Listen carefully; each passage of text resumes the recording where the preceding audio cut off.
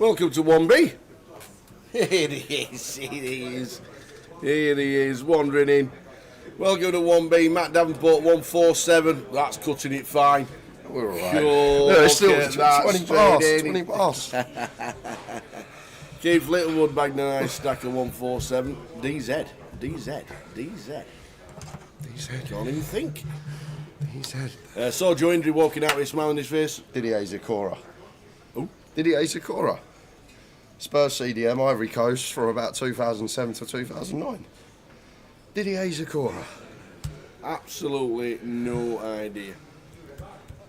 Was he any good? Yeah, he's decent actually. He's decent. Was he? Didier Zakora. He used to start. I'll Google it in a bit. Paul Scipione. Nice to see Paul playing in London. The Mad Turk bagged up. So did Dooley. Frank, Mark and Danilo. He plays for Southampton, doesn't he? Danilo, yeah. There you go. Welcome to Friday. And day 1B. We will keep you updated with what's happening around the room.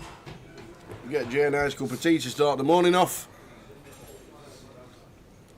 And we are ready. Morning everybody who is watching in these early hours. Glad to have Victor and Ollie White also on the feature as well.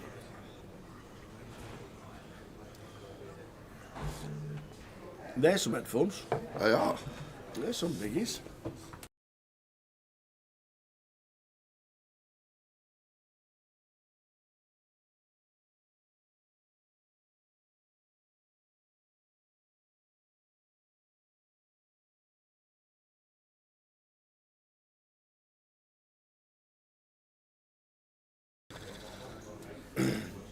So the numbers will increase all day long, we know that for sure. Whether it's a steady start or not, I think it started with about 35. It will get busier and busier.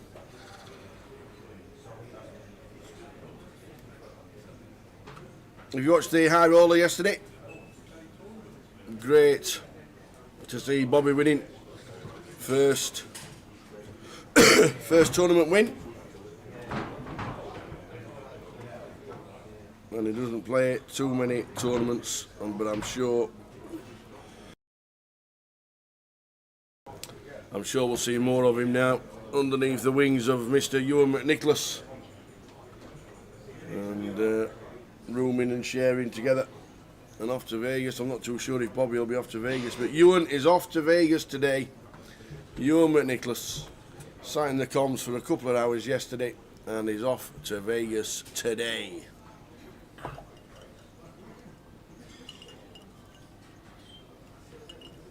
The Whopper Supper. Happy Friday, guys. And you set work to Saturday morning. Love it. All Friday off. Look at these hands here. Ace, Jack, Jacks, and whiffs everybody. 663 flops, so any action will back to the table. Victor's coming in with the fives. I've got a pair. Afternoon, Razor Kev. How are you? Hope you enjoyed the eye roller yesterday. Looking for Razor Kev, there's no Towers treble tomorrow. Absolutely none.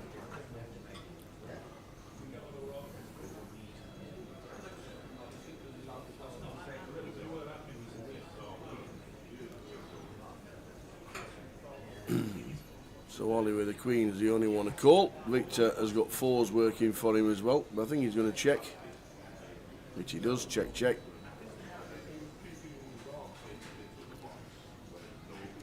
No, then if he wants to rep an ace, I don't think Ollie folds, but Victor.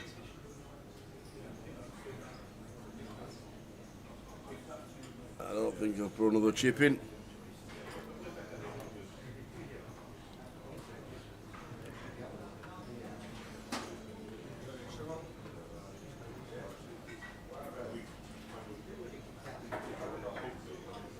No, we don't. So Victor out of the way. Good afternoon, early start for everybody on this Friday afternoon. Hope everybody is good.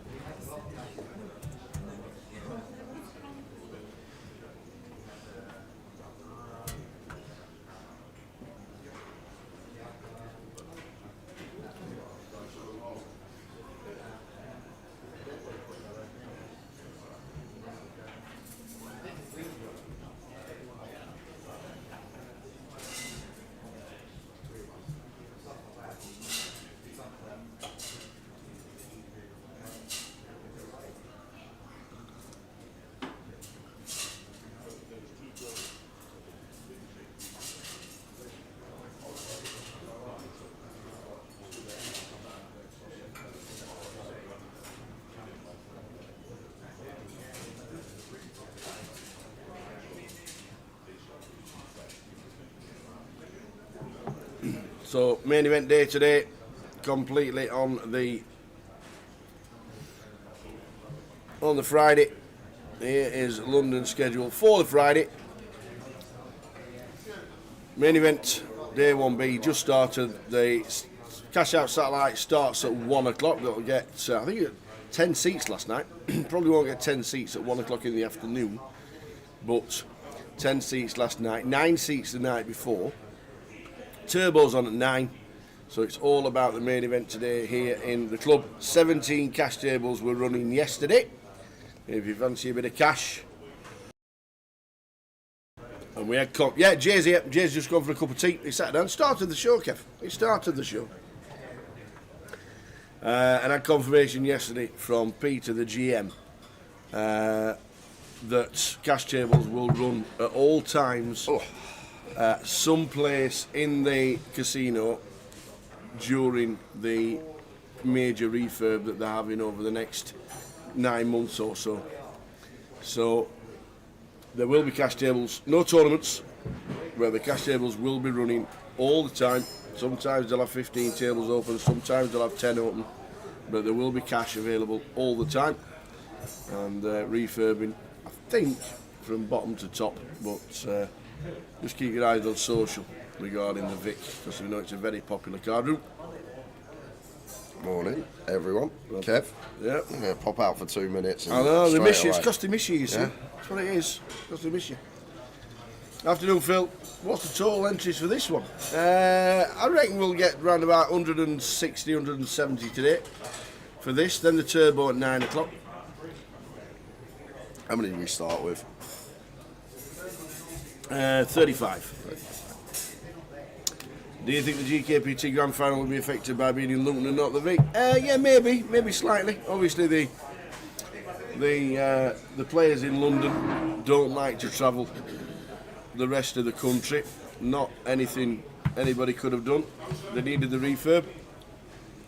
It had to be done, and obviously something had to give at some point. So the Grand Final moving to Luton is the closest venue. It's only about 30 minutes from London.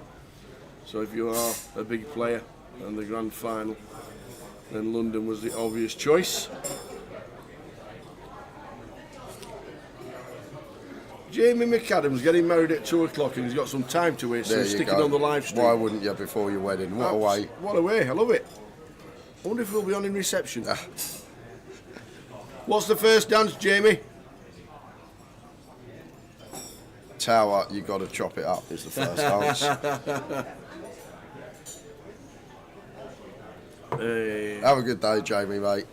Have a fantastic day and congratulations. Congratulations. Hope all is good and hope the sun's shining wherever you may be. Ha! The first song's The Gambler by Kenny Rogers. You gotta know when to hold 'em, know when to fold 'em.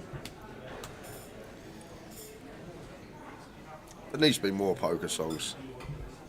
I like the Beyonce one. I know it's not really poker, but it's like Texas Hold'em. It's called, isn't it? And it's not nothing about poker. I don't think. Oh, it's a great tune. Oh, okay. I like it. And there's a dancer with it. There's a dancer that goes with it and all sorts. You know. Got to learn all the dance moves. Texas Hold'em. Yeah. Good tune. I like it. Lady Gaga, Poker Face.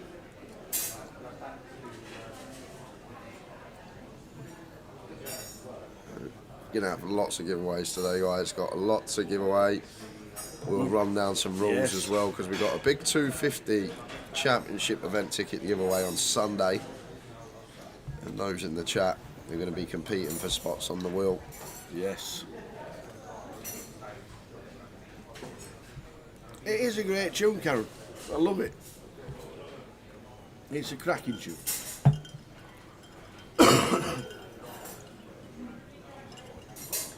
All good, Johnny. Thank you very much. Hope you are too. Watching on Facebook. Early stages, day 1B.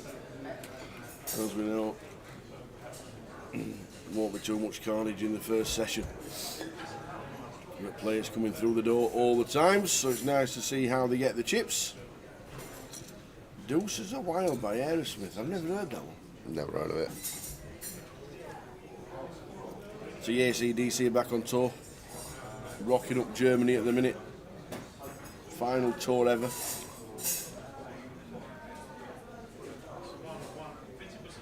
Obviously in the UK, well, I'm in Vegas. Oh, Great. so you're going to see Mr. Manillo. Who? Mr. Manillo. Oh, Bazza Manillo. Yeah. Apparently they're still rocking good as well. Brian Johnson's still got it. Angus still got it. New bassist. Old drummer.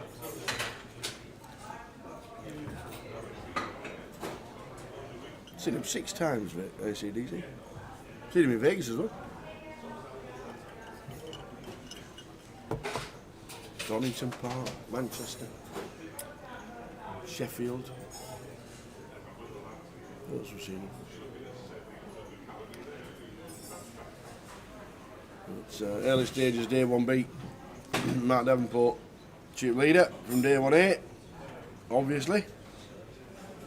Another good year. He's getting married this year. Yeah, everyone's At getting some married. point. At some point, he's getting married. I know they were in yesterday, both of them, Sinead and Matt.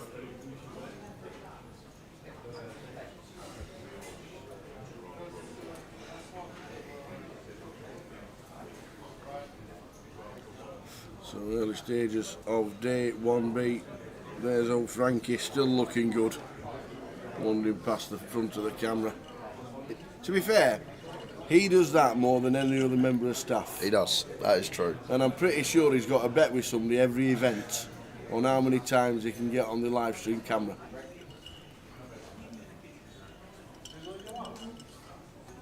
I'm pretty sure that's why he does it. Callum Gordon's in the field today. No Victor. Jimmy Kevy's playing. The old right winger. Johnny Kelly's playing. Dave McConaughey. Oh, no old Dave. Saw Dave in Vegas last year and a couple of years before that. Neil McCulloch, Terry Mitford. Ed Rogers playing.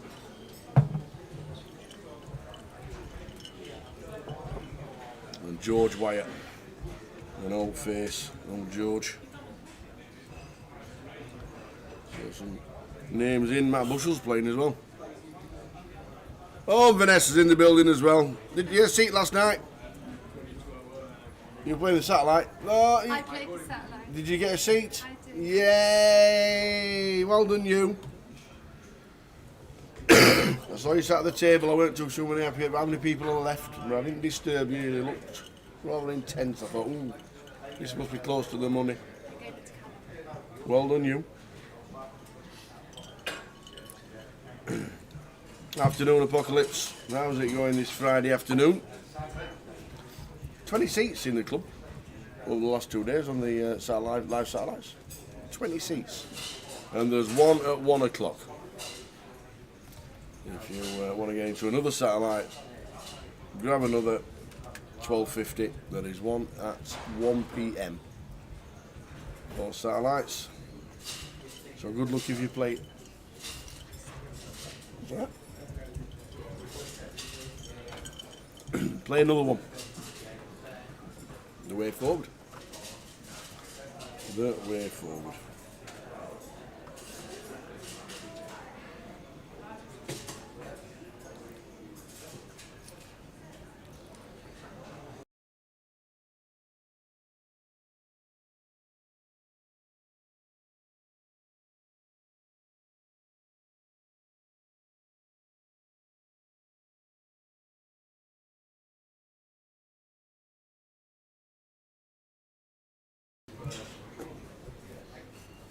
Cut that and read the files.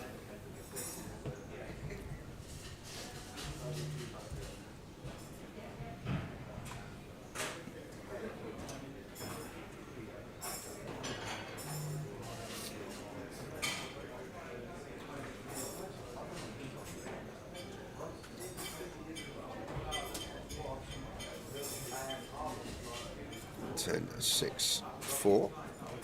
Gut shot for Chen. 2 overcards for the 5s of Cavan to deal with.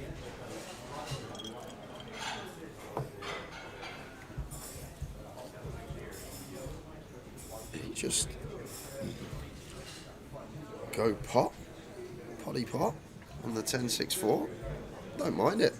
Can have some big bets on this board. I think big bet or check board, but goes for the pot size C bet. I don't see that very often. Very rare in the early stages, or any time. Full pot size C bet.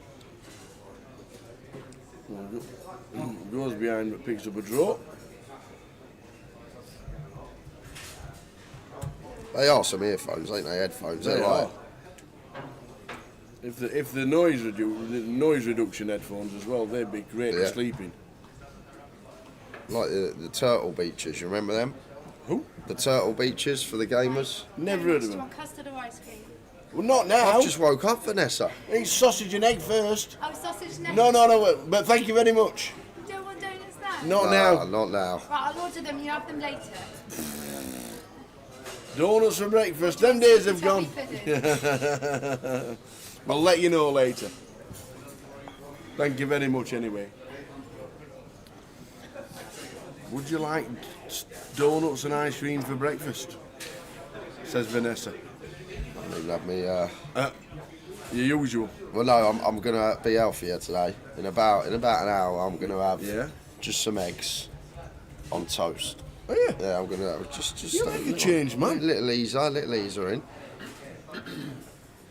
Well, your easing in's normally burger and chips. Yeah, I know. No, get you. Is Alice watching? No, it's just I'm getting old. I'm 30 this year. Like I've had my fun. Eating what I want for the last 5-6 years, but getting to that age, I start to feel it a bit more. It's because you don't run them off anymore. Yeah, I know. That's what it is. Do you walk around the golf course or do you use a buggy? It depends. Sometimes walk, sometimes buggy. Because if we go with like the seniors, like some of the seniors who can't walk, and you're paired with one of them, you've got to get in the buggy with them. You've got no option. Or you can just walk by the buggy, but it's pointless because there's an empty seat in there anyway, so you might as well sit in there. Jump in it. If you ever hear golf in Vegas, Yeah. it's impossible not to have a buggy. Yeah, I've heard because it's so hot. 800, no, it is so hot. Yeah. And the locals do sometimes walk around, you can tell. But it's 800s between green and tee, every hole. 800 yards. Sometimes across the road onto a next bit of field and all sorts. The real estate there for golf is just insane. You can be walking for 10 minutes just to get to the next tee box. Yeah. But if anybody says you want to play golf, it's always with buggies.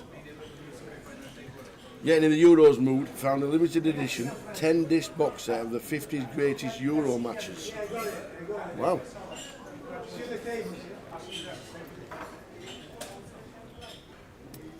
I think England-Holland's got to be in that. In 1996, when they won 4-1. England-France 2004 group stage. Group stage? Do you remember that? Nope. We were 1-0 up in the 90th minute and we lost 2-1. Zidane free kick, Zidane penalty. Excellent. 2004 France-England, that was... I bet that will be in there. Yeah. I thought England-Holland 4-1 in 96 was brilliant. And if it had been the World Cup, one of my favourite memories of the World Cup was Scotland against... I think it might have been Holland again when they had to win 4-0 or something like that to get into next stage, and they were 4-0 up and they lost. They conceded one, but it was getting so. Archie Gemmell scored an absolute wonder goal. That was a good one.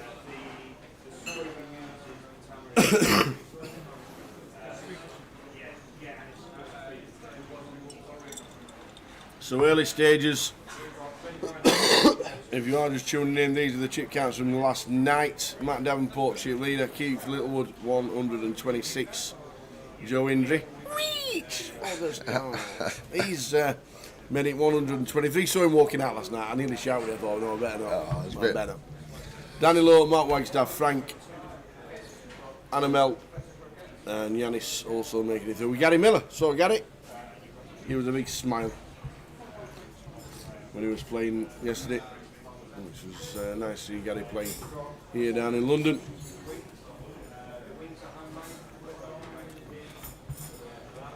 Oliver on the ace 10 opens. Tassilo with king queen goes with call.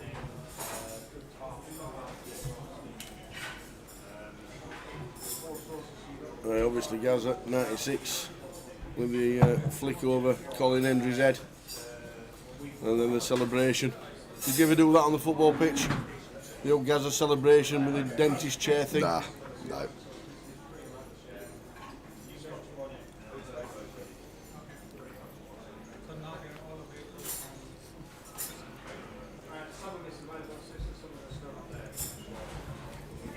Potential for some trouble for Chatun. Only thing that should save him here, probably going to have to call one streak, but the fact that Tassilo betting into field, repping very strong range himself, comes with half pot, just shy off. Chatan probably going to have to stick around for one. He's not raising, is he? Surely he's not raising.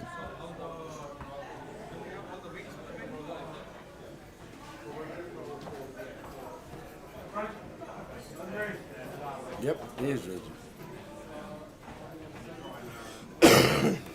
He is raising. Whoa, Tassilo, what are you doing? Right, it's time for a cup of tea.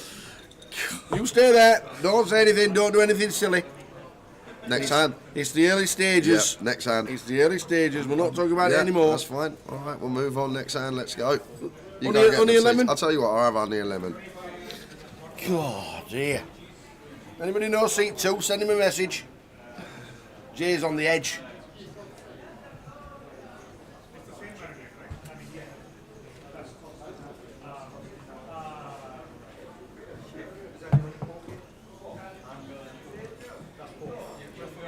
Yeah, knew the old France England 04 would be on there.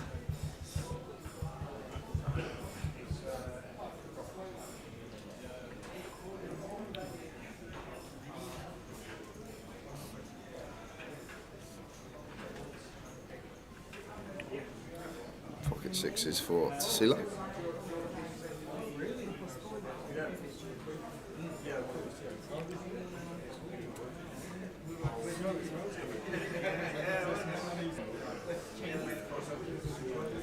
X rebet from Kaman, King 7 suited.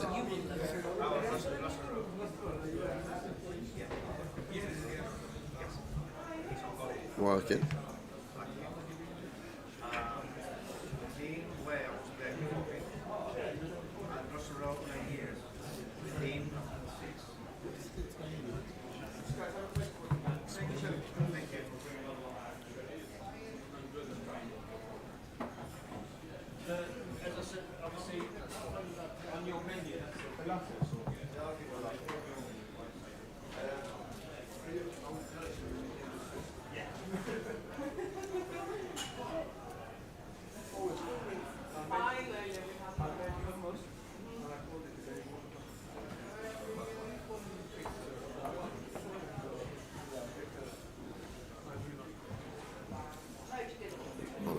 Queen opens the 400 to CeeLo in again.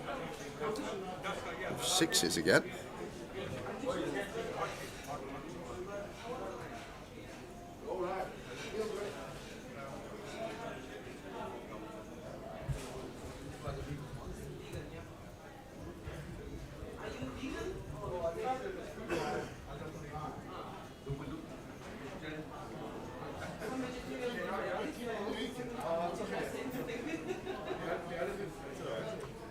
Looking flop for Oliver. See if Oliver can find a check here.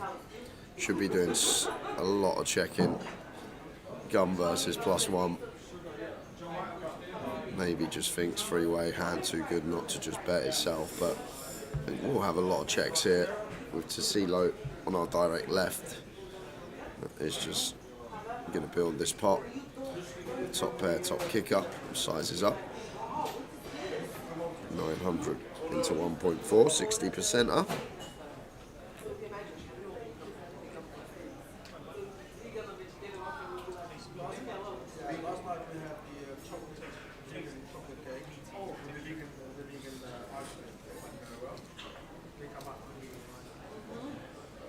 Not loving that card as Ollie, but we love to see the check back. So now just going to have a nice clear value bet on the river. Probably want to go big as well here because like Daniel, he's going to have the missed draws, which are never calling anyway. The Jack 10, Jack 9, 9, 10, the missed diamonds. And then it looks like he'll have Queen X as well once he goes check, check on the turn. So I think we go nice and meaty here as Ollie, 2/3 pot, or 3/4 pot, I should say. Very nice, even more than that, sorry. It was near pot size. I'm guessing did have one of those draw hands. Pot going Ollie White's way.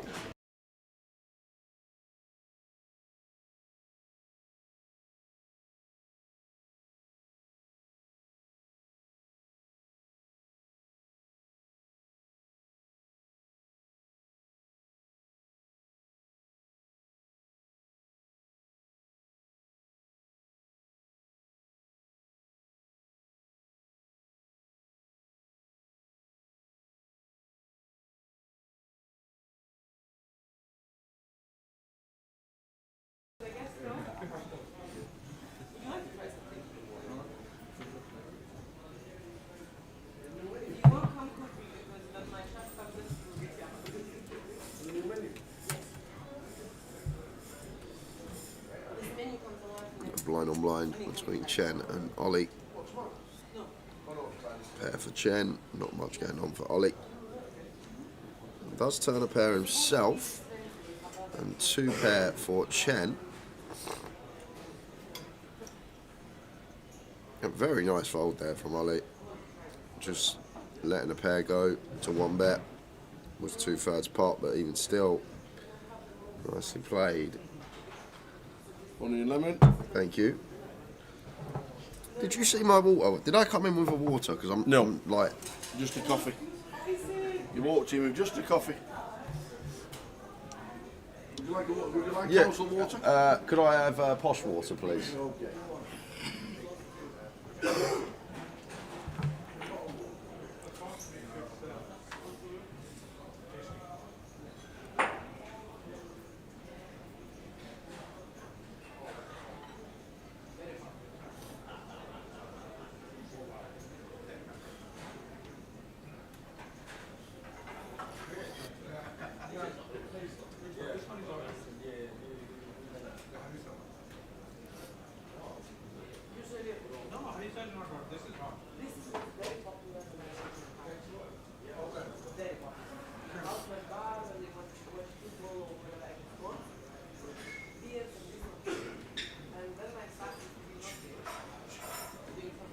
Open from Victor, flat from Daniel Mantas with the ace king. 3 bets to 1.4k. Nice juicy size. Yeah, it's called in both spots. Posh water. Thank you.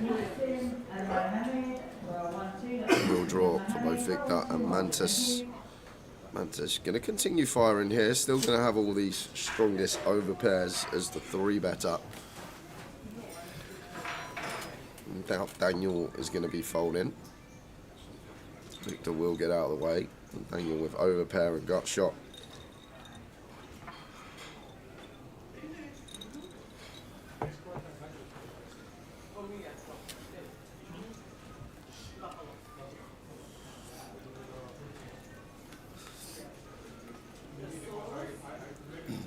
Any wheels about?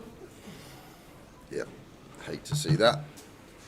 As Daniel not really beating anything now.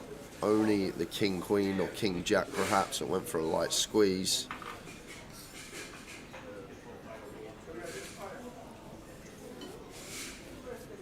Now going to have to go for his value.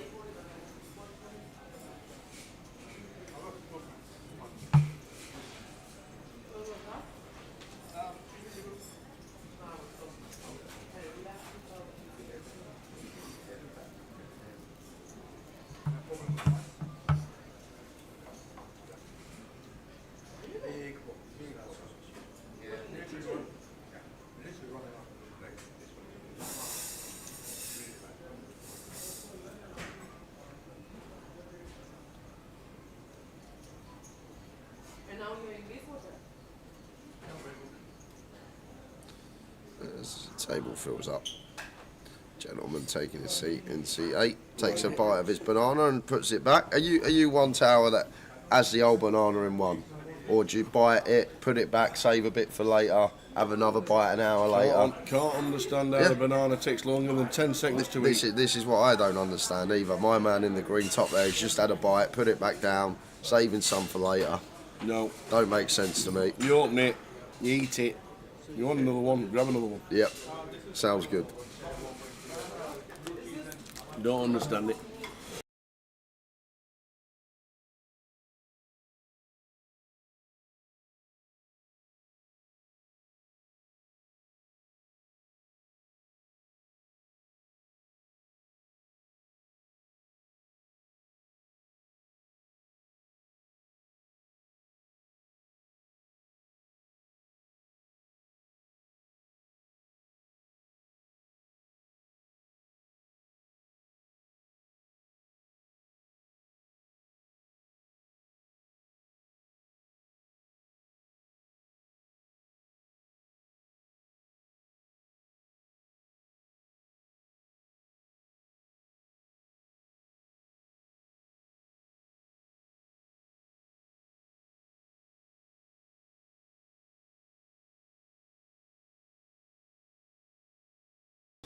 Could have a hand here. Could have a hand. Down with the ace, king. Do we 4-bet? Both available tower. The thing is at this stack depth, there will be some calling that goes on, and looks like Daniel goes for the aggressive route, which is fine. Like, we'll have some calls, we'll have some 4-bets. Don't just always need to 4-bet ace king and be a mixture. I think against Ollie, fine to just 4-bet probably at the higher frequency, flat at the lower frequency, because Ollie, competent, will be 3-betting hands like king jack, king queen, some suited ace x.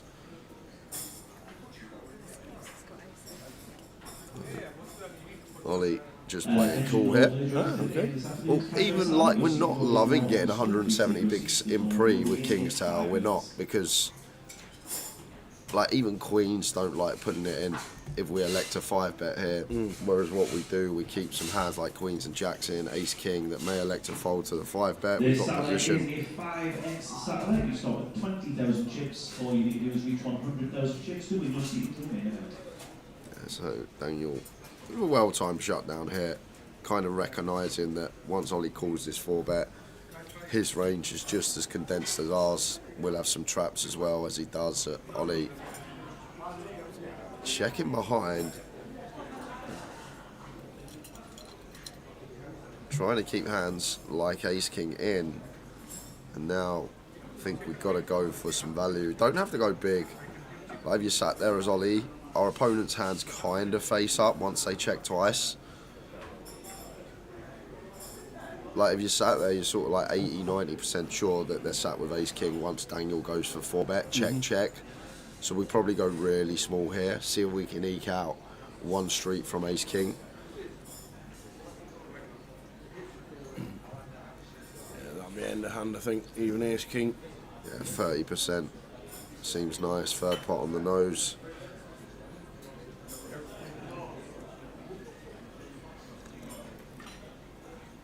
Wow. Yeah, and all this is tower is Daniel's aware that his hands kind of face up as well, so maybe he thinks that Ollie has to bet his ace queen, his king queen suited, his queen jack suited to try and fold us off of this hand. So he's going to stick around for one.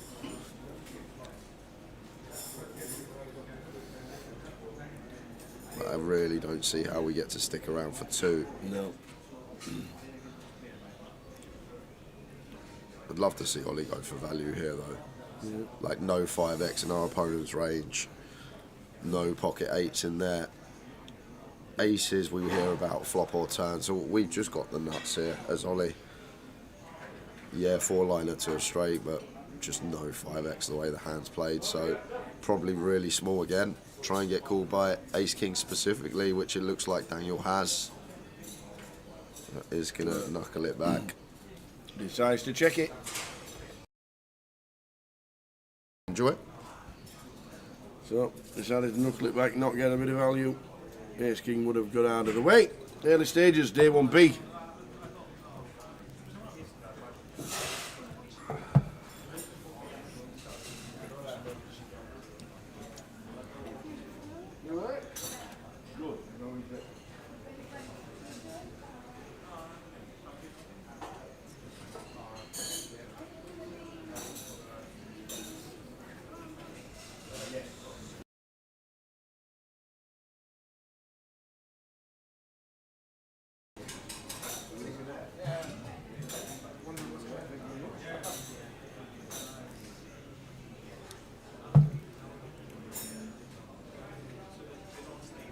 Mantas. 10-9 of spades. Opens. And Chen, one that can go either way. 3-bet fine. Call fine. Lands on call. And Victor. Squeezy, squeezy, I hope. Not squeezed, has he? Oh, he has. Okay, 1.1k. Good to see. Probably could have gone a little bit bigger as Victor, but nice to see us bumping this up. This is the final call. All players registered in today's cash-out satellite. Please take your seats. Minty, potentially just my connection regarding anyone else's sound glitching out.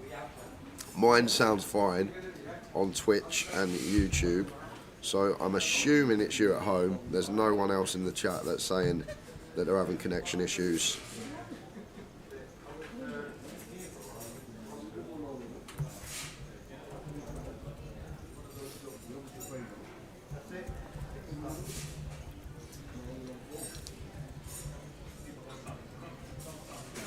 Nice swap for Victor, top pair, top kick up. Just put some chips in the pot, in the hand.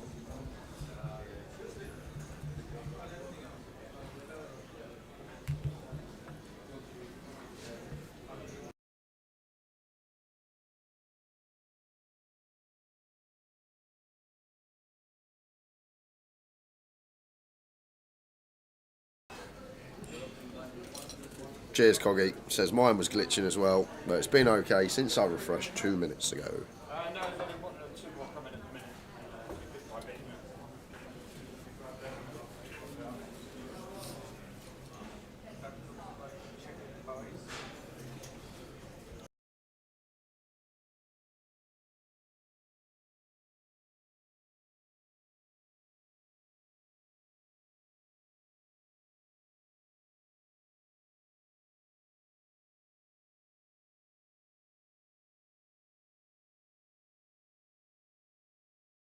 We're going to have plenty of giveaways as well today, guys. We will be starting those second session.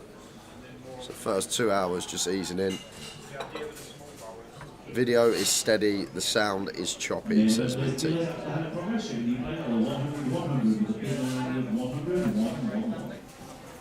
We're on the case, everyone. We are on the case.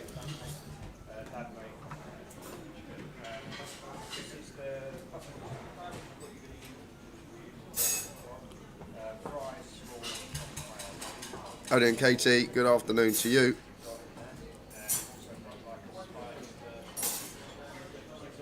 Day one, early stages. Not much going on poker-wise. But we'll go around the estate, show you what's got coming up. We've got the lead schedule out now as well for a couple of weeks' time. Go through Goliath. And then later on today, lots of giveaways coming up.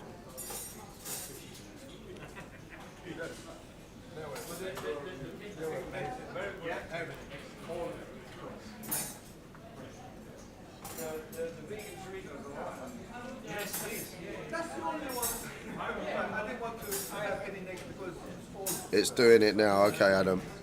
Thank you. Keeps cutting out with your sound silent spots unless you're muting your end. No muting this end. So, we're on the case.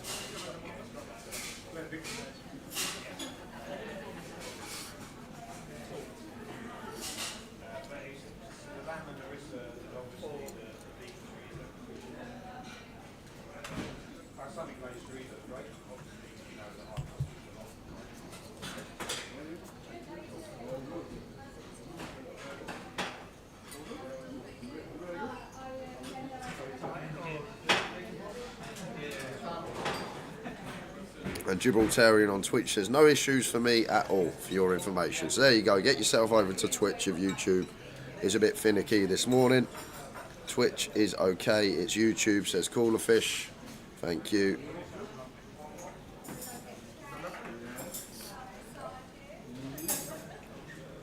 So maybe a platform problem. That is down to YouTube, but everything clean and crisp on Twitch if you can change over. GUKPT, Grosvenor Poker live on Twitch.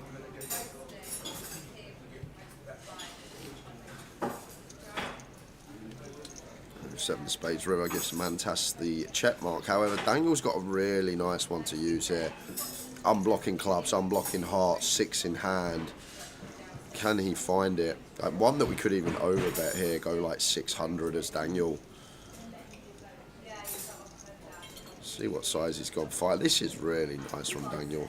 Only a really small pot, but the fact that he's actually found it with a really good combo to use is nice to see. Well played, sir.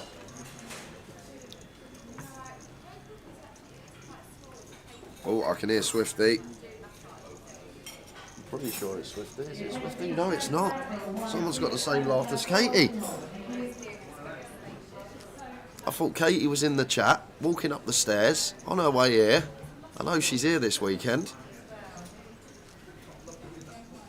You got a doppelganger, Katie, in the laugh department.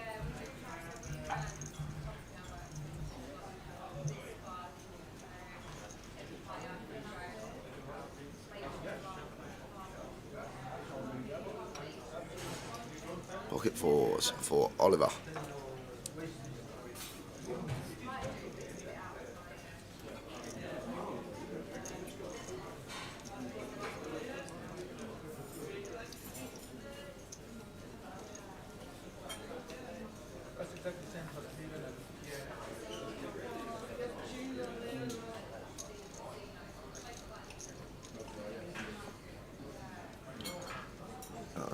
Call in 2 spots. Loose from Daniel on the button. 5-6 off. Does flop a gut shot, although gut shot renderless if it comes, because Ollie with the 4s.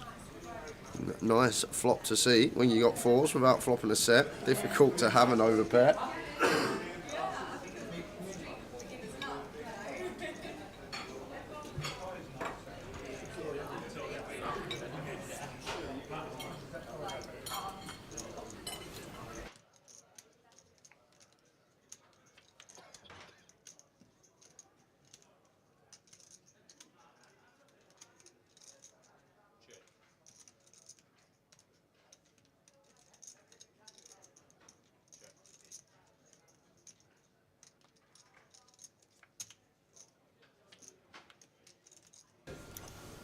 And there is the 4 on the turn. Gin as it gets. And check, check. How's Daniel checked this back on the turn here, Tower? Worried about flushes, obviously. Is it the 4 of clubs that's the issue? Yeah, of course. He's just worried that Ollie can have some flushes, but opening from early position, it's only really the ace-X of clubs and then like some king, queen, king, jack stuff that's in there. So big bet from Ollie, and Daniel can never fold here. 1.7 into 2.2. May even think about raising with the nut straight specifically. After turn goes check, check. Ollie and Daniel battling again. A genuine decision for Daniel here, whether to call or whether to raise. Doesn't seem clear cut how we're meant to proceed. But let's go for the raise approach. And Ollie licking his lips at this. With essentially the nut boat, because Daniel should never have aces.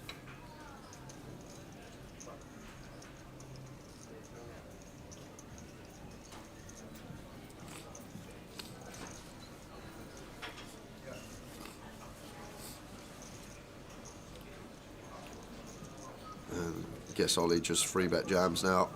Target a flush, target worst boats. I was just saying, Katie, there was someone in the Vic who sounded almost identical to you, and I thought it was you. I thought you was here already when you was already tuned into the live stream.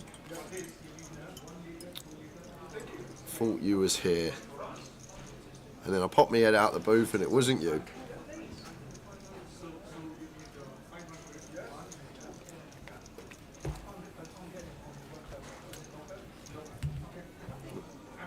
There's the all in, and there's the call. Unfortunate for Daniel. So out he goes. See the bad news. Best river card in the deck for Ollie. And Dan with the ace king and kings. Losing a chunk there. And then now with the nut straight, unfortunately. Ollie doubles his stack. I've asked George to put them on the actual order list. At the minute, I've just been ordering them through George.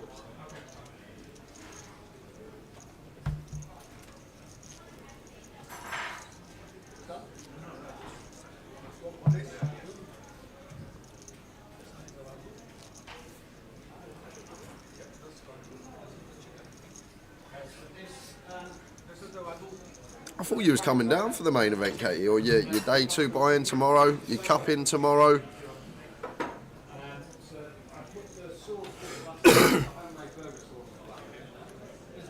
I thought we was going to see you this weekend.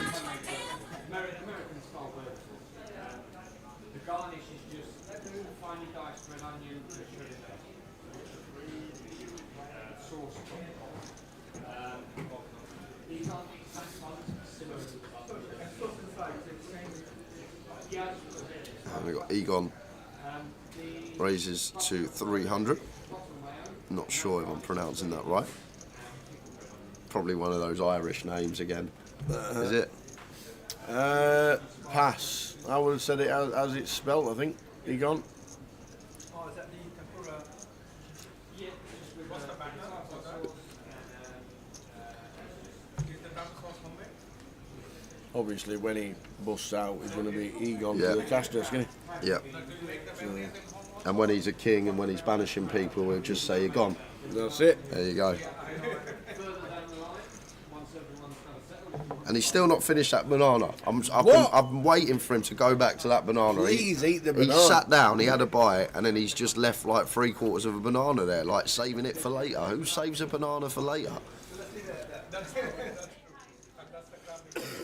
Katie will put her hand up in a minute. Me, that's what I do. Jack's last day at school today. Beach celebrations and an after party at your house. All right, all round Katie's later. Lovely. That's it. We'll be round later. It's only half an hour down the road, isn't Yeah, it? we'll finish Uber straight to, is it Margate, Thanet, Kent? Yeah, round there. Round there, somewhere east.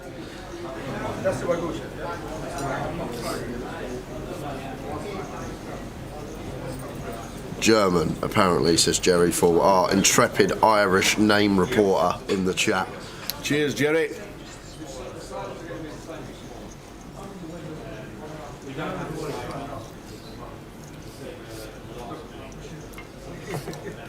Mantes, is he in with a 10-9 off? He is.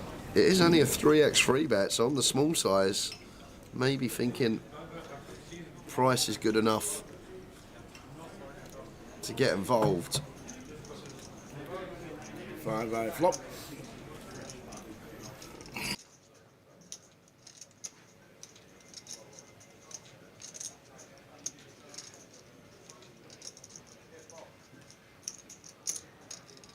Broadstairs near Margate, 10 minutes away, which is 5 minutes away from Ramsgate, which is 2 minutes away from Royal St George's, which is 3 minutes away from France.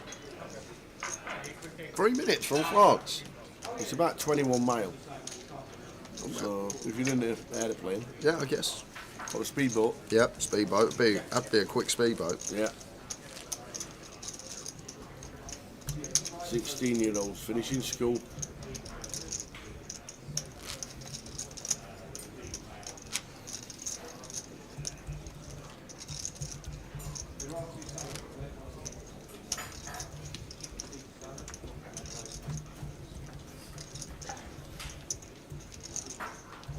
He's gone for his banana. Yeah, another bite. Oi, oi. Another little bite of the banana.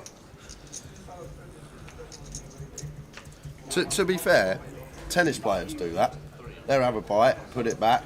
Yeah, but they're literally 30 seconds later running around like nutters smacking a ball over a net. So if you eat too much at the same time, you'd be sick. It's not like eating a chip butty, is it, when you're having 2 minutes in a tennis match? I'd love to see Roger Federer, after a point, sit on his chair with a massive chip butty, have a bite, wrap it back up, Exactly. off to serve. Set of fours for Victor and Tassilo. Top pair.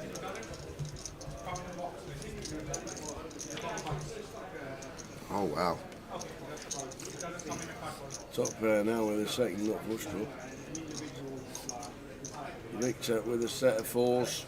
We're going to see one of the strongest lines in Poker Tower that I always say is never a bluff. The check back flop, the raise versus a lead on the turn. No, Victor's going to play trappy. He's saying no club, please. That'll do, he says. Clean as day, lovely river. This will be a check. No, no. I'd like the bet here from Tassilo. Once Victor checks back flop, he's going to have a lot of queens through 10, some 9x, some ace highs. They want to get to showdown.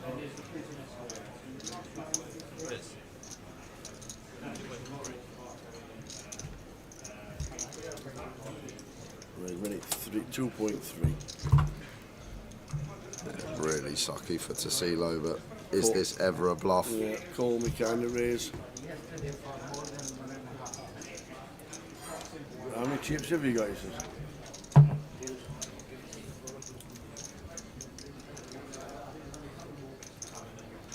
He's not going to try and bluff Victor, is he? No. Call or fold. Wouldn't hate either, maybe versus Victor. I don't think Victor's the type to like turn something like Jack 10 or Queen Jack into a bluff here. But he's just going to play, as Tassilo can't fault him. So 2.3 for Victor. Back over starting stack. Ha! He gonna be hungry later. I like it.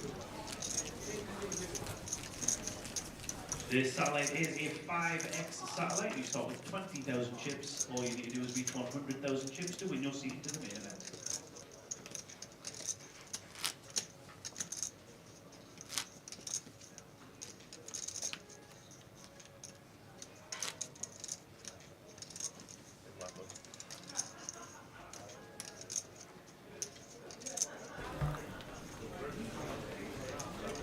When players lean back so readily to show the stack, it's usually strength. Yeah, the old check raise on the river's normally strength as well.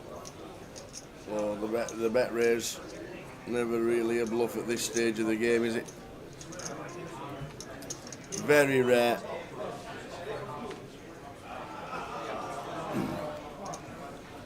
Early stages, London. Last GUKPT here. This year. Sounds weird to say that. It does. Normally one in July or August and normally one in December. We're usually here 3-4 times a year, like religiously.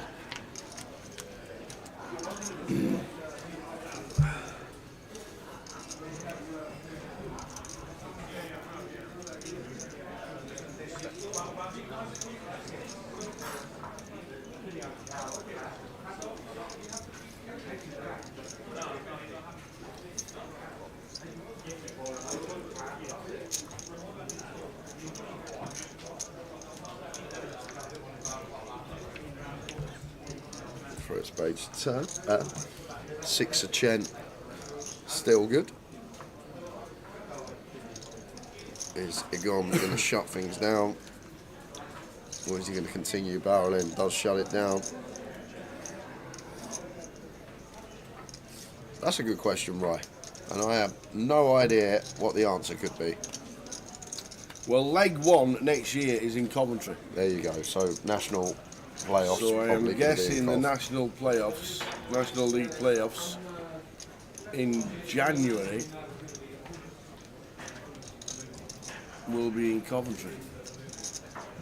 We'll get confirmation. I know Jim tunes in during the day. Don't know if he's in the building today or not. He had a couple of meetings Wednesday and Thursday. But leg one is confirmed as Coventry next year.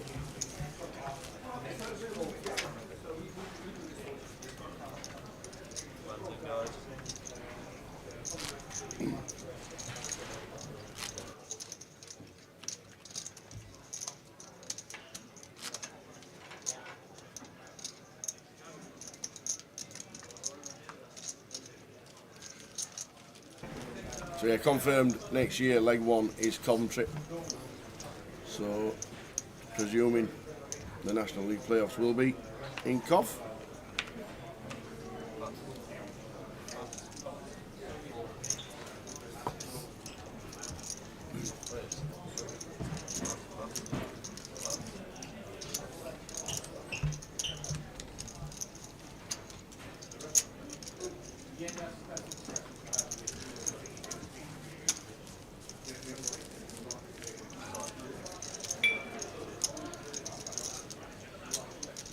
This is the final call. All those registered in today's cash out satellite, please take your seats. The tournament will begin in 2 minutes.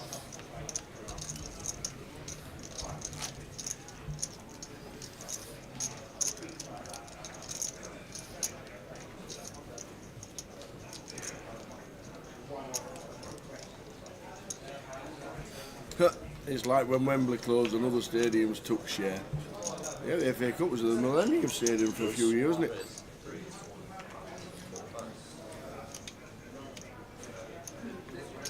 I like how when you go to Cardiff, the Millennium Stadium is literally next door to Primark.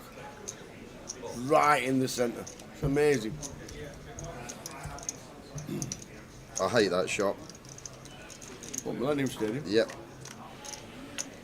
No, Primark. Primark? I can't, never use it. They don't have things big enough for me. Like ever. If a woman ever asks you to come with her to Primark, Yeah. just say no. Just that's it. It's not worth it. Honestly, it is not bloody worth it. Especially when you live in Birmingham and you live in the city that has the biggest Primark in all of the UK. It is 6 floors. 6? The one in Birmingham has its own home bit at the top. Oh, I see. Yeah, okay. So it's a bit like a. Oh, it is the worst thing ever.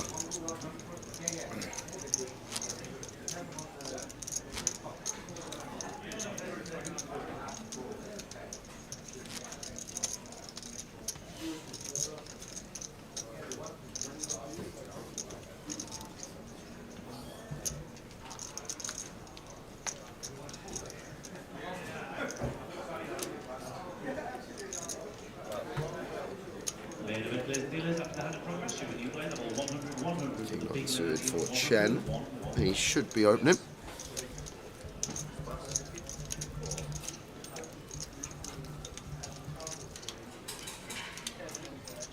Feature with the Jack 10 called the 300.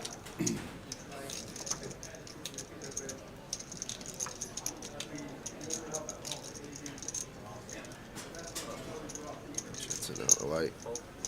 Chaos is in. What do you think about Chaos, Tom Clack's older brother? You see it? Tom Clack's older brother. Ah, a little bit, yeah. From the side view was the one. I was like, is that Tom? Has he had a haircut after yesterday? Yeah.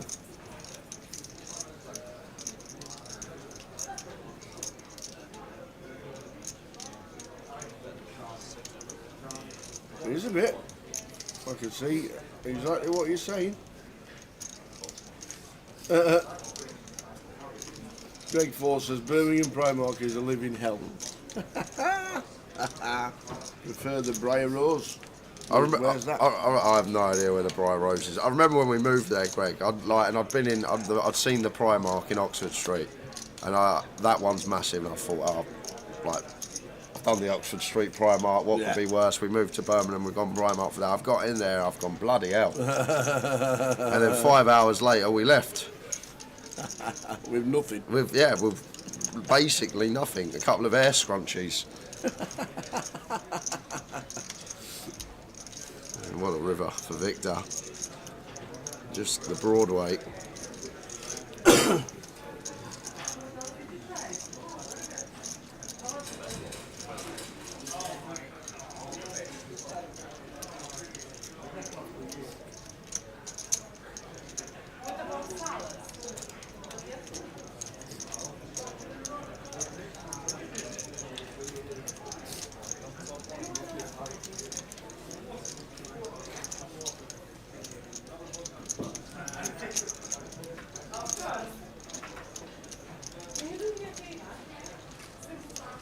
Briar Rose is the Weatherspoons are. I don't think I've ever been to the Spoons in Brum. There you go, the Briar Rose. We're going to Primark, Jay. I'll just nip in the Briar Rose. No, and I'll see you. to be fair, if you go, I think it's the first floor or the second floor when you're out on like the main path of the ball ring. If you sneak down to that floor and you go out and you do a right and you walk for like 20 metres, there's a Ladbrokes there. So you can go in, pop in, have a little flutter, pretend you're looking around the men's section, meet up an hour or 2 hours later. Oh, you all right, love? No, I didn't get anything.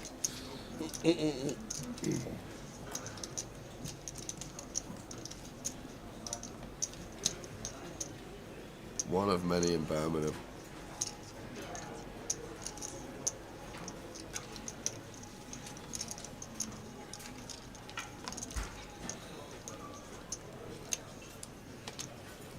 So first hour completed. Level 2 of the day. Haven't seen any fireworks as expected. Usually it's the cold decks that bring out some big pots at this stage, or sometimes just a firecracker in the mix, a certain player to get things going. Indeed, indeed. Only 42,000 Chen on 22. Second level of the day just started. Good afternoon, everybody. Welcome to the Vic. How we're doing, DJ Scotty? We're all good, thank you very much. Hope you are too.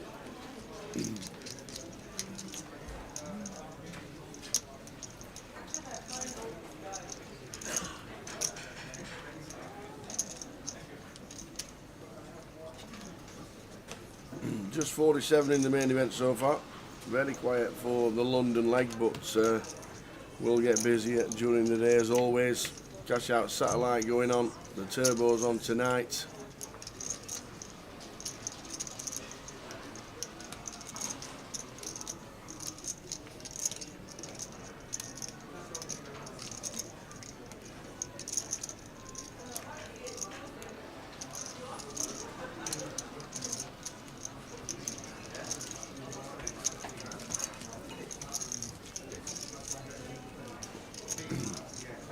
The next on the horizon, Leeds.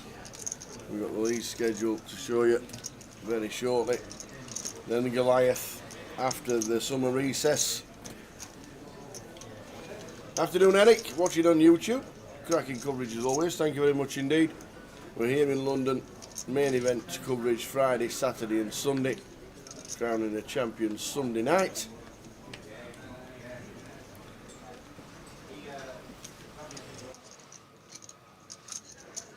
And then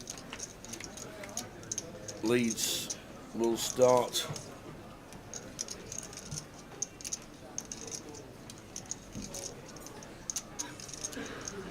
Leeds starts, we'll be there from the 5th and it starts on the 30th of May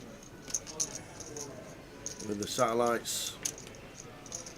I'll show you the full schedule.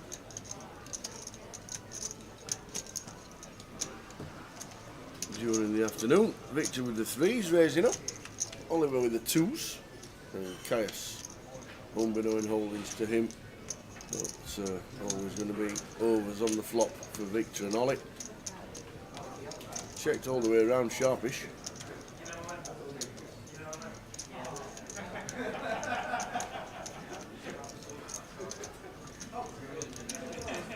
Victor taking a stab with the pocket 3s. Probably only needs to get through Caius because Ollie won't be calling with the 2s. And indeed he does.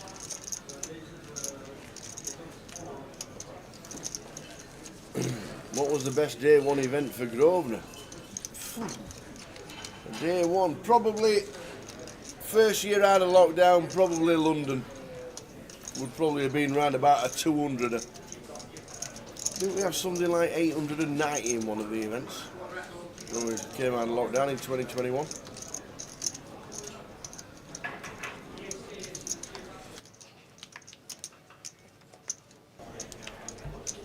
But yeah, the first 12 months after coming out of lockdown, when we did the full season, in July 21 all the way through to December 21. Did the full legs of the GUKPT. That was mad.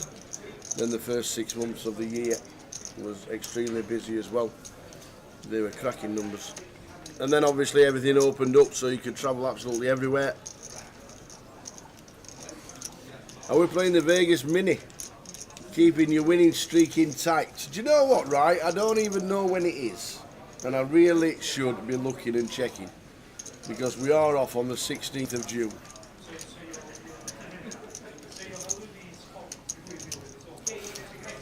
I think one thing regarding the GUKPT, and I know the numbers have not been setting records this year, but they're still cracking tournaments, they still get big numbers, they still get great prize pools. But all your local card rooms around the Grosvenor casinos have got a lot better. And they stick on their own guarantees. And people think, you know what, London's a bit expensive, I shall nip to Bury New Road, I shall nip to Walsall, I shall nip to Coventry, where they've got decent events on. All the 25/50s that are on all the time, get great numbers. Good to see Cardiff smash it as well. Great to see Cardiff absolutely smash it. So I'm guessing there'll be plans for another event later in the year in Cardiff. So I spoke to Ewan Jones yesterday, he played it. He said he enjoyed it. Good to be back in good numbers.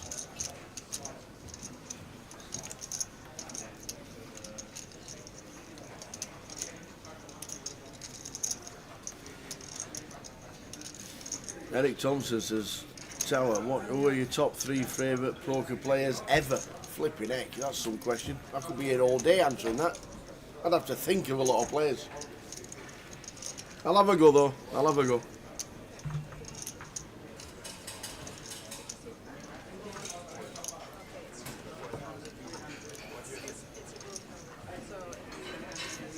Oh, what's happened here?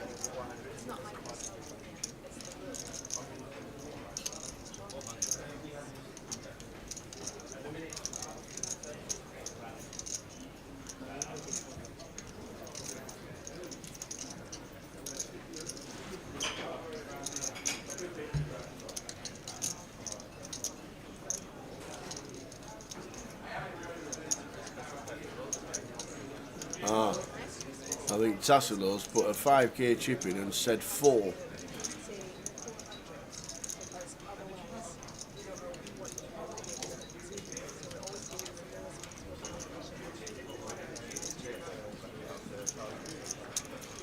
Yep.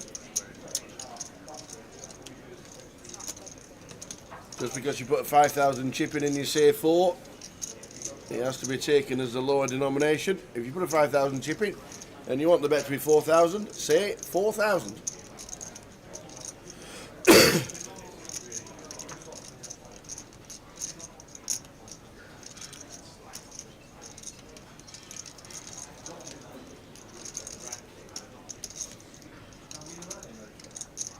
Absolutely perfect explanation from the dealer as well.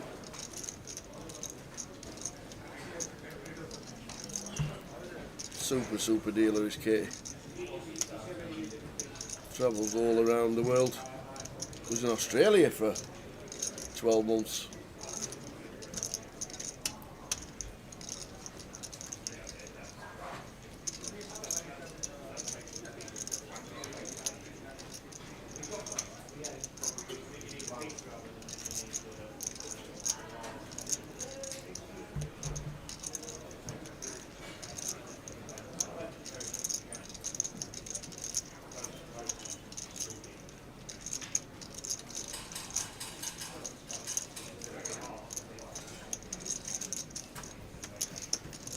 So it's on Tassilo, thinking about what to bet.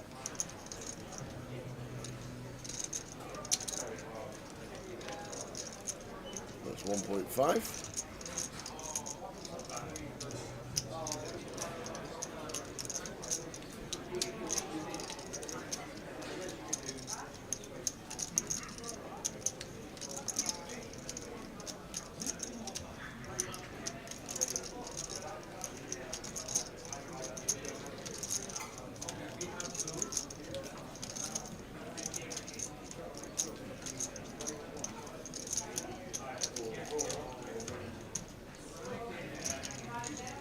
Oh. Yeah, that's the rule. Whether you like it or not.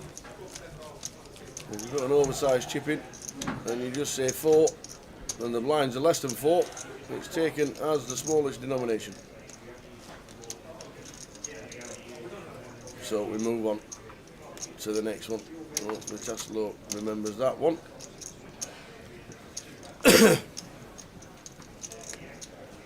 Can you pull up online a schedule for the World Series? I bet you can. Let's have a butchers. We were lucky enough last year to get bought into the Mini by the Grosvenor team and Cardroom Direct.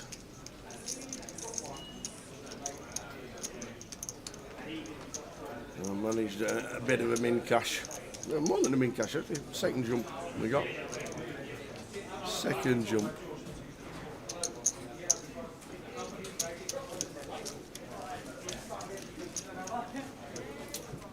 So there we go, let's have the butchers, see what we can do. See if we can get another flag from another country. Oh dear, fed up of collecting them. Frankie Thomas had a similar argument about chips the other day in Stockton. Guy put in 5k and said 4. The dealer said 4,000, but I said it should be 400 because the blinds were 2-4. But he said the rule changed 2 weeks ago. Not too sure that's true. But we can always get the floor to have a quick chat.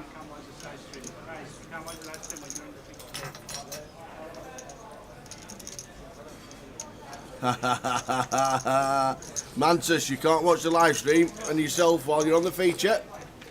Watch it later. So I'm not too sure, Frank, but Katie's ruling was absolutely spot on.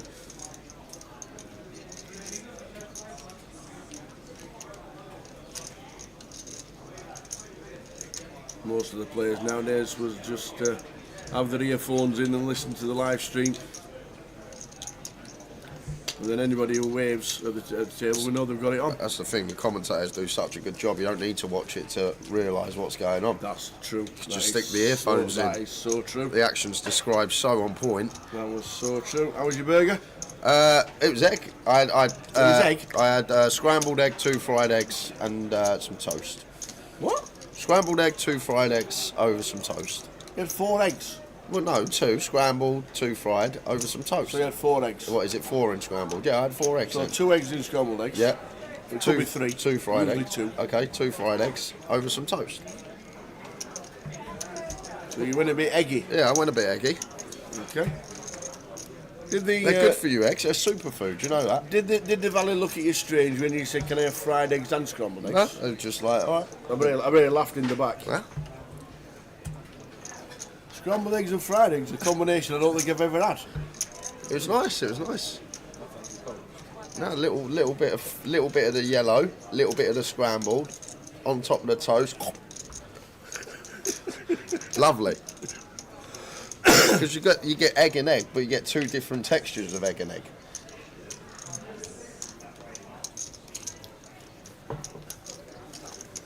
Who's ever ordered scrambled eggs and fried eggs on the same thing? What is wrong? I don't see the problem here, to be fair. Well, yeah, you normally have one or the other and have something else with it. No. I was just going with the eggs today. Okay.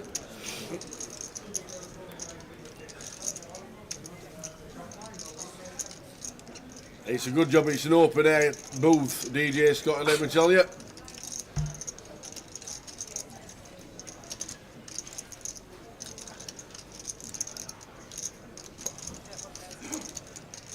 Jonathan. Very loose call pre-flop. Expect King Queen to hit the muck, or at least it should, but now once we're here, just going to try and get some value from his top pair.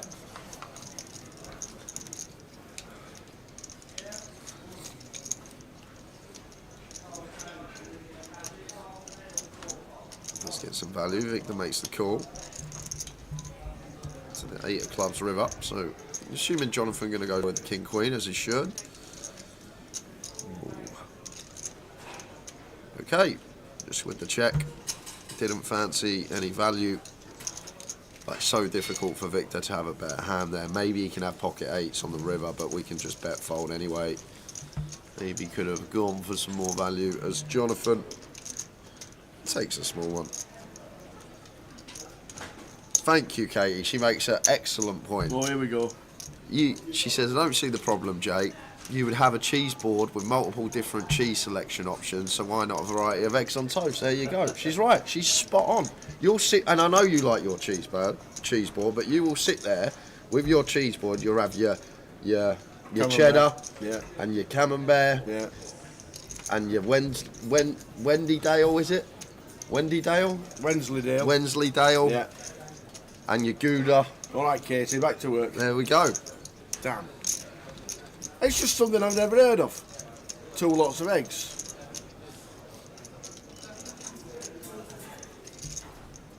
There you go. Have you seen what we've been asked to do this week? Oh yeah, I have. I don't know if PK is going to announce it. You can announce it if you want. All right, Katie, you win. You win. It's just something I see. If I have eggs, I have accompaniment of bacon or sausage with it, or avocado. Yeah.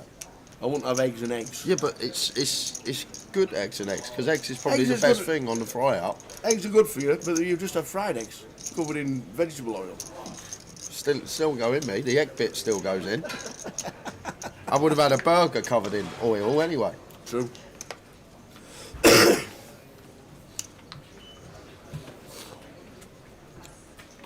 So we've been asked by the team. I don't know who came up with the idea. Oh no. And Jay is 1 to 5 favourite here. How can I be 1 to 5 favourite? What are Because you you know talking about? everybody in the world. I don't know everyone in the world. So, we've been asked by the team what we're going to do this, probably today, at some point, later on today.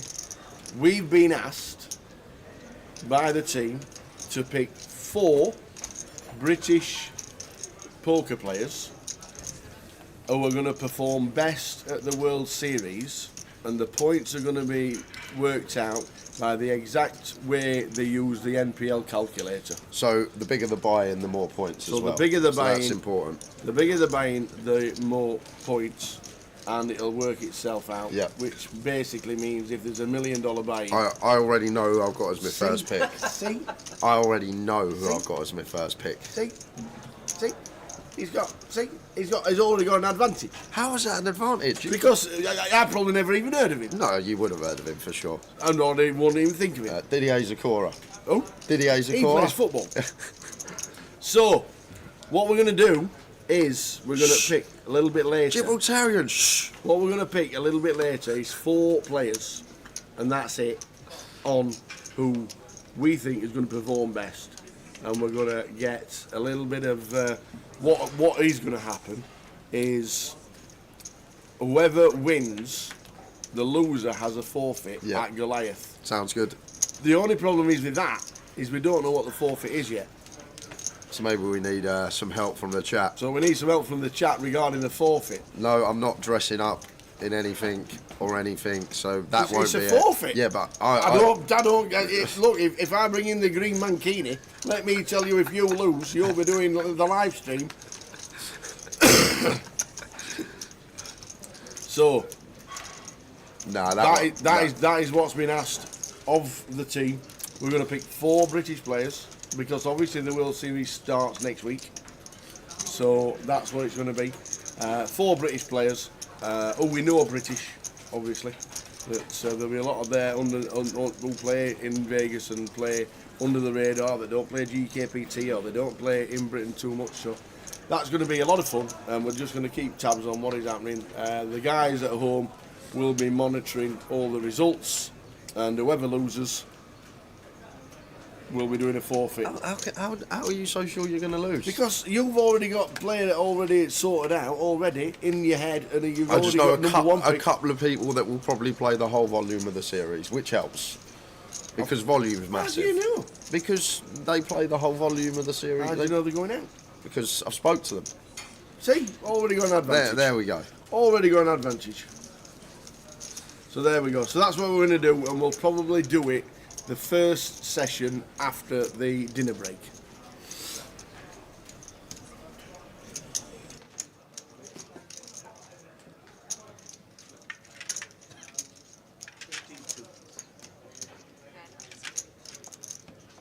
So that's what we're going to be doing, and what we'll do is we'll film it on the. What we'll do is we'll go to the TV table, we'll do it at the break, we'll film it, and we'll obviously flip for the first pick. Yeah, that's fine. Yeah, or play a hand of poker for the first pick. Whatever you want, Tower. Yeah, which I won't get the first pick. Even if you get the first pick, you can have the first pick if you want. Because I won't know the player that you're going to pick. Well, you might do. I might pick myself. Yeah, I thought about that. What, picking me? I thought picking so you. I purposely torch off my WSOP to win a little side bet so I don't have a forfeit of the Goliath. Sounds great, that. I won't be picking you, and neither will you. All right. I could pick myself because then it drives me on more, right? Surely I could pick myself. Yeah, well, I wouldn't because I'm not going out there at the start of the series. I'm going out there 20% into the series, so already going to be on the back burners against those that are there for the whole 6 to 7 weeks. Okay, so that's what we're going to be doing at the dinner break, picking 4 players. We're using the point system that the MPL uses. The forfeit for me to do the Joker's Wild in the full club. I'm not dressing up. I've said this before, you will not see me dressing up.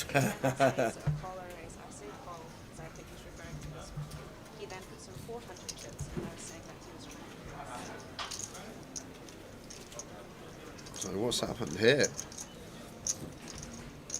So Tassilo's got the aces, assuming he didn't mean to call in the big blind.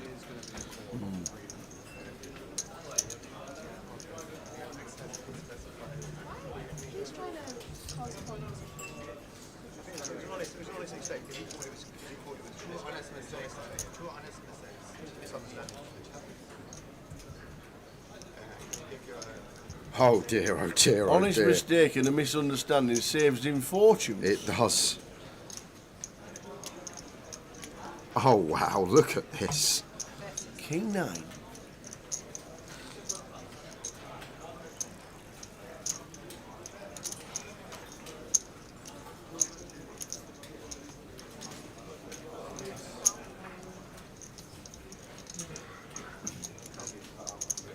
So, better 600 called in both spots.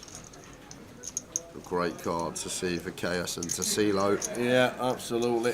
The 4th diamond. Going to kill the action for Mantis.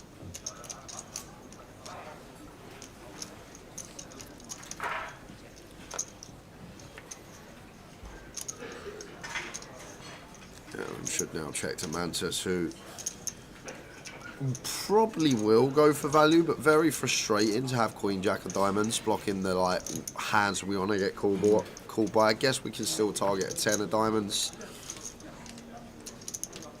I'm gonna have to value bet as Mantis here.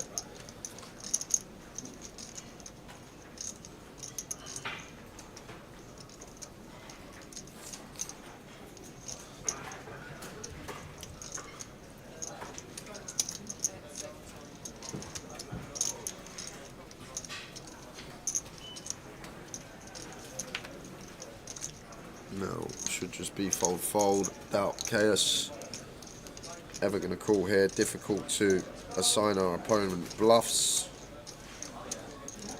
Unbeknown to Tassilo, but he got away with one. If he was allowed to squeeze there, the Queen Jack of Diamonds wouldn't have been folding. Would have lost more chips in the pot. Yep.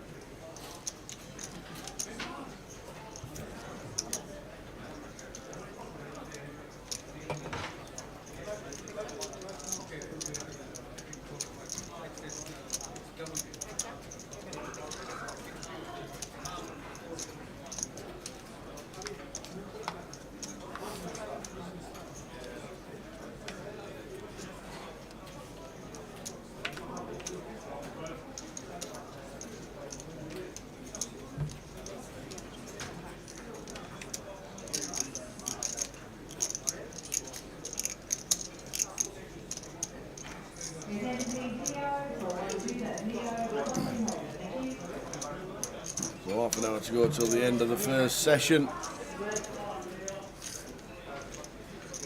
Nice steady start here in London and the Vic. Just 53 in the main at the minute. We'll get busier during the day, as always.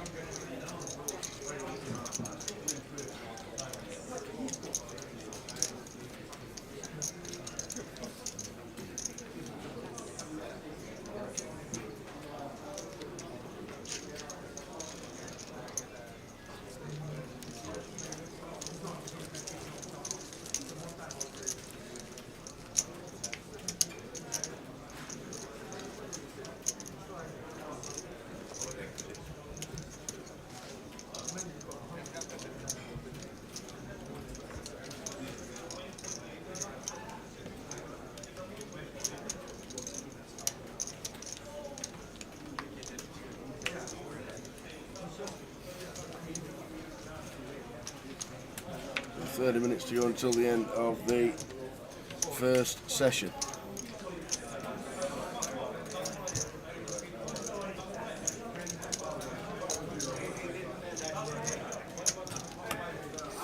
Four, 5 under the gun for Chaos. Where's the take?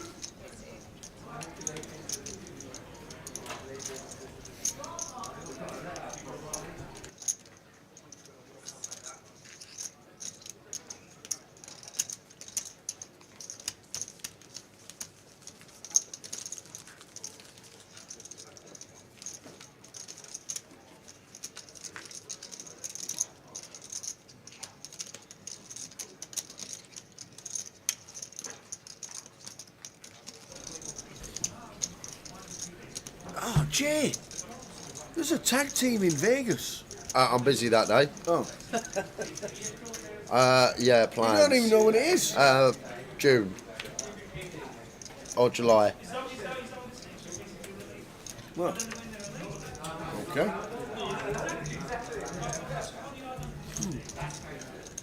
Okay. Just like that.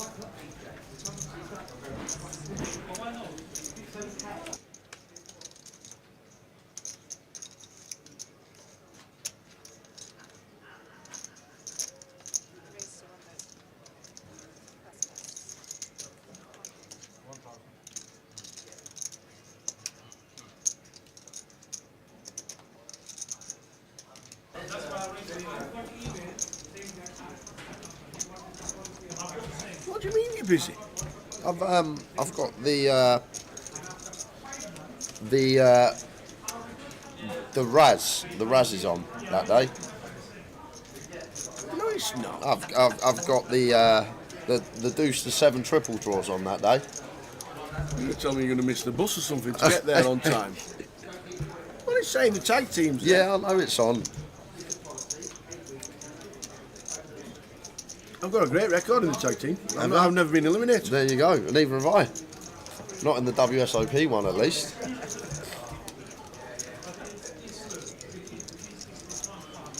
Going suited for Chatton. What's a mixed big bet? What does that mean? I'm guessing that's just mixed games but big bet. I'm not games what fall under the remit, but that will be like Raz, stud, high low. But there'll be, I'm guessing, no small bets, so it'll just be big bets. You know, like in limit games, you have the small bet on the first 2 streets, and then it's big bet, big bet. Oh, right, yeah. So I'm guessing it's just big bet from On limit. And the From mini the off. starts on the 2nd of July. Oh, there we are, Tower. Back to back in the mini. The mini starts on the 2nd of July. And it's only one day one. Wow. It's only one day one in the mini. Well, to be fair, it was last year. It was carnage. It was carnage last year. So the 2nd of July is the mini. There we go.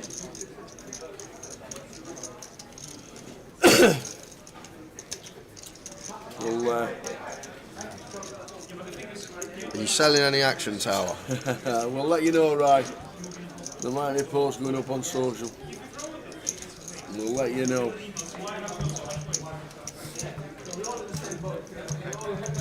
No plans just yet. All I know is it's on Tuesday, the 2nd of July. Are you busy then as well? What's that? The main? No, the mini. The mini. Tuesday 2nd.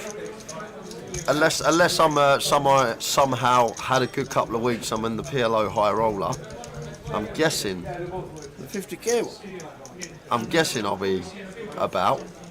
Okay, what if you're playing the main event? When do you think you'll be playing the main? I'll probably early doors. I like to play the main. Maybe the Wednesday or Thursday. Okay.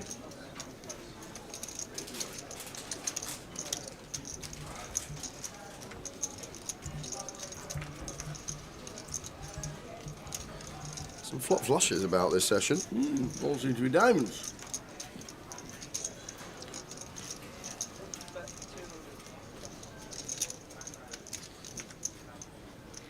Just a small bet from chair and hand over.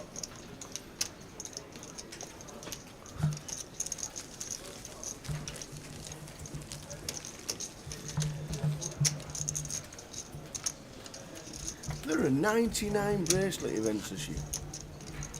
99. Why don't they just make it 100? Yeah, you'd think that, wouldn't you? You think Just they'd add one just, more. yeah, If you're going to make it, triple board. if you're going to make it a ridiculous amount anyway, 99, just make it 100. Yeah. They used to be like 40. Well, they used to be like 6. 99 bracelet events.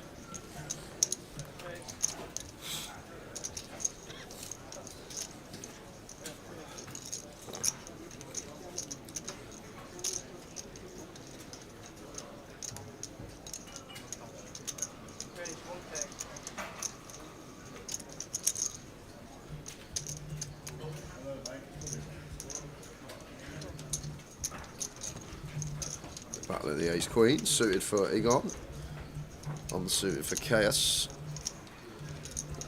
We'll chop it up if we get to showdown.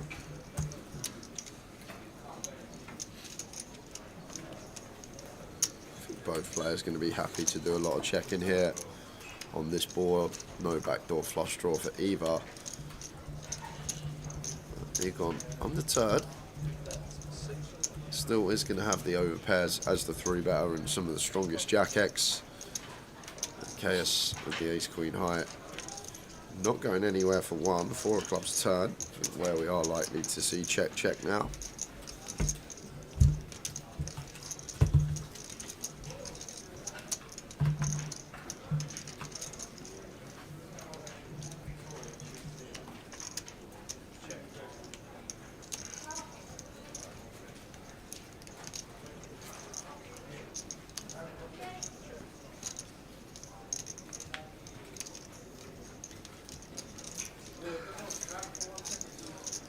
Jack on the river, and once more going to be check. No merit in betting for either hand. Nope. Showdown against enough.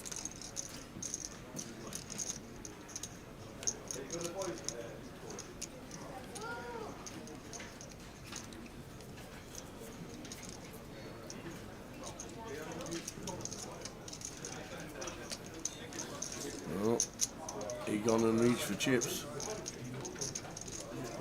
Wow, surprised to see this tower.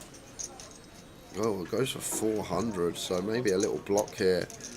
Maybe to prevent Chaos from bluffing something like 10-9, suited Queen 10, some draws. Look at that. Non-believer. Too good a price. 9-1. Only need to be right 10% of the time. I think pretty clear call at this stage against that sizing. Exactly.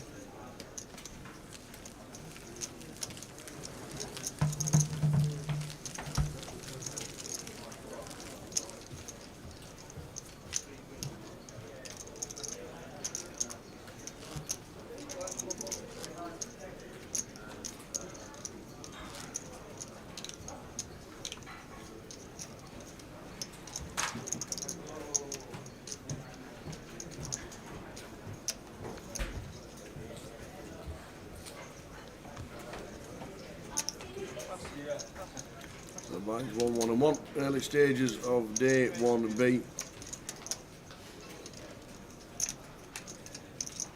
Ace for Kess. Does open.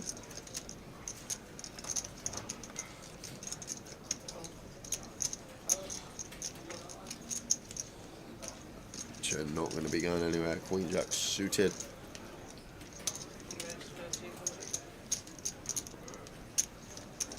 I can see Mukhtar's on the same table as Joe Gresh. Hi. Good day, mate. Hey, good day, mate. Good night, mate. They say on the screen when I sat down.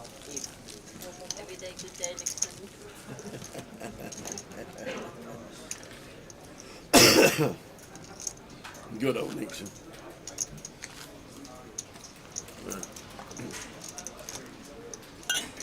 Top up. Yeah, normal cup of char, please. Normal cuppa, Rosie Lee, Charlie Lee, Charlie Lee, Brenda Lee. ex-Spurs Academy player. These are ladies and gentlemen, represent 20-minute break, 20 and wait for progress.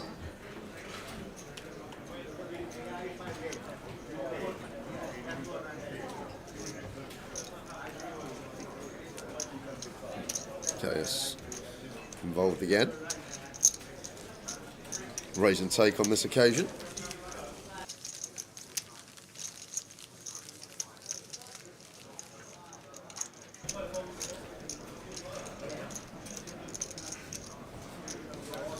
Let's have a look where we're off to next.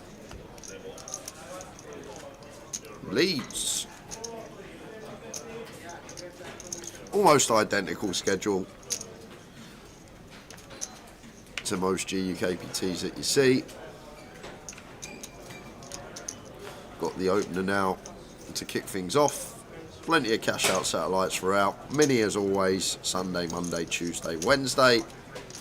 And then back end of the week. That is what we've got to look forward to. Busy night Wednesday night. Turbo side event, a couple of satellites, high roller day one.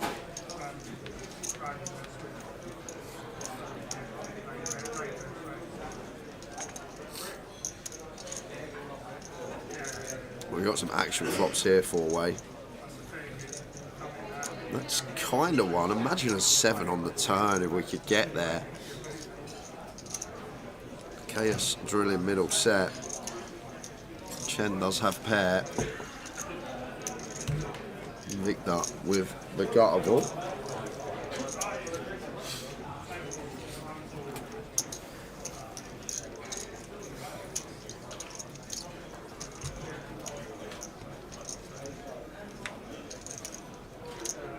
Jacket diamonds on the turn. Victor open-ended. Chaos just going to be wanting to bet here. May size up on the turn, does bring him backdoor flush draw. We are still three-way. Does go for the 60%er. And now should be losing Chen. And probably will be losing Victor, but you know Victor better than me, Tao. Is he the type to call with a draw? Yep. Oh, okay, there we go. So he does want to see the river. To be fair, if he gets there, he'll be getting payment.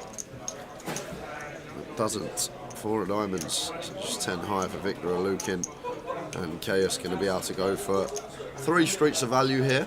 Backdoor diamonds does complete, but want to target some ace-x, some 2 pairs if any are out there. And he won't be one to raise. Once there's a bet coming in.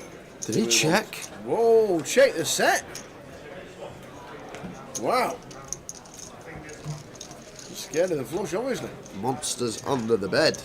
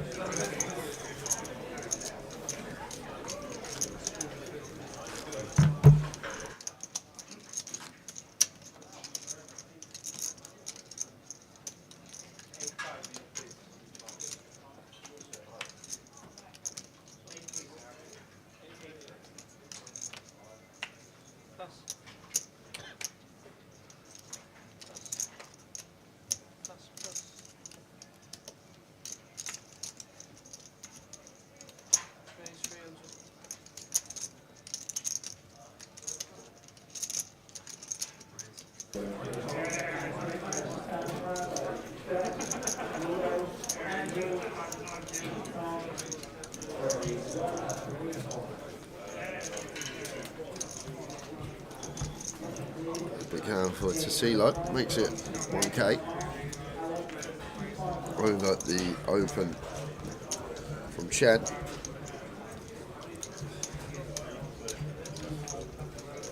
Chen wants to see 3.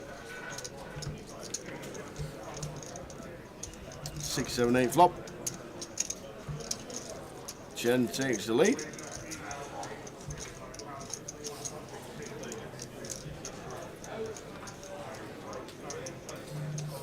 Looks like gonna go for the old donk here. No, he's not. I thought he was going for his chips. Potentially donk lead. And Tassilo here got a pretty clear check back in my eyes. Does turn the nut flush draw. Go with his 2 overcards. I still expect to see check here from Chen. Should be aware that Tassilo should be checking over pairs on this board at this stack depth at some frequency, so still will have all this jacks for aces in his range, or at least he should do. He's going to go for a half pot just south of. Now clear call with position for Tassilo.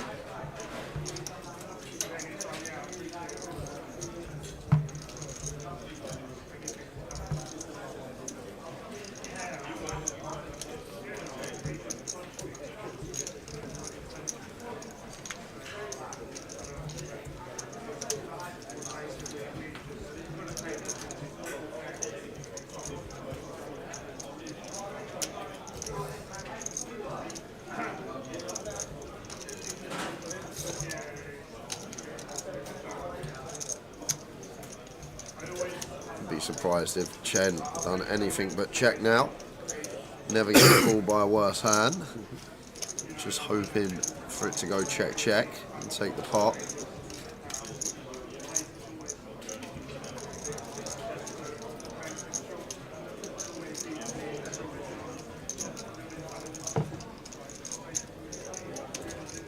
Tassilo probably reads into this check and never being a 9. Maybe thinking that going to be a lot of 1 pair holdings out there. He does decide to check it and sees the bad news up against the ace-8 suited, which is good.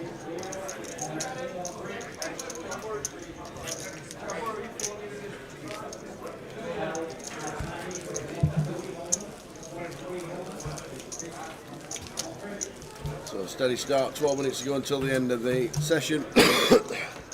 Then a 20-minute break, which means we'll be back at 2:40.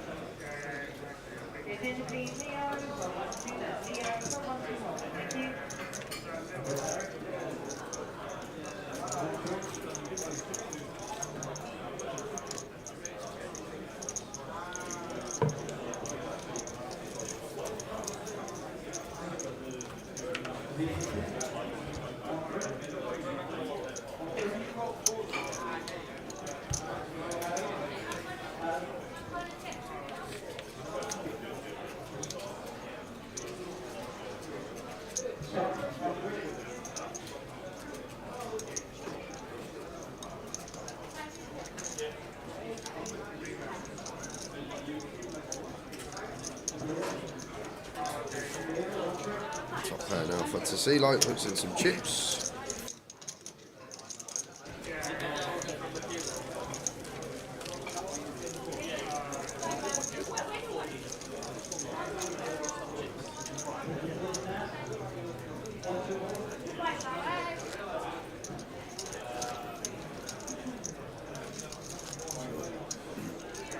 Heading to the break.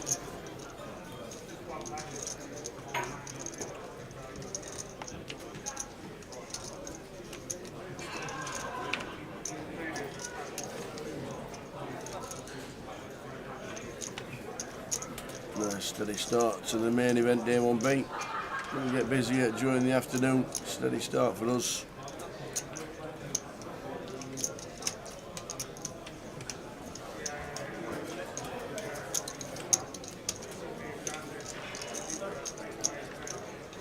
I'll tell you what I like about WSOP, that event they do at the start. The Champions Reunion. That's new. Is it new? First one. I think that's very good. What is it? Basically, if you've won a WSOP main event, Yep. you get a free invite to it. Okay. And then other people qualify to it. And then if you're in the tournament as one of the qualifiers and you knock out someone that's won the WSOP main event before, Yep. you get a free entry into the 10K. So you just got to basically get all in against like Johnny Chan, Joe McKeon. There's 50 winners, so. So there's 50 winners you can knock out. So it's like a bounty comp. Essentially, yeah. Well, it's still obviously prize money for winning it, but there's bounties on the heads of previous main event champions. Can actually buy in direct as well for 5K if you fancy it. I like it.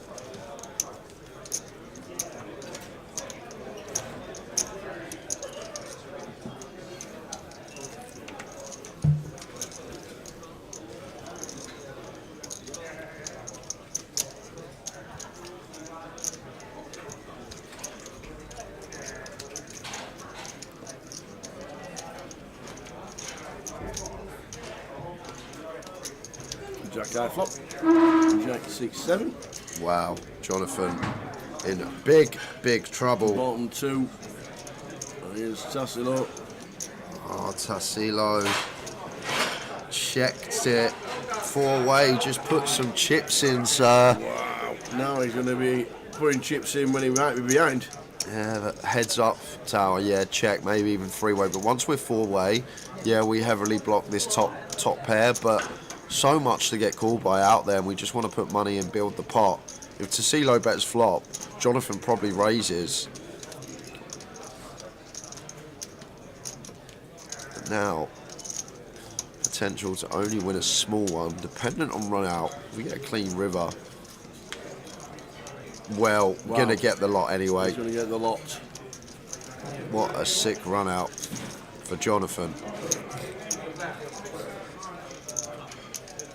Going to get the absolute lot here. Going to raise it up to about 5K. Depends what he says.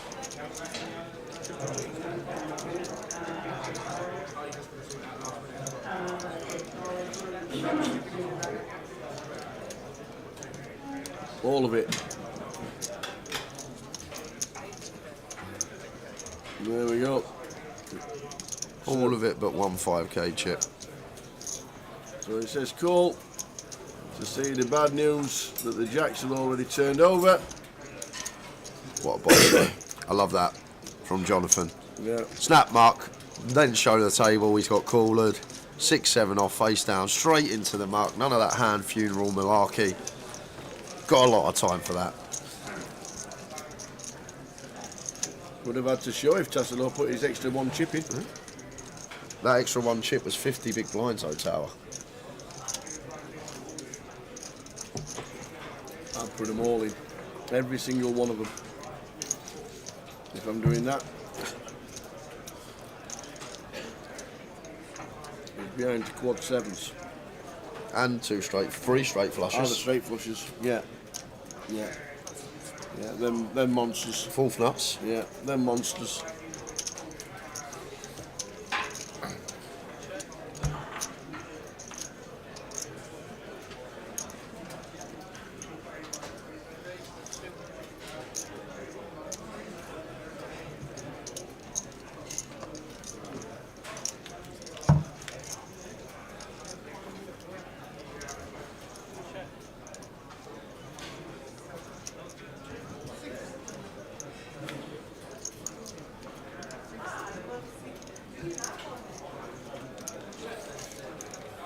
Flush draw turn for Egon. He's going to have a stab here, blind on blind. Goes for 300. Mantis seems like clear check call with third pair.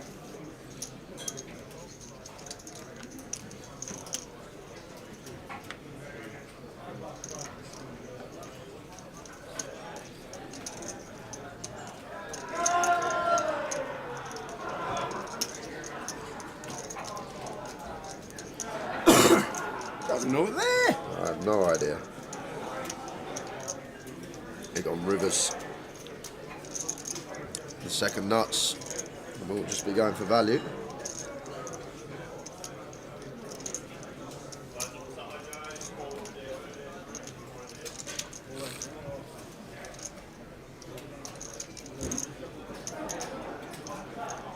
Bad river to call on for Mantis here. We'll need some folds, most bluffs completing, even stuff like Queen 9, 9-8, 7-8, not just the one that meets the eye, the diamond draws.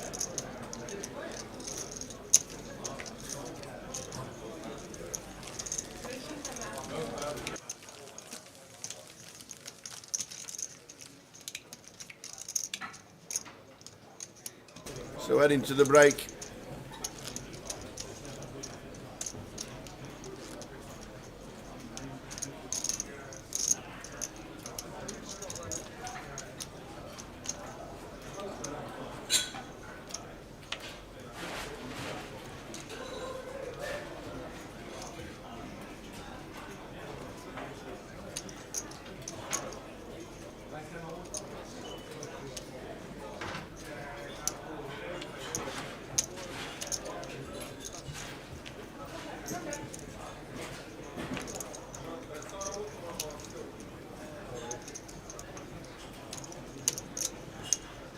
Attention, all players remaining in the main event, please retake your seats. There are 3 minutes remaining on your break. That's 3 minutes remaining on your break in the main event.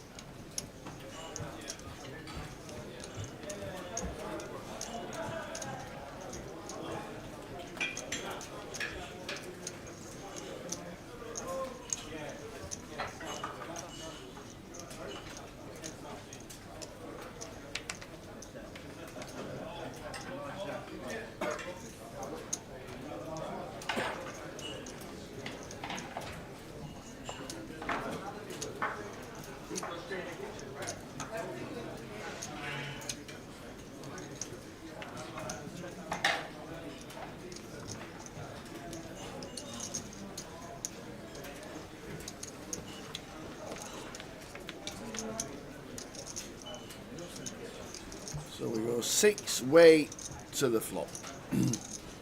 Call a 1. Call.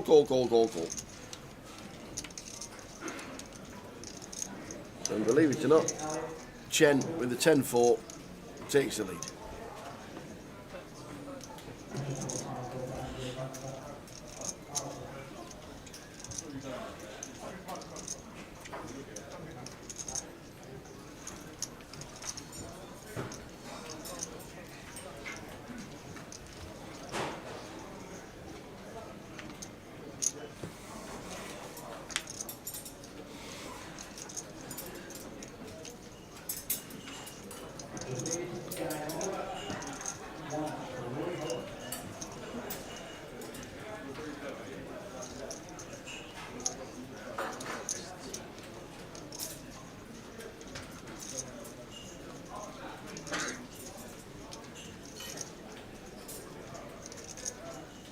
There's no minutes remaining in the main event. Please retake your seats. You have 1 minute remaining on your break. That's 1 minute remaining on your break. Kilos, please prepare your next night.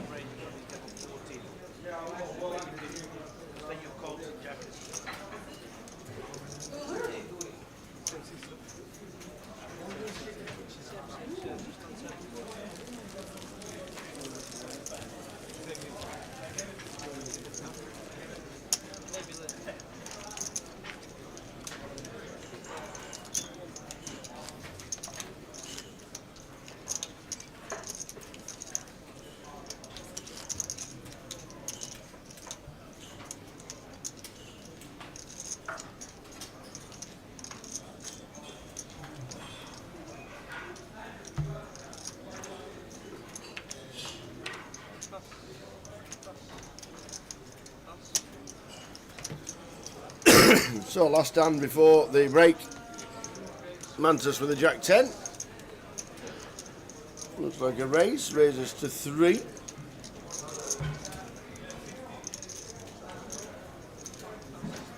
Chin out of the way. Off for his break. Victor off for his break. And that will do it. We will see you in 20 minutes, ladies and gents. See you in 20. Oh, hang on a minute. No, forget that. We'll riffle with 3 seconds left and we'll get one more in. Well done, everybody. Nobody wanted a break. This will last 15 minutes. There we go. The hand we shouldn't have had. Nobody wanted a break.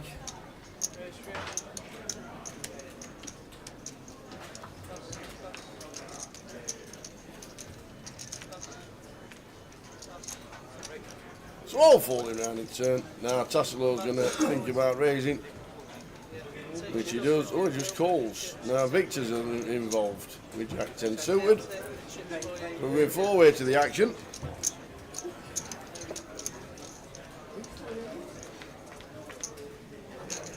Ace 3, 6, 2 hearts. Tassilo flops best of all.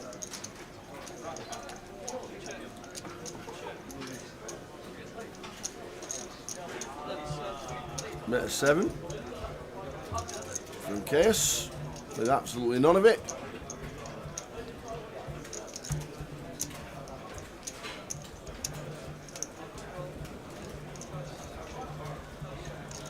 Victor and Chatton both out of the way. Heads up to the turn. Case now takes the lead.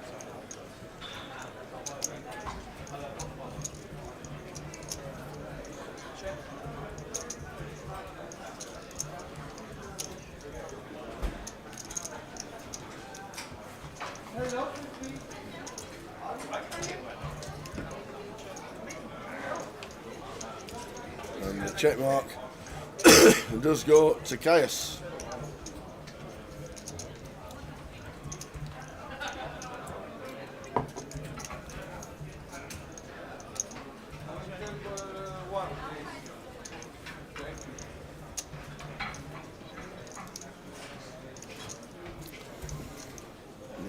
I don't think we should be trying to bluff into this one. It's got a bit wetter with the 5 of spades on the river.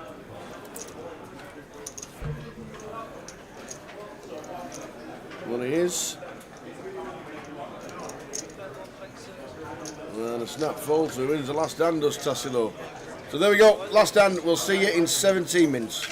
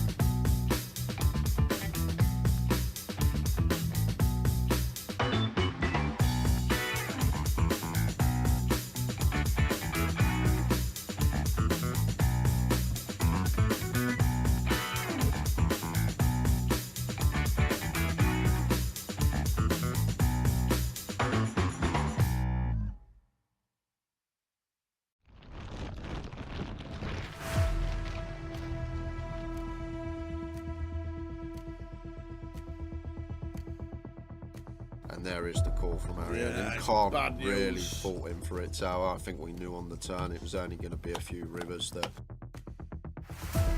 Takes out the second person on the final. Look at that! It always happens. Is it the queens? A set of queens. It's because all the other three have all gone.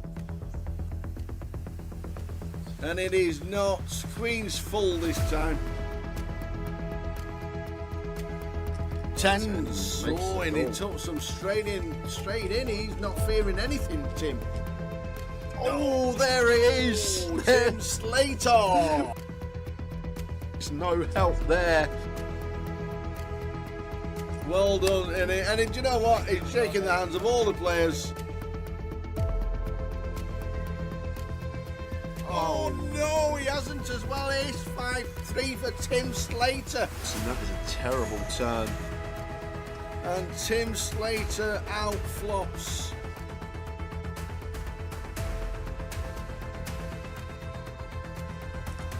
Not the start we wanted.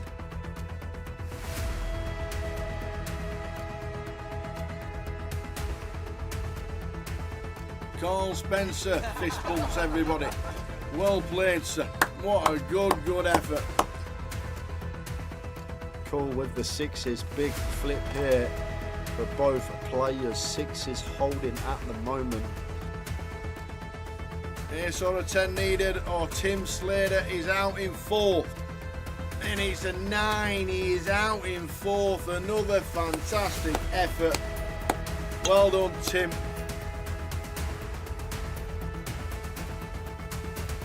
Oh, that is not good. He's dead on the flop. Sixes about for the Kevin Allen. Oh, we're down to Jack. Stu Rutter has just taken out Kev Allen, former champion of the grand final back in 2013. So the flop. Queen 8-2.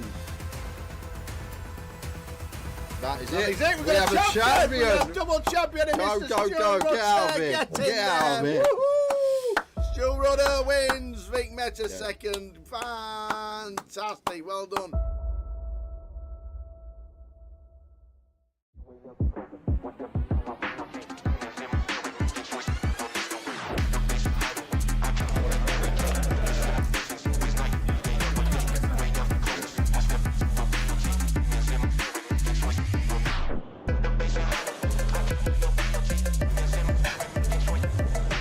Now I don't want to see a jack or a six.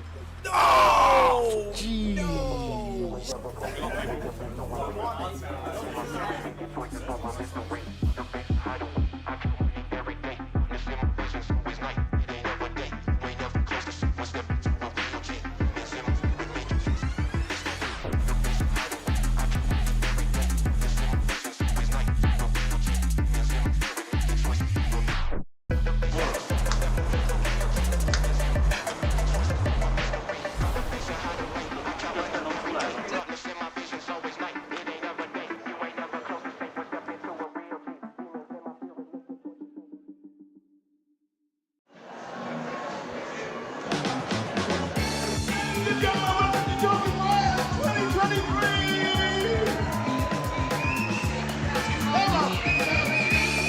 Welcome everybody.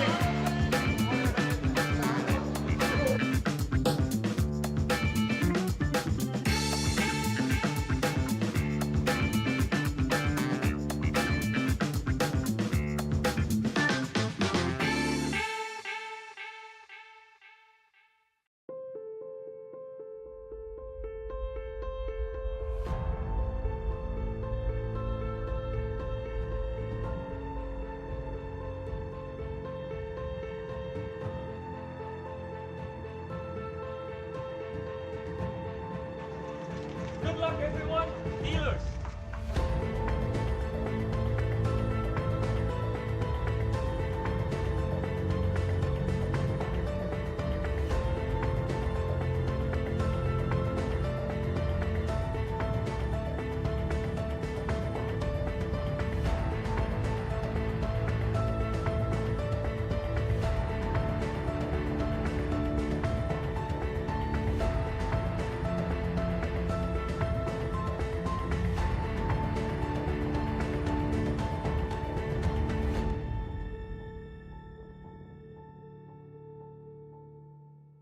Ladies and gentlemen, on Wednesday we announced a £1 million prize pool for the second year running at Goliath.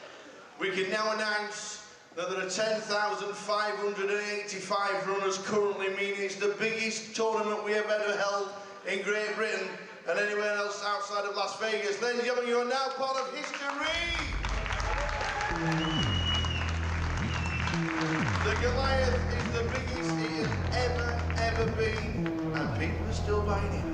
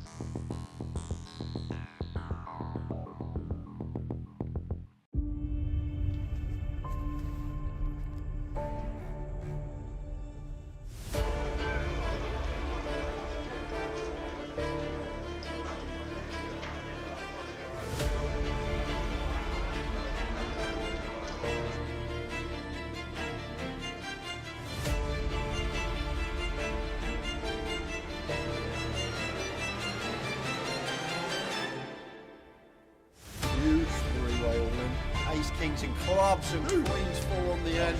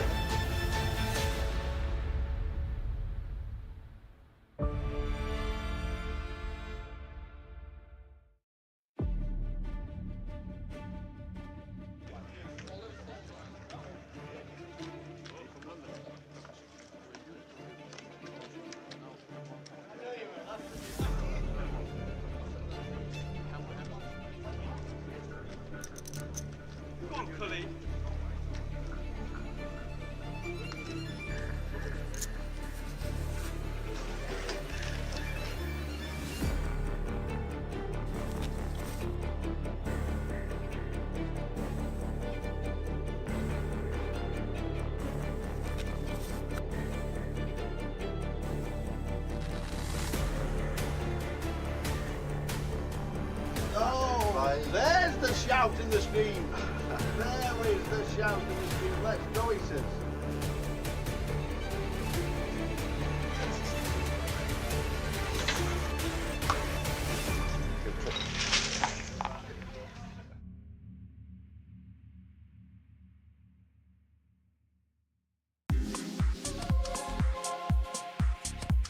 Down to 44 players as it speaks, and there's 24 million going into one bag. Alex, what an unbelievable day you must have had. It was unreal. I started as a short stack and now I'm chip leader. Yeah. So I'll take it. Yeah. Jay said you were short. How short were you? I had 125k to start the day. Yeah. What did you do with the bubble? Did you just sit and wait, or did you just start? Yeah, I was short on the bubble, to be fair. Yeah. And you just sat and waited until the money went? Pretty much. I still took some spots, but yeah, after the money went, just couldn't lose a hand. Could you believe when we were on the bubble, 21 all in and called in 2 hands? I can't believe it. Yeah. It's a huge amount of chips. What's the table been like in the last hour or so? Yeah, all right, to be fair. I had a lot of big hands, so that helps. So for me, it's been all right. Yeah. Sure. Well, we think you're chip leader. That'd be nice. We're pretty sure you are chip leader, but every credit for making day 3 of the biggest Goliath Thanks a ever. lot. Fingers crossed for tomorrow. Hopefully it goes well. Keep it going. Nice Cheers, one. mate. Alex Todd. A lot of chips. I got an amount of chips that you want for day 3. We'll just have a quick word with Paul Murphy, Goliath. Day 3 tomorrow. Yep, We're just bagged up how many? 19,025,000. Big stack. Nice stack. How's the day been? It's been good. Been getting nice cards. Yeah. Making good plays, so I've been happy.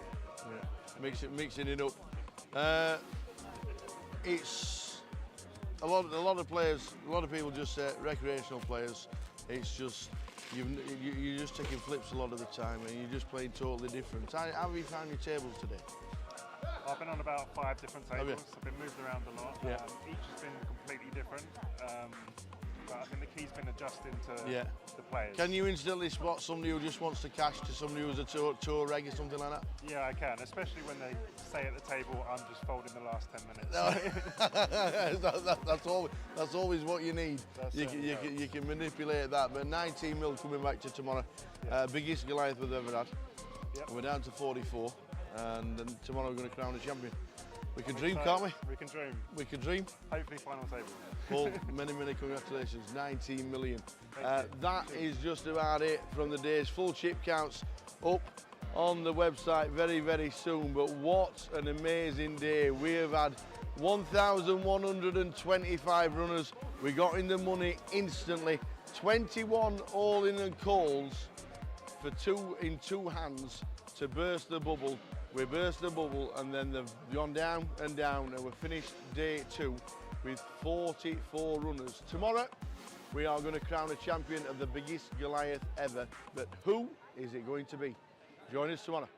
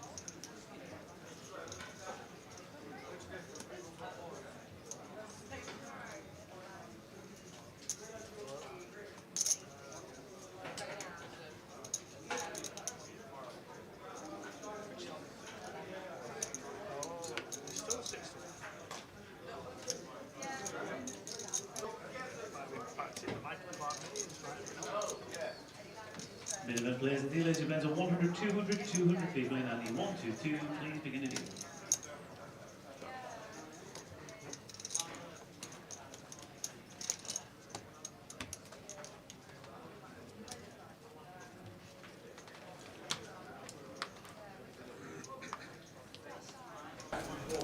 And we are back, guys. Another couple of hours leading us up to the dinner break. New featured table for this session. Run you through the players. I'm here. Sam Darkin in Running 1, in. Faisal in 2, Chris Kadji in 3, Johnny Kelly's going to be in 5, He is. Ewan Jones in 6, Chris Guertin in 7, Davide Magnan in 8, and in 9 is Jake There'll Field. be a guest appearance in about 20 minutes. From? A water boy. Oh, is it you? Yeah. What, for the featured table? I went to the fridge. The fridge is empty. So I had to get out the cartons at the side, pull one out for myself. Johnny shouts, "Hey, water boy!" Did the table. I did the whole table. You say that and Bob appears. And that, exactly. That's what happens. You shout water boy and Bob appears. Exactly. So yeah, guest appearance in 20 minutes. Good to see you and Jones. Good to see Johnny Kelly.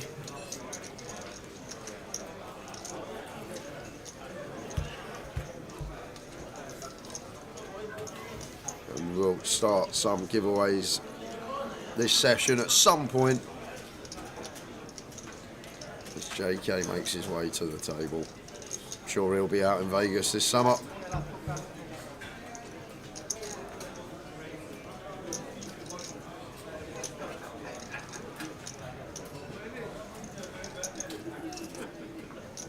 As Faisal goes for 1K.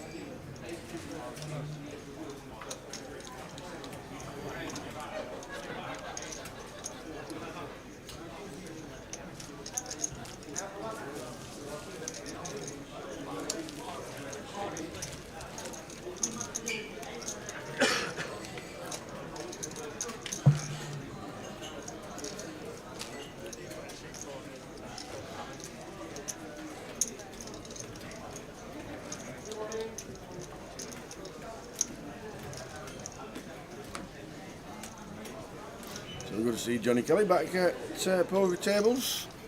It's just like lazy these days with his travel, JK. He only travels to the poker tournaments on his doorstep. Yeah.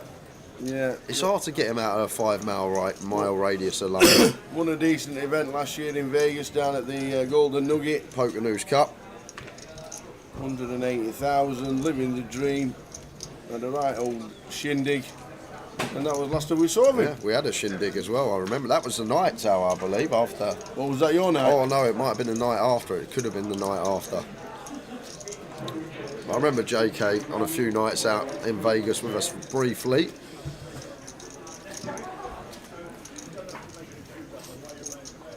He was with us when we witnessed the biggest roulette spin I've ever seen live in my life. Really? Yeah, we were in. I weren't punting.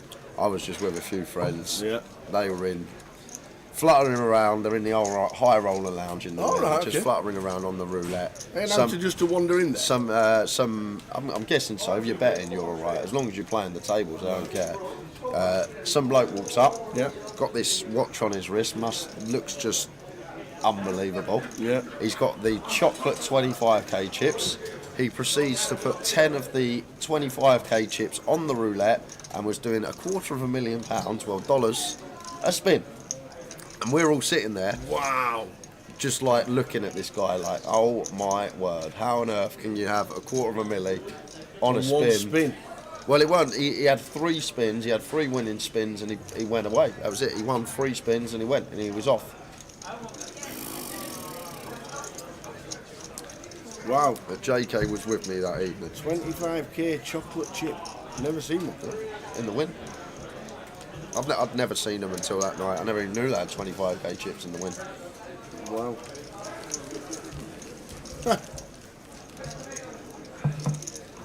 Jeez.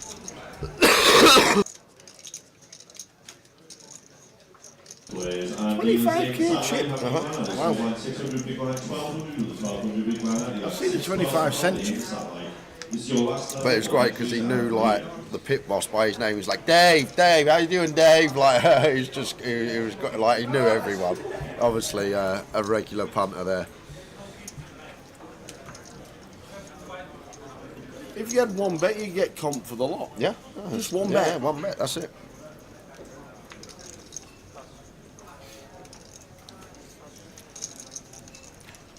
But this is why I like Vegas as well, Tao, because I'm not really a punter on like the table games, the blackjack, the roulette, the ultimate hold'em, but a few of my friends like it. So basically, I just go and watch, and I get free drinks all night. Absolutely. So you're just sitting there, you're watching, you're just having free drinks all night, and I got treated to exactly the same last year by Jack Hardcastle. that's it, exactly. He says, I walked in, I'd been at Resort World actually. Okay. I played the 200 at the Resort World, bust out, went straight across to the Encore. Obviously, it's like 15-minute walk. Yep. Not even a taxi. No, it's not. Straight it's across. Not. Yeah, straight across. Yeah. So I went straight across, walks in there, first person I see, Jack Hardcastle. He says, tell it, he says, I bust out. He says, what you been up to? I told him, he says, come on, we're going to play Ultimate Hold'em. We're going to have a night on Ultimate Hold'em, we're going to get absolutely loads of drinks, all on me, we're going to sit down, have a good chat, and we're going to watch Ultimate Hold'em. Sits down at Ultimate Hold'em, 15 minutes later, he's done $10,000 and I've had one drink. He went, right, that's enough, let's go. I'm like, what happened to this night out? He said, I've never lost like that at this game, let's go. I went, okay.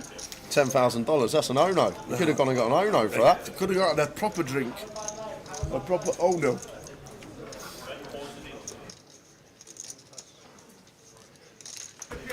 Going to do the first giveaway in this session as well for the, what tokens have you got, 25s? Yeah, we'll do some 25s to start.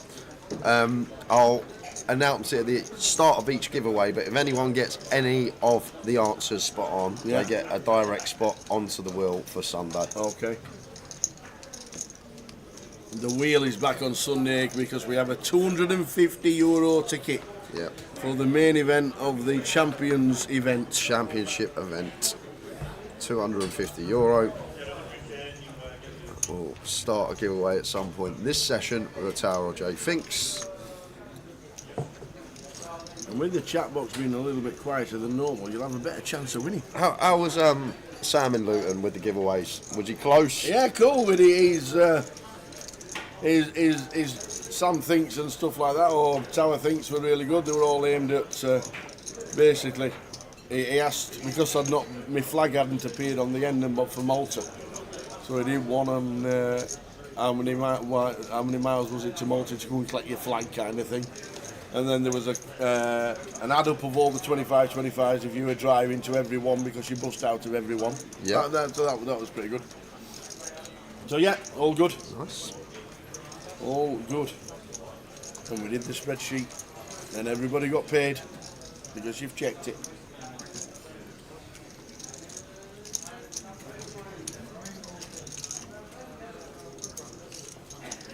Ewan squeezing it up here. Size seems nice. And Chris at this stack depth, King 10 suited is one that can get in the mix, but gonna give Ewan credit. Johnny Kelly suited wheel ace, not gonna go anywhere. 80 deep to start the hand.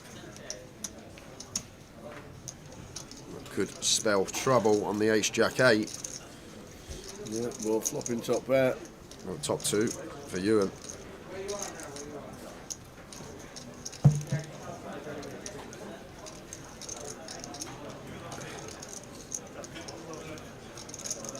Goes for third pot. Clear check call for JK. Can't do anything here. Cool. Take a turn.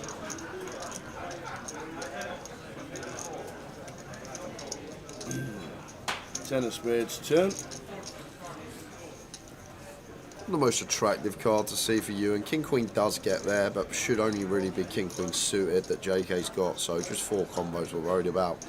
So happy to go for another street as well. Like, although King Queen gets there, it's actually a very good card because now all this King Jack, Queen Jack, King 10, Queen 10 all have to call another street, either being gutted or double gutted with their pair.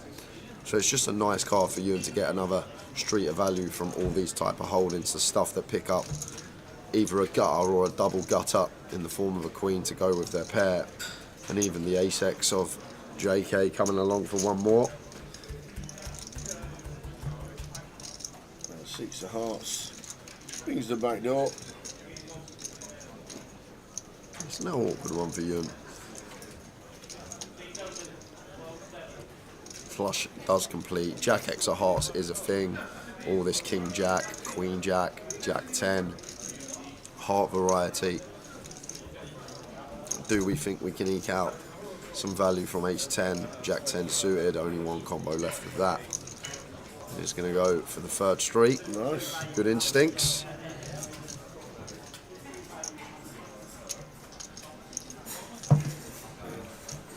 And JK, quick glance at Ewan stack, see if there's any room for manoeuvre as a bluff. The answer is probably no. And it's just hard to see what we beat here. Tower, Ewan the 3-better pre. This is just going to be his board in force. Yes, he's not going to have too many flushes. However, he will have all the sets, aces, jacks, 10s, 8s. He'll also have some ace jack, ace 10. Maybe hands like ace king, ace queen with heart that want to go for 3 streets.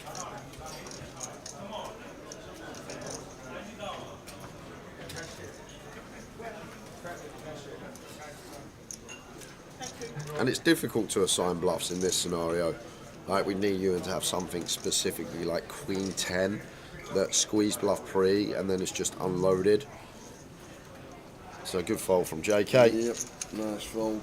Carefully correct. Conclusion that he was behind.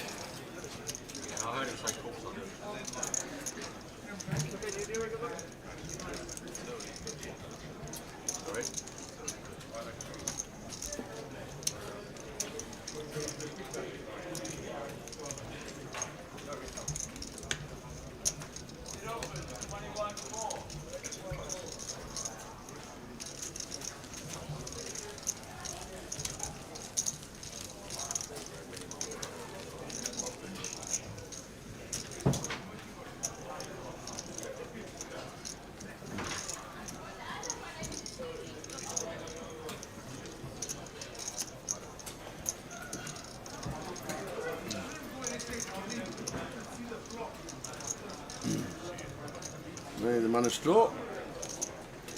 Bobby N won the high roller yesterday. Thomas Clack was second. And third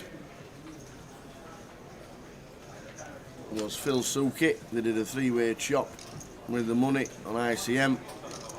Thomas Clack took the most, Phil Suki took second, and Bobby N took third, and then Bobby N won the £3,000 they were playing for, as well as these cuts for chopping it ICM. It was a good final table.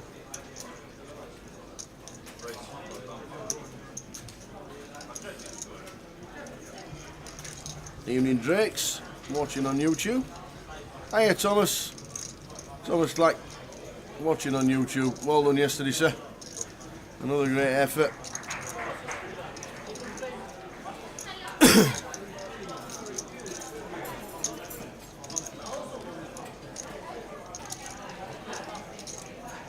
It was a good watch.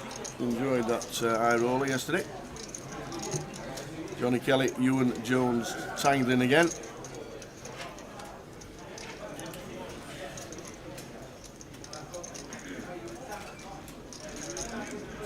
Yeah, a nice flop for Ewan. Ace Jack seems to be the hand.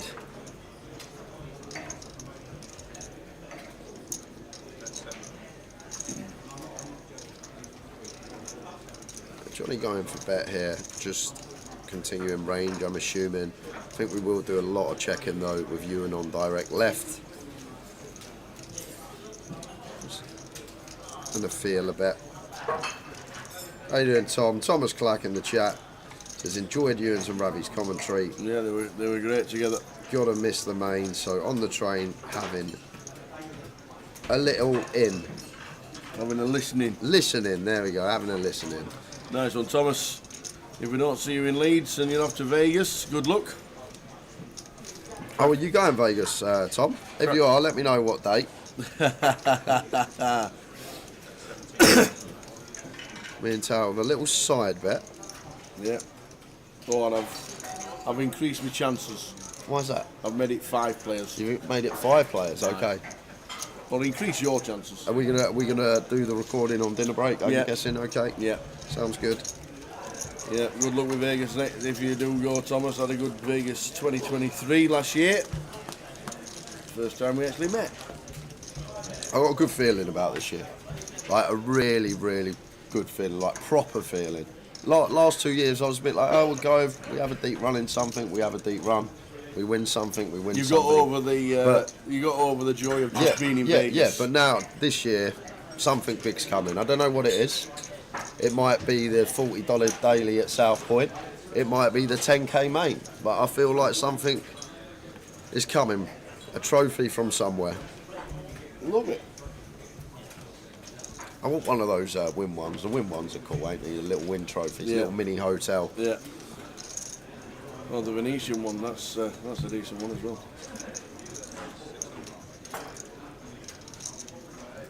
What you don't want is one of them WPT ones that's 8.5 foot long. That's it. That you can't carry home. You do 20% of your winnings in extra luggage on the way back. They come from Chris, raises the 6, 3xer. Aaron just flats the king queen of diamonds. Like at this stack depth, 200 deep, like cash game stacks essentially. Can find some 3-betting here as Aaron. When we are this deep. We're just playing flat. Phil. We'll see you in Leeds, Tom. Phil. Yes. 2 weeks time. Waterboy. Thank you. Well, here we go. Waterboy's here. Here he comes. God, that was a slow 20 minutes. I forgot about that. Being waved over by the boys. Thank you, mate. Every half an hour, yeah? Every half an hour water, sir. Anybody else? Water. 2 left. 1 left.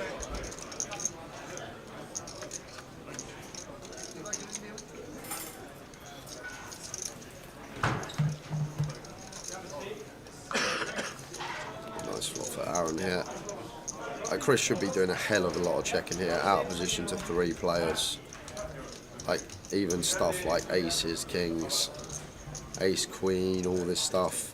I think would like to check once we're out of position to 3, but does go for bet as Chris. And Aaron, clear call with his top pair. Decent kick up.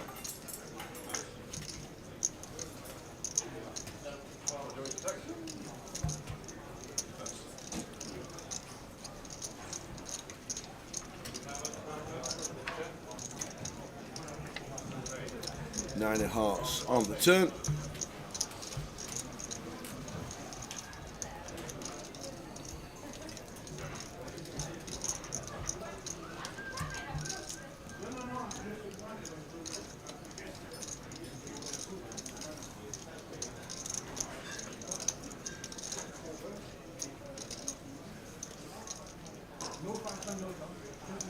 Oh, look at this from Chris going for another bet here, Tal. This is interesting.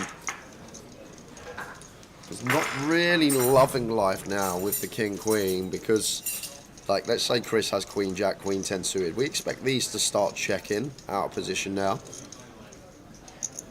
So we're not really loving this as Aaron. Have to call again, but in my head, be thinking that we're just praying for the check on the river. 10 of diamonds. Maybe a card we will be getting the check with. But once Chris goes bet here, Tower, likely to have ace queen, aces, kings, maybe a set of 8s. Like you expect his queen jack, jacks 10s, all this stuff to start checking. I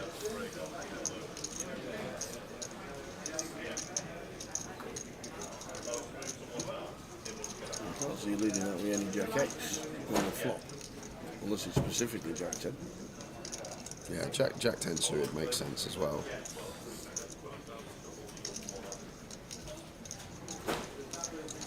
So 5,000 is the bet. Yeah, this is really strange because as Tower just mentioned, what Jack X get to the river in this manner, because Chris shouldn't bet Ace Jack on the flop, shouldn't bet King Jack. Jack 10 suited's the one that even 4-way may find some betting. So it's basically 3 combos of Jack 10 suited. Pocket Jacks, if it bets flop, which it wouldn't, would then definitely check turn. Do we think that Chris ever goes for value with pocket 8s or like a set of queens here, which we block? It looks like they go. He is going to be letting it go as Aaron. Well, just a quick check.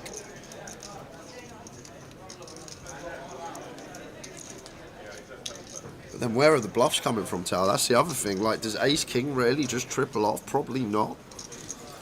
And if it does, probably goes larger on river. It's a really weird hand. I'd love to know what Chris has. Because you expect the aces, the kings, the ace queen to check now on this river. So Jack 10 suited. That's about it. Sets that are going for thin value. 8s and queens. Maybe turned 9s. 9 should check flop. What has he got? A fold from Aaron. We're never going to know. Chris, what did you have? Yeah, 8-8 makes sense, Tom, I guess. Couple of 8s set going for the thin value. Tough to bluff all 3 streets. Yeah, that's the thing. I just can't see him finding the bluff there, Tower, but I can't really see much Jack X other than the Jack 10 suited that get to river. And then maybe 8s that want to bet fold. Good to see you enjoying Cardiff's 25-25. Hopefully at another comp later in the year back in Cardiff, the Red Dragon Centre. Good to see you smashing the guarantee, which was very nice indeed.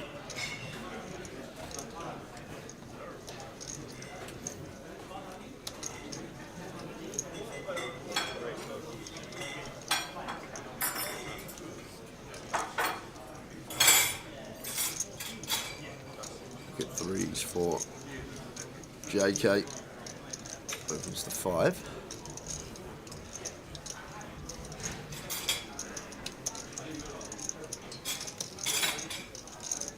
Doubt Faisal's going to be in with the 8-9 off.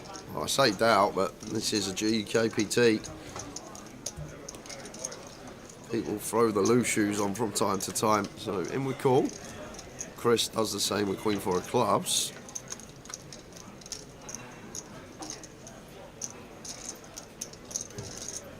Two, 5, 4 flop.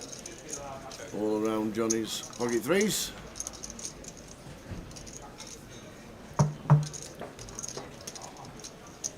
And one that Chris could plausibly have some donks on here.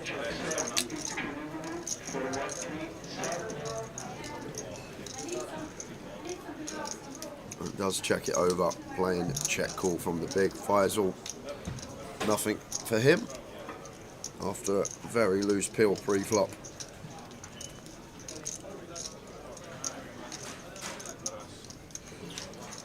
And Chris seems like clearest the check calls.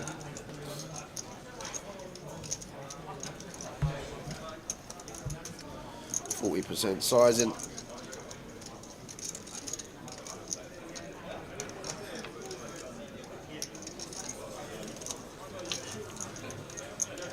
Instant service for JK. Beautiful.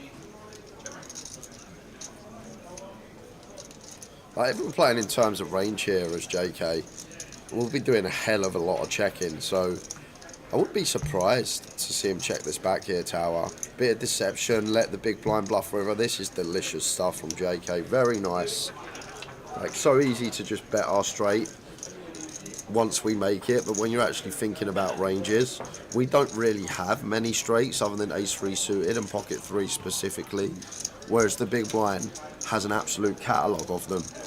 So the times that Chris has a hand, let's say like an ace-x suited, that's then inclined to bluff, maybe starts turning some deuce-x into a bluff on rivers.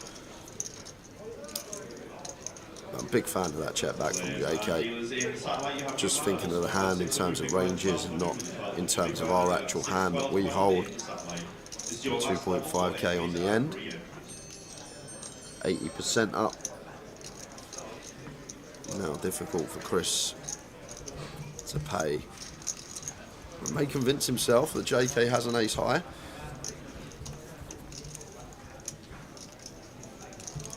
Maybe thinking JK wouldn't go for value with hands like 10s through aces on this board. Which makes sense. But I think once it's checked to us twice, like we do get to value bet 10s through aces, just because we expect Chris to lead 2-pair plus. Therefore, these 10s through aces likely to be the best hands once we get to river in this manner. And does get payment, very nice from JK. Check back on the turn is what got him paid.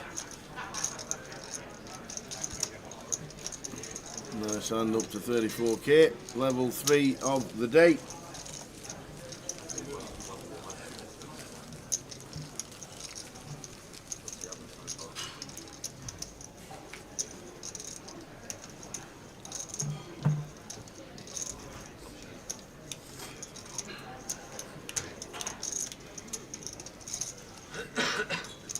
Just 76 in the main event today, quiet.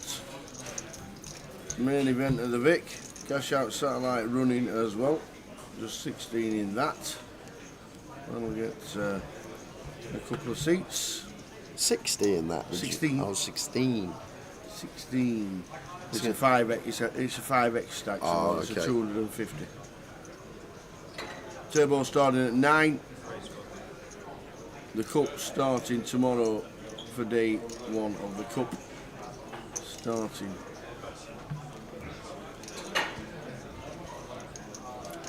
at 2:30, and then on Sunday the seniors is on, the PLO bounty, the closer, and don't forget the online closer on Monday and Tuesday.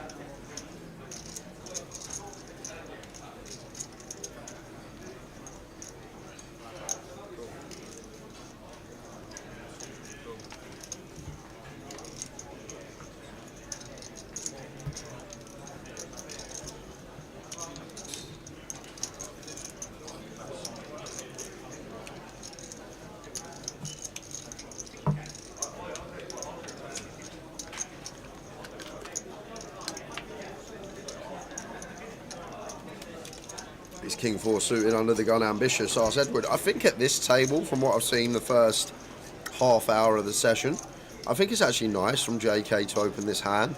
No one's 3-betting. Like, people aren't mixing in 3-bet bluffs. People aren't squeezing enough. So open the suited king even from gun. I think it's actually kind of nice from Johnny. Like, if the table's playing crackers and 3-bet, 4-bet flying in left, right, centre, then just fold it, of course. But when you're at a passive table and people aren't really playing back and are just waiting for hands, get in the mix with the suited kings at this stack depth, perfectly fine.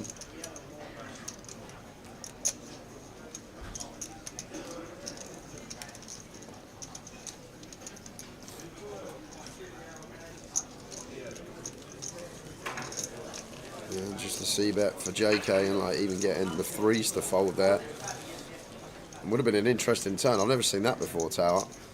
Cut the turn card come up when we didn't get to the turn. Not impressive. The rabbit. The old rabbit. The 3 of diamonds appeared. Yeah. Interesting.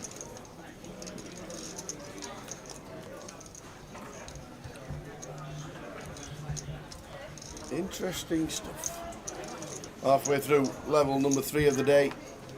This table to entertain us until the dinner break.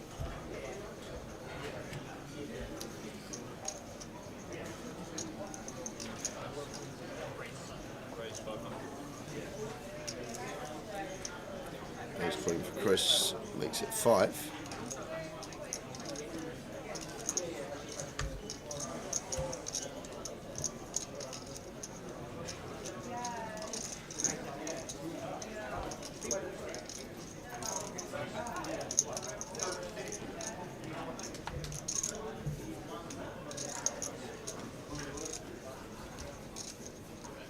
Chris raising with the ace queen.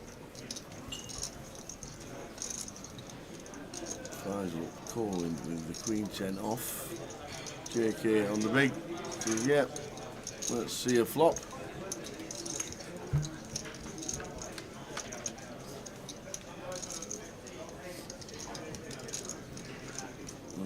Nothing for anyone. King 8-3.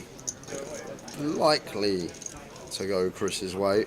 We don't need to go large here with continue size. Yeah, 400's very tidy. Quarter pot. This is a nice choice of size from Chris.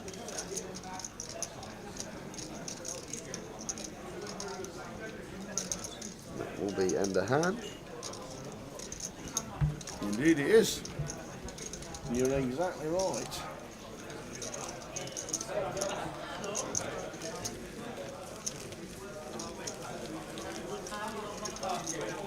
Early stages, day 1B.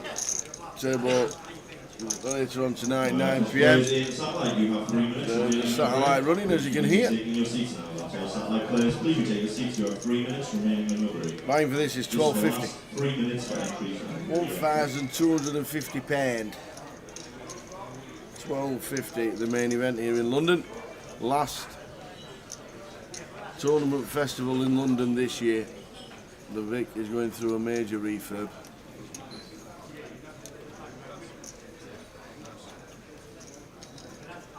Which means Luton and Reading are on the map. Manchester has the 888 Fest. It's going to be weird being in Manchester in August. It is. I've never been to Manchester Might in even August. be warm. You never know. Might not rain.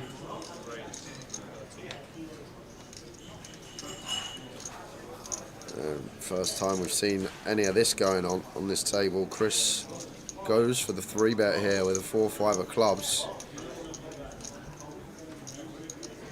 Cash game ranges. 175 deep to start the hand, so we're in there with a 4-5 suited.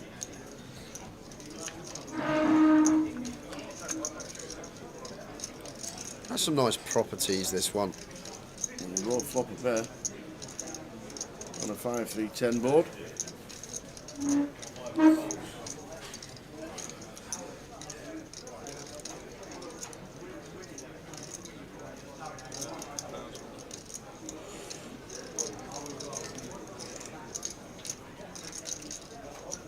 So third pot continuing a call.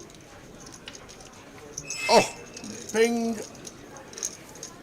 Lovely little turn. 4 of diamonds brings all the action. And Chris is just going to get to go bet, bet, bet now, and going to want to size this up for a nice healthy river jam. So probably somewhere around 3.5k seems nice. 3.54k. Just want to try and get all the chips on the river, especially when it's two-tone as well, Tower. Oh, whoa. 2.5 jam. And going to be an easy call for Chris. Jake absolutely rifling it into the middle. Yes, we have the flush draw, but we just want to call when we got the 10 in the flush draw. No need to bluff this one. We're too high up. Showdown. I spoke about this spot with you yesterday, Tower. I've actually looked at these spots a lot the last few months, and the computers absolutely hate it. Raising these pair and flush draw hands. They just love calling. Whoa. Whoa, did he just get... What? He just folded. What? What is going on? You just fold 2 pair in a 3-bet coup? What? Yes, he did. Are you bringing the tees? I'm going for a walk, I'll tell you that. I don't know if I'll be back with tees or a blindfold, but I'll be back with something.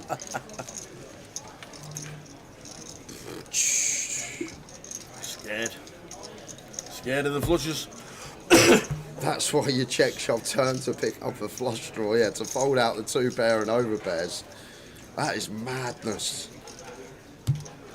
Crazy hand from both. I can't believe we turned 2 pair and we just bet fold it in a 3-bet pot on such a draw heavy board. What is going on?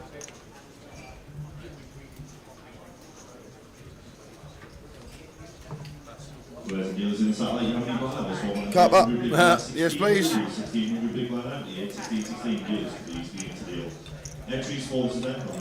There you go, right, that just shows people on computers. Yeah, but the logic behind it's great. It's just the pair and the flush draw, we still beat so many hands, and we have the showdown, especially top pair there.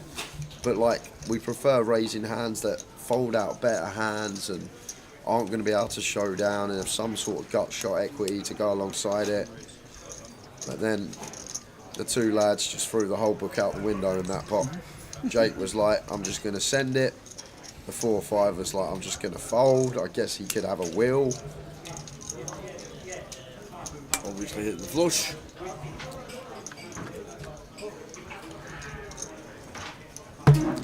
I'll be back in 5. Okay. I'll tell you what, I'll get some paper as well. Oh, good idea. We'll do the first question at 3:45. First giveaway at 3:45. That's what we'll do.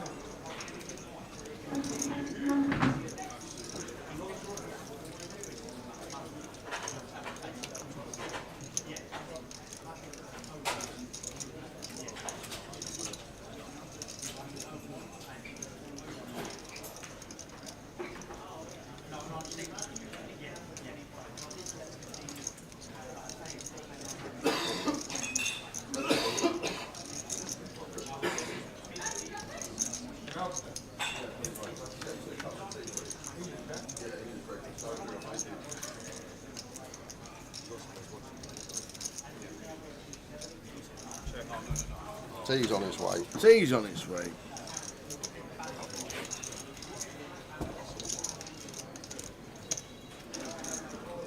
Turns to Sam, checks an ace, king 3 flop. Aaron has got the ace 9.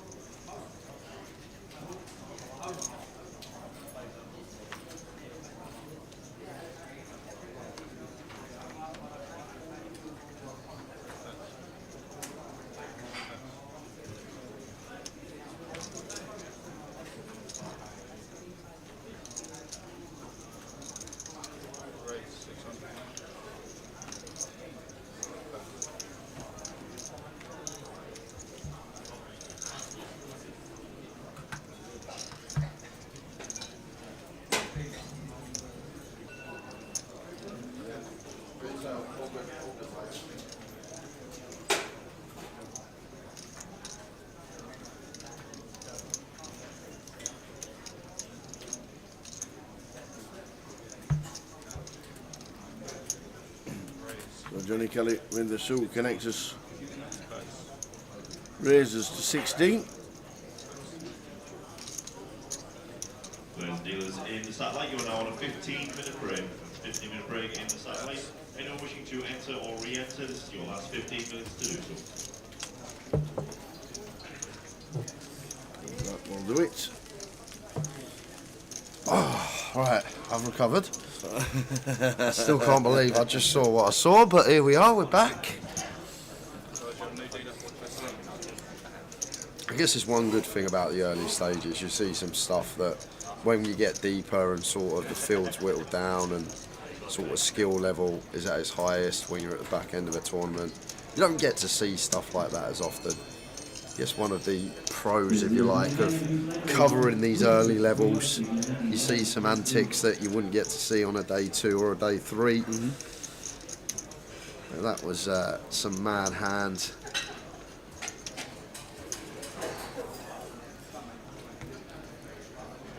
Everyone wants to know how my golf trip was, Tower. They all think I'm like some scratch golfer or something. Yeah, it was good, Carl. I shot 6 over on the first round. So it went round in 78, par 72, so 6 over par. And then I shot 100. Can you just change the eye? We shot. Me and my scramble partner, Steve the Will, shot. Texas Scramble partner plays off how many? Steve's off of like I think 9 maybe, maybe. But we got shots because of our handicaps. By the way, what did you play off? I play off 36. Okay. So I think we had like, I'm not sure, about 5 or 6 shots we had, something like that combined. Either way, we won. That's what matters. And it was so nice on these little 400-yard par 4s, having like 150 yards in and being able to take my little wood and tickle it down there. Tickle it down. Or take the putter and tickle it past. Yeah, tickle it past with the putter.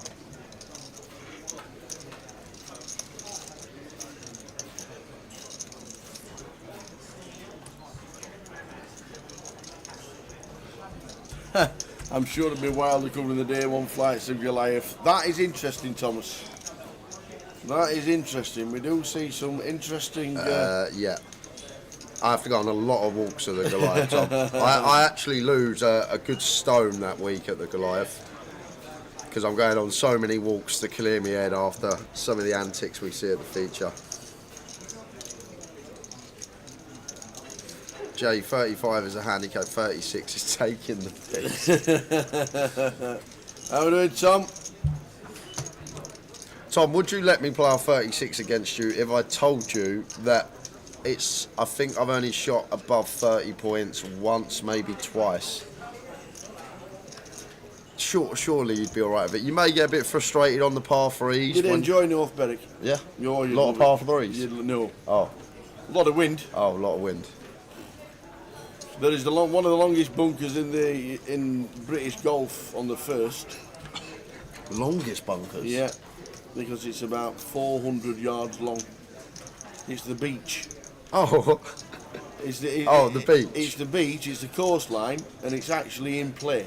Oh, so if you land on the beach, so if you land on the beach, which Jambo did, yeah, you got to go off. You have to wander down the steps. Did he take his shoes and socks off? Make sure the dogs don't pick up the ball and run into the sea with it. Oh, nice. And then whack it back onto the course. Great day out, Tom. Thank you very much. North Berwick was just stunning. I'd love to get up there, Tom, and I think I will at some point. I've just been so banged out this year, so busy, moving home, work, just no free time. Having to go to Cyprus. Oh, yeah, it was work. It was work. Absolutely. Don't get me wrong, I don't come out of the casino at the Vic and I can walk to the beach on my hour break and go have a little lie on the beach, but...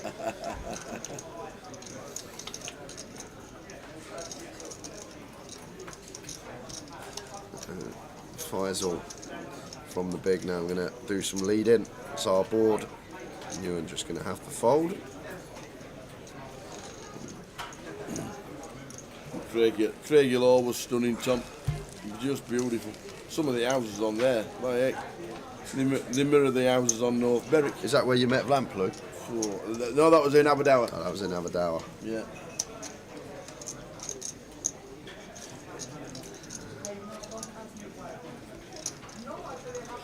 Have you seen the video of, it's like an American course and there's like some houses, like back gardens alongside the course? Yeah. And when someone hits a ball in one of the gardens, there's a bloke who lies next to the ball and plays dead like the ball's yeah, hit I've him. seen You've it, seen that? And his wife's like giggling, recording as the people come over and they see their ball and a bloke lying there next to it, not moving.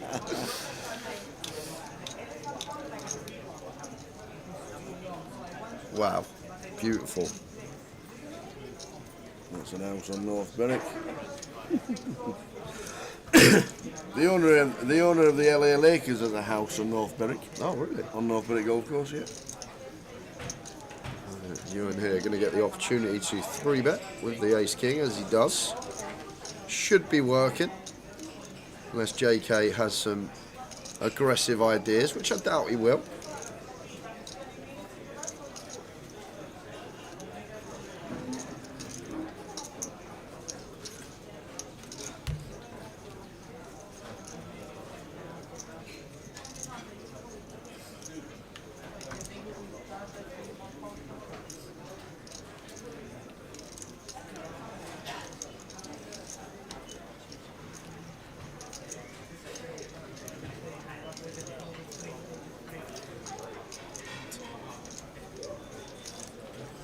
Should be working for Ewan here. Can't continue with the Queen Jack offsuit as JK. Oh, I say we can't. JK in. Wants the battle. EP versus EP. Must have known. Queen eye flop, but all hearts.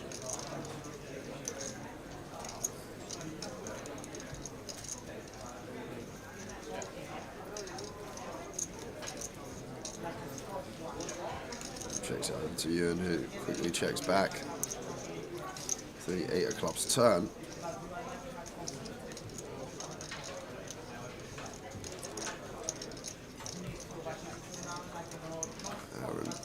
Probably going to be knuckled again here from Ewan. Don't mind this from JK, like the aces and the kings or the ace queen with a heart are ones that could plausibly check for a bit of deception when they sort of have a lock equity wise. But now, surely, going to have to go for value as JK target some jacks, some tens, this type of stuff. Ewan shows the ace king and going to see up against the queen jack. Doubt who's expecting to see the queen jack offsuit. EP versus EP 3-bet pot.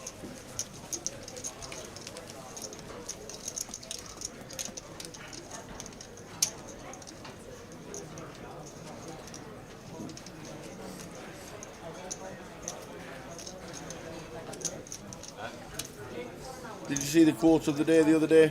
The quarter? Quote. Quote? The quote of the day that was published online. Probably not if it was online. If anyone is having a bad day, just remember that today in 1976, Ronald Wade sold his 10% stake of Apple for $800. It is now worth £58.2 billion. Unlucky Ronald.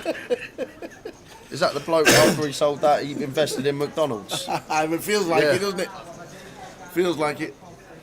It's mad, like you got all them stories. The Bitcoin story, the bloke that paid for his pizza in 10 Bitcoin. 10 Bitcoin. 10 Bitcoin or something for a pizza. Yep. I remember StarCraft back in the day, it used to be like first prize $25, second prize $10, and then third prize was like 25 Bitcoin. This was on StarCraft back in like 2009.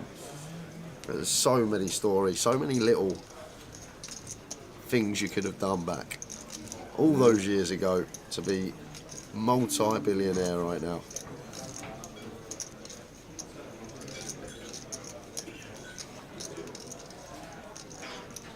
Like if you could time travel, hypothetically of course, but you could travel back to the 70s, 80s, and within a month you'd become the richest person in the world. If you know what you're doing, if you know how the markets are going to move, how stuff's going to change, you could literally rule the world within a month if you could time travel back to the 70s and 80s.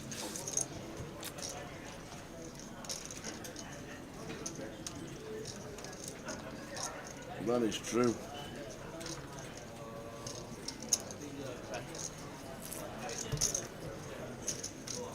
Nice flop for JK. Top pair, top kicker. potential to get a streak from Jake, who's flop middle pair. Jake with the call.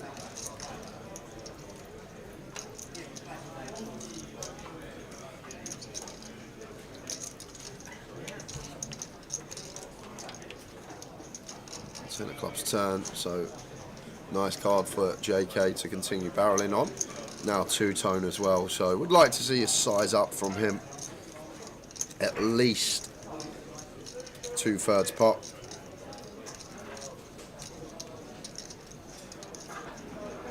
See if we can find the 2.6, 2/3.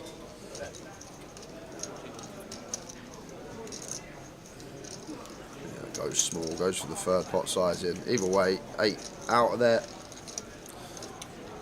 Johnny Kelly chipping up nicely.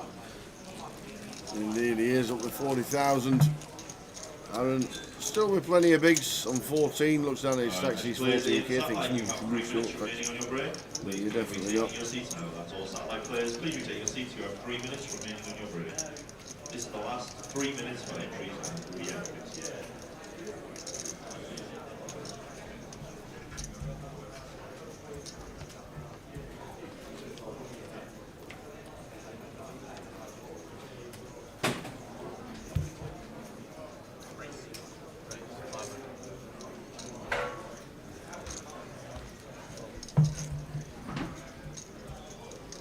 Ace 10 for Chris, raises to 500.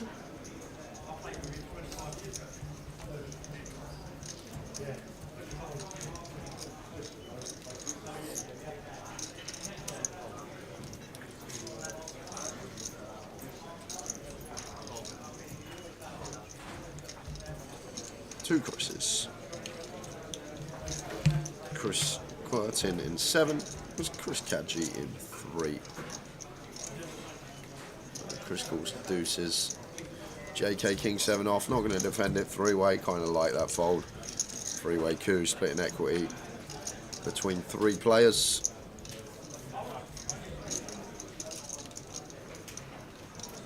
It's Queen 9-3.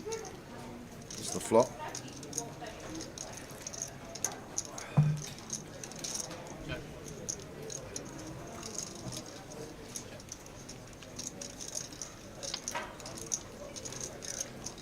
The Jack of Clubs turn. It does pick up and down here now as Chris. Which one? Quertin to go with the fake backdoor nut flush blocker.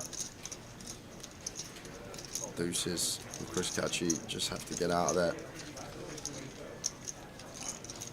I'd love to know what Chris Kadji put or thought Jake had that hand when he shoved, like when we've got 2 pair and we block sets heavily, like what is our opponent supposed to have? Like they don't shove a set of 10s because it's just too strong a hand.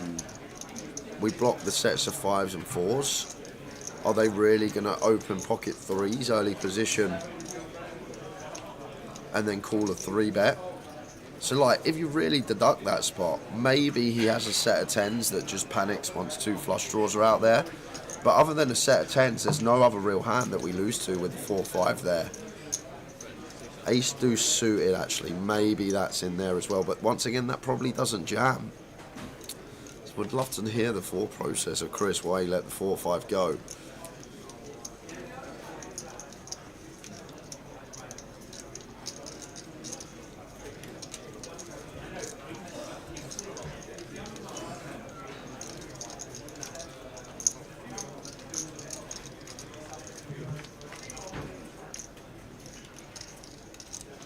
There's 2-4 flop.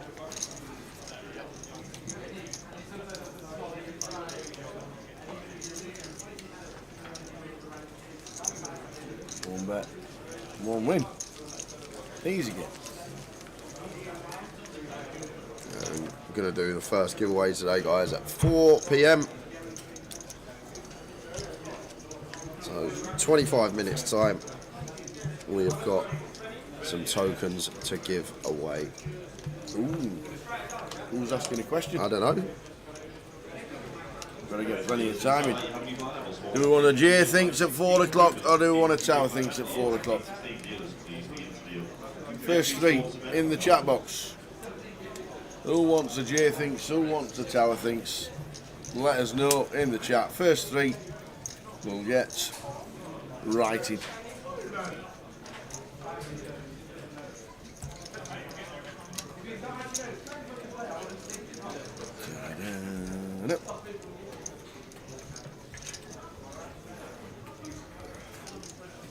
Queens for Sam, 3 bets to 1.7. Over the open from Jake.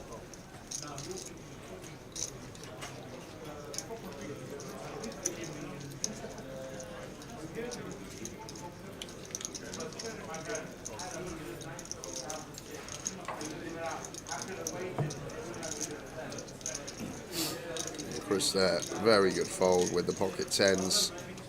Very nice from Chris.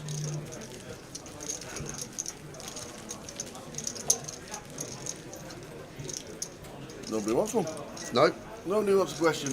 We'll keep them. Yeah, that's what I was going to say. We'll keep the tokens for ourselves.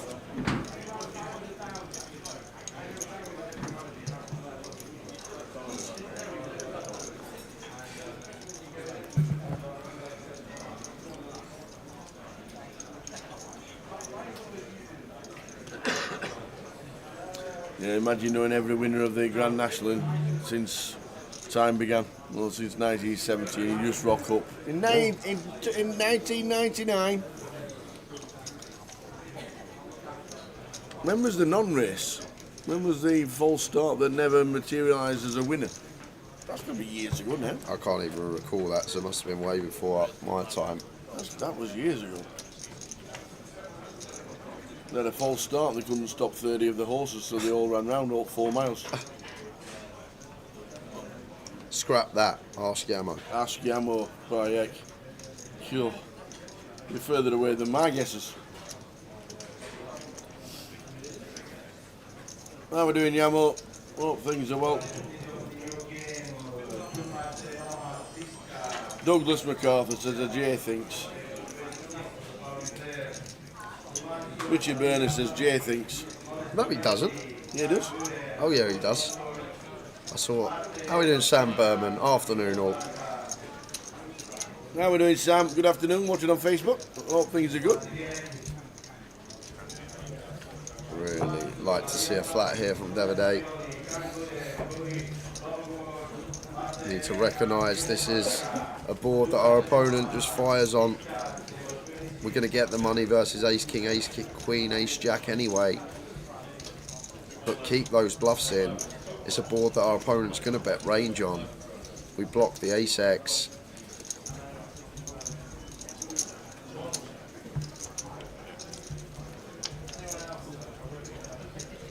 There we go. Jay thinks number 3. Slot on top. I better think of a question. You better.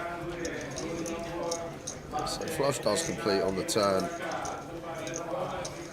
David goes for 3k and diamond in hand for Faisal, so may stick around for one more, even faced with 2/3 pot.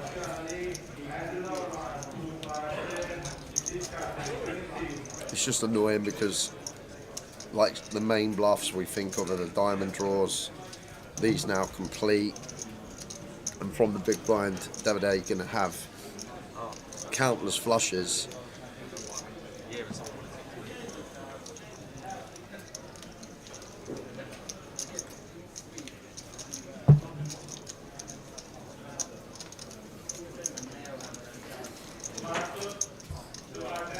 So 3k to call for the Jacks.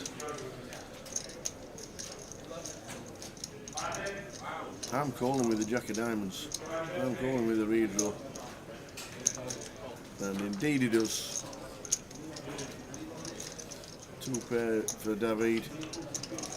And the Jack of Diamonds gets there on the river.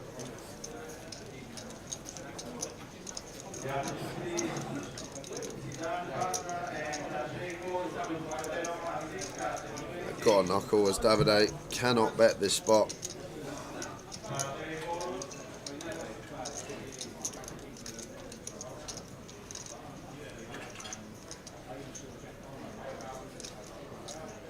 Should check this spot.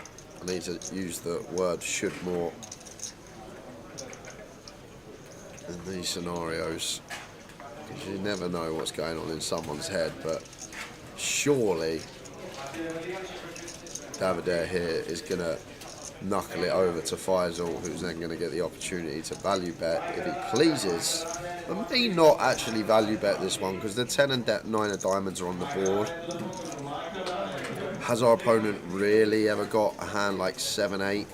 I guess 7-8 with a diamond could be something that we target. One of the bluffs from the big. But wouldn't be shocked to see Faisal check this one back.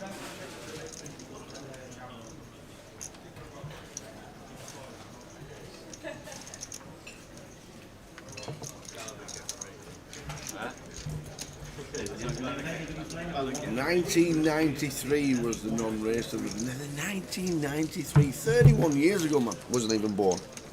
Wow, S&S. I remember the horse. 93.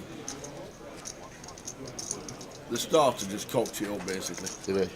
They literally waited till they all got to the line. Did he get fired? Oh, very good. Like it. Waited till he got to the line, noses of the horse in front of the other lane, couldn't lift it up. Yeah. Turn around, go back, turn around. We started walking in again, off they went, broke the tape, waved the red flag, 30 of them already jumped the first fence. You can't pull them all back now, can you? Off No, you go. off they went. What happened with the bets then, if you had the winner? Completely void. Everything was void. The bookies lost about £300 million apparently on the day. Surely they broke level with everything was void. Yeah, but they win fortunes by everybody losing. They must have losing days. It must be like a national... It's the biggest day of the year. Yeah, I know, I guess.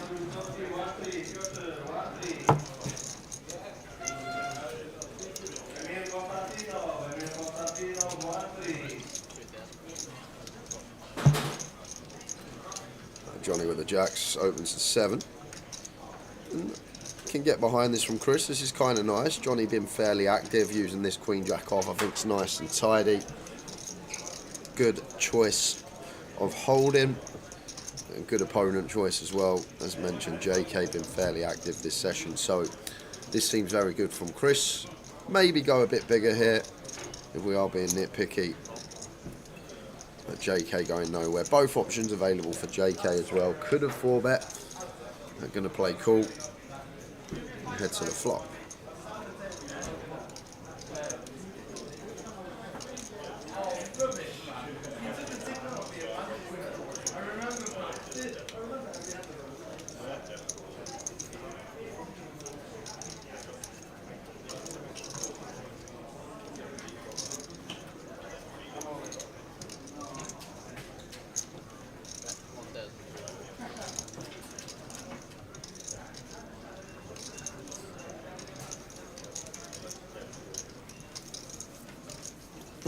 If you time trouble lump on the million in the 1993 void race. Just imagine.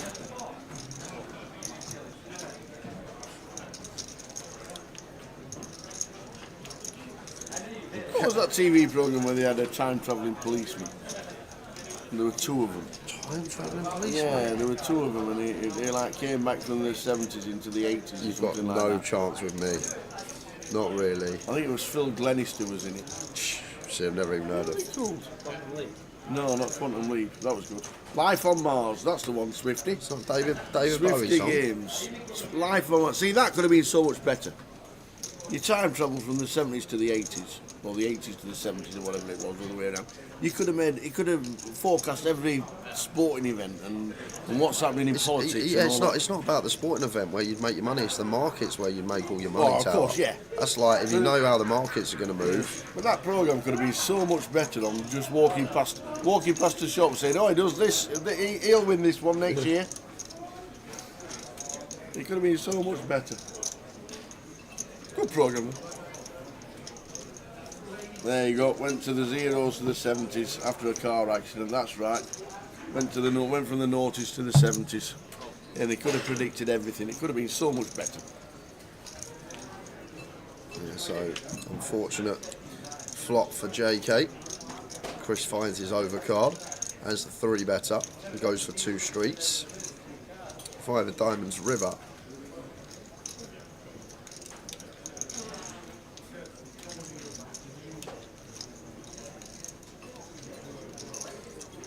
I'm just going to have to check as JK and pray that ace king checks back and we win. Difficult for Chris now with the queen jack whether to get a 3rd street here. Do we think that 10s, 9s, 8s, 7s is really going to call? Do we value cut ourselves sometimes versus king queen or ace queen that didn't elect a 3-bet? But seems like his senses are on absolute point here. This is a tidy little bit of value on the end from Chris. Credit where it's due, south of 30%. This is a 3-bet pot, so specifically targeting here 7s through jacks, maybe some queen 10 suited, but we do value cut ourselves sometimes here when Johnny rocks up with king queen or ace queen that didn't elect a 4-bet. I'm not sure about this one, whether it's too thin tower or not, and I think it's actually a great example whether it is too thin or not, this hand, because if JK calls jacks then it's not too thin, but if he folds jacks, this is sort of the next pip down that we target, so therefore it becomes that disaster of we only ever get called by a better hand and we just fold out worse. So I think we're about to find out whether this is a good value bet or not, because JK with the pip below Chris's hand, so if he does pay, it's razor thin, but it's fantastic. If he doesn't, it's too razor thin, because we move into that remit of not beating any hands once we get called now.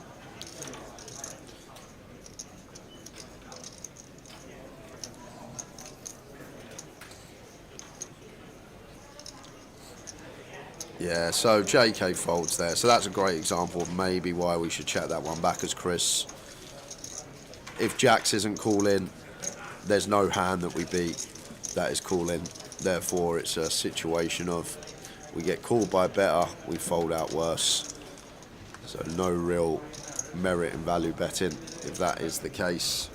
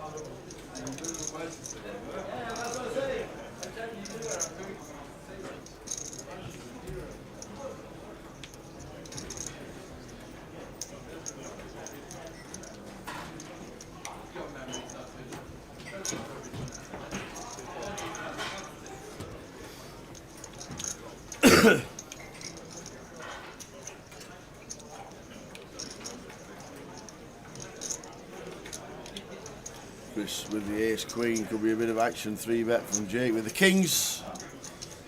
Yeah, just can't go anywhere as Chris. Cutter versus small blind. 10 out flop, 10, 6, 4. Chris's size is very small pre-flop.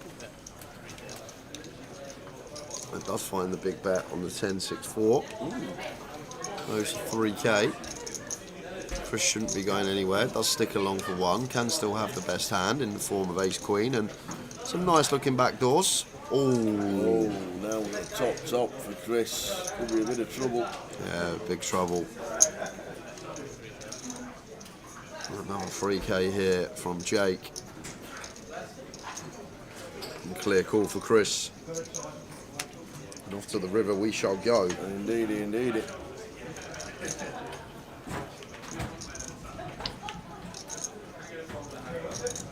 Nice red river. A nice, easy value for Jake. Lead. see the bad news. Not much Chris can do there, Tower. Just cold as you like. Gonna have to call that size on the river. Has to call that size on the turn. Definitely had to call the small size pre. Jake, the chip, lead with that. Into level 4 of the day. 10 minutes to go until the first question of the day and the first giveaway. €25 token. Have you got your Sharpie that you travel with? Might have. Could I have it? Might be able to give it you. All right. There we go. Thank you. Sharpie given. Have you got a pen to write the answers down for the closest guesses? Yeah, somewhere. There we go. Thank you for that as well. No worries. I've got some paper for that as well.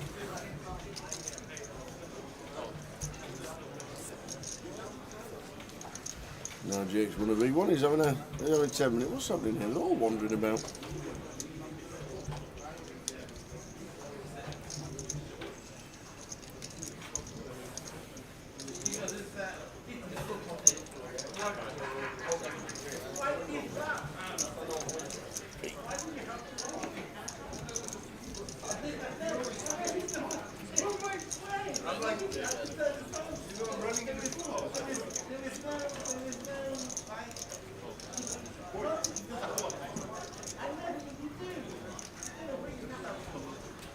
So the Battle of the Ace Kings, much ado about nothing, as they call this one.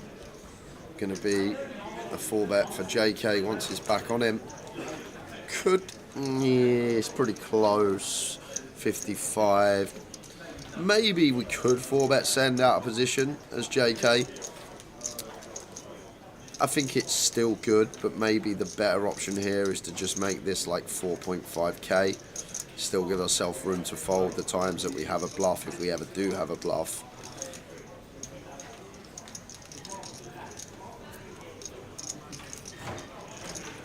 Like if Chris had 40, clear jam, 55, seems like we've got room to go for the 4-bet, not all in sizing. It's JK.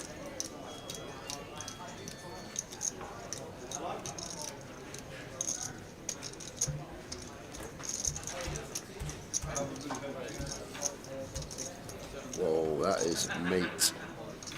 That is meaty from JK. That was like 6-7k. A huge 4-bet size. It was always going to be the same result. These two hands getting it in pre and hoping to chop it up, but all 4 live suits out there.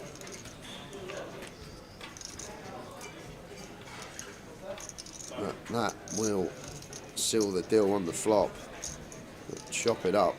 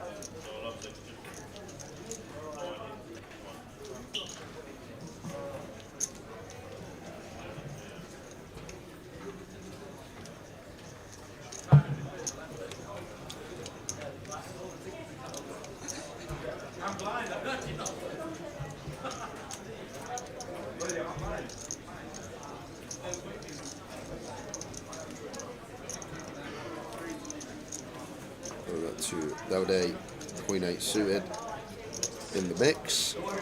Opens. Makes it 6 to go, just clicking it up. The heads up in the satellite, Wreck-It Ralph and Mukhtar. Really? Aye. Can we get that on stream?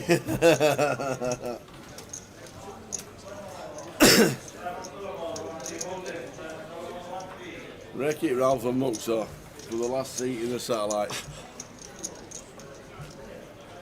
I can see him. Looks like Mukhtar's got the chips.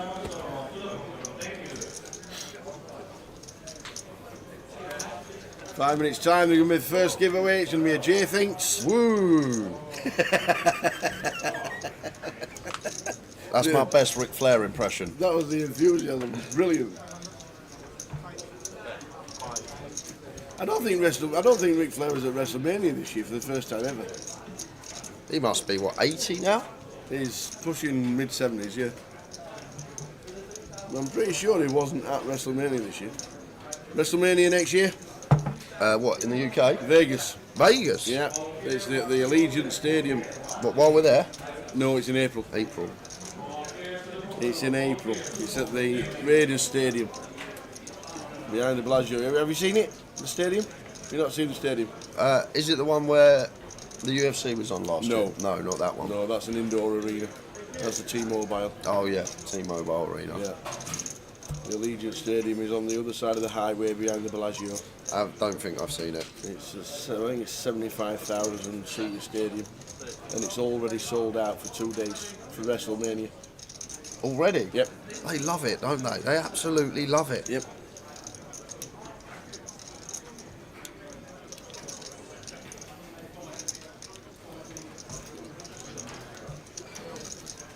Chris bluff it with the Jack 10. I actually like this bluff. I think this is kind of tidy one to use, going small.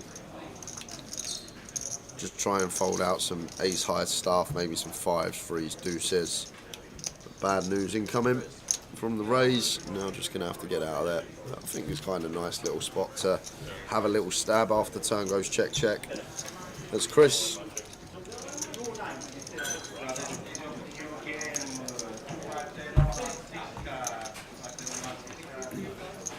Three minutes time, first giveaway.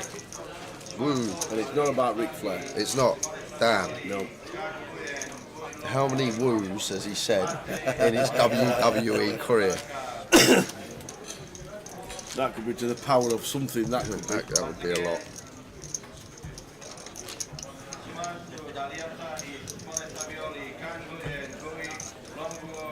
I watched Monday Night Raw the other night for the first time this year, and it's the most fake I've ever seen it.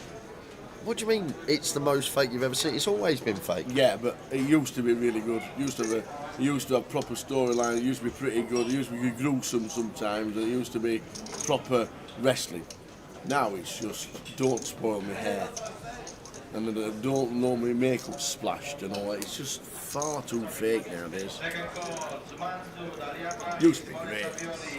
I remember when Wayne Rooney was on it. You remember that? Aye. Yeah. Travis Kelce's been on it. I don't know who that is. Taylor Swift's boyfriend. I know Taylor Swift is. I thought you'd know that. The reason why we're in Leeds next week and not Edinburgh. Taylor Swift. Yeah, she is. Yep.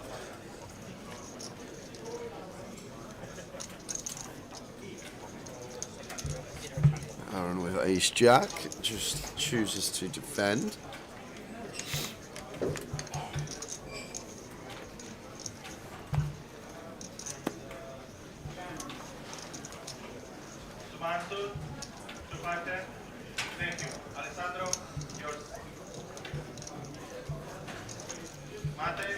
Already going to go for the C-bet here. Pretty clear check call for Aaron. Facing MP. Ace high still can be the best hand. Some nice backdoors to clean overcards. And after this hand, we're going to move to the giveaway. We are. We are. Apocalypse says it's bigger and better than it has been for the last 20 years. Really? I just thought it was so fake. I used to love it when they had like that like late 90s, that massive like over at the top of the ring. Yeah. And like they get thrown off it cage from and like all that, 30 yeah. foot onto all these tables, like onto 20 tables, like boom, boom, boom, boom, boom. Where's that all gone? And where's the? Because Mick Foley retired. Yeah, I was just about to say, where is Mick Foley with his baseball bat with barbed wire on? You still got the baseball bat with barbed wire? I bet that's not a thing anymore. The 2x4, the triple edge sledgehammer. Remember the old sledgehammer coming out? I bet they're not there anymore.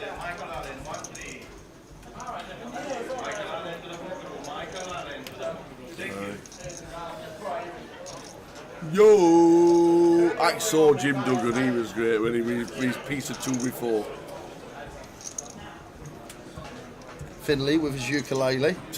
Like, it was just great.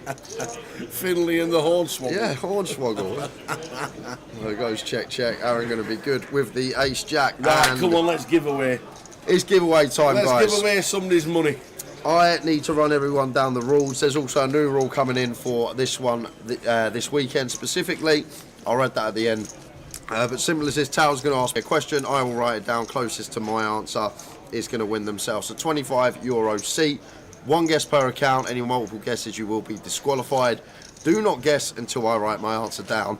And the new rule, if you are lucky enough to get it spot on. Oh, yes. Exactly what I'm thinking in my head, you will go onto a wheel for Sunday, which we will spin, and the winner of that will win a €250 championship seat into our championship series. How do we get on the wheel if you don't get it exactly correct, by the way? We'll do Think some about that. more stuff over tomorrow, probably. Okay. We'll cross that bridge when we get there. Or does somebody who wins today get on the wheel?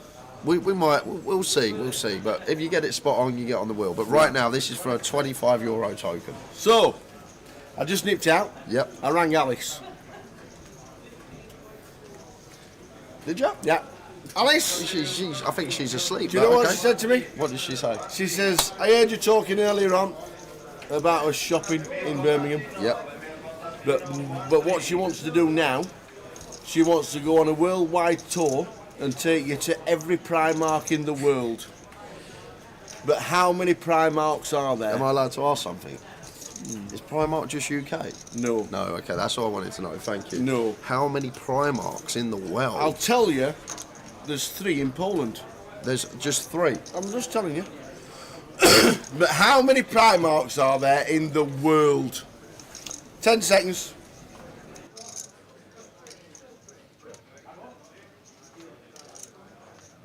He has his answer written down. How many Primarks are there in the world? Off you go. One guess per person for a chance, or maybe a chance to get on the wheel. Good luck.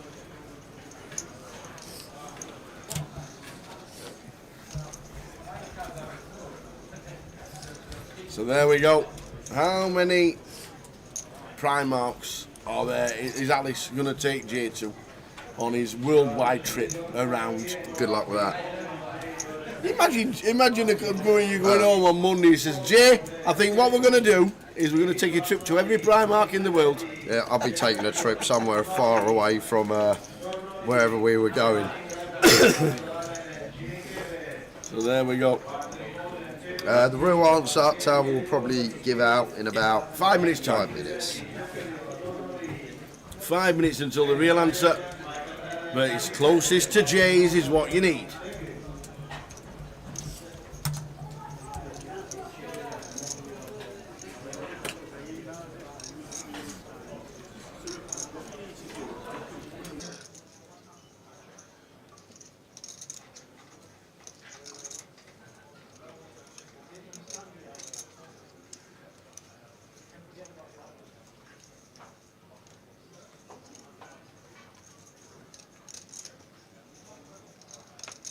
So for a chance, do the winners get on the wheel?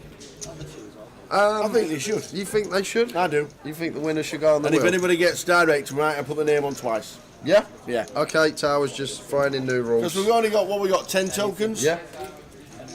So we've got 10 tokens to give away for this week. The winner of every token will get themselves a chance to get on the wheel.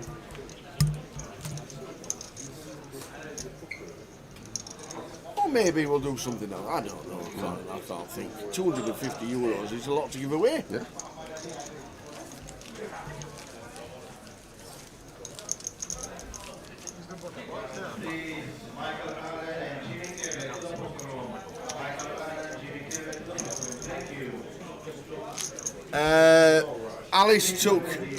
Alice took Jay to the Primark in Birmingham, and he was amazed it was on 6 floors. And is it the biggest one in Europe? I think so, in the UK. Biggest one in the UK. Maybe not Europe, but. So the question was, I rang Alice and she said she's taking Jay to every Primark in the world. Good luck with that. How many are there? So there we go.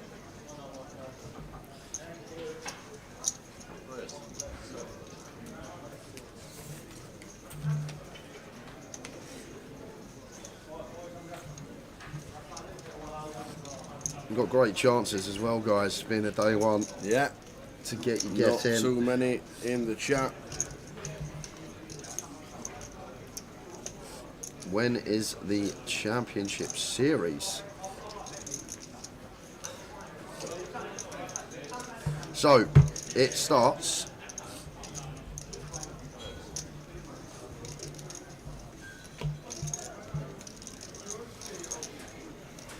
Wow, there you go. Apocalypse says, just to confirm that the Birmingham Primark is also the biggest in the world. There you go, there you go. And you've been round it? I've been round every it all. floor. Yeah, but every floor, basically. And Chris getting out of line here, 8-6 suited. Rolls one in. Fruity free bet. I'm going to get some bad news because Aaron going to be finding the cold 4. Yep, and that is the cold 4. Emil Constantino up to the poker room. Emil Constantino up to the poker room. Thank you.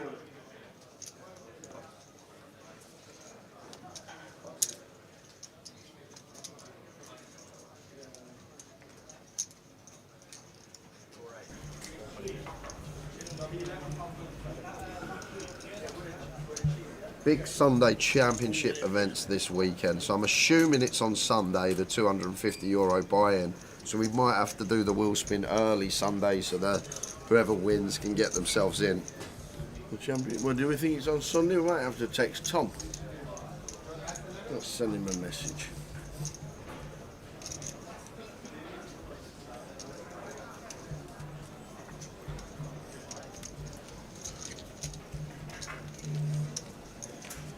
Do you know where the first Primark was?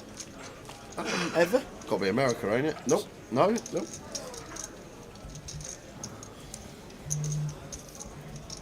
Brazil? Nope.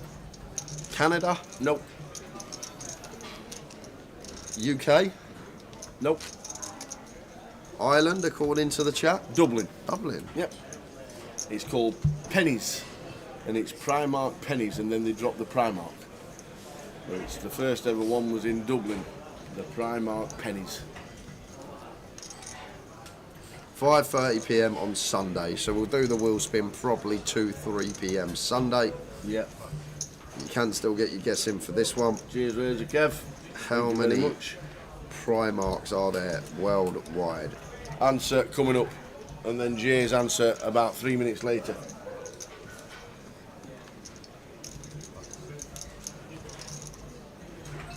If you miss out on this one, guys, don't matter. You'll have plenty of time to get yourself on the wheel or win a token. Towers added a new rule to the T's and C's. So if you win a ticket, yes, you automatically go on for Sunday. Yes. We reckon there's going to be about 20 names on the wheel for Sunday. And if you get it spot on, you get 2 names on.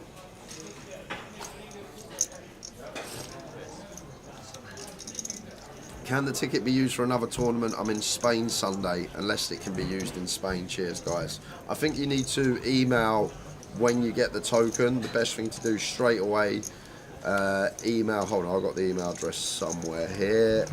Bear with me.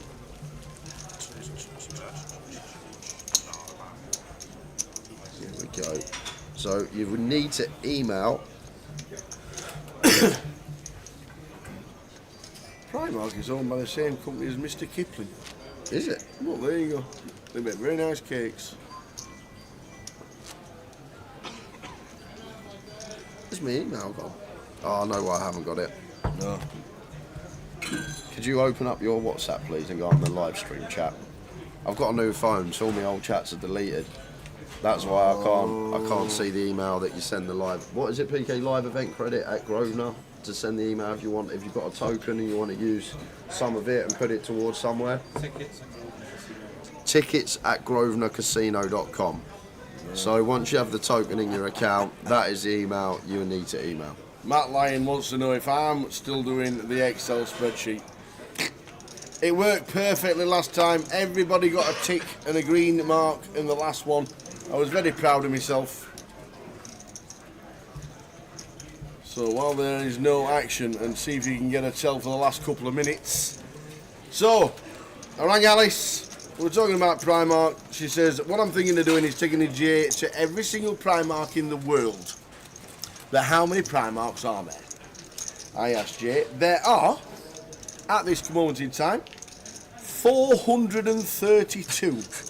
No, there's not. 432. No, there's not. You've got a couple more minutes. No, there's not. To have a little guess. Did you get a tell of this guy? 432. No, there's not. What? Nah, that's wrong. That has got to be wrong. Do you mean you were going on a longer tour or a shorter tour? I thought they were. I've just made a lot of bad assumptions, I'm guessing. Okay. There you go. Bit of useless trivia for that. 432. Oh, this is diabolical.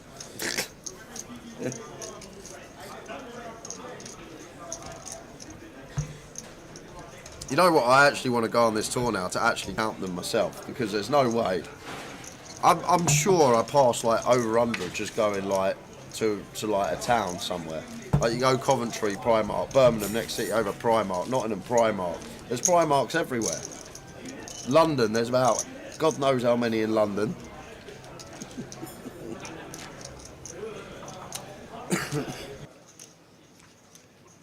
Where I used to live, Mum and Dad's, a few years ago, you go up the road to Harlow, Primark, you go the other way up the road to Stevenage, Primark, you go to Enfield, Primark, they're everywhere. Yeah. This can't be right. Do you know there's only 192 Primarks in the UK? What, so the UK is actually the biggest market. Okay, that's where I've ballsed up. The biggest market.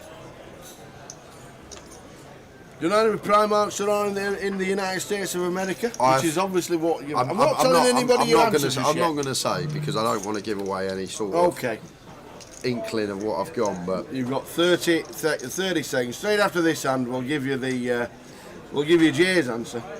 See, Anson was in Fuenguiola the other week, and there was a Primark there, wherever that is. Where? Fuenguiola. I wish you'd have just put Spain and someone. Well, once you had that reaction. Aaron, with the tens So, opens. 30 seconds. 30 seconds to get yourself in. We are going to see a flop. If any action that comes in, we'll get us off the stream. But the comp is going to be closed shortly. And then PK is going to do his wheelie thing. Aye, we're having a wheel for Sunday morning. Drills middle set here for Aaron. It's going to be hand over. Doubt JK is going to float this one. I prefer like ace nine of hearts if we are going to float like the overcard to the king, but look at this, he's in with call. 6 of spades. Is that hot? No, sugar. What? He's put sugar in my tea. No way. What on earth for? I don't know. Is that yours? Is that no sugar? Thank you. That's the first time I've seen PK drink a cup of tea. Yeah. Now, second barrel from Arrow. Surely now JK is done with the pot, and we will be done with the giveaway because we're closing it in 10 seconds. 10 seconds, we're closing it. 10 seconds, we are closing it. 9 seconds. 8, 7, 6, 5, 4, 3, 2, 1. Close that comp. Close it.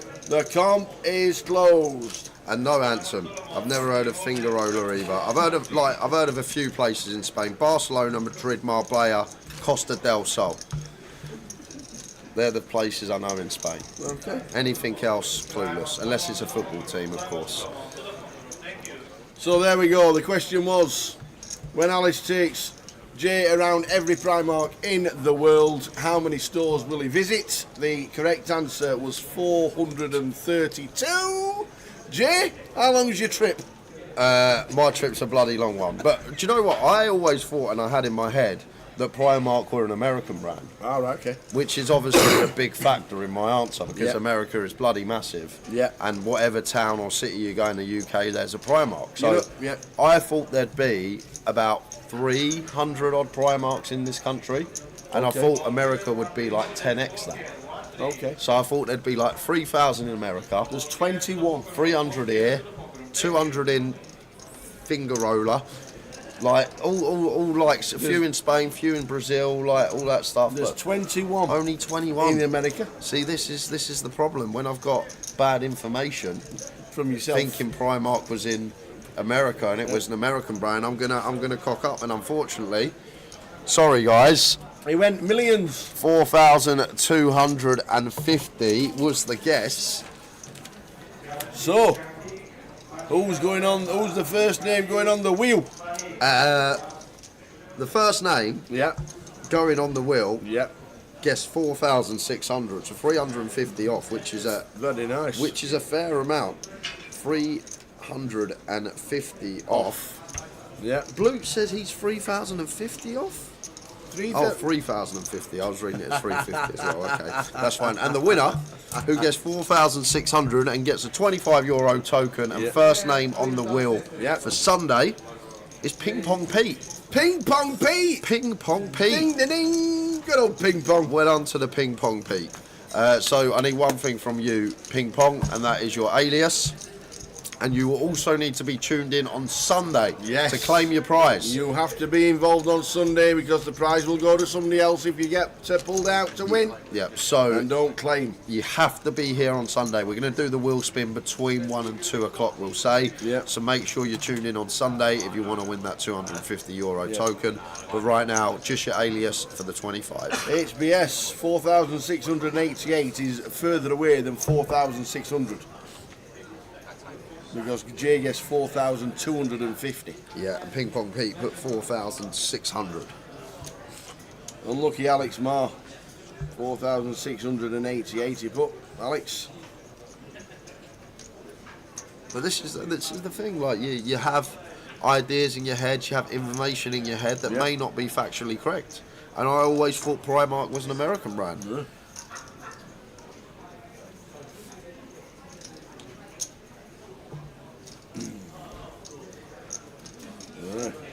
21 stores in the whole of America. I wonder where they are. Yeah. Seems though there's 52 states, and the states are huge.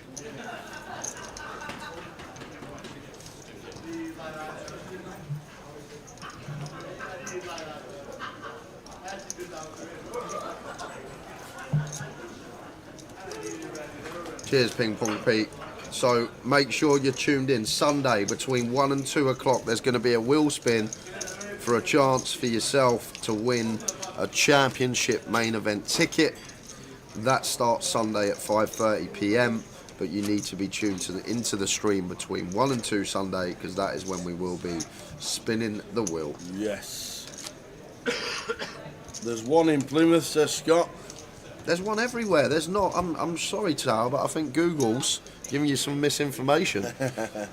It seems like there's one wherever you go. One in Plymouth. It's next to the pasty shop, I bet.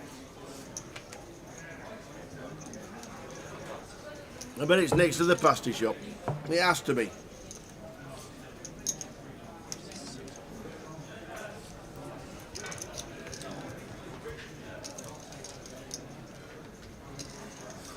Looking forward to getting nice warm pasties from Scott Berridge when we get to Goliath.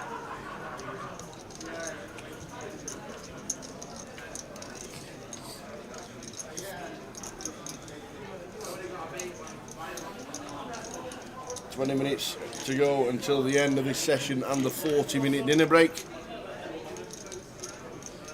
That's trips for Aaron from the big. Good grief, 10x off, says JB. Sorry, JB. See, Ping Pong Pete says he went past one in Mallorca yesterday. They're everywhere. Do you know what? I'm going to have a little look into Primark because I think there's some dodgy dealings going on, Tao. I reckon they're lying about how many stores they got. I'm going to go round with a clipboard, the whole of the country, tick each one off. Have you got his name? Yep, got it. Done. I just can't see how there's only 100. How many did you say were in the UK? 192. That's not right. That's definitely not right. There's one in Malta. Is there really? I never saw that, Kev.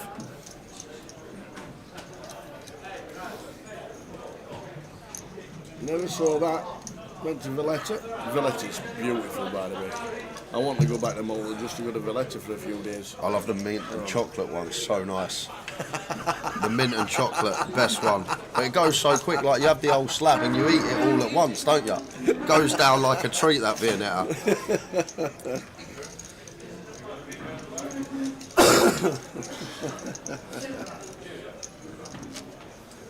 What happened to Viennetta? Oh, it's still there, trust me, it's still there, you can still get it. One of my favourites.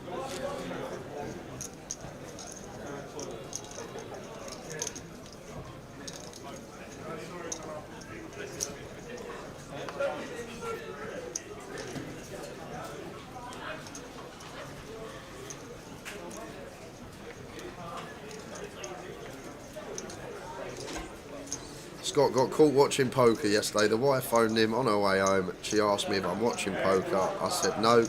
She said I can hear the tower. Tower stitch you up, Scott. Sorry, Scott. What's wrong with watching poker? Why is that a problem? Well, I'm sure you could be up to worse things, home alone, Scott, rather than watching the live stream.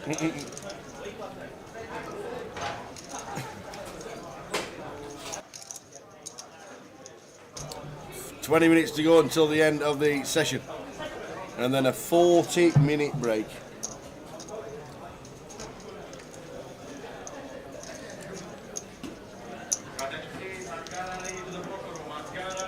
Viennetta meat chopped chip flavour, delicious.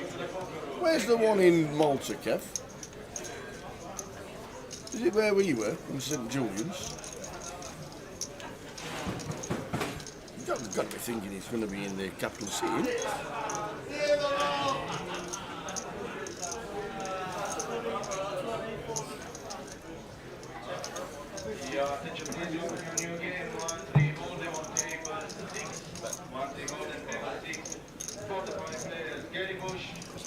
Aaron comes out leading. Unfortunately, David is for King High. Quite cool.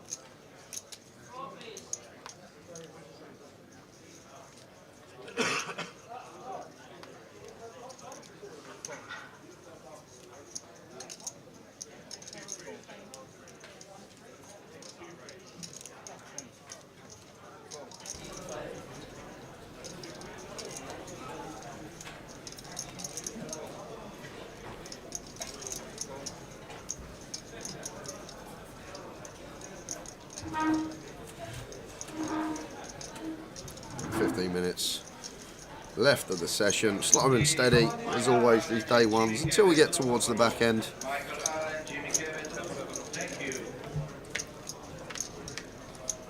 ripeti, Nori.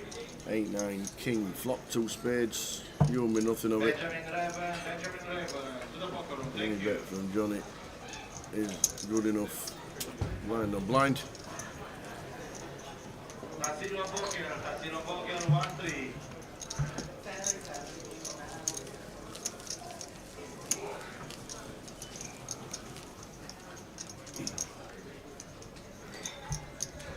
So 40-minute break on its way in that 15 minutes.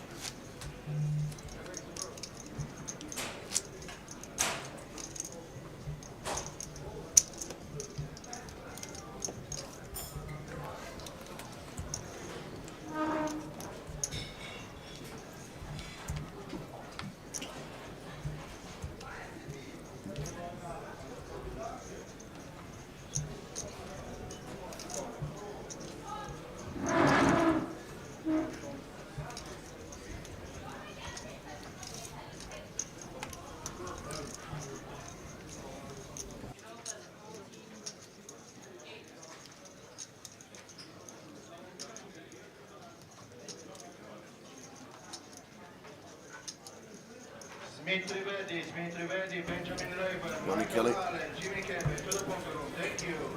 King 10.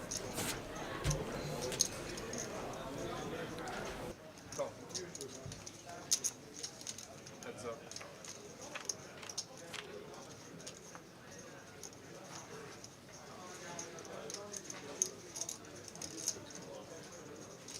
Check.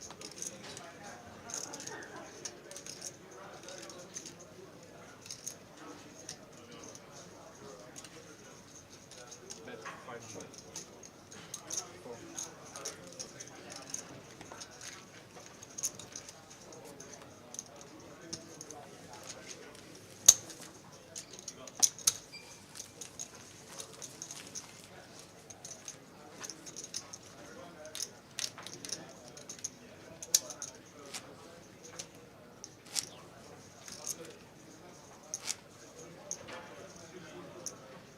Hugs from Portugal. Oh, bless. Hugs back. I'm guessing the weather is warmer and sunnier in Portugal, or else Neil Wolfrey won't be there either. Never leaves home without the sunshine.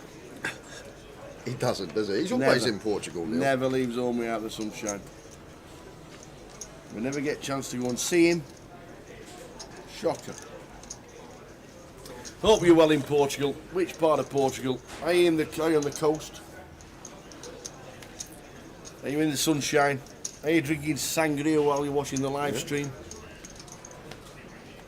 What was your favourite drink while you was in Cyprus? My favourite drink? Yeah, because you don't drink much.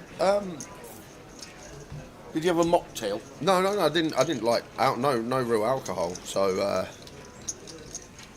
I'll tell you what, the apple and carrot juice was very nice. I like apple and carrot. And it was all freshly squeezed as well. But do you notice how quickly it separates if you leave it for 2 minutes? You know, like if you eat in a banana for 2.5 hours. And it goes, It separates, doesn't it? Yeah. It's really weird. Zanga, we've just had a question on how many Primarks there are in the world. And Razor Kev was guessing, and he just wants to know if there's a Primark in Portugal. There's 342 Primarks in the world, 432 Primarks in the world. I'm not having it, especially if Zhanga comes back and says, "Oh, I live opposite a Primark." So we're just finding out where they all are. Is there a Primark in Portugal? If you don't know what Primark is, it's a retail shop. Five Kings brandy is a must in Cyprus. I'm guessing you didn't have one of them. No. What do you have in brandy, Kev? Apart from ice. I don't really drink brandy, like ever. More brandy with brandy. Is that like Jay's eggs with eggs? Eggs with eggs. That was actually nice. I enjoyed that breakfast.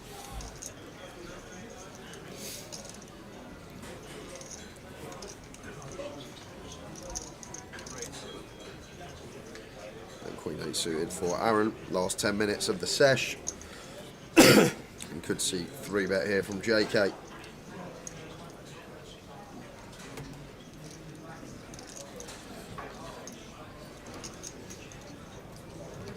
brandy and lemonade.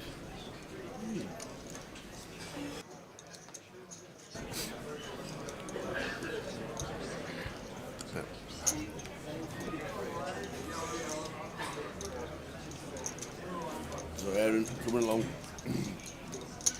Is he called a 3-bet? Shouldn't be. Nope, I wouldn't be. But I'm not Aaron.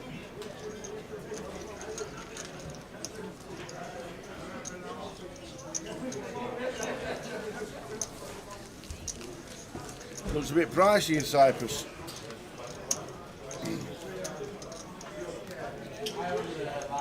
Willimath is trying to book getting married next summer. Next summer? And you're thinking about booking it now? Get away, man. Yeah, it's expensive. It is quite expensive out there, Is it? Gully. Like, once you're there, you don't spend a penny. I was there for. Well, if you're in an all-inclusive. Yeah, this is the thing. Like, if you get the all-inclusive, I didn't spend a penny out there. Literally, once you're there, you don't spend money on anything. Yeah.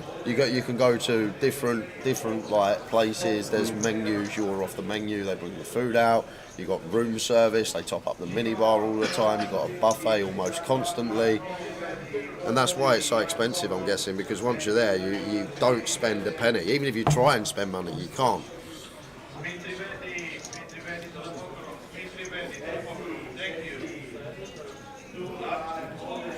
I think Chris is in Poland now.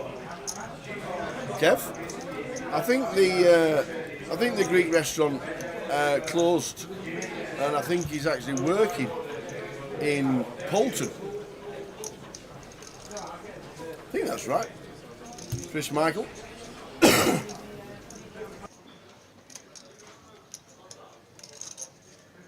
That's the one Primark clothing store, Zanga. Do you have one in Portugal? We did get a list of the countries it was actually in.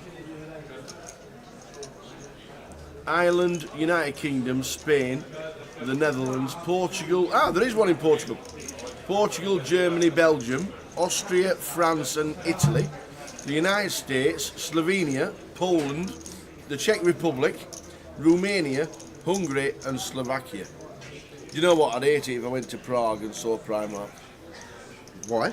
Because Prague is one of the nicest cities I've ever visited, and I thought it was the most like cultural and close to being just Czech Republic ever. And unfortunately I saw Mackey's. And I thought, that spoils it. That spoils it. I thought so. But saying that, I love going to Edinburgh for that. It's beautiful. Well, but there's a Primark in Edinburgh. There is. Prague has a CNA.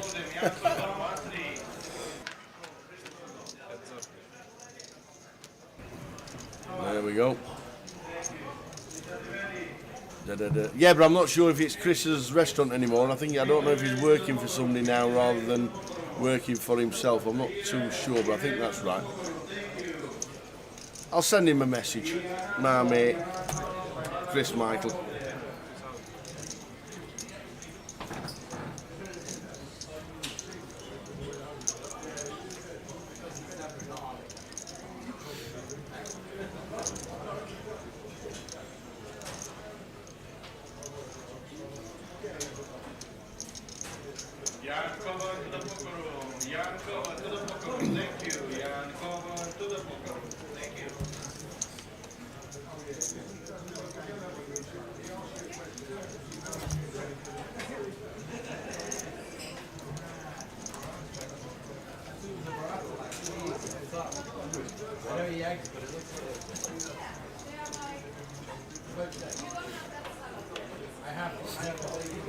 So heading to the break of 40 minutes. 6 or 7 minutes to go. David with the overs, but I think any bet from Johnny Kelly would seal the deal. Could be bluffing with the best of it. Initially raising. Ace Jack, Ace Queen. Kind of nice though. I actually really like this line from Davide. 3-bet King Queen, nice size on the flop, check back turn, and now just gonna fold river.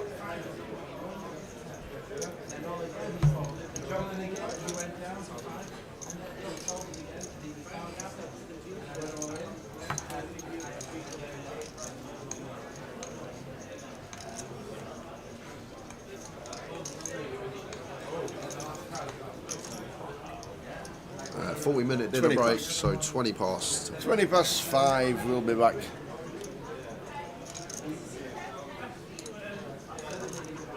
Break in about 4 or 5 minutes.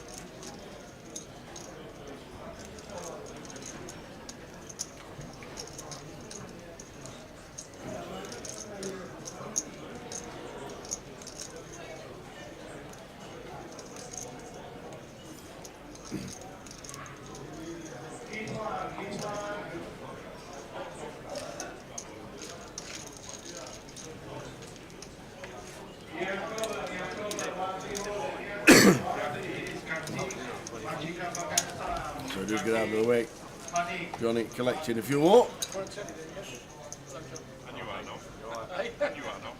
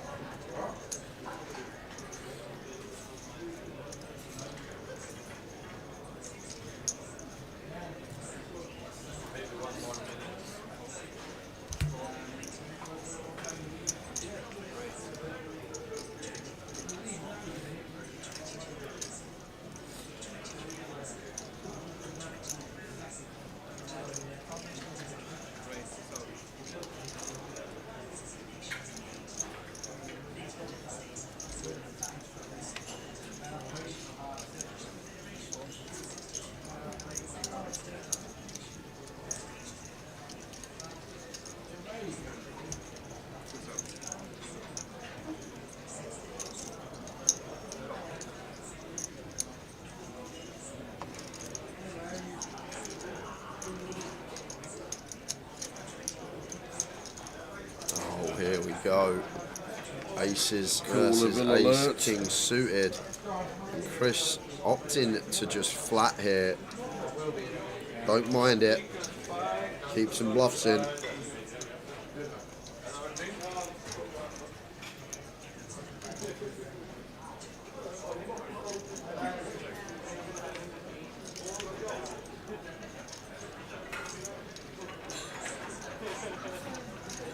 Davide checks it back.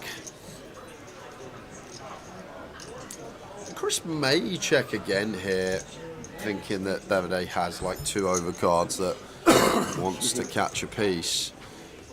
Could have got it all in pre, but looking at it from the wider spectrum, don't mind the flat there.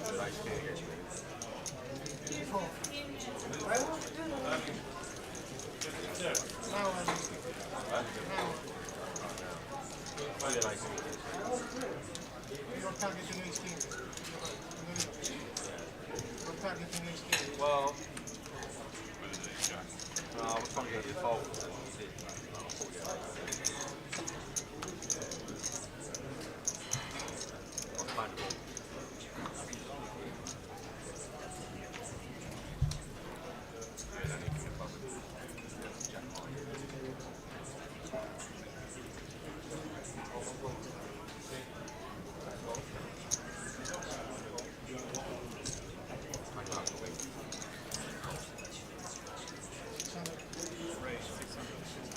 So last hand of the session, guys. Then 40-minute break, back at 20 past for us. Davide going to open 10-9 offsuit from the hijack.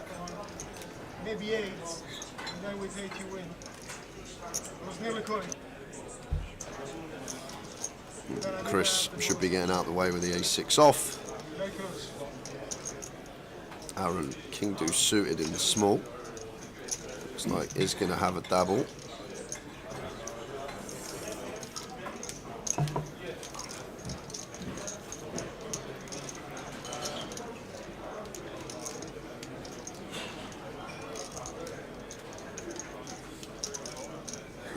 lets it go, takes his break. Off he goes to the break. 87 suited, not going anywhere.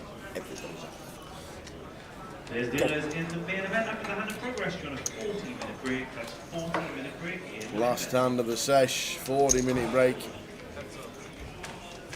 Then we will be back. Whiffity whiff. Check bet for JK. Seems close. A7 with 2 back doors. Clean overcard. Facing hijack specifically. Yeah, versus quarter. We got a call once. Facing this side specifically. That's cool. 3 of spades, anybody? Nope. King of clubs King on of turn. clubs, baby. Kind of a double-edged sword here for Davide. King better for our range, but Johnny gonna have a lot more flushes from the big. So it does check it over to Davide. Yep, check. Davide checks back. 3 of hearts river. So ace high gonna be good for JK if he gets there. But maybe Davide gonna feel like has to bluff at this. With just 10 high. If he does, it will work.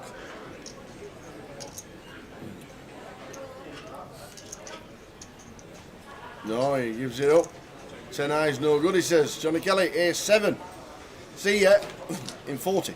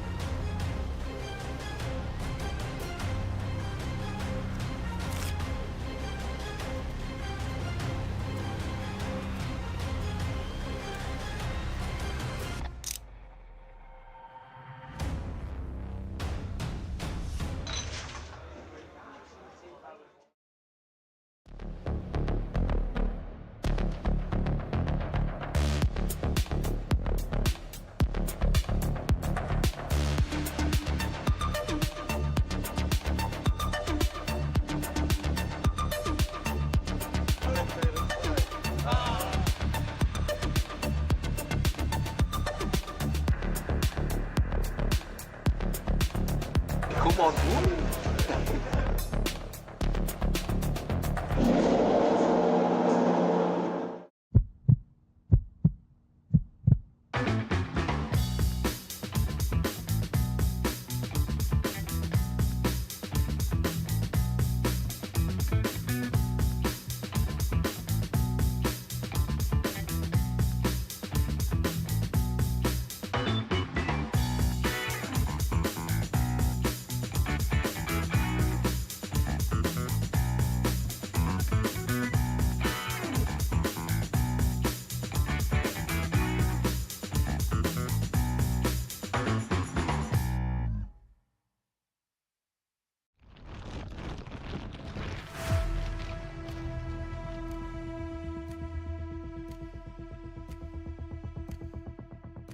And there is the call from Ariane. Yeah, You it's can't bad news. really fault him for it. So I think we knew on the turn it was only going to be a few rivers there. Takes out the second person on the final. Look at that! It always happens. Is it the queens? A set of queens. It's because all the other three have all gone. And it is not queens full this time. Tens. Oh, and he took some straight in. He's not fearing anything, Tim. Oh, there it is. Oh, Tim Slater. There's no help there. Well done, and do you know what? He's shaking the hands of all the players. Oh no, he hasn't as well. Ace 5-3 for Tim Slater. And that is a terrible turn. And Tim Slater out flops.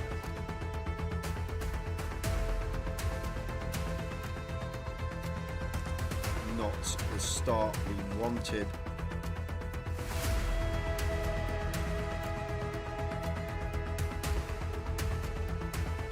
Carl Spencer fist bumps everybody. Well played, sir. What a good effort. Cool with the sixes. Big flip here for both players. Sixes holding at the moment. Ace or a 10 needed, or Tim Slater is out in fourth. And it's a 9. He is out in fourth. Another fantastic effort. Well done, Tim.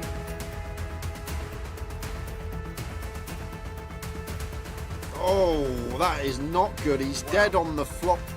Sixes about for the Kevin Allen. Oh, we're down to Jack. Stu Rutter has just taken out Kev Allen, former champion of the Grand Final back in 2013. So the flop. Queen 8-2. That is That it. is it. We have a champion. We have double champion in Go, Mr. go, Stu go. Rutter. Get out of it. Get out of it. Woohoo! Stu Rutter wins. Vic Meta second. Fantastic. Well done.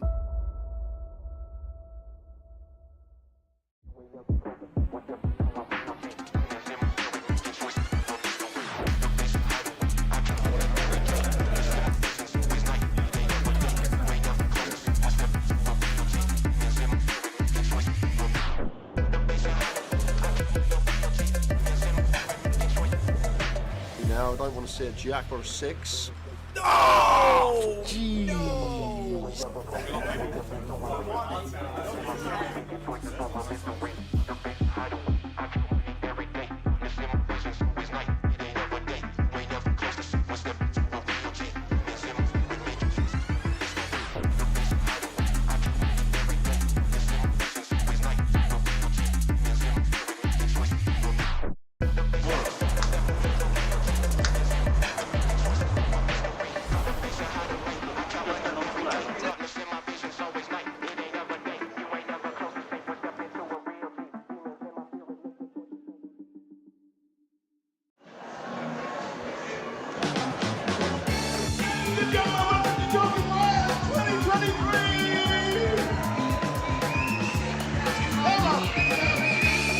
Welcome everybody.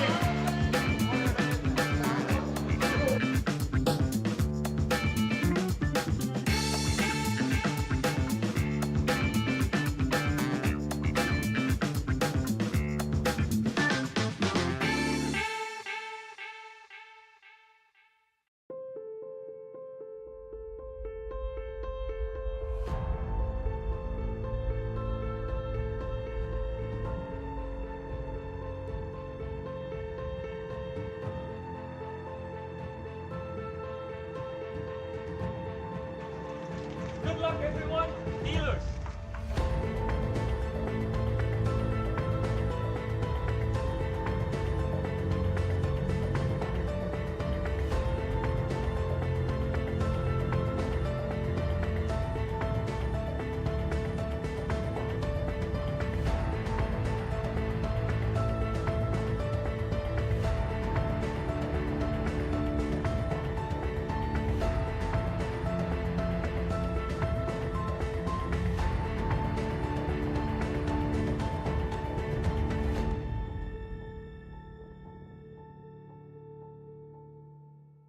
Ladies and gentlemen, on Wednesday we announced a £1 million prize pool for the second year running at Goliath. We can now announce that there are 10,585 runners currently, meaning it's the biggest tournament we have ever held in Great Britain and anywhere else outside of Las Vegas. Ladies and gentlemen, you are now part of history! The Goliath is the biggest it has ever been, and people are still buying it.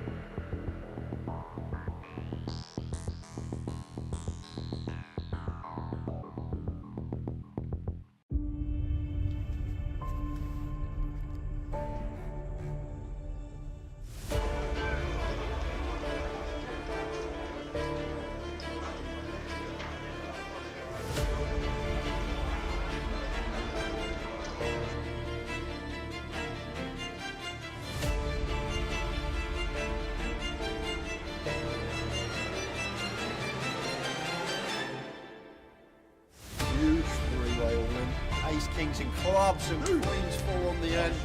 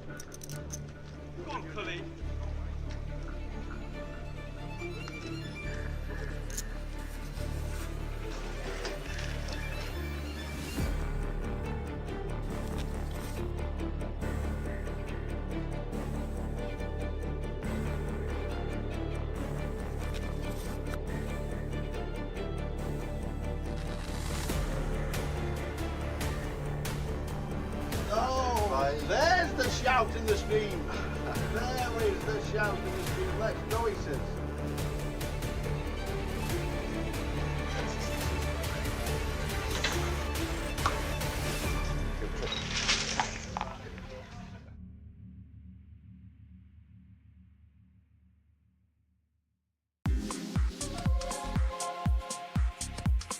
To 44 players as it speaks, and there's 24 million going into one bag.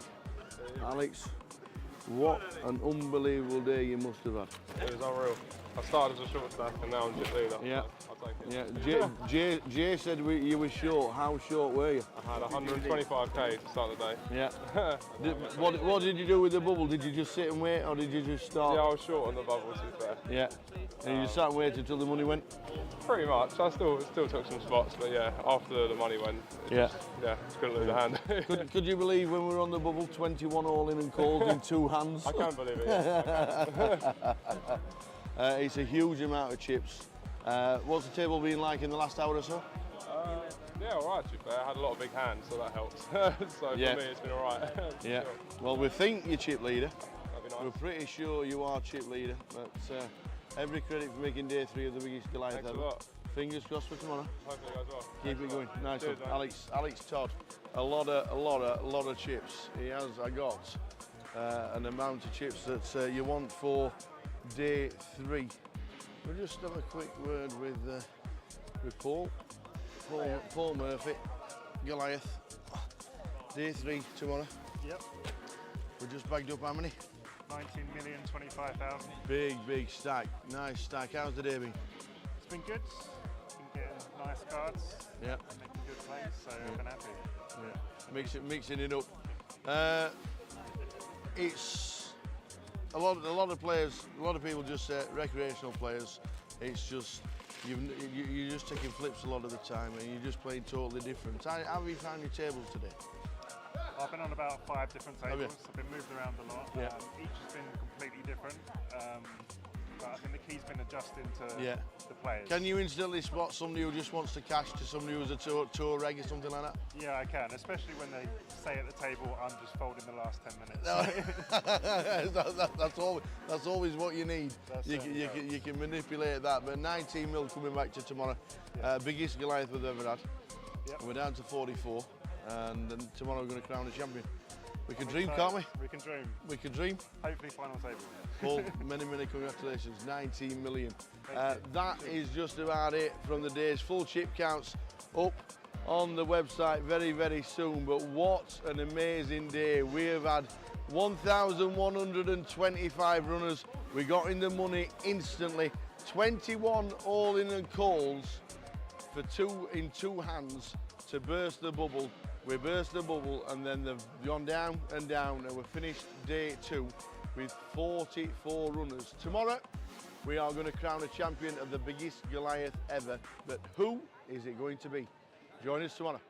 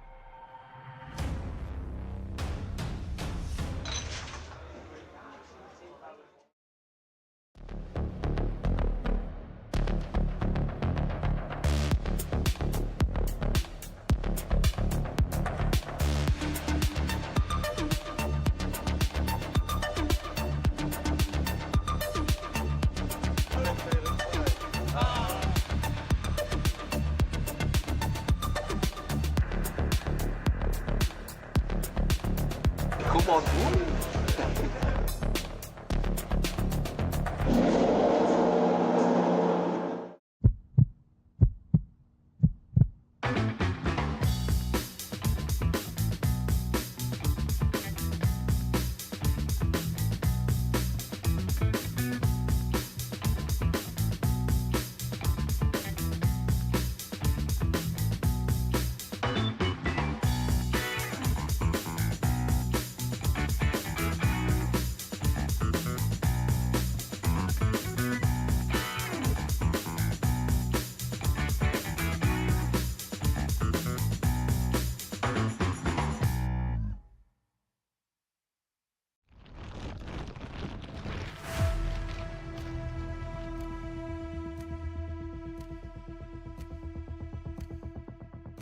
And there is the call from Ariel. Yeah, He it's can't bad really news. fault him for it. So I think we knew on the turn it was only going to be a few rivers that. Takes out the second person on the final. Look at that! It always happens. Is it the queens? A set of queens. Because all the other three have all gone. And it is not queens full this time. Tens. Oh, and he took some straight in. He's not fearing anything, Tim. Oh, there it is. Oh, Tim Slater. There's no help there. Well done, and do you know what? He's shaking the hands of all the players. Oh no, he hasn't as well. Ace 5-3 for Tim Slater. And that is a terrible turn. And Tim Slater out flops.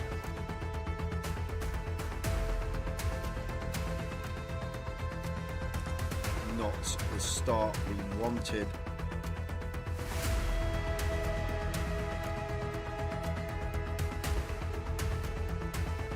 Carl Spencer fist bumps everybody. Well played, sir.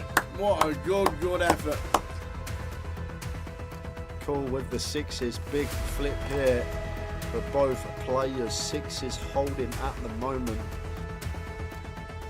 Ace or a 10 needed, or Tim Slater is out in fourth. And it's a 9. He is out in fourth. Another fantastic effort.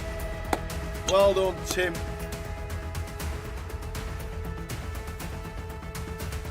Oh, that is not good. He's dead on the flop. Sixes about for the Kevin Allen. Oh, we're down to Jack. Stu Rutter has just taken out Kev Allen, former champion of the grand final back in 2013. So the flop. Queen 8-2. That is That it. is it. We have a champion. We have double champion in Go, Mr. go, Stu go. Rutter. Get out of it. Get out of it. Woohoo! Stu Rutter wins. Vic Meta second. Fantastic. Well done.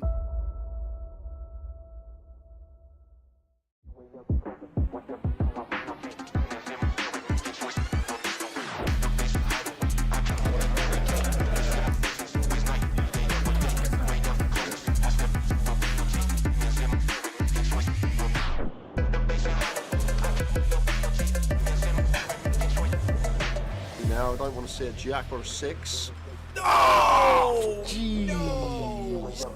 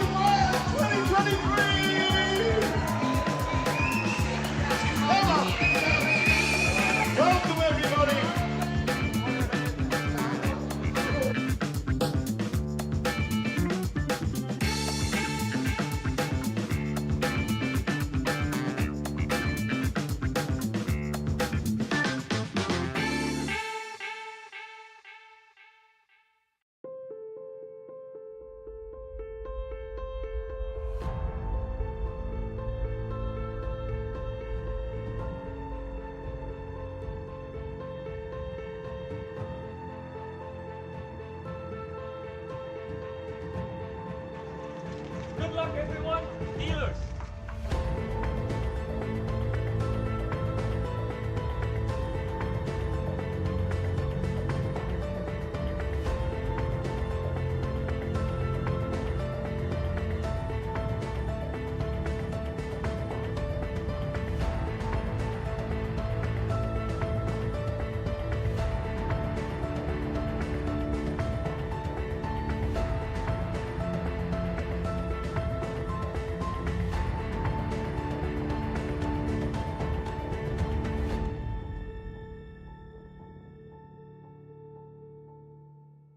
Ladies and gentlemen, on Wednesday we announced £1 million prize pool for the second year running at Goliath. We can now announce that there are 10,585 runners currently, meaning it's the biggest tournament we have ever held in Great Britain and anywhere else outside of Las Vegas. Ladies and gentlemen, you are now part of history! The Goliath is the biggest it has ever been, and people are still buying it.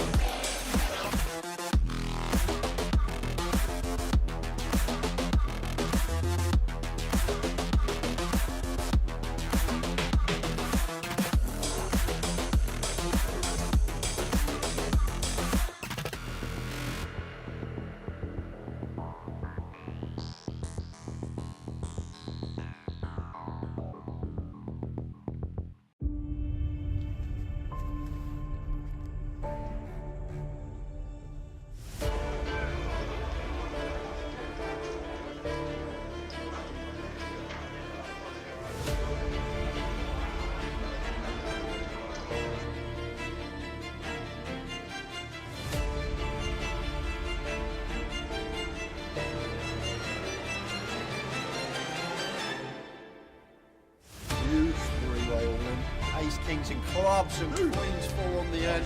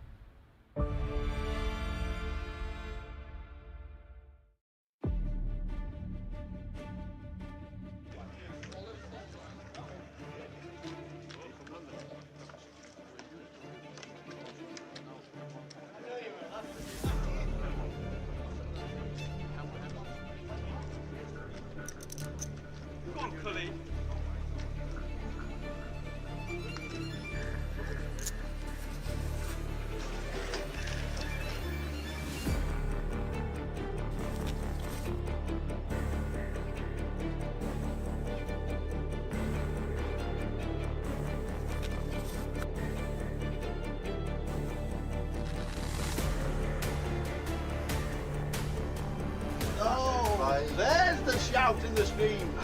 There is the shout in the stream. Let's go, he says.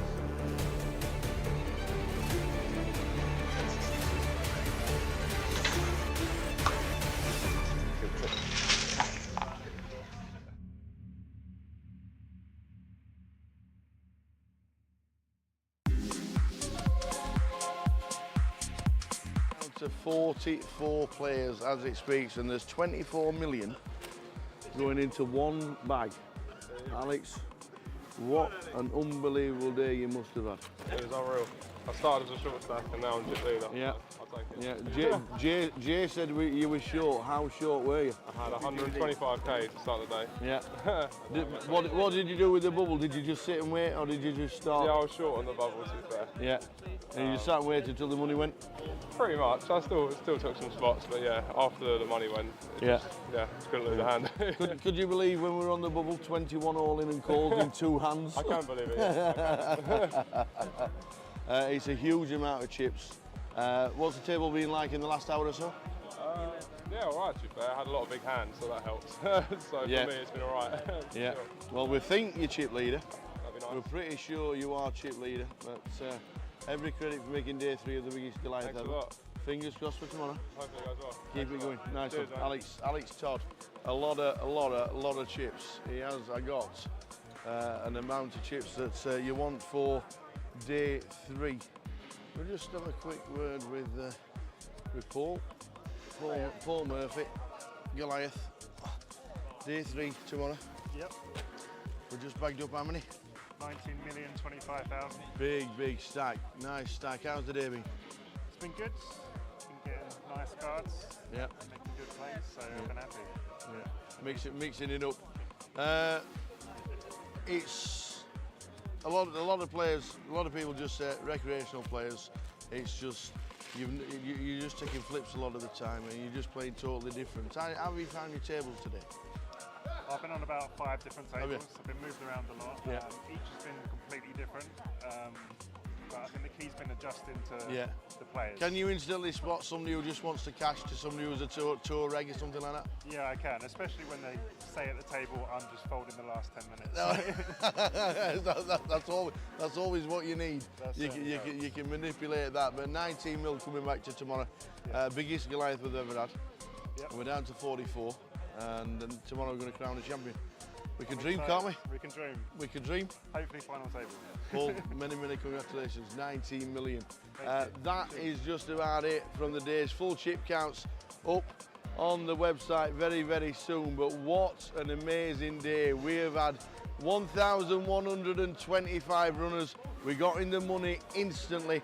21 all in and calls for 2 in 2 hands to burst the bubble. We burst the bubble, and then they've gone down and down, and we've finished day 2 with 44 runners. Tomorrow, we are going to crown a champion of the biggest Goliath ever. But who is it going to be? Join us tomorrow.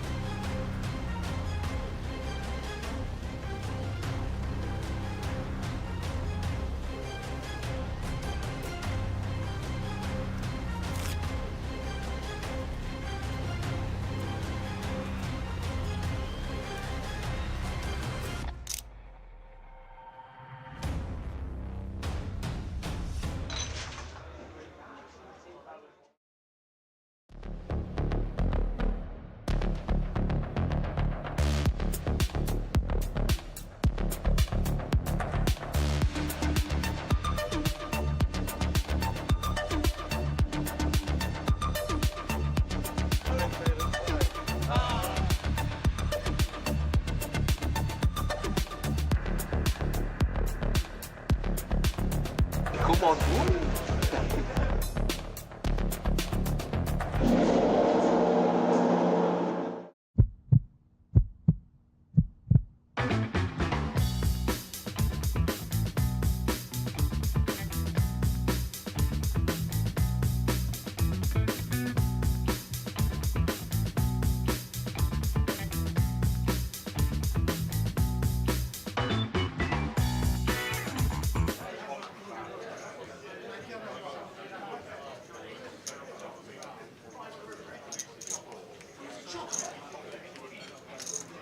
This is the final call. All players remaining in the main event, please retake your seats. You have 1 minute remaining on your break. Dealers, please prepare your decks now.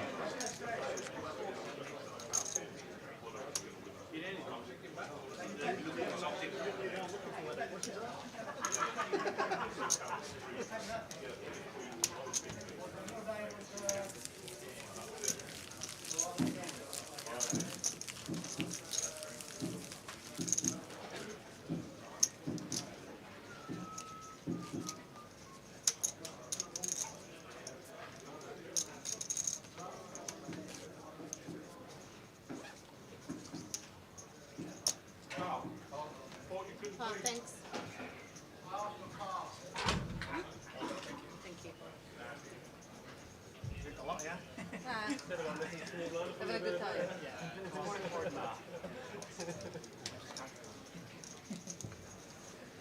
Main event players and dealers, you guys are 200, 300 with a 300 big line. I need 2, 3, 3 dealers. Please begin the deal. Let's do it again. Level number 5 of the day, 40 minutes to wet the whistle, have a bite to eat, quick stretch of the legs, and away we go. New table, new players around the table, 2 hours for these to entertain us. Glenn Gaines saying 8. Who is back in 2? Bo. Who had a masterclass in Manchester.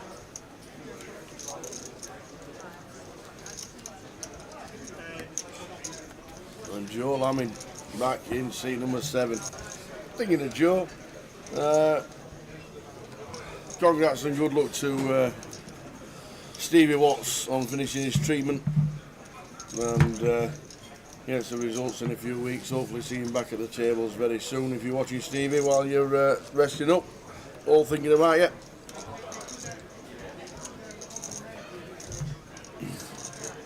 Good friends with old Watto, the Lammings. And there's Joe. So here we go. Bowley, you're entertainers again. I haven't seen much of Bo. What was he in Luton? Putting on a show, was it Luton? Manchester, wasn't it? Well, Manchester, it was Manchester. Manchester, final table. Seems so long ago, Tower. Yeah, Twanley was on his brother on the rail. Oh, of course. I do recall. He got a bit spicy, the old Bo. If he's Twan's brother, I'm not surprised. Yes. Yeah. Ryan O'Donnell sat in seat number 9. Glenn Gaines. Chatton's back in seat number 6 with a white hoodie. There'll be more giveaways coming up this session. So my chance to get my own back. Did you tell him what we done on the dinner break? Great, no. No, you didn't. I've ballsed up massively. I realised because I had the choice. I had the chance. We picked as teams for the World Series. I had like the most obvious choice that just never come to me. It just never come to me. The number 2 probably that I picked. You picked the number 1 that I would have picked, but the number 2. The video will be shown. All will be revealed sometime today. Can we redo it? We'll do it at the break. Can we redo it? We'll do it. Shall we redo it with the same picks? No, we'll redo it. You can still have the first pick, but we'll just shuffle the teams a little bit. Because it's a bit unfair. Why? Well, it's just... It's a bit unfair that you didn't pick somebody that you thought you should have picked, and I picked him. Oh, gee.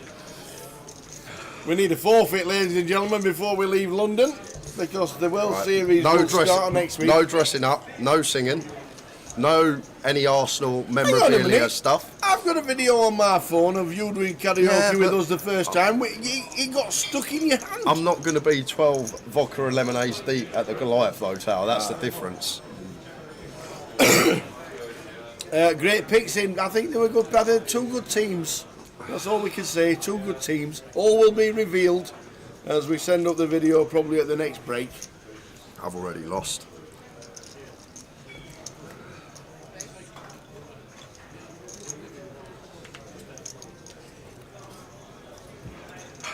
That will not be happening, Kev. I know we thought about that, but it's got to be a forfeit. See, I'd gladly wear an Arsenal shirt because it looks like a Rotherham United shirt. Yeah. Let's go Auto on the old booze. It is Friday night, to be fair. It's 5 o'clock Friday. It is 5 o'clock somewhere. Here, specifically. Yeah. Help, promise something to and strong. Maybe a hurricane before I go and sing. It's only 12:30, but I don't care. It's 5 o'clock somewhere. Quarter pot continue from Glenn. Does the trick. You can say you would have picked for your team, KE. You can go ahead, Katie. You pick your 5. We've picked our 5 already. The locked and the loaded. I like your team, to be fair. Yeah. You've got a decent shout.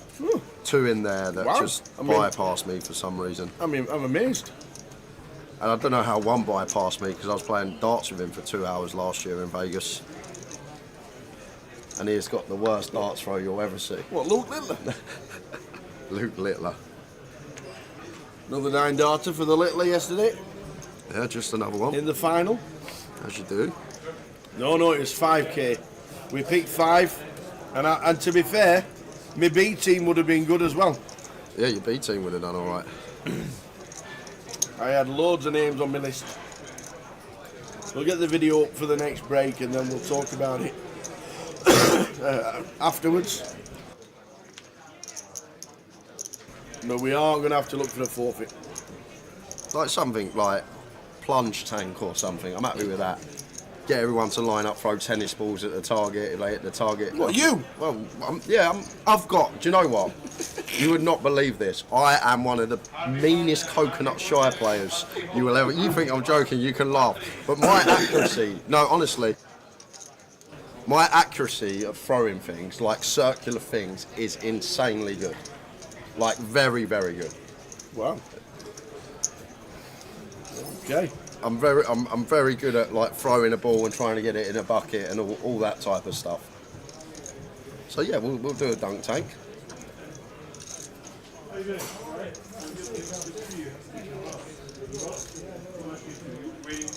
I think trying to drink as many JD and Cokes as you can in half an hour would be a good Oh forfeit. yeah, God, I wouldn't be in the next day, I'll tell you that. I had my first taste of whiskey in Edinburgh. Never used to drink whiskey. The lads give it to me. I have a couple of glasses, wake up the next morning, honestly feel like I got you standing on my head tower. It was that bad. I never had a headache like it. Never had a headache like it.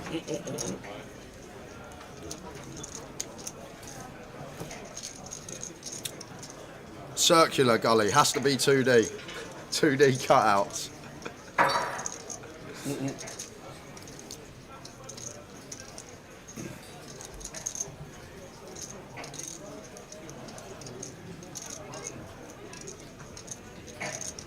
So Bo went for the raise. Now gets to this 5 river. Gonna get after it here, but not gonna be working. Ortal, too strong a hand. 2 pair blind on blind. Not gonna be able to fold. Even facing the over bet.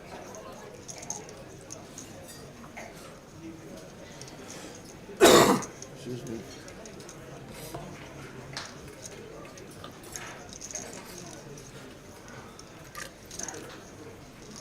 Crazy check raise by Bovo on the turn.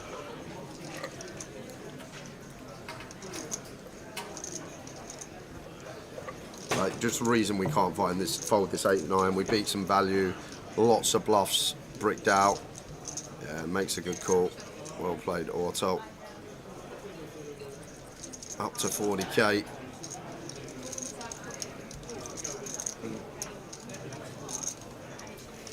Autumn, seat number 5, pulling in the chips.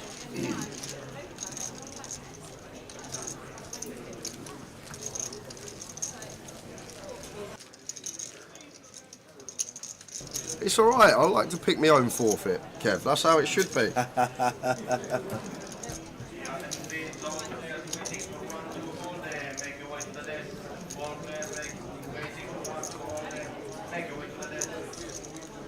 And we will do another giveaway this session. Probably about €6:30, back end of the session. Yep. Another €25 to give away and a chance to get yourself on the wheel.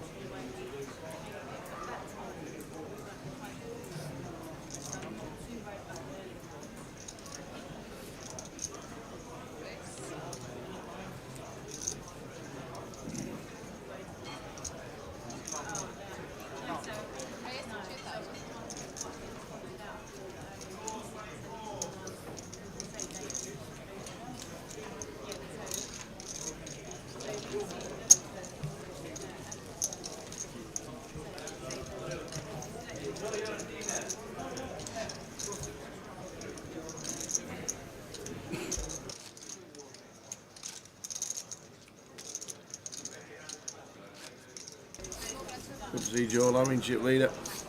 Good player from the past. From Joe. Doesn't travel anymore. Probably plays local and the Vic. That's about it. He built up a decent stack to 82,000. Yeah, huge stack. And Glenn as well, 42. Saw Victor at the break. Yep. Sat at the bar, having a starter problem. Thought they're just, they're just doing it. Phil! Hi Victor. Is 65k okay? 65? I said 65 is good enough to bag up tonight. He went, oh, I have 65,300. Says, nice stack, Victor. He says, are you sure okay? I says, it's okay. It's more than okay. It's very, very good. I want to know, why is he asking you for poker advice? That's what I want to know. Well, you know. Probably I was the only one passing. Been around for years, as Victor. Yes. Wonder if he's going to that big poker player wedding in the middle of June. The big what? Benny Glazer's getting married, ain't he? Middle of June. Best man, Chris Moorman. Oh. You heard about that wedding going on?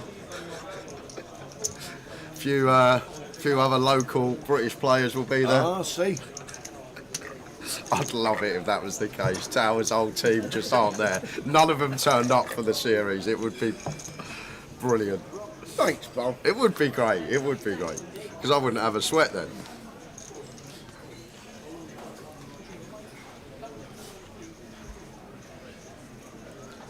Katie's naming everybody on my list.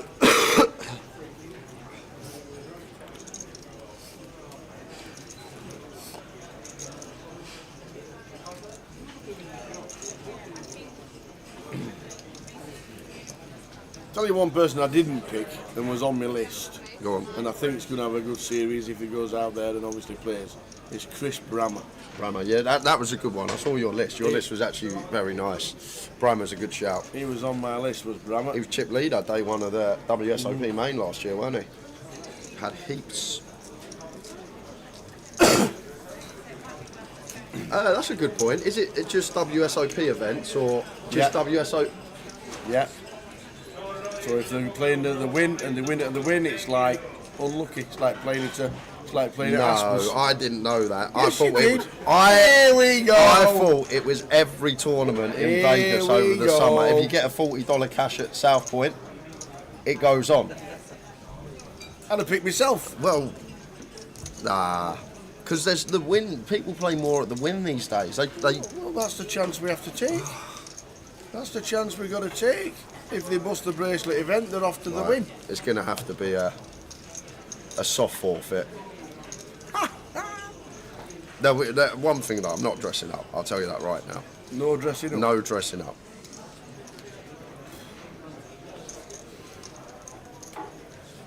We'll be thinking over the weekend. It has to be Has to be in our group before the 30th of May, because the first two events don't really count. Yeah. Because the champion of champions and then the casino employees event. I'm guessing Stephen Chidwick doesn't work for the casino, does he? No, anymore? don't think so. He used to.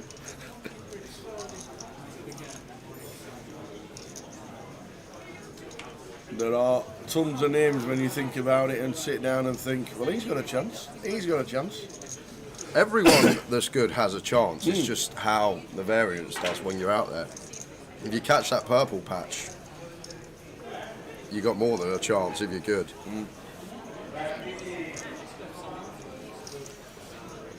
So Glenn blind on blind here.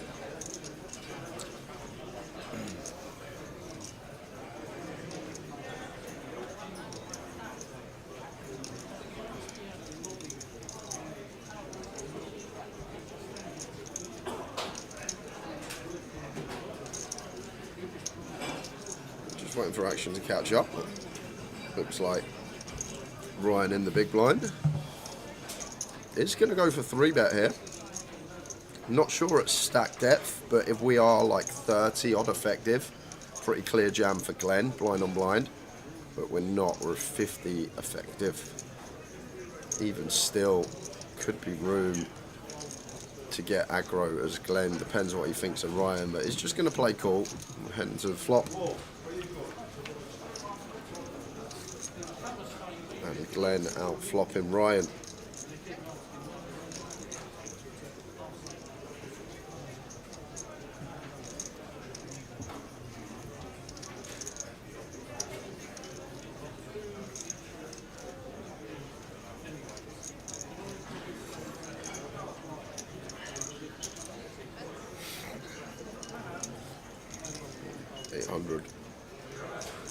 Size here from Ryan, tiny size choice, just shy of 15%.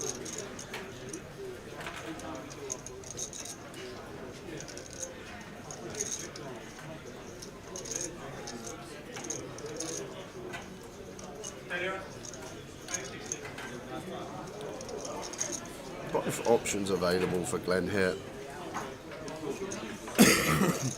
Does goes for check raise. Making it 3.8. Now difficult for Ryan to continue. Still beating all this 5-6 suited, 5-7 suited. Some spade draws. These type of hands, we have backdoor spades of our own to go alongside our ace high. Just drills the king off on the turn. It's very fortunate does Ryan, but 2/3 pot here now, Tao. So Glenn could just shove here. Wouldn't be surprised if Glenn just moved all in with 2/3 pot back and would be getting snapped off by Ryan if he did.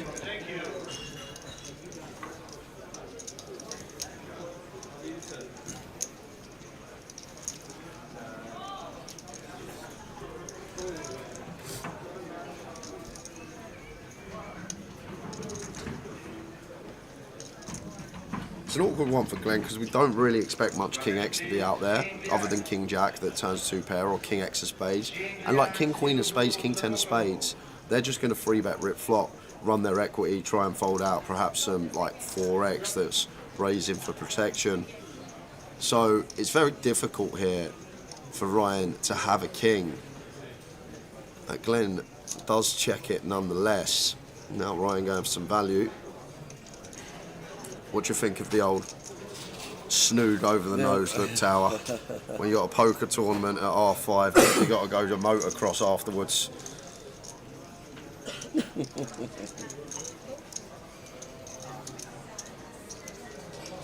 Motocross. There's the 4 on the river. Yeah, just can't see how Glenn doesn't double Ryan up here. No, brutal turn. Check jam call. Brutal flop for Ryan anyway. 2 big hands, blind on blind.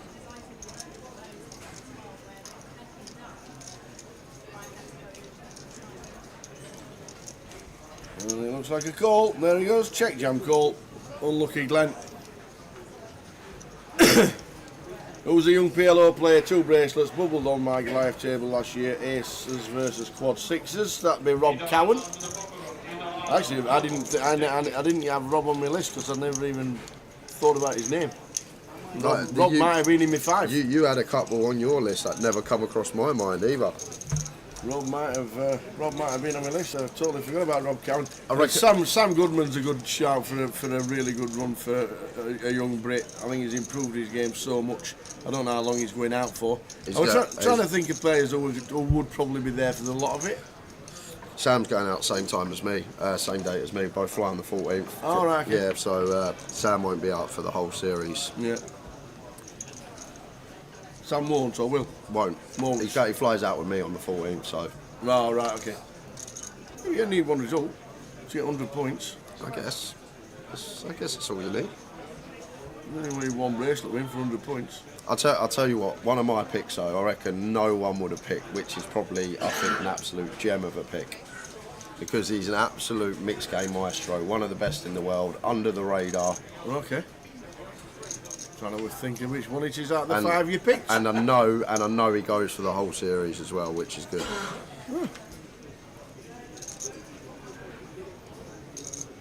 Yeah, Dan Charlton on a bit of heat. He's already there. He got there last night.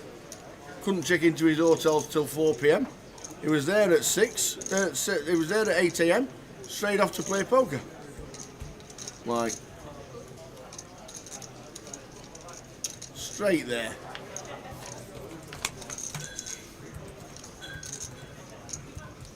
Yeah, we got Rob Cowan, Richie. Yeah.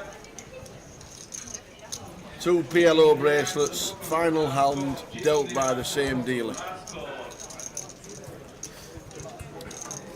Unbelievable stuff. Old Ginge. 1 in November, 1 in July. Both dealt by the same dealer, the final hand. And Ginge last year worked in the Aria, so moved from the World Series.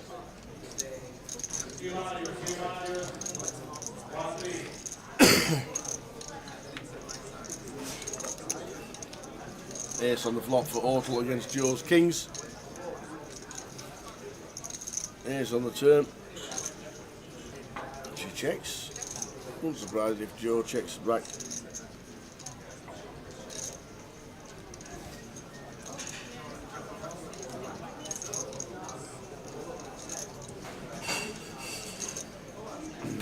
Ace King, Ace Queen, even Ace Jack.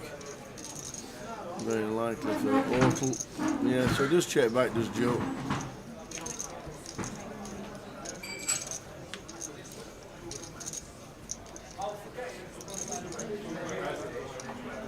And now she bets, and it's just whether Joe thinks there's no ace involved in the hand, but I think he'll find out. And I think he'll make the fold. Tough to do. Kings, Ace Jack, always an ace. 5,400.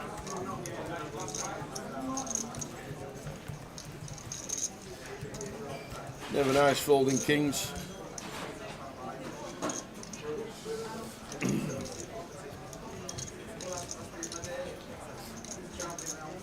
Yeah, kings with a heart as well, Tower. Like probably a combo that we like calling with. Do we think that Ortle here is going to find the correct bluffs? Like, will she find a bluff here with like a king-queen suited, a queen-10 suited, a king-10 suited, these type of stuff? I think Joe can fold here, Tower. Just looking back at the action, how this is played. 3-bet call, check bet call. Looks a lot like Ortle has what she has. An ace-x holding. If she had a jack-10, jack-queen, that would just check, hoping for the check back.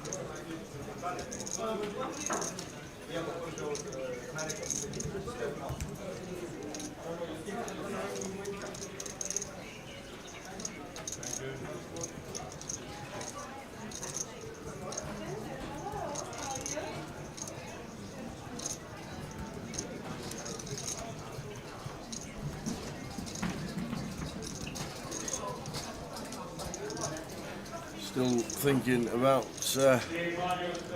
throwing him in the muck, which he does. Very good fold. Good fold, eh? It's full kings, but it's the right thing to do.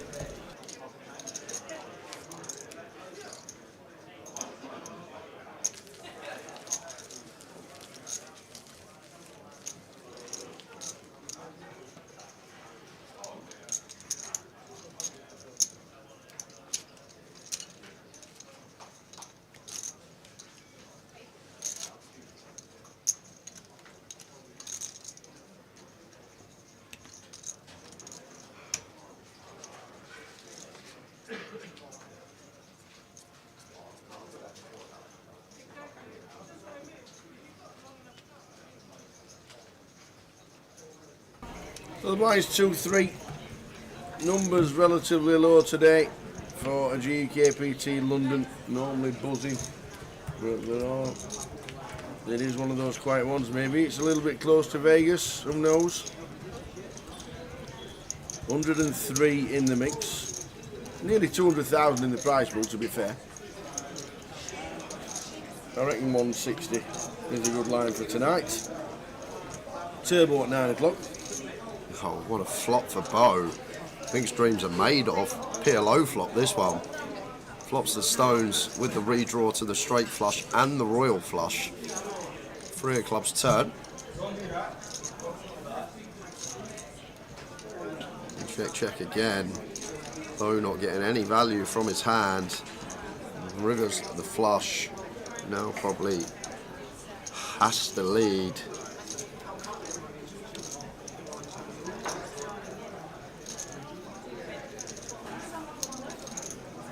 Those tiny and nice easy call for Joe against this size.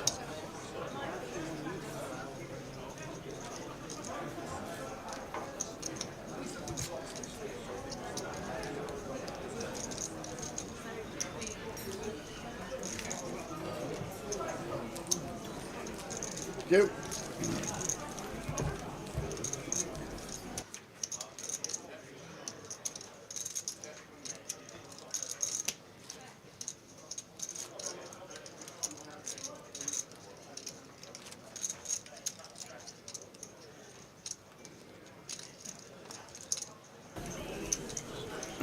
So price for 162,000.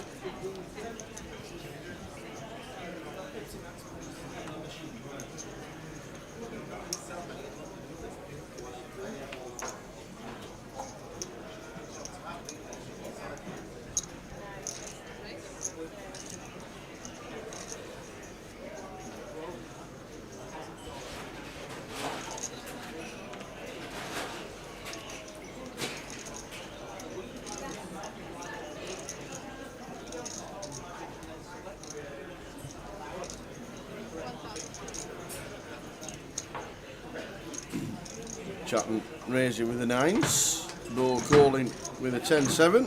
The suited 3 gappers.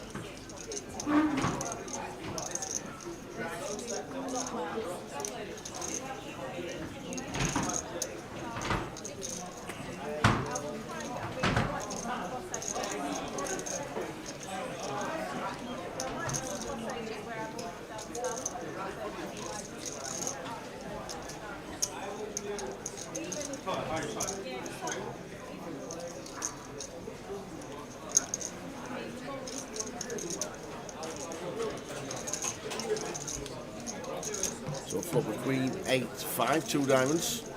But with the flush draw, we'll always call.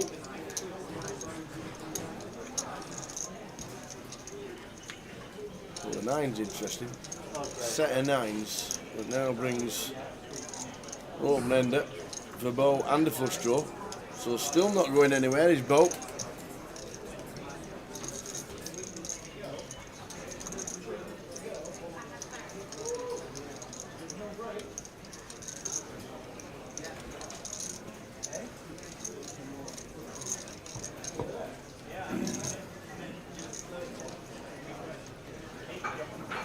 So it should always be a check call.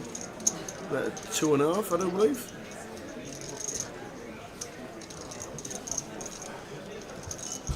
Where's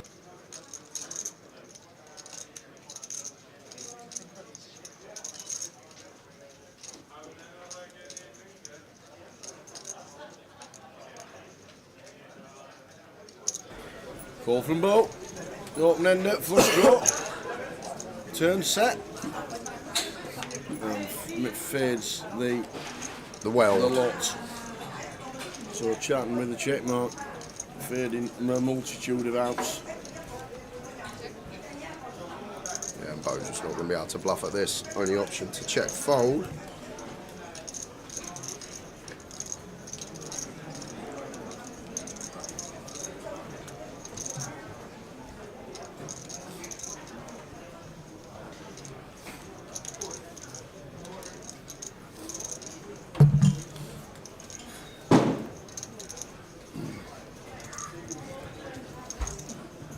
Snap fold from Bo after a bet 10.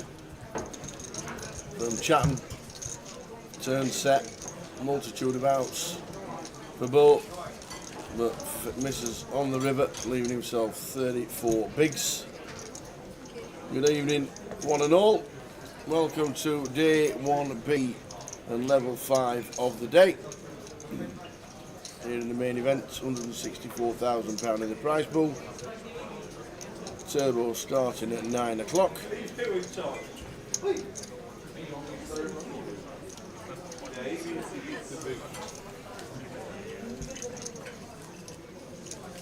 be another giveaway in 40 minutes time. Keep it fun on the day ones.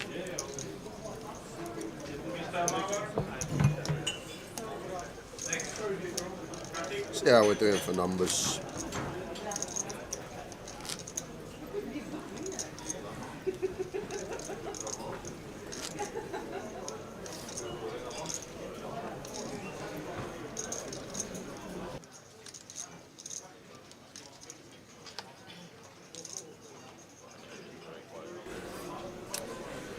Plenty in. Over 100 already today. Still plenty of time to reg as well. And we've also got the turbo flight at 9 o'clock. And as well as that, day 2 buy-ins are available. Yep. Katie Swift, if you're listening. Yep. Still picking a team. I really made a balls up though. I can't Oh, believe. here we go. I can't believe. Excuses coming in. I forgot someone that's going to play the whole volume and is probably one of the best in the world. In the world? Probably. Maybe not live. Maybe it's a bit different live, but online for sure. How have I not picked him?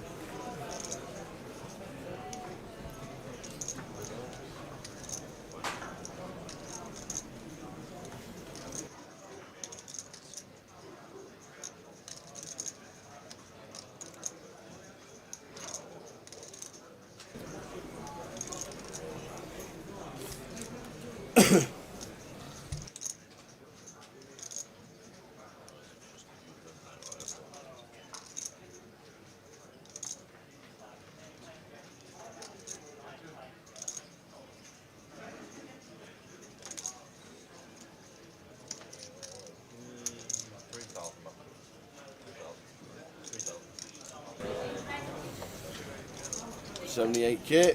Is it someone I've said, says Katie? I don't think so. Yes. Oh, she has said? Oh, she has said, yeah. Yeah. See, I thought of Chidwick, but I don't think he's a good pick because he only plays the 250k, the 100k, the 50k, and then the main event. That's 4 events. Yeah. It's not many, is it? No. And when we're doing it on volume, I don't think Chidwick's going to be.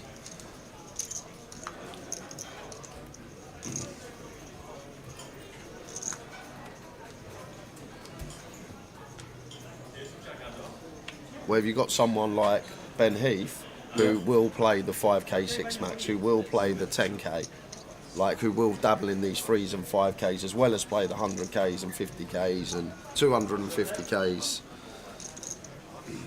But it's going to be interesting. But now looking at the teams, I reckon if I was a bookie, Tower would be edging it. At the moment,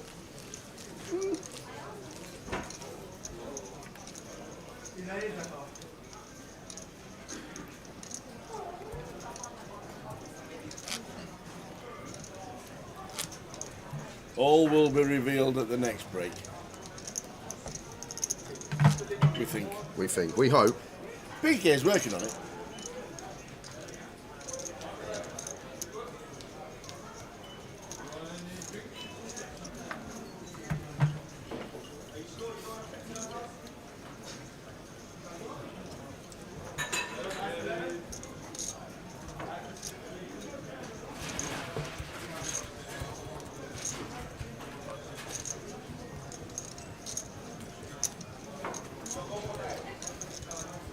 Here's 6 for Bo. Raises to 700 with his stack of 7.4k. Chatton says, yep, that's cool. With the ace jack off. Oh, Glenn looks down at queens. Looks down at queens. I'm 3-betting. To about 2.5.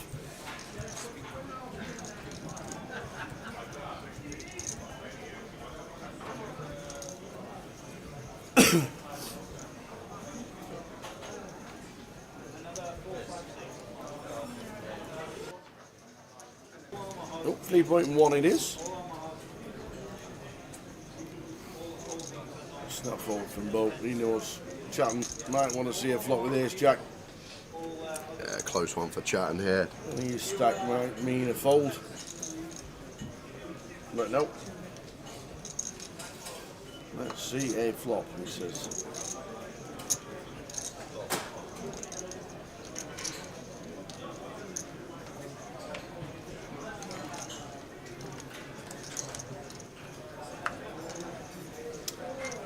Flops top pair, top kicker, bit of trouble for Chatton.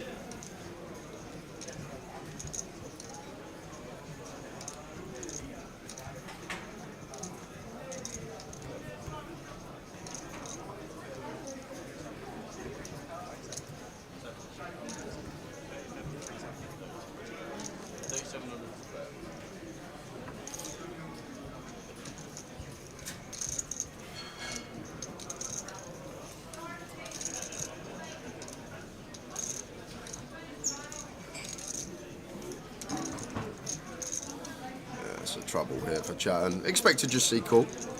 Keep bluffs in of Glenn. And like the time Glenn has ace king, ace queen, we now have that draw into 3 outs. Stuff like 10s through 8s also draw into 2 outs. So just keeping these hands in. Like we're likely to get stacked versus the overpairs anyway, so just important to keep bluffs in, perhaps some worse jack X. And the 7 spades turn. Shouldn't really affect much. Does bring in the flush draw, but neither player going to have too many 7s here. I guess Chatton will have slight 7x advantage, but is he really peeling stuff like 7-8 suited, ace-7 suited? Probably not. So I guess Glenn does get to go for a second street for that reason. There is going to be the flushes there, of course, the ace-x of spades, the king-jack, king-10 of spades. Well, king-jack of spades not there, but king-10 of spades and the ace-x of spades. But all this ace-jack, king-jack, queen-jack suited, jack-10 suited to get some value from. I think this is really nice as Glenn. A lot of people will just check this over once the 7 pairs and the flush completes, but looking at our opponent's range as an overall perspective in a 3-bet pot, just recognising that difficult to have flushes and really hard to have a 7. So it's going to a lot of the time be these jack-10 suited, queen-jack suited, king-jack, ace-jack type holdings.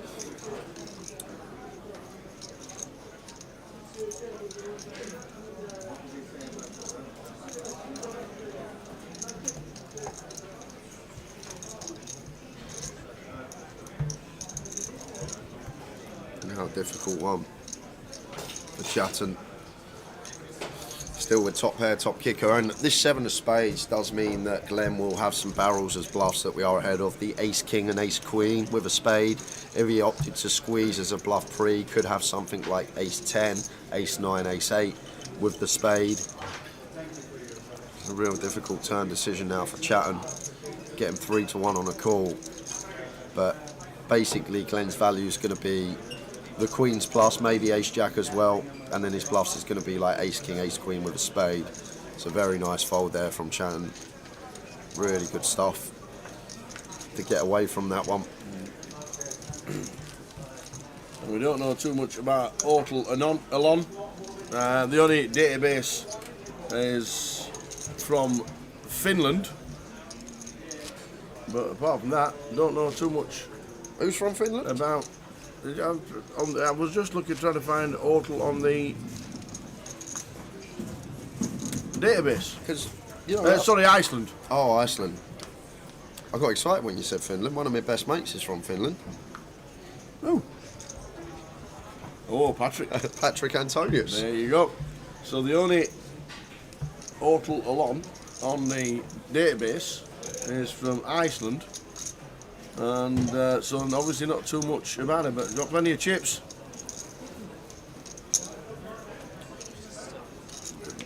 Someone that has plenty of chips. Joe, chip leader at the table on the button. Queen Jack suited.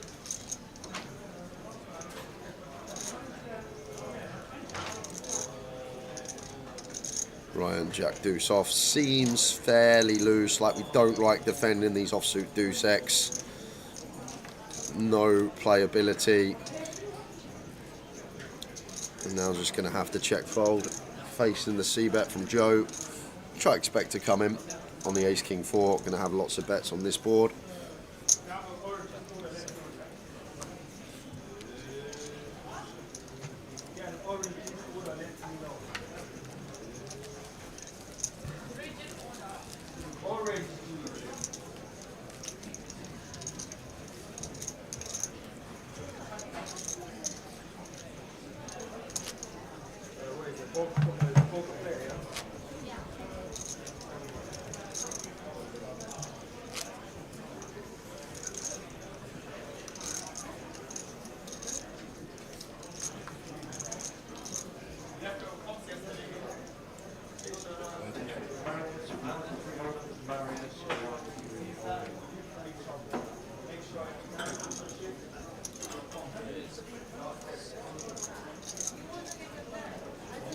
Pocket sevens for Bo.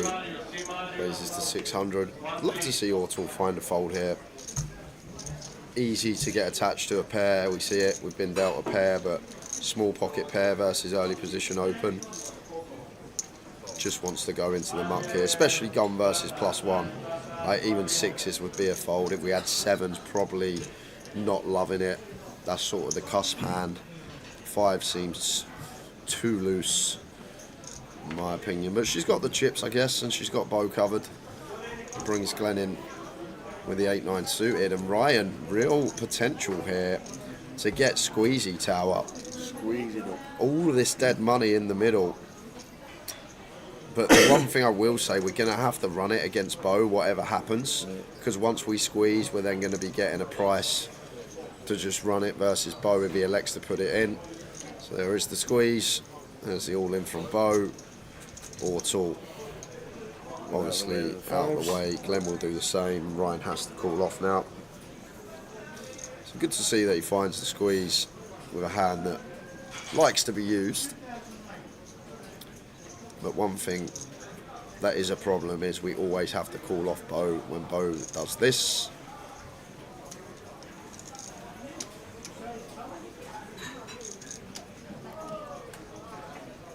And Ortal surely can't call here. Should have folded to the original open. But now once we get it, got a really easy fold now with 5s after this action has occurred. First dealers in event, we do have new blinds, so like 200 big blind, 400 with a 400 big blind, that's 244 in the Fold. Quick fold from Glenn. And Ryan aware that he's priced in and has to call it off. And look at this powerhouse of a hand towel. Look at the equity we got here. 42%. Absolute monster of a hand to get all in pre. Yes, you're always going to be behind, but equity is just running so fine in these pre-flop situations when you've got these suited wheel hands. Obviously accounting for some dead cards, I'm assuming, as well. That graphic.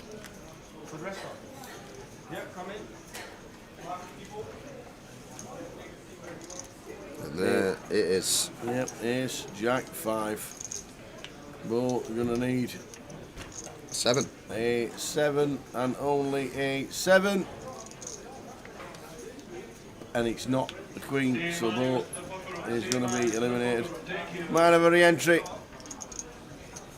Final table, Manchester did so well up in Manchester on the 888 circuit. When we had old Zild, yeah, Zild Remo. There we go.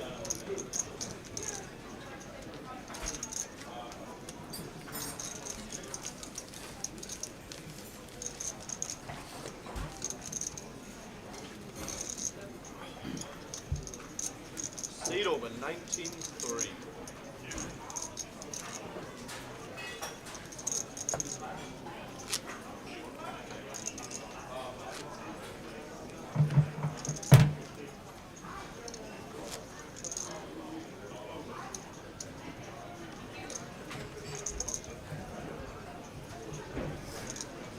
Afternoon, Cal.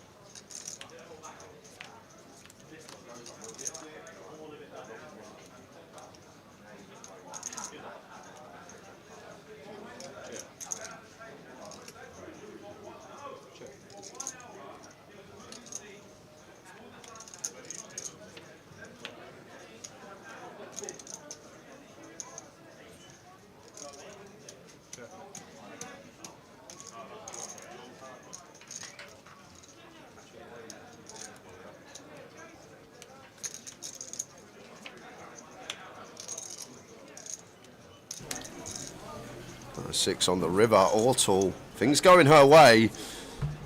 And going to get to value bet at Louis. A whole load of nothing. There's 10 height. Will be folding.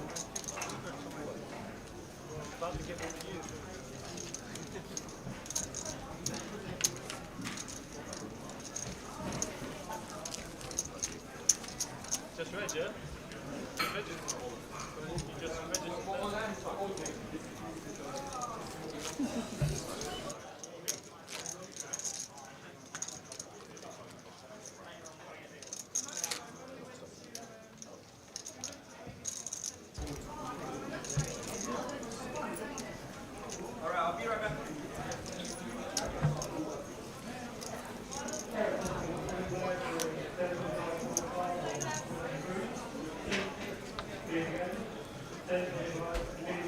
And we'll do a giveaway, guys, in about 20-25 minutes, £6:30. Another €25 to give away. And if you haven't been tuned in so far today, we are giving away a €250 championship seat for Sunday. And to get yourself on the wheel for that, you've got to win one of these 25, so double bubble essentially. If you win a €25, you go onto the wheel on Sunday. You need to be present for the spin. And if you're lucky enough to win that 250 championship seat, you'll be playing in the main event for that Sunday evening. Aaron with the 8-9 suited, opens to 1K. And Louis, nice little 3-bet here from him. Nice candidate to choose. Cut off versus button. This is nice. And Aaron can actually call here.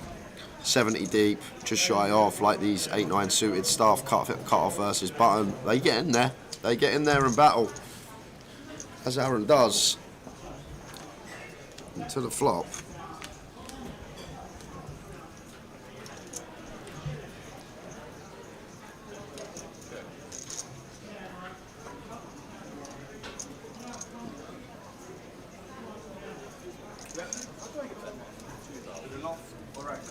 And the 2K continued for Louis. Aaron does have 3 to a straight flush, but on this ace high board, not really much we can do. It's Louis' board as the 3-better. Just give him credit, get out the way.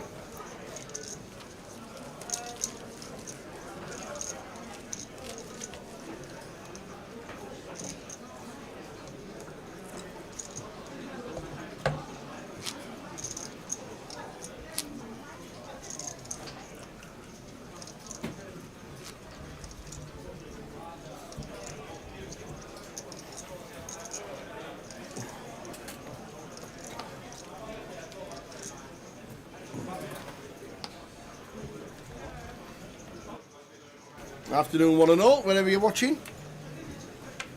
NFCC, well, that's Forest, isn't it? Nottingham Forest.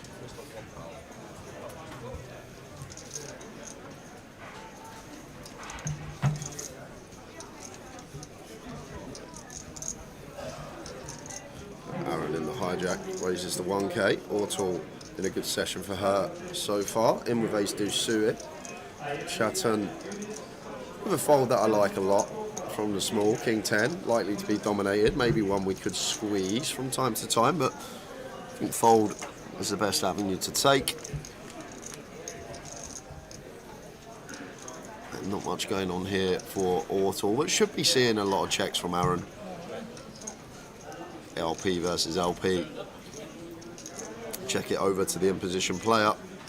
Ortal with the check back.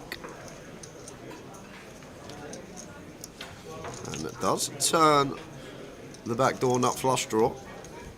6 of diamonds rolls off on the turn. Aaron firing. So should be calling here as Ortal. Well, it is a chunky size though. 2.5 into 2.8. So 90% from Aaron. But I think with position, still with the overcard, still can have the best hand. Yep. Got to stick around for one as Ortal and see this river card. Like Aaron can still have stuff like King Queen, some Queen 9 suited, some King 9, 8 9, maybe just an air ball. King of Spades river as well.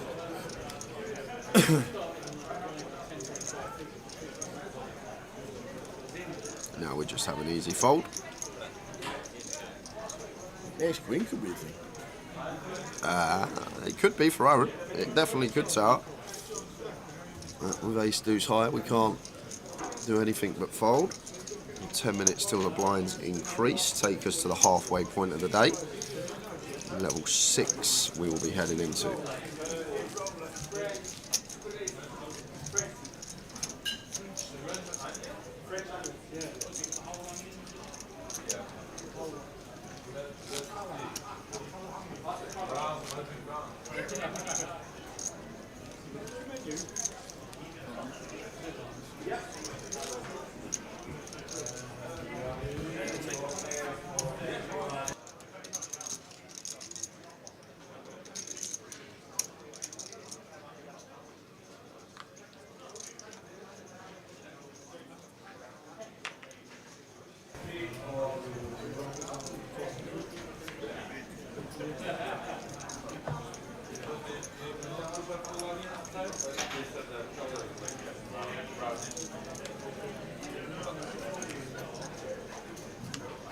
Walk for Glenn.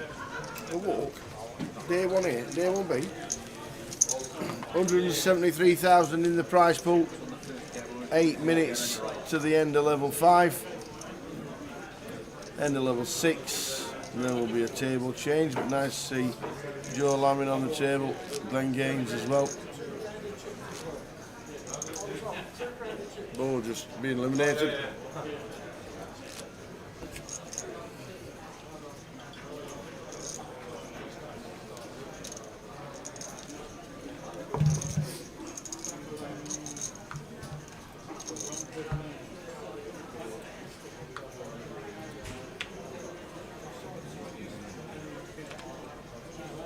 Let's go, Joe, says J-Gats on Twitch. Let's go. Go, go, Joe.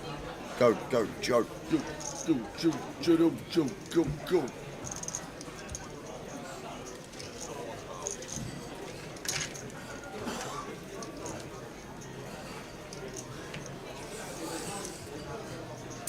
Alone with the Queen 9, limps from gun. Ortal with the ISO, makes it 1k. Nice size of choice, unbeknown hold it.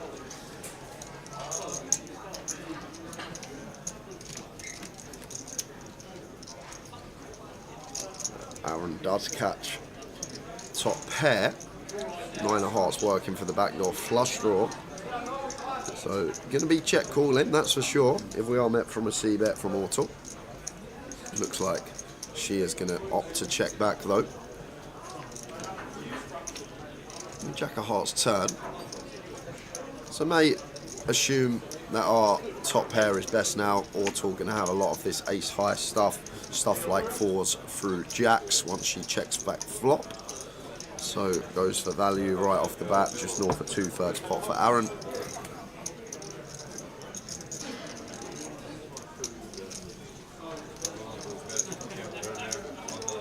I'm gully math. It's true though. Gully math.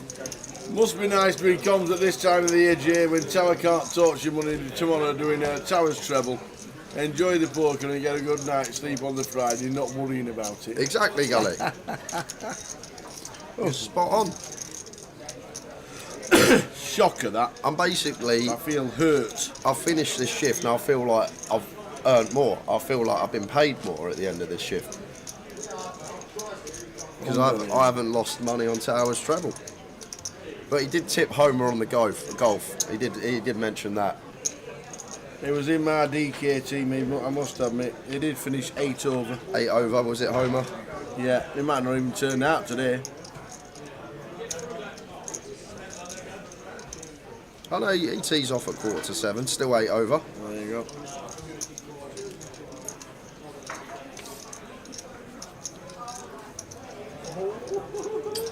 But to be fair, we do have Brazil Paulista B League tomorrow. Just oh yeah. Yeah, just running through the teams. And when obviously, Arakatuba, the massive leaders at the minute, and Tanabe are not very good. So if they're playing each other, they might be in. Yep. Good luck with that. But I do like Paulista in Group 2. They're leading the way as it goes along in the minute. And if they actually play Flamengo SP, they're a really good chance. Flamengo, they're a good team. Yeah. They're a decent team, old Flamengo. Yeah. Just saying. A lot going on tomorrow. The FA Cup's actually at 3 o'clock tomorrow. I think it must be the first time it's been at 3 o'clock for a long time. Really? Yep.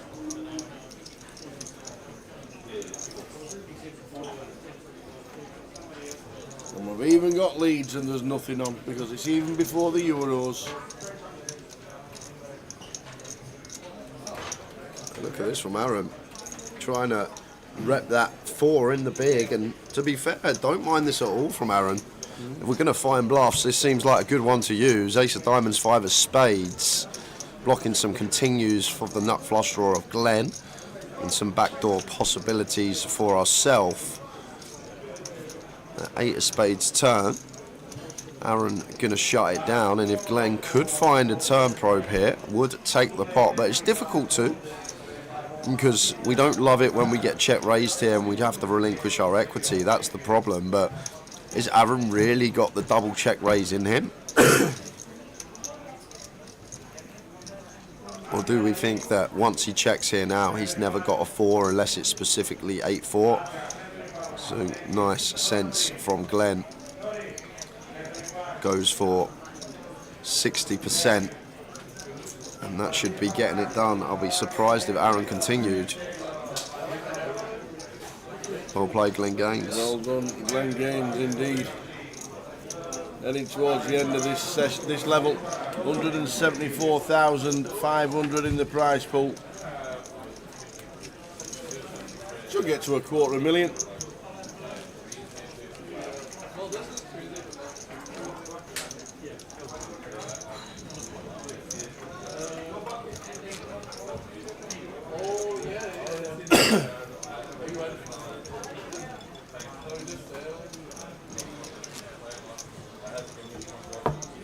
Played with a lad called Stevie last Saturday at New Battle. Oh, what, golf? With Neil Feenan. Yep. So Neil Feenan, old Nelly, invites me to a place called New Battle. We weren't going to play Saturday, so we played Friday. Me and his dad, Neil and Andrew. Andrew will final table Luton. I remember. Was playing, so he had a buggy. He's 82, couldn't believe it. Andrew Feenan. So Nelly was playing as well, and me and Johnny Scott at Aberdour. So we weren't playing Saturday. So we ended up about an hour after we'd finished and had a bite to eat. Nelly texts me. He says, "Fancy playing tomorrow, Tower?" I'm like, "Well, I've got a day off, so I'm not planning on it." I says, "But if you fancy it," he says, "Well, I've got my club championship in the morning." He says, "But if we play in the afternoon, I'll use a buggy." I'm like, "Right, okay." So I says, "Yeah." He says, "Find New Battle, and I'll see you there." All right, no. So we teed off at 3 o'clock. So no worries. Anyway, this lad comes to us, mid-40s, short lad, right, knows the course. I think he worked at the course. I said, how you doing, Tower? You all right? He said, yeah, no, pleased to meet you. Would you like a drink? He says, well, I'll just have a coffee before we start. So we'll sit down, just sat down. Anyway, tees off. He plays off 4. He smacked it straight down the middle. So I'm like, nice shot, sir. He says, yeah, he says, it's all right. He says, I said, no, you don't know me. He says, but I've lost a fortune on Towers Treble. Some random guy that you just met at a golf club. It's unbelievable, And I isn't turned it? to Nelly. He's crazy. I went, who is this guy? He went, I said, you don't know Stevie, like. He says, but obviously watches the stream all the time. He says, I'm not being funny. I've done my absolute conkers on Towers Treble. This is the thing, you never know who's watching. Anyway, we're teeing off. We're teed off. He says, do you know what? He says, I really fancy Shane Lowry.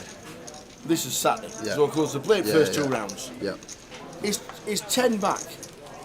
He says, I fancy Shane Lowry. If he shoots 8 under, which is possible, he says he'll do all right. Anyway, he had a 10 reach swing. 400 to 1. Yeah. He shoots 9 under. I know, I remember the round. Unbelievable. He shoots round on 9 under.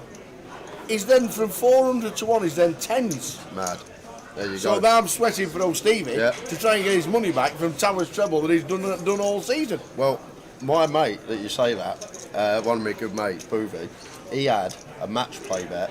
He had a 5-fold, and he was waiting on the last one. If Schauffele missed that putt on the 18th, it was like 20 plus K. It was like 20. That putt on the 18th was worth like 20 plus bag, but it lit round like we were all like sweating it for him. But it's like lit round the hole and gone out, ain't it? But some of the bets you can have on golf, and then match play bet, you can get the cake if you get one of them in for cheap as well, which is great. Yeah, so we played with somebody on Saturday, never met before. Hey, Tower, you're alright. I've done my conkers on Towers Treble all season. And there's probably someone watching now, sat on bars of gold covered in money that has laid your treble consistently for the last 3 years. So hello, whoever that is, whoever's out there sitting on a pile of gold, been laying his treble for 3 years. Good evening. Good evening. Yeah, couldn't believe it. Good lad, old Stevie. Had a right good round of golf for him.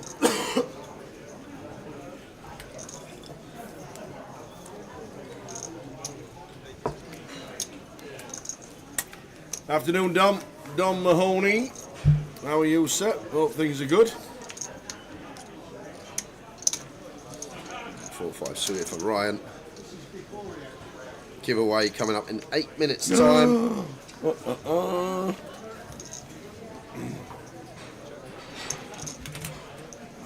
Oh, I've seen that in the news. He had a. What I don't understand is the amount of money he actually had on it. The amount of money he actually had on it was like 212 quid or something silly like that. Apparently, it was his first ever. Would it like? If you're gonna have a £212 bet on 3 correct scores, and it's worth 800k, would you really take 5k? If you're putting 212 quid on a bet like that, why not would you cash out? Exactly.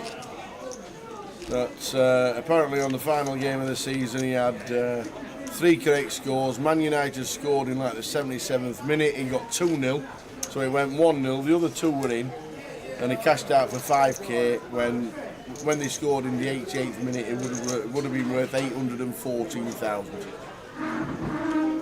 Yeah, maybe he doesn't bet much. Maybe 5k is a lot of money to him. But £212 seed, a funny number to bet on if you don't bet on a regular basis. But 5k is 5k, like you said.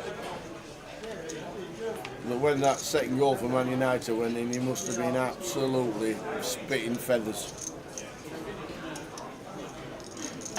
Some weird and wonderful stories about cashing out in the years gone by.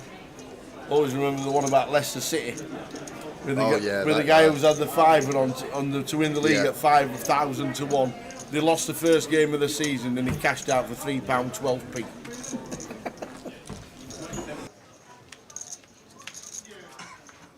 But unbelievable. 10-8-3, Joe Lamming flopping top 2.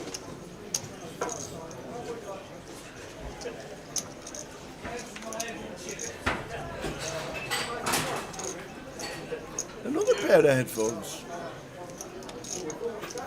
from old Louis. Big black ones this time. Into level 6 of the day. And giveaway 5 minutes away. €25. Yeah. Voucher up for grabs, but more importantly, a spot on the wheel for Sunday. We got a seat to the Championship Series main event, which is Sunday at 5:30. Yes. We'll be spinning the wheel about 3 o'clock on the Sunday. We'll get all the names written down, all the winners plus a couple more from the weekend to get on the wheel.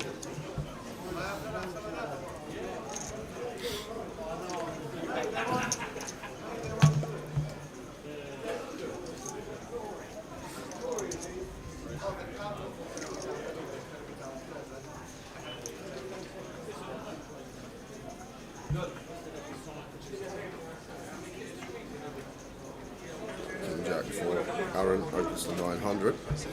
Louis in with 3-bet. 26 size of choice. Back over to Aaron. King Jack off. We know it's one that should fold, but we know Aaron likes to play. See flops. Not going to be calling this one theoretically. But I've seen Aaron a lot on the feature. He doesn't like to fold, likes to see the 3 cards, see what the flop brings.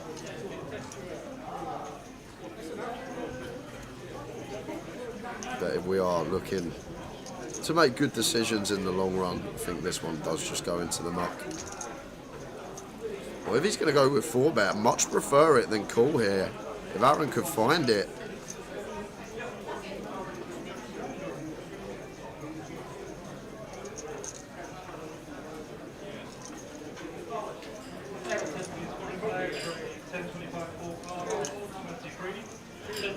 Find the 4-bet, sir. I'd absolutely love it if he just made this like 5k. I think he folds. I hope he folds. That's the standard approach, Tower. Well, what about all of it? How about the 4-bet? There we go. And has he made it 8.9? The problem with this size is now opponent goes all in. Yeah. We're getting too good a price. Like, we want to choose a size that we can still fold and choose that size with both our value and our bluffs. But credit for Aaron for finding the 4-bet there. With a King Jack off. Let's go. It's nice, Tower. It's tidy stuff. Size is slightly off, but nice little move from Aaron.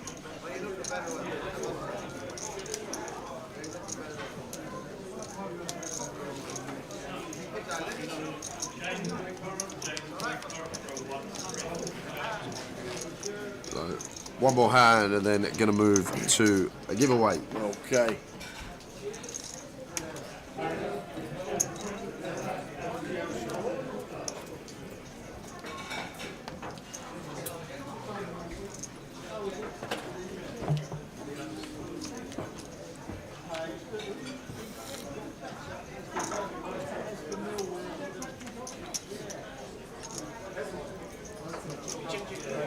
Ortal.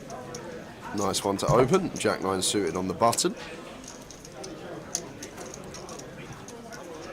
And she does.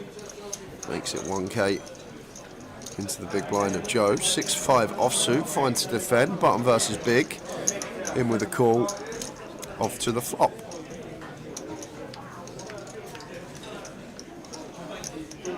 And it's ace, queen, jack, 2 diamonds.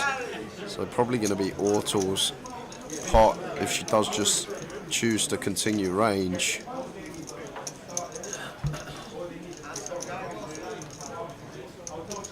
Never seen that before. The dealer switching the ace of spades around for the cameras. Oh, okay. Make it the right way up. And just the c-bet from Ortal does the trick. So, it's giveaway time. And if you're new to the stream, I'm sure you're not, but I need to run down the rules every time.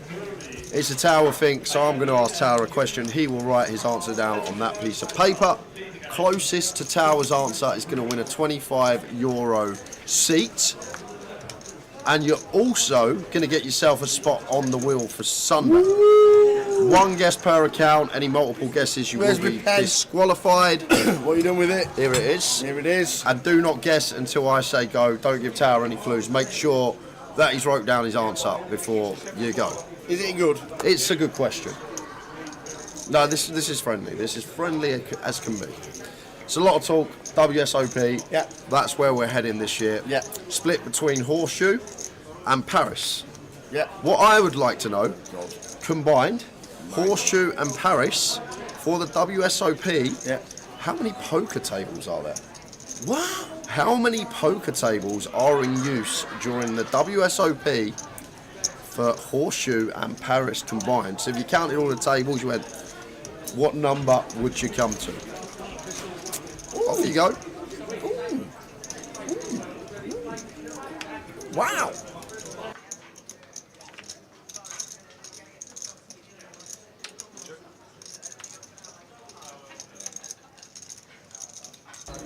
Tower's guess is in. Good luck, everyone.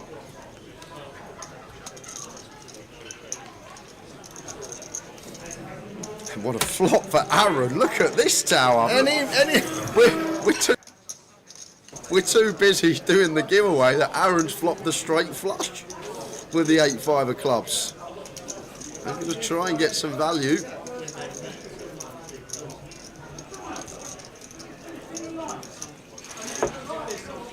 I'm just going to get one straight from Chetan. Any straight flushes about?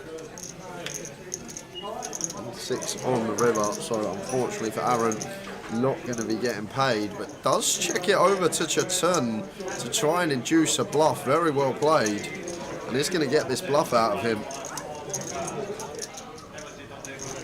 So the question is, how many poker tables are in use at the WSOP? That's Horseshoe and Paris, so both of those convention centres combined. If you counted all the tables, what number would you land on? So get your guesses in. I don't know is the answer. Jay's going to write down the closest ones to my guess. What if there's none, just none, close to your guess? If there's just isn't any. Well, there has to be one closest. It might be a million miles away, but we've done that before. When you get to x to the power 73,201 divided by 4 cubed, and all that malarkey. I've had that before. We've had some fun ones.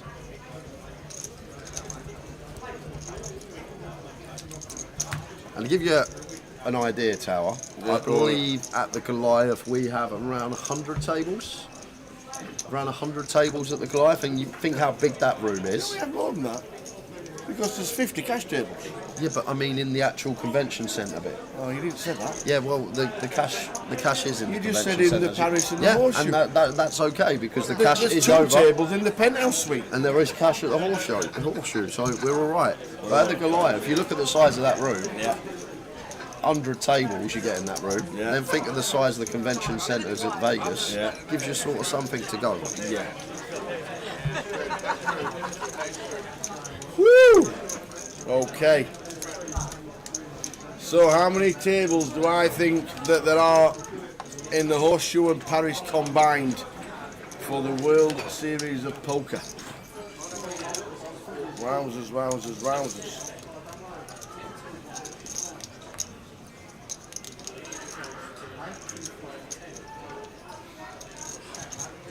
.45 minutes to go of the session. Halfway point of the day for us. Level 6 just started. Another 5 levels to finish up.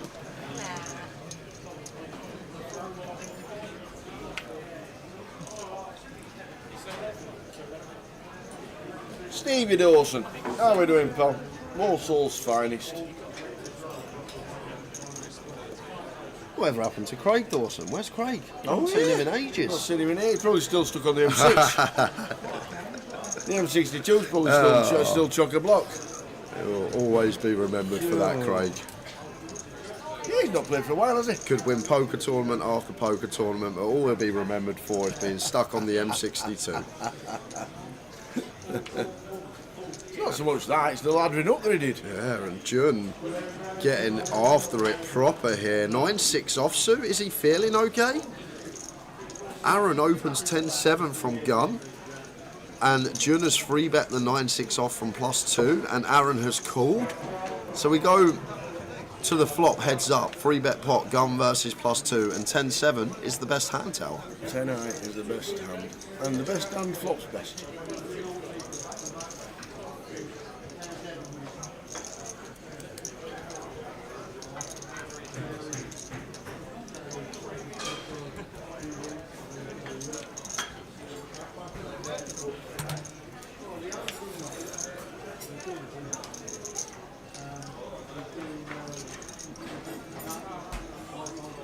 Really strange this hand. Like, why would we want to 3-bet 9-6 off unless we got some stone cold read on Aaron that he's like? But even if we had that read that he's like, if he's calling 10-7 suited, I doubt we'd get a better hand to fold.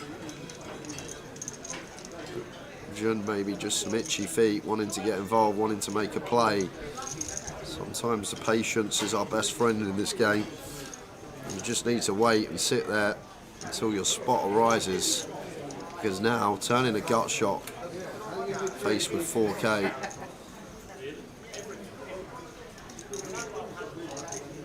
May feel inclined to continue, but does let it go and doesn't leak any more chips. Good to see.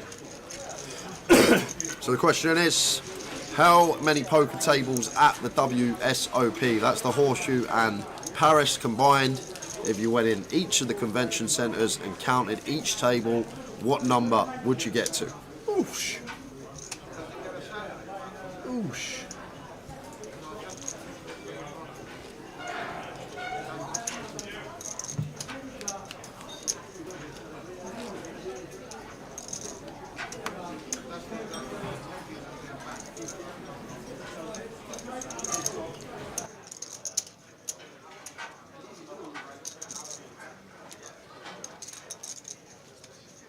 Last call for all players waiting to play 10-25, hold the 25 Omaha, feeder, 4 cars. Have a seat on 23 or we'll take you off. Thank you. 800 raise.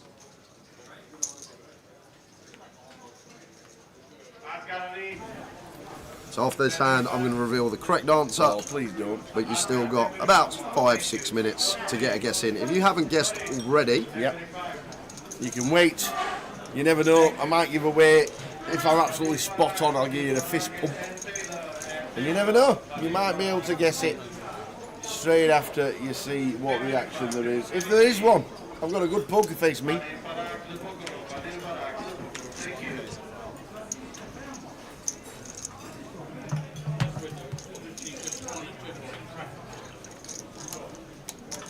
The question call is how many poker tables do I think that there are at the World Series of Poker, so the Paris and the Horseshoe combined. How are we doing, Mark? Watching on Facebook? Well, things are good. Nice to see you at the poker tables again.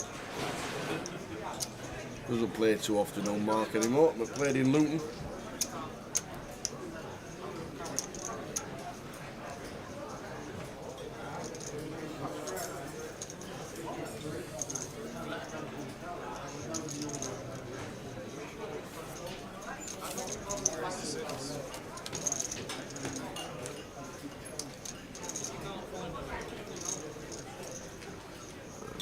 top two pair.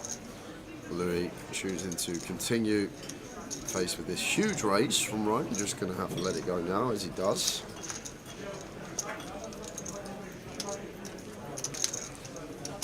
So, according to Google, this is an approximation. There is around,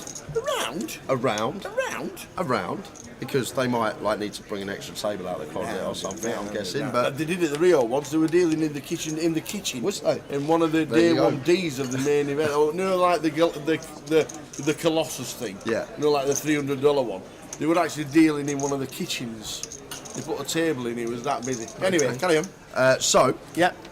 The actual answer, I think I've got it, is 600. 600 poker tables at the WSOP, which is loads if you think about it. That can cater for 6,000 players at once. And the way to think about it, Tower, the Goliath, as I say, we have 100 tables in that main room.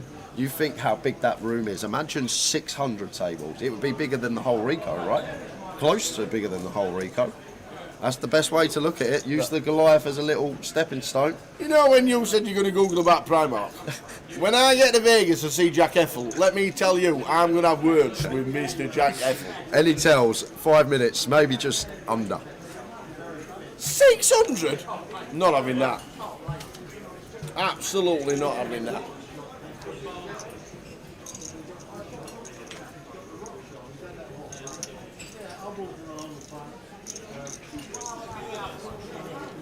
Is that all? It does sound small, but when you actually think about it, it's actually it's quite a lot. 600 tables, that's loads. Think of the Vic now, what we got in here, 30 tables?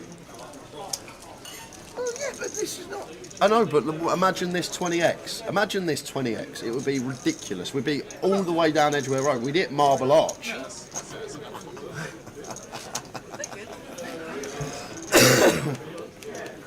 2 minutes. Still short. 2 minutes to get your guesses in. 600? Yep, 600. I'm not going to work with Jack. I'm going to text him now. Oh, what, your mate Jack Effel? No, mate Jack. No, mate, I'm not having that.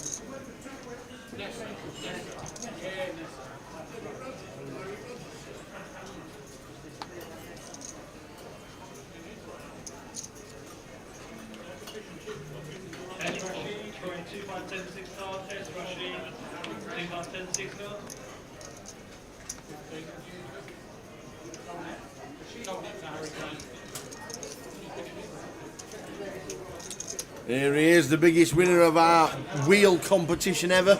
Yeah, the wheel. Nigel Brampton. So, Nige.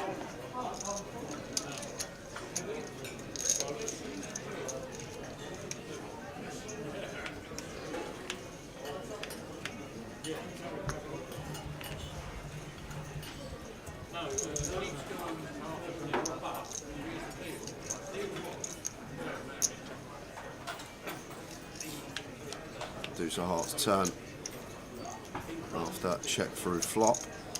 Be a situation if Glenn could find a stab here. Don't know his hand, but if he did choose the fire, likely to take it down. I think he will have a lot of delay continues. We're going to be doing a lot of check-in out of position to Aaron Hijack versus Button, but then going to have a lot of bets on this deuce turn as he does reach for chips, and it will be working.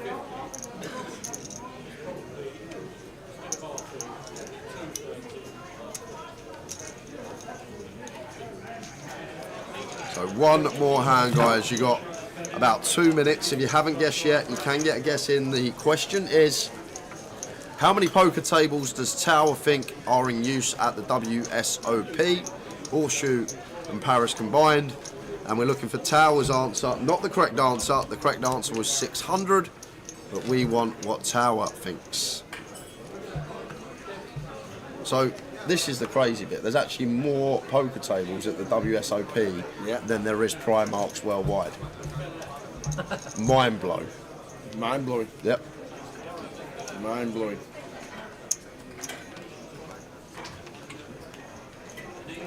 $650.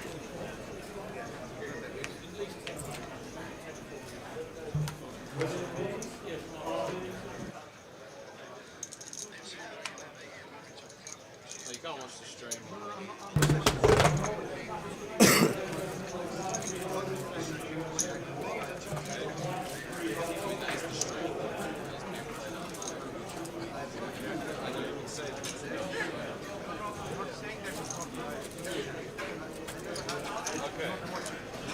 Back open from Ryan makes it 800. Aaron in with the ace-4. Louis Pill's button with the Queen 4 suited. Expect to see a defend here. 4-way.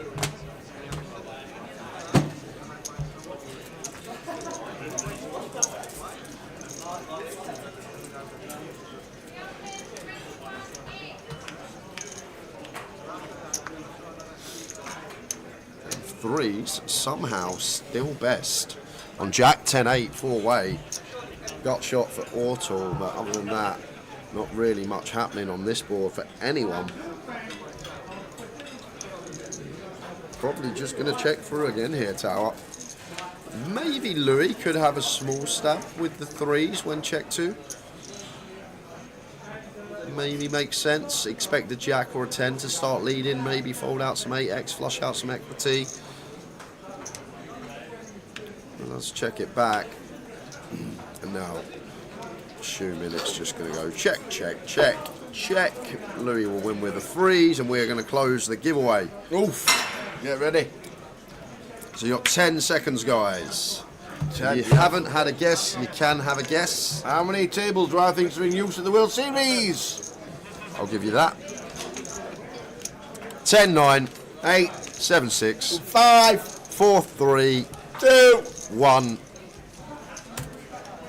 Competition closed. Craig's last guess. Craig is the last guess in.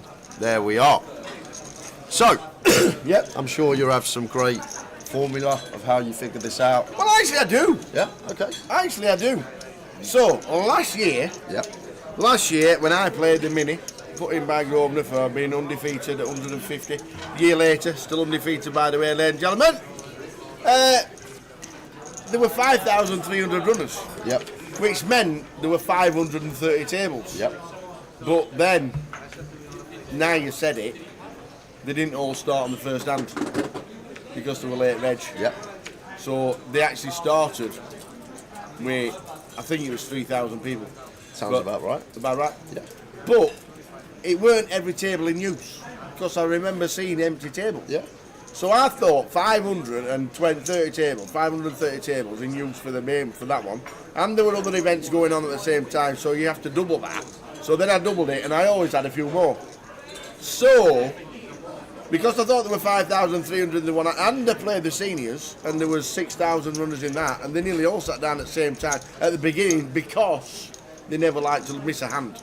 The seniors. Well, 6,000 runners, 10-handed, divide it. 600. 600. There you go. But that's just one route. That's just the Paris. No, that's what you think. But they're all the old coaches are in the other room as well. They're all over there as well. Yeah, but it's not the only comp running at one time. So I'm gonna get in touch with my mate Jack, Mr. Ethel, and I'm gonna ask him because I thought it was a lot more. Because I went 5,200, 10 times table, 520. Do that again, that's got to be double, so it's going to be 1,100. And then you always add a few. Always add a few. Always add a few. So I can, because you've got cash tables running all the time. Yeah, I got it. 24/7. So you can't sit on their table. So I thought there'd be a lot more. So I went with 1,325. So, not far off, a lot more than I thought. Almost double the actual answer, well, more than double the actual answer, but it doesn't matter. 600 seems I'm going to count them. Because someone is winning a €25 token, Who and is it? that someone Who is is also getting a spot on the wheel for Sunday. Who is it? And that is Zuma365, who guessed 1,348, 23 off. How close? Congratulations, Zuma. How close was that? Big Jimmy was close. I need two things from you, Zuma. First, I need your alias that you play on under Grosvenor Poker or at Grosvenor Poker.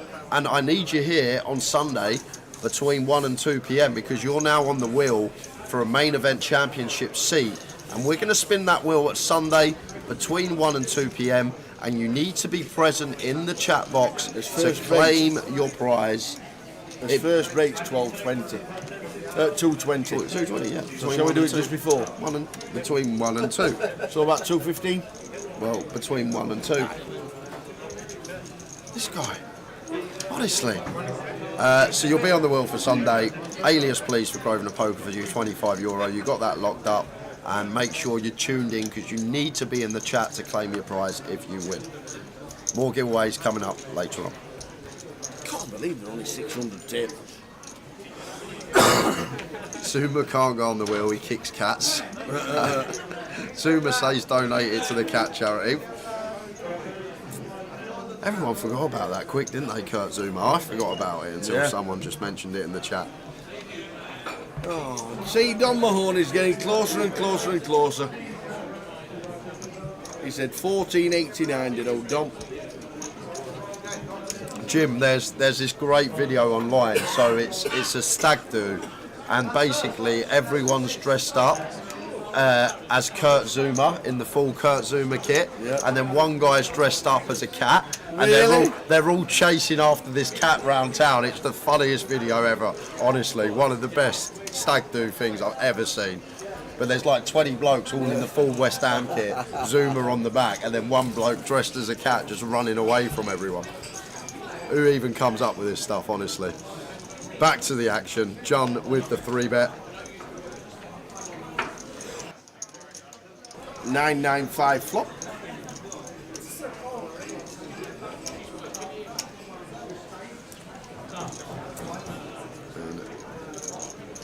Going to be really small size choice from Yun. You expect. Yeah, really nice and small. Just north of quarter pot. Either way, expect it to be handover. Doubt we're going to see Tritton continue.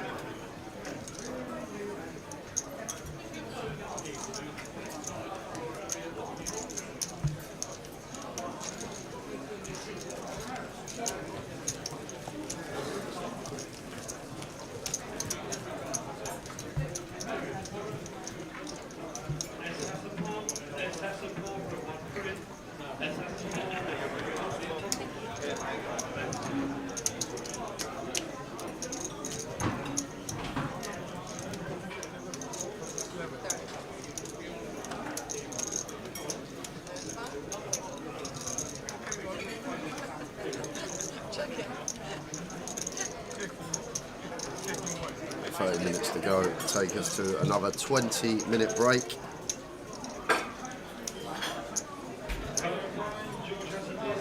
And no, it won't be on the wheel for a WSOP main event seat, Gyro.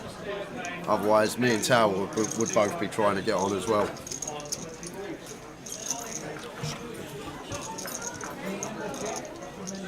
Jack 9 for Aaron. Continues the loose approach, making it 1100. Joe suited ace in the small. He will call. Glenn Gaines in the big. Out the way. Heads up.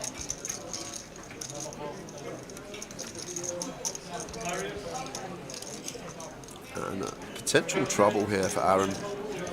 Going to be a board that we are going to fire some bets in on. And our opponent sitting over in the small line with the top pair, 1500 half pot, clear check call for Joe, off to the turn. Oh, and it's a 6, lovely to see for Joe. 6 of diamonds, 2 pair on the turn. Check, check, 5 of diamonds, river, brings out the back door.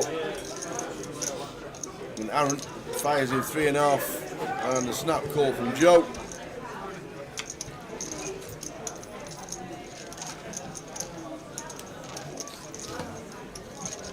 Zuma 53, you're on. You're going to be on the list. Zuma 53. Congratulations. Congratulations. I'm very surprised there's only 600 tables. Very surprised.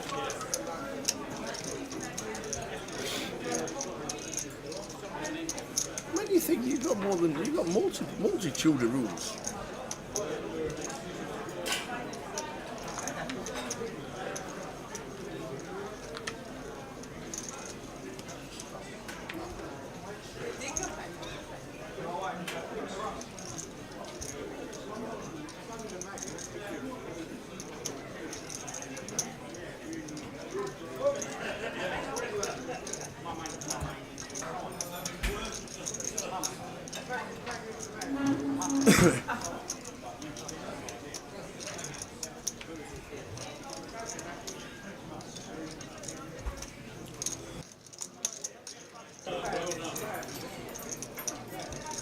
There you go. Won $33 on the 888 comp on Monday and guessing well. Very nice.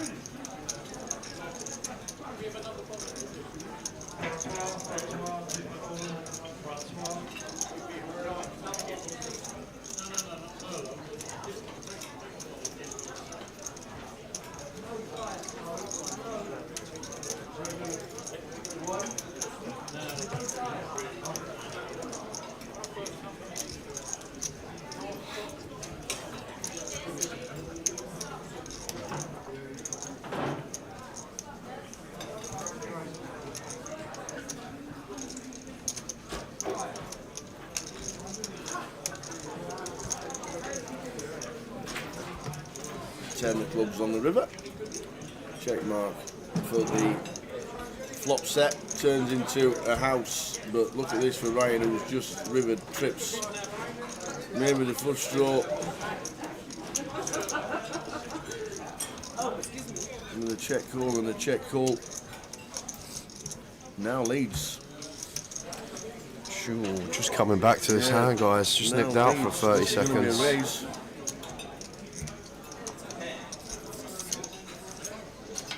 How big does Ortle go? Could go for the lot, Tower.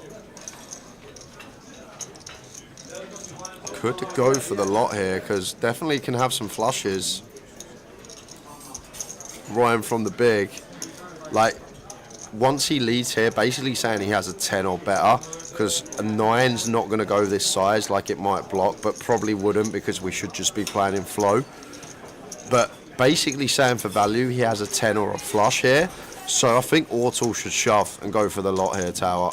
I don't think a non-all-in sizing. Let's go. Did she just say it? Very nice from her. Just recognising here that Ryan has a 10 or a flush for value once he leads.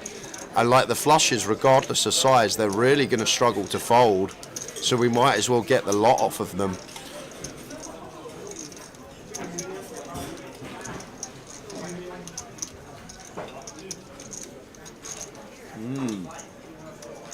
Folds. Yeah, good lay down. Folds the 10. Good lay down from Ryan, just not giving Ortle any bluffs, and knows that value-wise, we don't beat anything.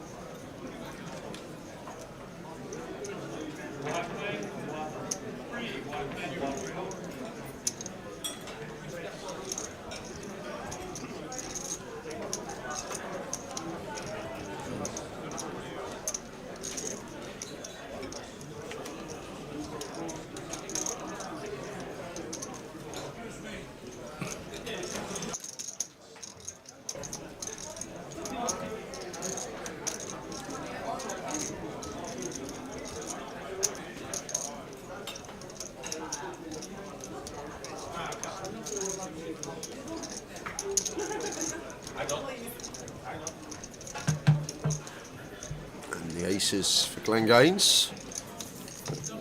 It should be hand over anyway. Nice fold from Louis. Ace 10 off.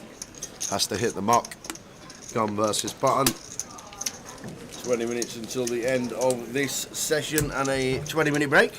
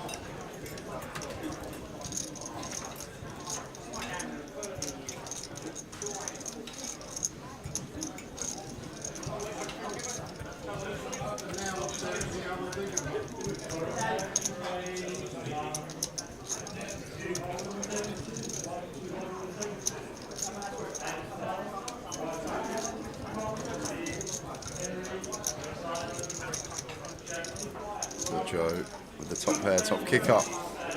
And Aaron with his up and down goes for raise. Just expect Joe to call here. Keep bluffs in of Aaron, keep our range wide. We have position.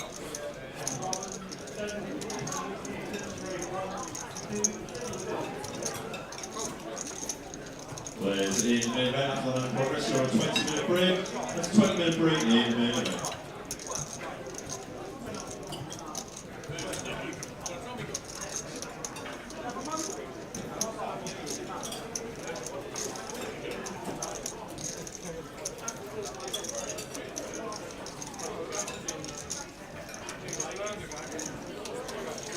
Credit to Aaron showing the aggression and using a size that seems pretty nice. And we are lining up a river jam, but Joe's hand just way too good. Going to have to continue check calling, not check calling, calling with position. And let's see if Aaron's got it in the locker. Has he got the unload in? Has he got the unload in him? Because this 8 of spades does complete the 10-9. Can he find the jam and put the ace-queen in a real grim spot? He cannot. Goes for the non-all-in sizing, and now Joe's just got an easy one chip facing this size specifically. But if Aaron could have found the jam here and gone for the jugular, it might have worked. But against this size, nearly 4-1, Joe just can never fold. Just got a call. But we would have been in the blender for sure if we were met with all in. Like, can't just call our 2-pair plus. Gonna need some hands that wiggle in there that are 1 pairs, and you're not gonna get much better than top pair, top kicker. The price here for Joe. Sometimes you just gotta look at the maths. Forget everything. Our opponent's probably gonna choose this size for value. It's just a situation. We only need to be right like 20% of the time, just over. And ace queen is good, and Aaron, need to unload, my friend. Need to choose a size that we choose. If we had the 2-pair, that if we had the value, we'd shove all in. So we need to do it with our bluffs as well.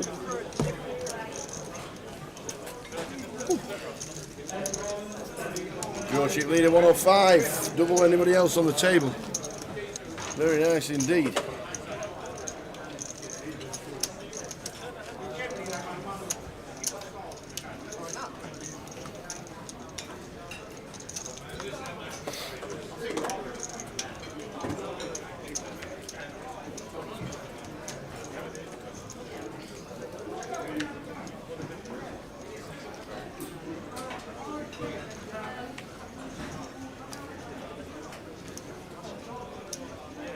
Six, 4 of diamonds from +1.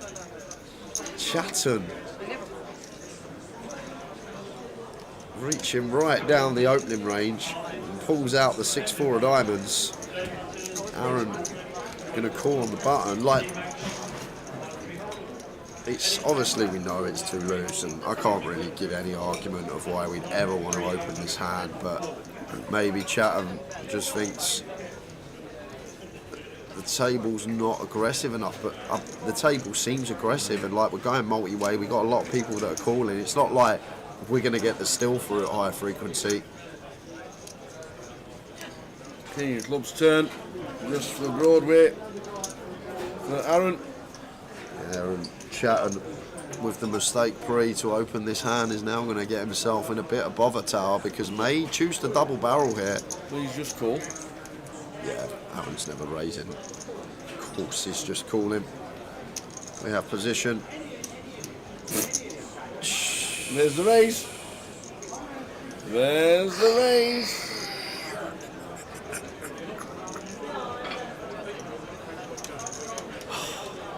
It happens. So I think we've got ace queen, ace 7, ace 8, ace 9. Losing the customer. 15 minutes to go till the end of the sesh. £187,000 in the prize pool. Day 1B. Turbo starts at 9.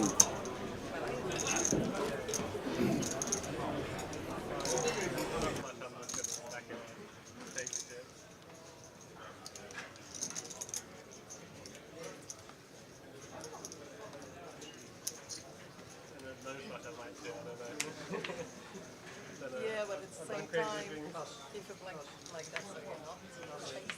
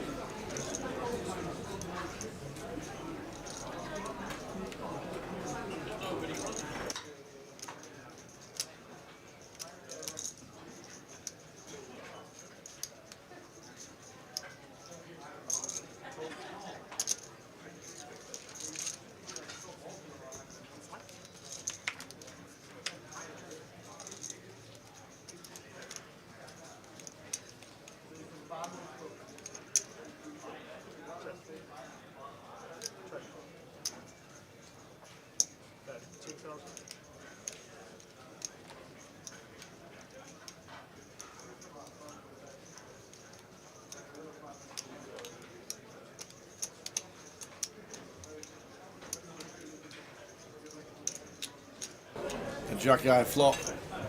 Aaron bets 2k on a jack 4-9 with 10-9. Ace 10 of clubs getting out of the way. Back doors, back doors.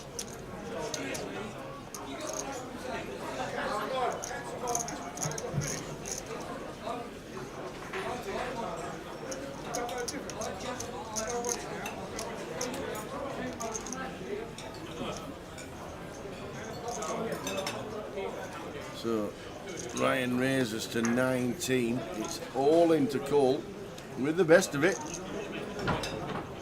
Tough to be calling. Very nice from Ryan. Just sets the ball back in Aaron's court. Puts the pressure on. Yep.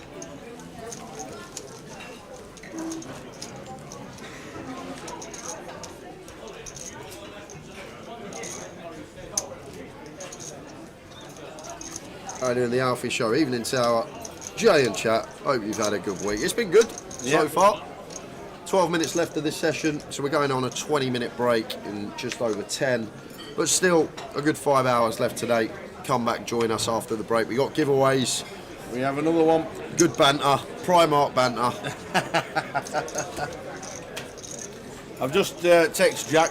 Yep. To see what the actual official answer is. Okay. I'm not happy with the answer on Google. What's Jack said? He's not replied just yet. He must be busy or sleeping. He's normally straight on the case.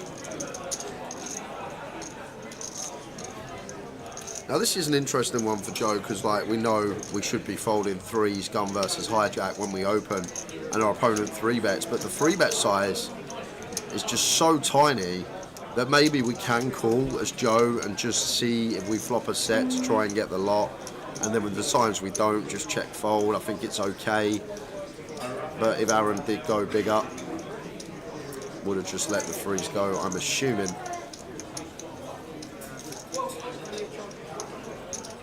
Oh, and there is the 3. Nice one, Joe. Drills the middle set, and gonna be the end of Aaron unless he can find the rocket on the river.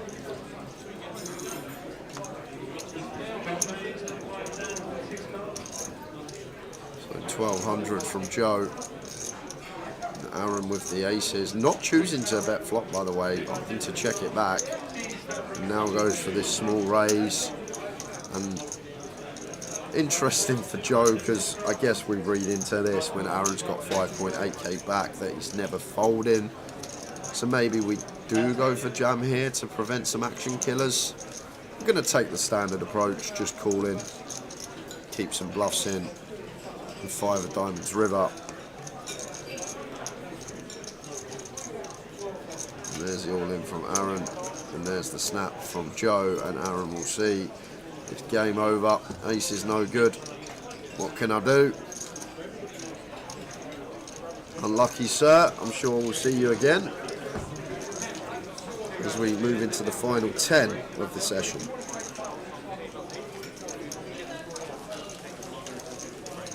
Don't forget we've got the turbo starting at 9.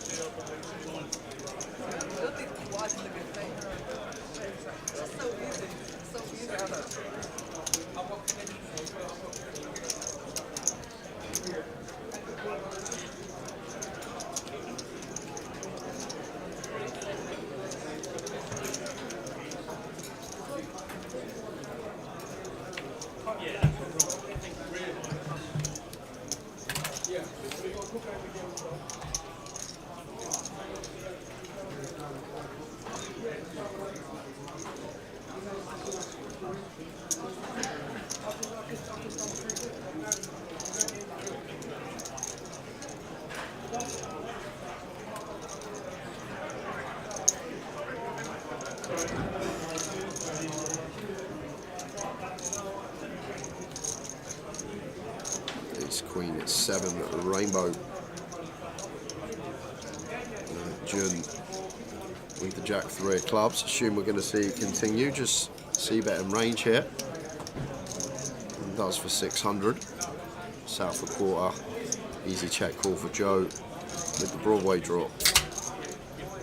And Broadway draw, turn, up and down draw. And this 9 of spades turn. Probably going to be a shutdown from Jun. Still our board though. We still have all the strongest hands, which our opponent don't have, but always say in these spots, so much better to have a hand that has equity. We don't want to be drawing dead versus ace X. We don't want to be drawing dead versus queen X. Like, better here to have like jack 8 for the gut shot than jack 3. Because the times that we are called, we want equity to still get there and not have 0% within the pot. They're still just firing away the barrels on a board that is perceived to be better for our range, and it works.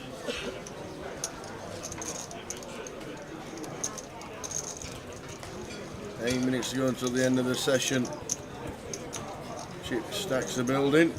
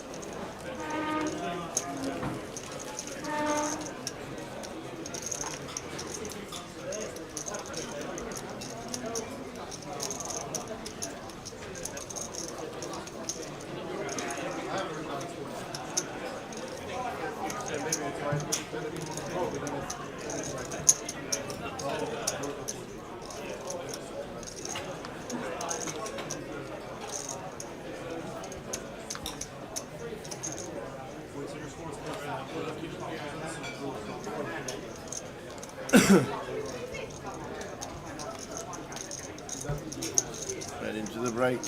Portal, king 7 out of the way. Round 2. Joe Lamming raising up on the button.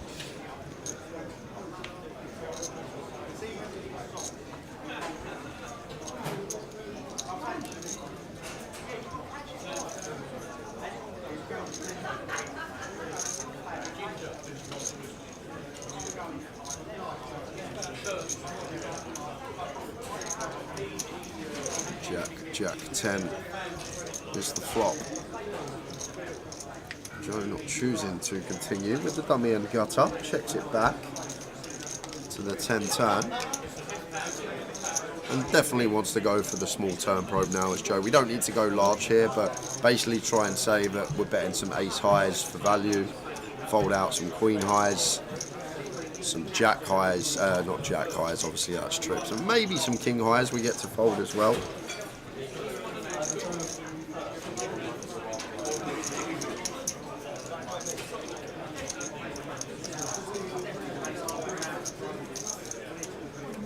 Right, not insta-folded. Has he got some ideas here?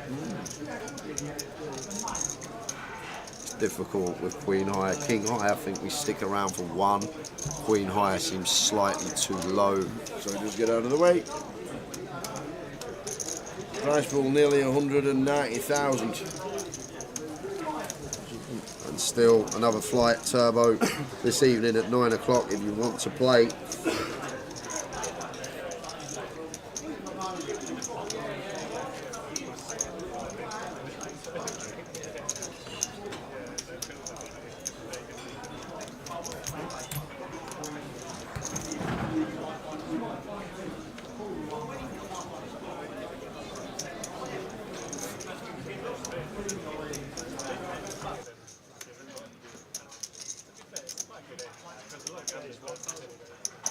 So Ortal finds the goods, couple of aces, opens to 1k.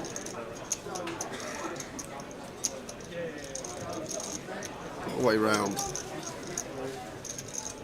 to Louis in the big, 9-7 offsuit. That's a very good fold. A lot of people defend there, but we defend heads up, but like once we go multi-way, we fold it. King, Queen, 6 flop. 2 clubs. Oh, let's see if Ortal can find the check here, Tal, because theoretically we're meant to check and do a lot of checking here as Ortal, and potentially deuces could have taken off, but just went for the bet with the aces. Probably one of the spots I always say that is misplayed the most, especially for population, when they're in a pot, heads up with the player on their direct left, people just c-bet relentlessly rather than check in, which we are supposed to do a hefty amount. Players in the main event, you have 3 minutes remaining on the break. Please do retain your seats now. That is Final 3 minutes of this session. You have 3 minutes. And then a 20-minute break. Have we got the clip ready? Or will it be at the next break? Or shall we play it during when we're back? Play it when we're back? Yeah, we can watch it live. We can watch it and then people can react to it. That'll do. Because at the break, people like to go to the break. Yeah. They like to have a quick watch at Emmerdale and then come back and then they'll be back with the action. So we could actually play it at the beginning of the next session. Sounds good. Yeah. I like the idea.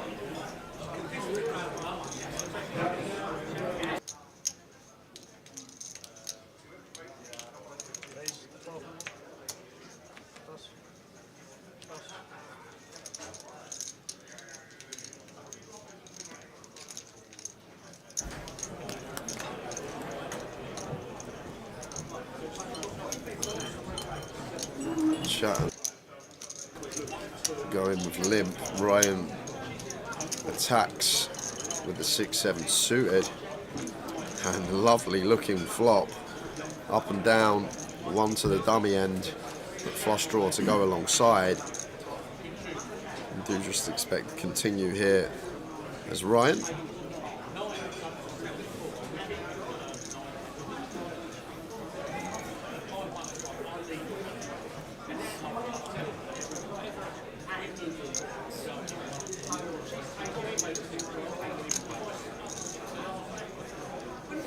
Three of diamonds on the turn.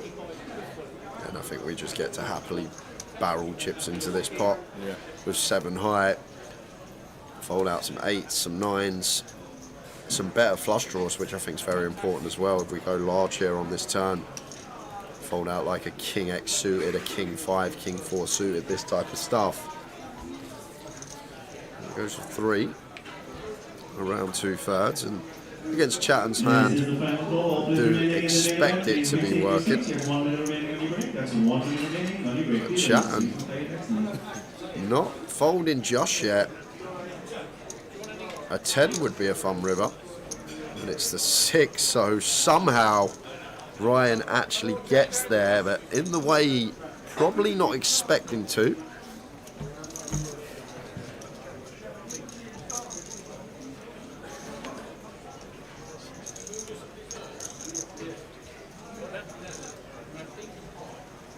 Ryan smile from Chatton, sees that his opponent snagged the river, and that's going to take us into the final 30 seconds.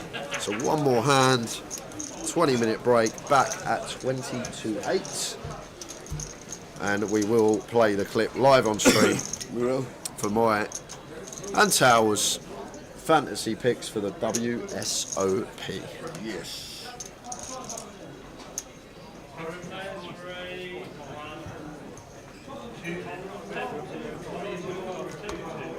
Chatham will take a well-deserved 20. So will Joe. So will Glenn. Ryan out the way. Over to Louis on the button. He folds. John will not be folding. 10-9 suited here. Absolutely not. Off of 31.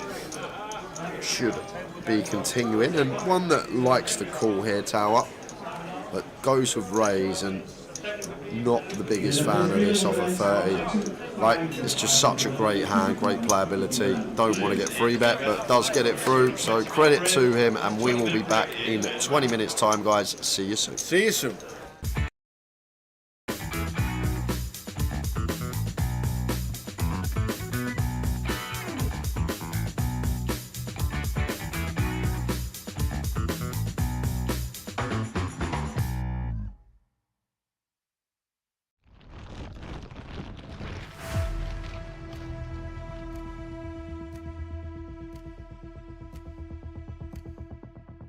And there is the call from Arian. Yeah, And it's can't bad really news. fault him for it, Tower. I think we knew on the turn it was only going to be a few rivers that. Takes out the second person on the final. Look at that! It always happens. Is it the queens? A set of queens. Because all the other three have all gone. And it is not queens full this time. Tens. Oh, and he took some straight in. He's not fearing anything, Tim. Oh, there he is. Oh, Tim Slater. There's no help there. Well done, and do you know what? He's shaking the hands of all the players. Oh no, he hasn't as well. Ace 5-3 for Tim Slater. So that is a terrible turn. And Tim Slater out flops.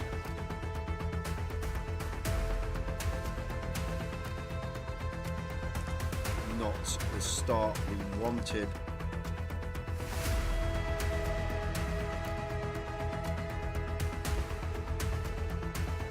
Carl Spencer, fist bumps everybody.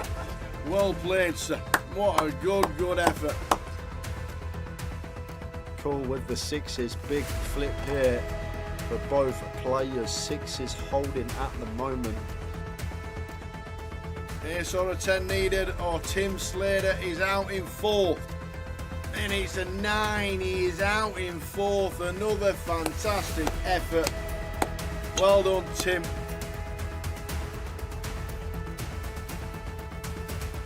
Oh, that is not good. He's dead on the flop. Sixes about for the Kevin Allen. Oh, we're down to Jack. Stu Rutter has just taken out Kev Allen, former champion of the Grand Final back in 2013. So the flop. Queen 8-2. That is That it. is it. We have a champion. We have double champion in Go, Mr. go, Stu go. Rutter. Get out of here. Get out of here. Woohoo! Stu Rutter wins. Vic Meta second. Fantastic. Well done.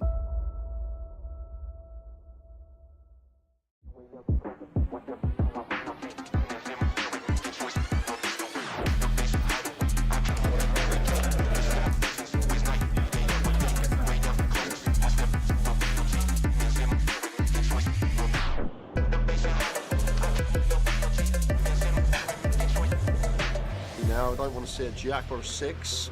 Oh! Jeez.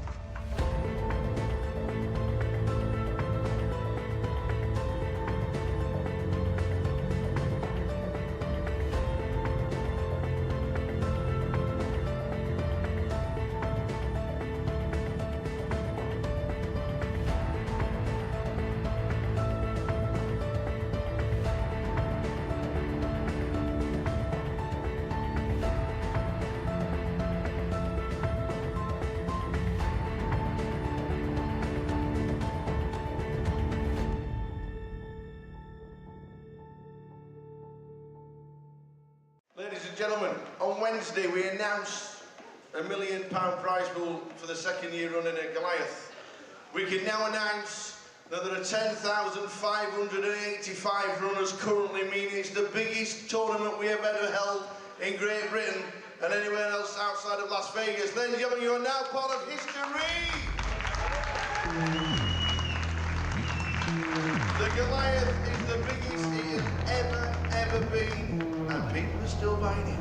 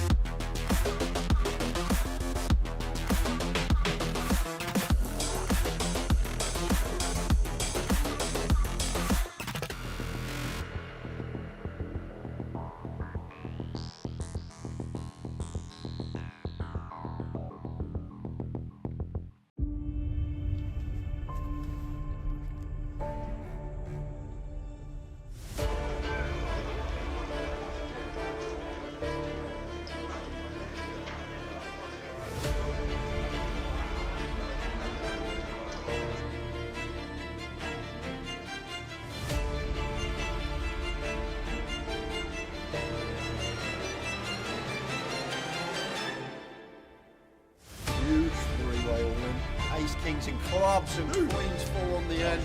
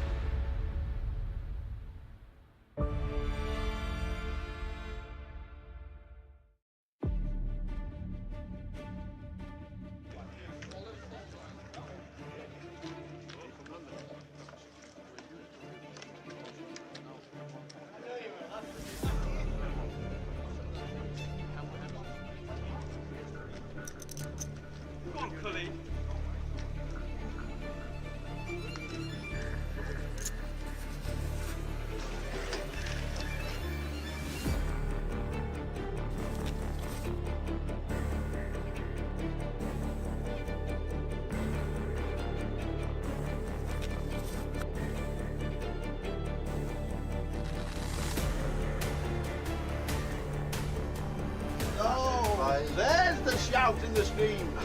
There is the shout in the stream. Let's go, he says.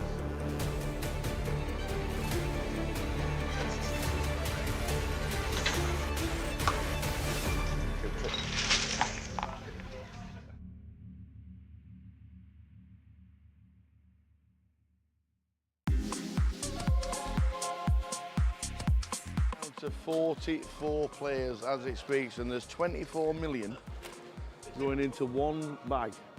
Alex, what an unbelievable day you must have had. It was unreal. I started as a short stack and now I'm just leader. Yeah. I'll take it. Yeah. Jay said you were short. How short were you? I had 125k to start the day. Yeah. What did you do with the bubble? Did you just sit and wait, or did you just start? Yeah, I was short on the bubble, to be fair. Yeah. And you just sat and waited until the money went? Pretty much. I still took some spots, but yeah, after the money went, just couldn't lose a hand. Could you believe when we were on the bubble, 21 all in and called in two hands? I can't believe it. Yeah. It's a huge amount of chips. What's the table been like in the last hour or so? Yeah, all right, to be fair. I had a lot of big hands, so that helps. So for me, it's been all right. Yeah. Sure. Well, we think you're chip leader. That'd be nice. We're pretty sure you are chip leader, but every credit for making day 3 of the biggest Goliath ever. Thanks a lot. Fingers crossed for tomorrow. Hopefully it goes well. Keep it going. Nice Cheers, one. man. Alex Todd, a lot of chips. He has. I got an amount of chips that you want for day 3. We'll just have a quick word with Paul Murphy, Goliath. Day 3 tomorrow. Yep. We just bagged up how many? 19,025,000. Big stack, nice stack. How's the day been? It's been good. Been getting nice cards. Yeah. Making good plays, so I've been happy. Yeah. Mixing it up. It's a lot of players. A lot of people just say recreational players. It's just you're just taking flips a lot of the time, and you're just playing totally different. How have you found your tables today? I've been on about 5 different tables. I've been moved around a lot. Yeah. Each has been completely different. But I think the key's been adjusting to the players. Can you instantly spot somebody who just wants to cash to somebody who's a tour reg or something like that? Yeah, I can, especially when they say at the table, I'm just folding the last 10 minutes. That's always what you need. You can manipulate that. But 19 mil coming back to tomorrow. Biggest Goliath we've ever had. Yep. We're down to 44. And then tomorrow we're going to crown a champion. We can dream, can't we? We can dream. We can dream. Hopefully final table. Paul, many congratulations. 19 million. That is just about it from the days. Full chip counts up on the website very soon. But what an amazing day. We have had 1,125 runners. We got in the money instantly. 21 all-in and calls for 2 in 2 hands to burst the bubble. We burst the bubble and then they've gone down and down, and we're finished day 2 with 44 runners. Tomorrow we are going to crown a champion of the biggest Goliath ever, but who is it going to be? Join us tomorrow.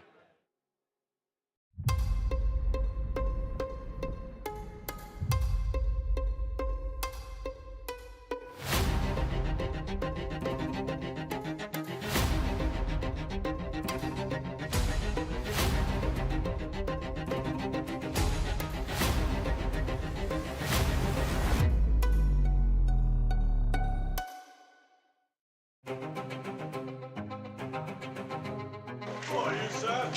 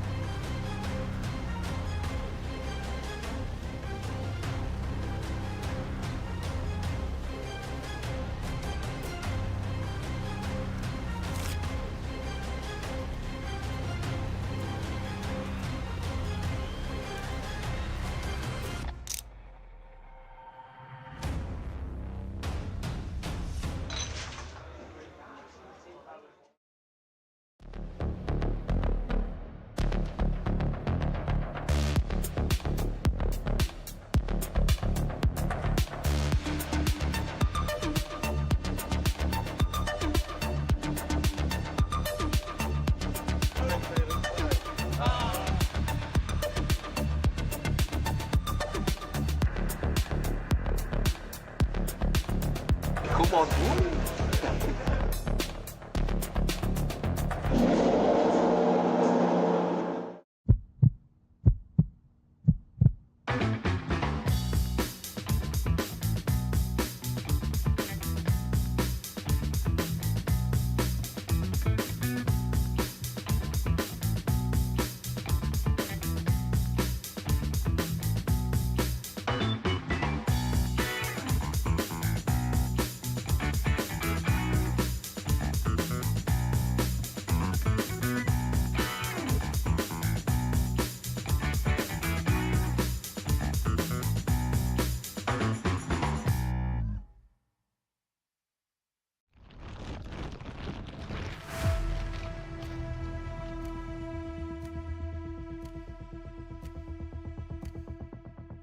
And there is the call from Ariane. Yeah, And it's can't bad really news. fault him for it. So I think we knew on the turn it was only going to be a few rivers that. Takes out the second person on the final. Look at that! It always happens. Is it the queens? A set of queens. Because all the other three have all gone. And it is not queens full this time. Tens. Oh, and he took some straight in. He's not fearing anything, Tim. Oh, there it. We are back. 90 seconds to go until they all sit down.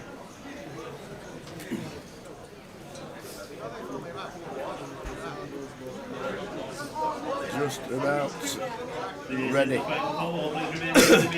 So we'll get you all back after the break, and then we'll show you the video that we filmed at the dinner break regarding our Fantasy World Series picks. And you can have your say afterwards and see what is what's happening.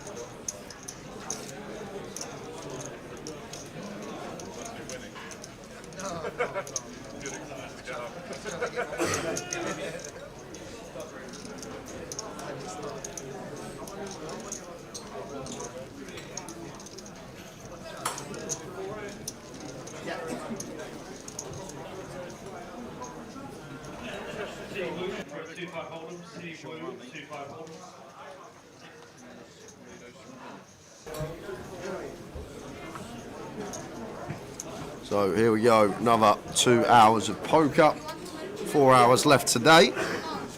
Turbo starting in just over an hour's time as well, so still one more flight. If you're in the area, you fancy popping to the Vic.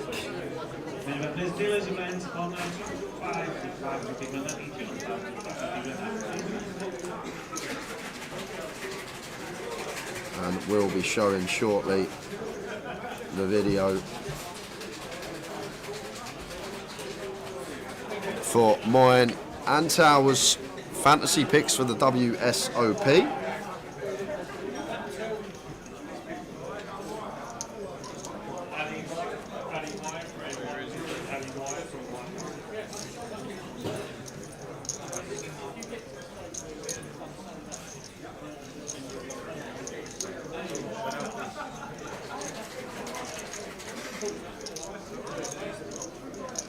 And straight away, Jin on the button, nice clear jam with the ace-8 for 13.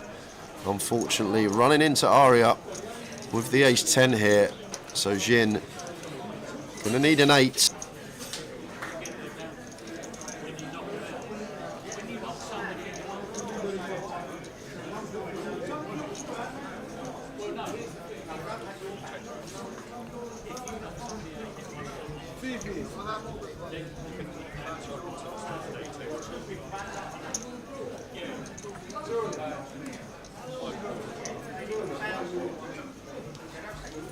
And we'll have another giveaway this session as well, guys. One more today, and then tomorrow we'll give away everything else that we've got, and then Sunday will be the wheel spin for that championship main event ticket worth €250.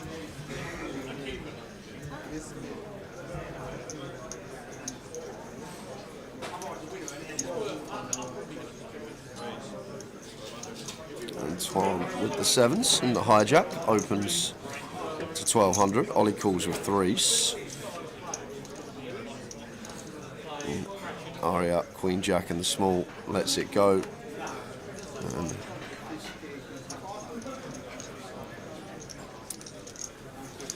looks like my mate Taki in the big line, I just realised.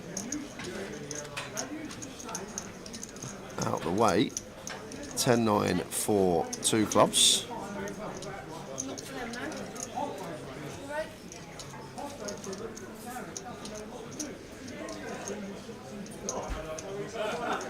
So I'm just going to continue with the sevens. Threes no club out the way for Ollie.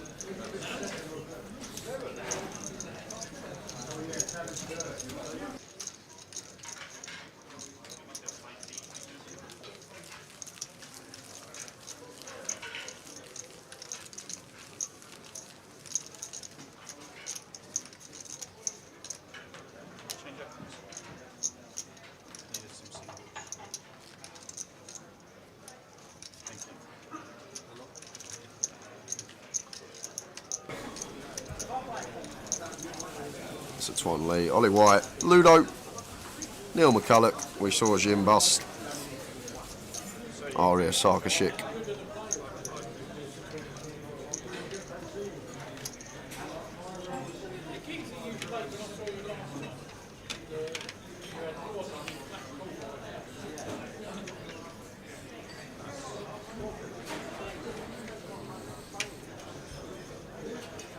Ollie will open from the hijack, making it 1100.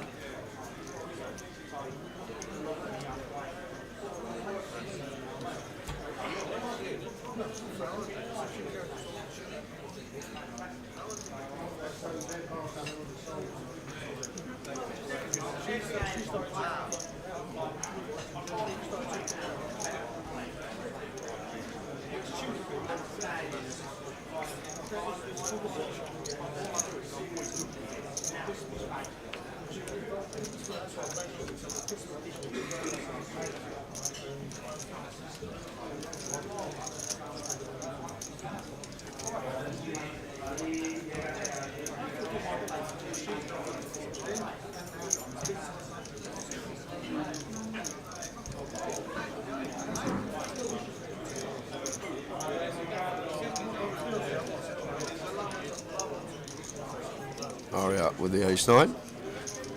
Nice flop for him. But Ollie with the 9-7 of spades, flopping top two, so kind of a cold deck here between these two. Ollie starting with check call, nice to see. Very good awareness as the out of position player. Doing a lot of checking over to the player in position. And 10 of spades on the turn. Not going to love that as Aria. Going to be hands like Jack 10, Jack 8 suited, 10-8 suited that now jump in front of us. So it does check it back to the 2 of diamonds on the end. And do expect Ollie to be on the hunt for some value now.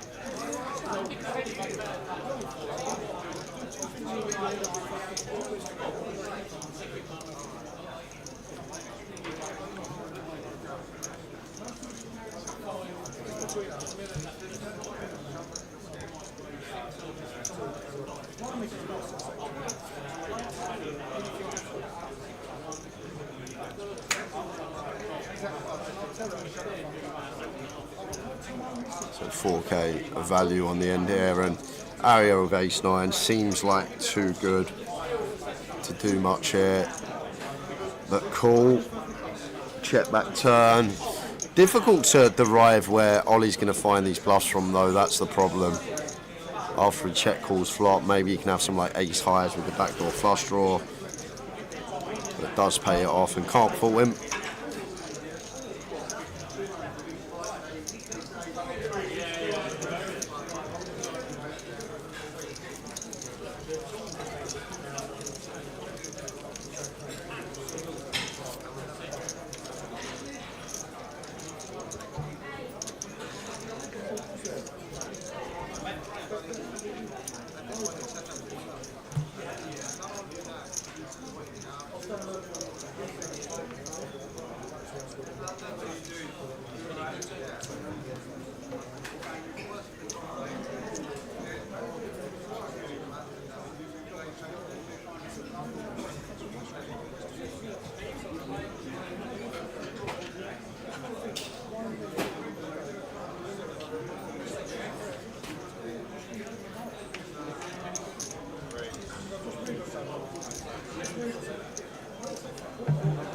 Ace king for Ollie.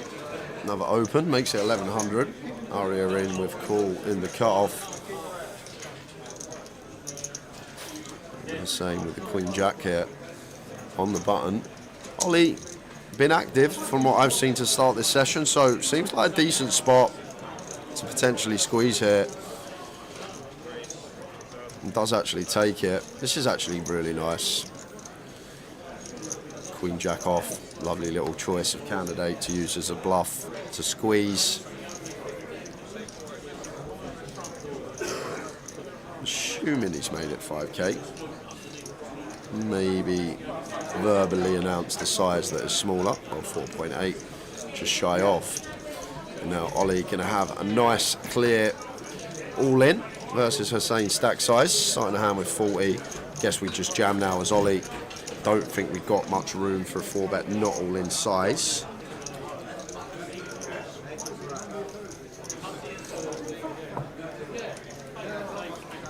Or have we? Looks like he has gone for the 4-bet, not all in. Maybe thinking about how deep we are with Aria. Making it 11.5. Now we can just get out of here with the queen jack off, but that's a nice tidy little squeeze there. Can't be results orientated. Back with you. Back with me. Back with you. Onion soup was delicious. Onion soup. Right, not honey. Not honey. Not honey. honey and I soup. thought you were saying honey and soup. It sounds like you say honey and soup. Onion soup. Yeah.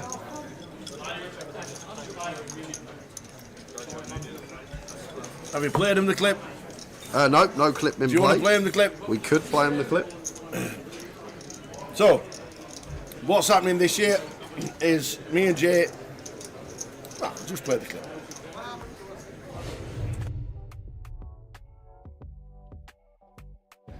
So, for a forfeit at Goliath, and we actually don't know what the forfeit is yet because the team will pick it, me and Jay are going to pick 5 British players at the World Series of Poker to perform the best regarding elk. We're going to do it like the MPL points, so the number of runners to the amount buy-in to where they finish to the points added up, and then they're going to do it like that. So we've got 2 cards, the ace and 2. The highest card will pick the. Just turn around because I know you're cheating. I should have turned that way for the slave. So the highest card will pick first. Jay, have you got your list? I've got an idea who I'm going with, so. Pick a card, any card. Boom! Come on! I've got the first pick. How bad? How bad? It's a 2, it's an ace. I've got first pick. Go on then, who you having? Well, my first pick is going to be Benny Glazer. No, you can't have Benny Glazer. What? That was my first pick. Well, you only picked him. you should have picked an ace. You only picked him because I said Benny earlier. What did I say?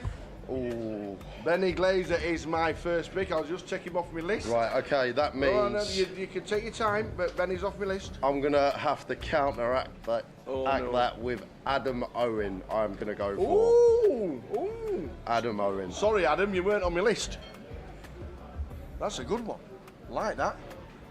I like that. I like that a lot. Yeah. Plays the whole series, great at all the mixed games. Adam Owen's a good shout. Right. My second pick, I've got my list here. I went through everybody who was amazingly brilliant. And I ended up as my number 2 being Chris Moorman. Chris Moorman, good shout. Chris Moorman as my number 2. Come on, Chris. Come on, son. Oh, Chris. For my number 2, go on. If Tower is going Chris Moorman, I am going to have Ben Heath. as my Oh, number he's on 2. my list. He's on my list at number 3. I can't believe it. He's on my list at number 3. Can't believe Benny tried to cross him off. Good shout, that one. I like that. That's a good one. That's a good one. So, he was my number 3 pick. Was he? Yes. Well, you better change it. He was my third penalty taker. Glazer was number 1 He for was me, my so there you third go. penalty taker. So now we're going to have to go for the Welsh wizard, the Roberto of the Romanello. Not a bad shout. I like it. The Roberto is the man. Roberto Romanello is my third pick. For my third pick, yes, I am going to go for volume, and I am going to go with Brandon Shields. Oh, he's on my list. He's on my list again. Good shout. Good shout. So Brandon Shields will be my number 3. You know what happens when they have too much volume? Go on. They're not cashing much. We'll see. Just saying. Come on, Brandon. Have a good series. Number 4. Number 4. This line. I tell you what. I could have picked 20. I didn't realise I know so many. It's tough. It is really tough, to be fair. My number 4 is playing in London this week.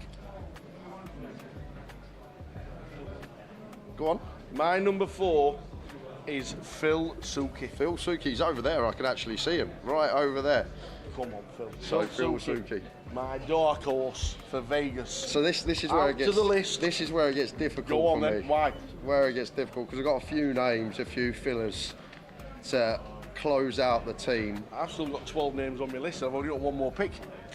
And this is a bit of a risky one because he goes out there and he loves a Max Lake Reg. Max Lake Reg is everything. But I've got to go with Tom Hall. I'm going to put Tom Hall on there. Tom Hall as my number 4. Good shout. Tom Hall's my next pick. There he is. We've got to cross him off. Is this number 5? Number 5. I've got to make it count. I've got to make it count. So, damn. I'm going to go for Patrick Leonard. Oh no, I didn't even think of pads. Number 5. That is the big penalty taker to win the lot. Plino. Pads. That's a good shout. Right, for my 5th pick, I'm going to go with myself. I'm going to back myself as number 5 and chuck myself in my own team as my 5th pick. So there we go. That's my 5. Fantastic. Good luck. Forfeits at Goliath. Who's going to win? We'll keep up with all the scores in Vegas. And now I'm going to be rooting for him. Oh my God. Good luck. Good luck, sir. Good luck.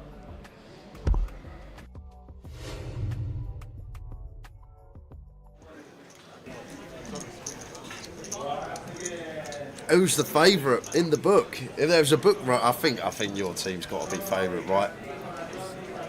I tell you what. Excuse me. I tell you what. Plino at number 5. Plino. All right. Patrick Leonard, number 5 pick. Number 5 pick.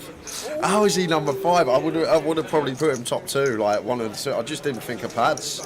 I like, if I could go back now, I'd take myself out in a heartbeat and throw pads in there for sure.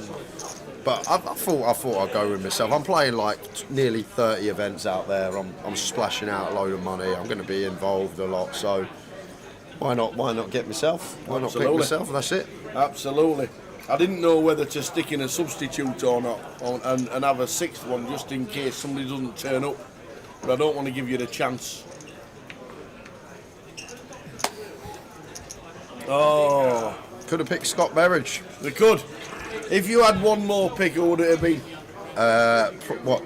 That you haven't chosen? If you have 6. Right, so you would have chosen pads. My next pick,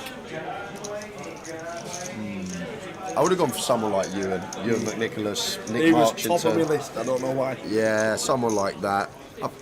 It was top. Excuse me. That's the rose has gone down the wrong way. He was on my list. Nick Marchington was on my list. I had Barney on my list. Yeah. But I would have gone for Cully Sidhu. Cully's a good shout. He's I would out have there. gone for Cully Siddle because I wasn't too sure how long he's actually out there for. I know I've seen him a lot, Yeah. but I wasn't too sure how long I've seen him for. But Cully would have been number 6. He would have been picking 6. But good luck us. All we now need is a forfeit for Goliath week because that will be it. We'll be keeping updated. Obviously, we're going to be out there for a lot of it. Jay's playing a hell of a lot, which is why he picked himself. And I think it's really good. Toby Lewis was on my list, and I picked Chris Moorman instead of Toby Lewis. I was going to go Toby Lewis. Never had Chidwick on my list. And also, on my list was Andy Wilson. Good shout as well. The Bowie. The problem with Hardcastle is that he always plays in the Win and the Venetian and then naffs off to San Diego for a week. Yeah, and this is where it gets tricky. Gilo says, why have you not picked Stephen Chidwick? So it's done on the MPL points calculator. Yeah. And if you go and type in a 250k buy-in to the MPL points calculator with 60 runners and you win it, it's about 40 or 50 points. That's all you get. Yeah. But if you go and win a 10,000 1k, you're going to get like 130 points or something like that. So, like these high rollers, the reason I chucked Heath in is because he plays the 1Ks, he jumps in the 2Ks, the 5Ks, the 10Ks. But like Chidwick's only going to play the top stuff. Yeah. So I don't think there's much value there in a fantasy team. Well, there we are. We are going to get a forfeit submitted onto social media. And good luck our teams, that's all we can say. All in the aid of a bit of fun and keeping interest with all the Brits around the World Series. So good luck everybody.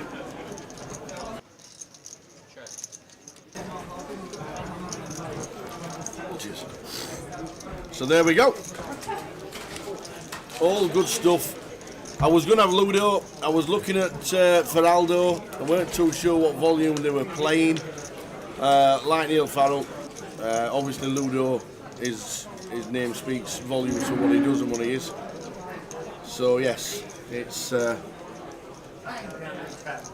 is. It's like picking a centre mid at Fantasy Premier League. You're right. It is. It's tough. The last time I picked a centre mid for Fantasy League, it was Paul Scholes. So there we go. There, as picks are in, they'll be on social media. The clip will be used in the break as well.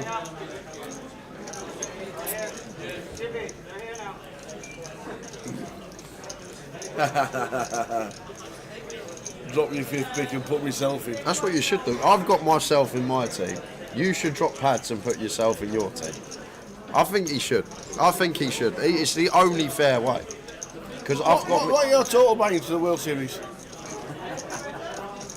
You've got it all worked out. You pick yourself on the volume, and your total bangings are a lot. A lot. 99,000. 99,000. Mine is 99 quid. Well, there's a huge difference. I guess, but you've got the likes of Glazer in your team. He'll make up. That for was it a great shout. Glazer's the one. I reckon him and Adam Owen are probably the 2 best shouts for this because of how good they are at mixed games.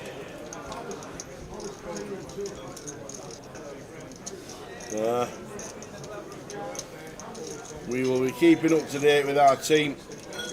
We'll be doing some updates from Vegas as well to stick on social media. Going to do some regular updates from Vegas when the lads from back home get in touch with us. We'll stick some videos on and we'll have a bit of content for the Grosvenor Poker Facebook page. Aaron Ludo overcalls with 5s there. Interesting stuff.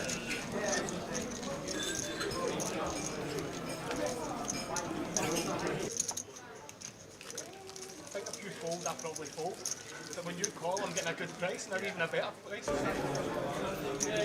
Wild Joe says, Tower, just to let you know, we had a shark cage tourney for Amber's birthday last week. She was in the cage 4 times, always folding to a bluff. Oh, I bet that was fun.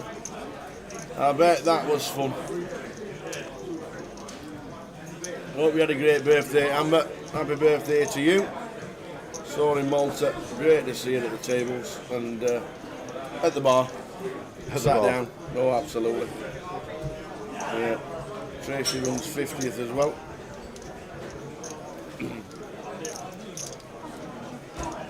Good to see Amber, and I'm sure we'll see it.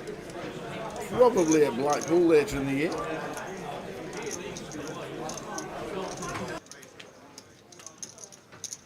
That's what I reckon. A shark cage. Was that? The Shark Tank, I think it was called, wasn't it? The Shark Tank. When they used to do the old bluff card or value card, and if you got it incorrect, off you went to the tank. Yeah.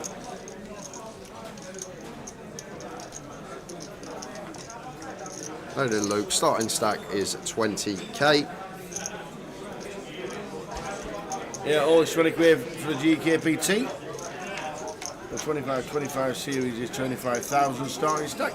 Well, the 2550s are the on it.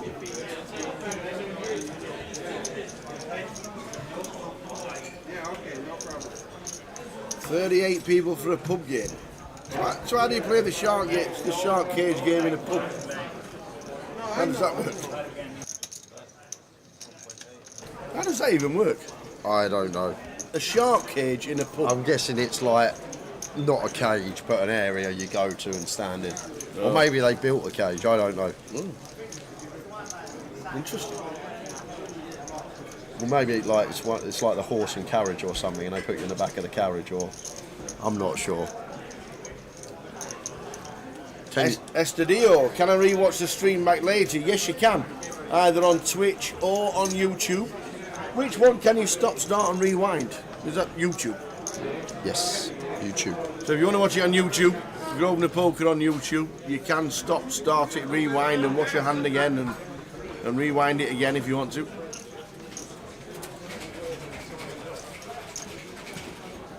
We have a full cage set up using 2 dogs' cages. Big dogs. Big dogs. Also got another token to give away at some point this session, guys.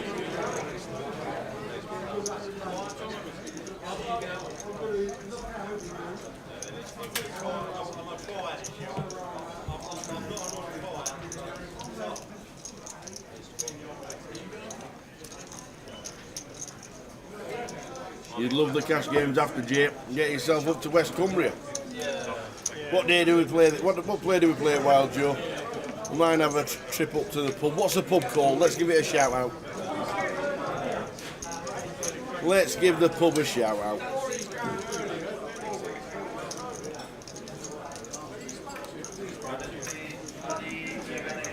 Some nice golf courses at West Cumbria, let me tell you. There are some nice golf courses up there. Very green. It rains a lot.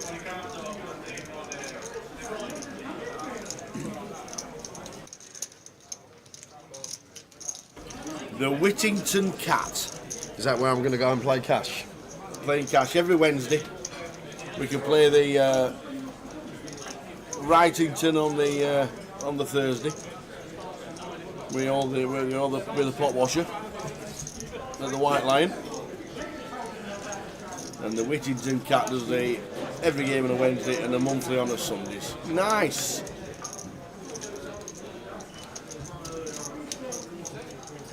We might have to take a trip up. Just maybe a run out that Ludo feels like he's got to bluff at now. One of the worst hands we're going to get to the river with are going to have a lot of King X as the opener that would play in this man-up. Seems like one that has to be bluffed at. And Ludo puts some meat on it. 10k, just throws it into the middle. 160% pot.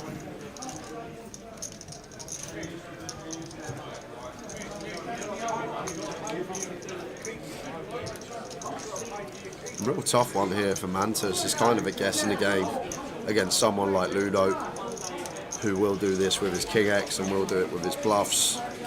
Really difficult river spot. But it's polarised, like it's not a situation that Ludo ever has a set or a better 2-pair in the form of Queen Jack. Even an 8, it's basically Ludo saying I have a king or better, and Ludo's overbet gets it done. Gets Mantis off the best hand.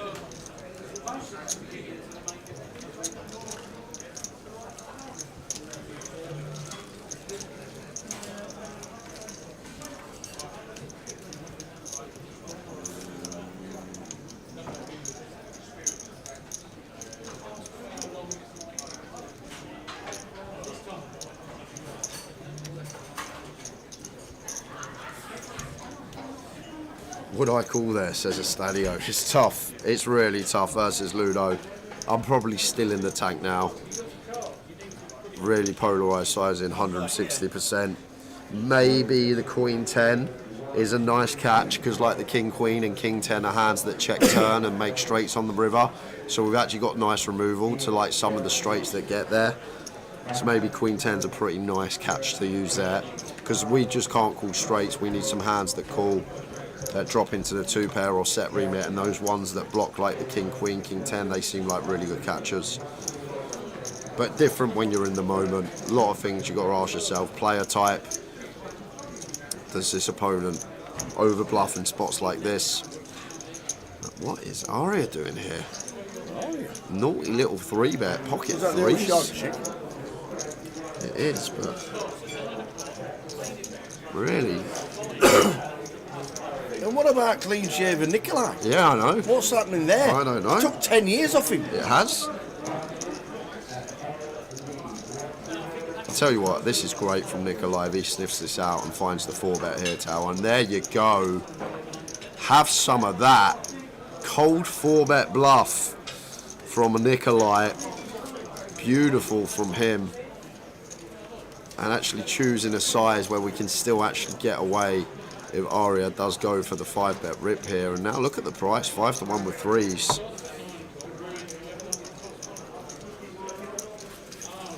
But personally, I think we just want to call here as Aria in the first place. Don't think we ever get to 3-bet this hand in this scenario.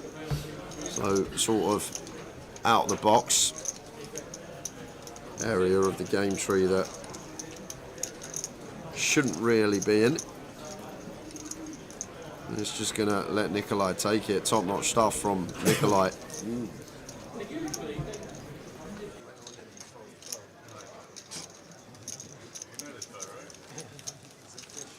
So Twan, 80k. Price pool just short of £200,000. We've had Bo Lee, we've now got Twan Lee. Nice seeing Neil McCulloch again. Still looks the same as he did 25 years ago when we started this job.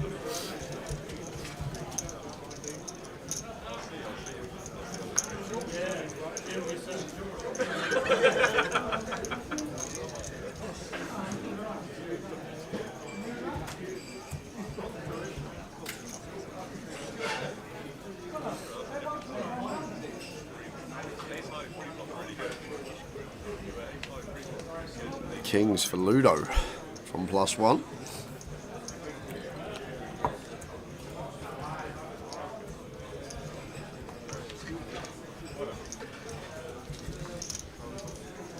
Raises to 1k.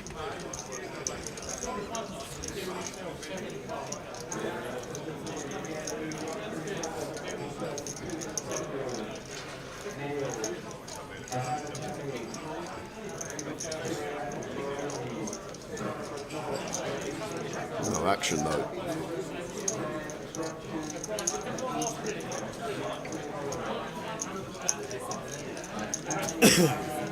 No Towers treble, Bob Marley, not tomorrow. 0 football, bottom of the FA Cup. Talk about good news. There you go. Jay's running good already.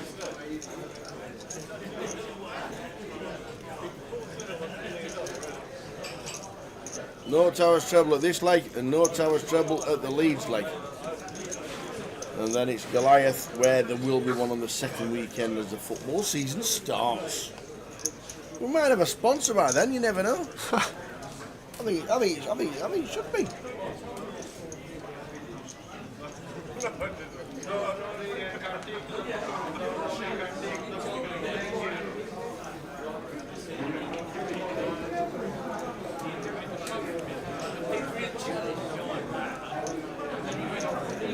King Queen for Ludo opens to 1k. Jeff Crow's at the FA Cup final tomorrow in the exec box. Nice. Prawn Sandwich Brigade. Have a great day, Jeff. Hope it's a good game.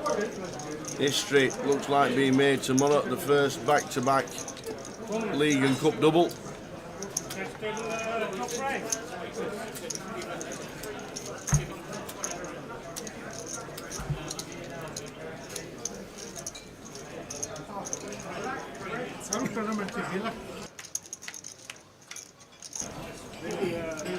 Jack 8-6.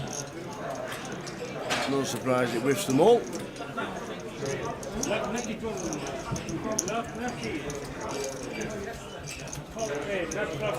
No, we cannot get a bet builder on the cup final instead, David Harvey. Good shout, Dave. No, we will not. We were saving money tomorrow. Just let him have a few months off, please. Just wait until back end of August when we can all do our money again.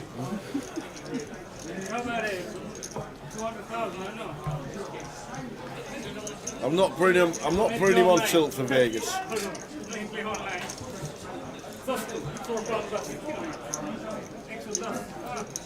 But Mainu will have a shot on target. That's all I'm saying. That's all I'm saying. God's sake.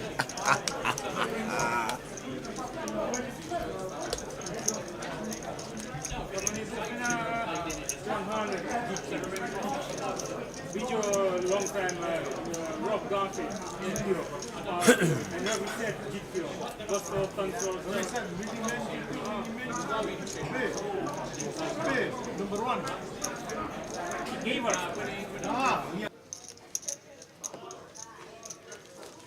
Or, not yet. Give me a second. William Hour, 26. William Hour, 26 minutes.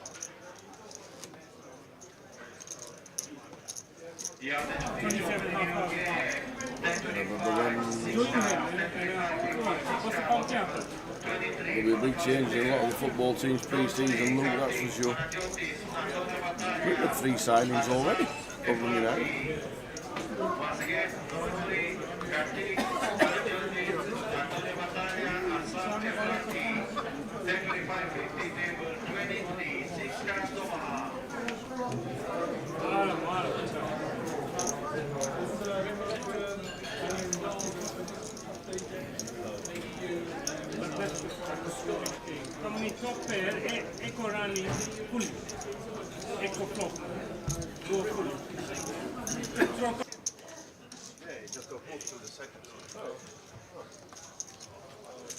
Where's Columpton?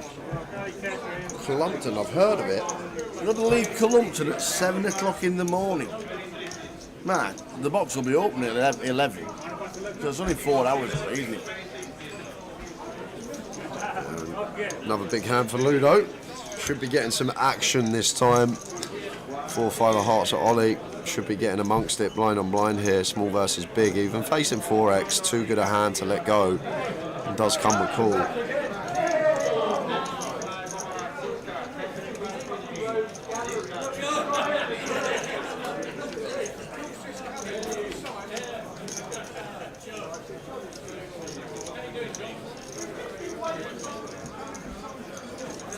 Big old whiff.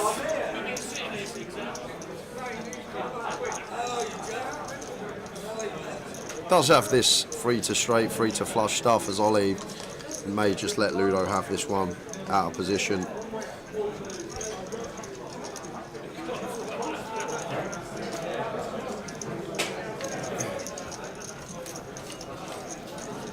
Eight of hearts turn. Flush draw for Ollie.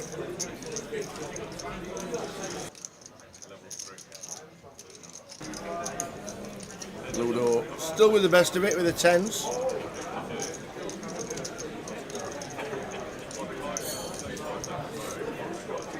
Yeah, so now Ollie is going to do some leading with just 5 high. Ludo clear call with position with the 10s.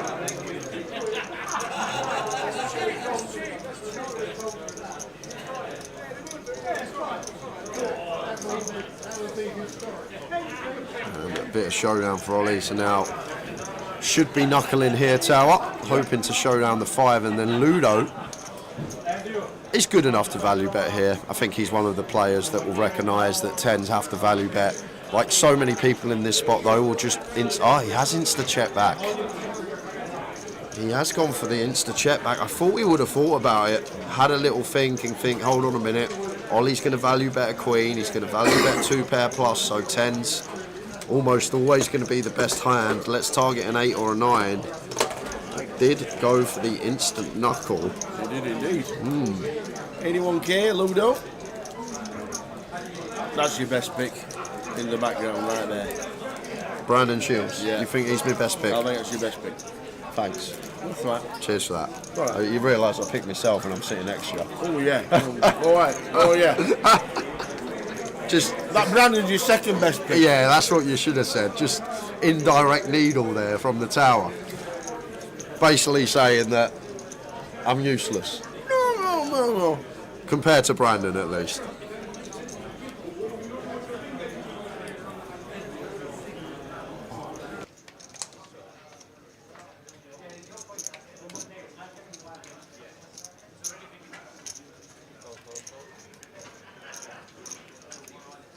I didn't mean to needle him. I forgot he picked himself.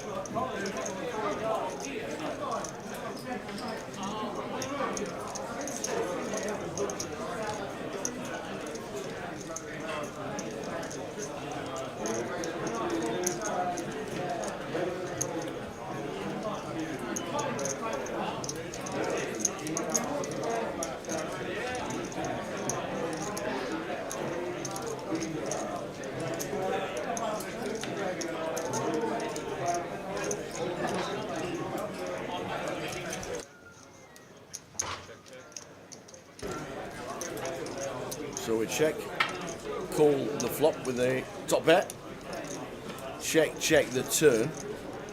Arnie with the best of it is going to sneak in a bit of value in C1. I would against Neil.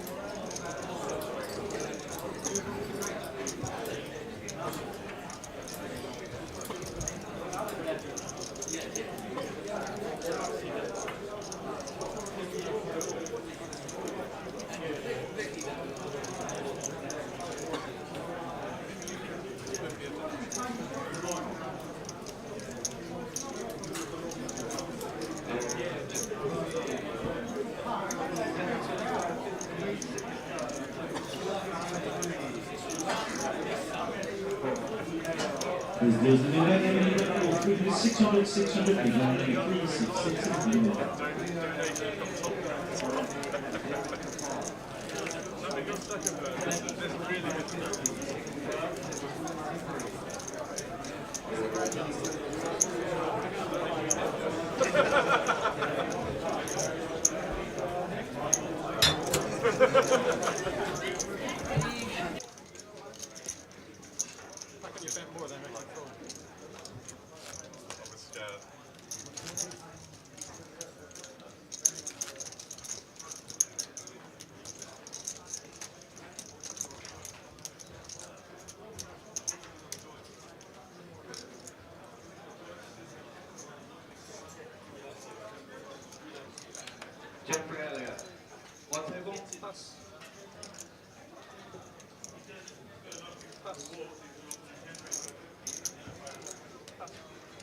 So blinds 2-5 with a 500, Twanley, 77k, nice stack to have.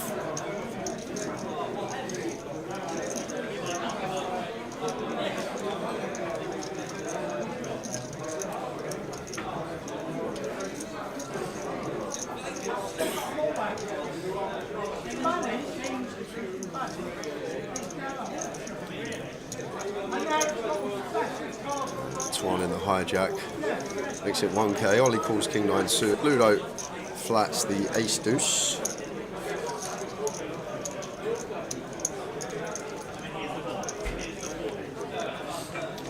Seven eye flop, 7 Wow. 6 4. What a flop we Flush got draw, here. flush draw, Up and down. Wow. Twan can easily check fold out of the way and watch it all unfold.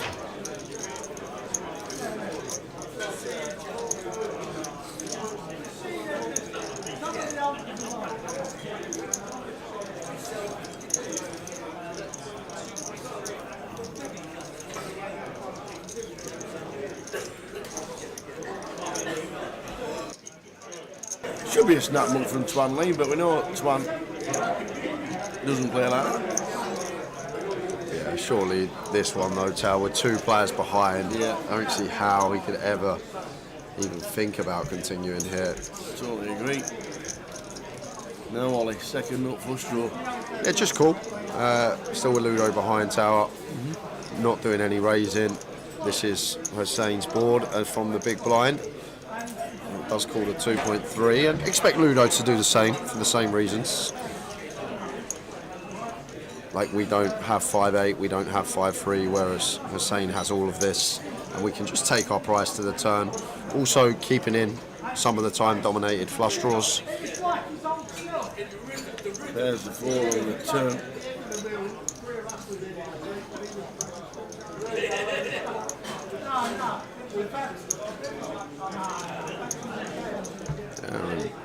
After getting called in 2 spots, difficult for Taki to continue barreling out of position to 2. Both players can have us drawing dead, 6s and 7s in the range of both, as well as 4s.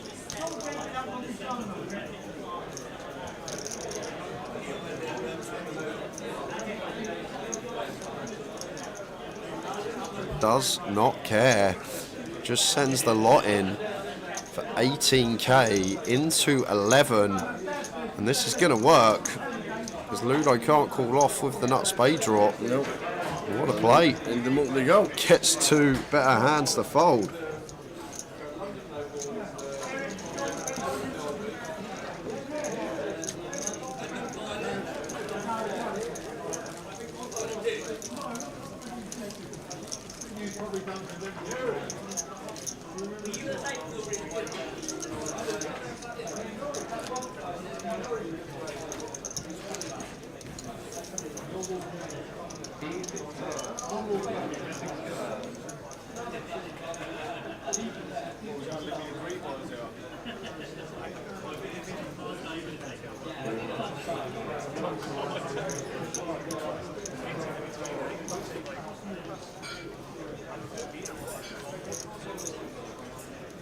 Except the suit for Twan.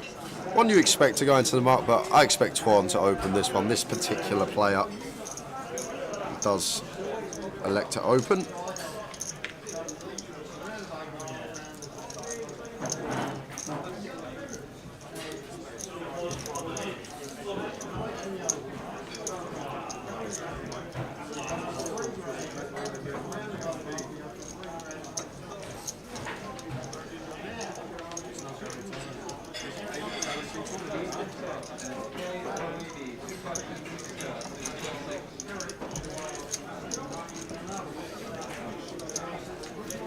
So 3-way to the flop. King 10-10. Nikolai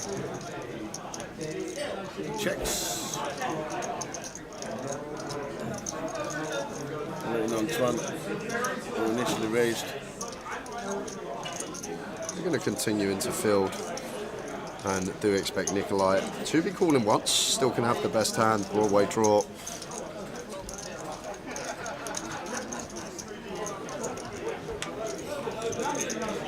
Deuce of diamonds on the turn.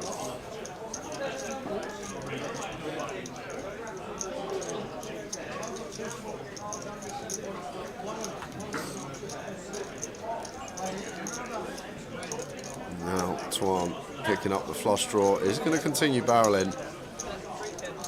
60% up on the turn, trying to say he's got this ace king king queen. Even some 10x that want to open from EP.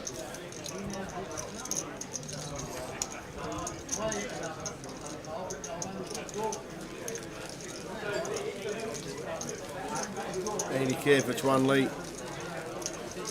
13 minutes to go, 9 o'clock, the turbo starts.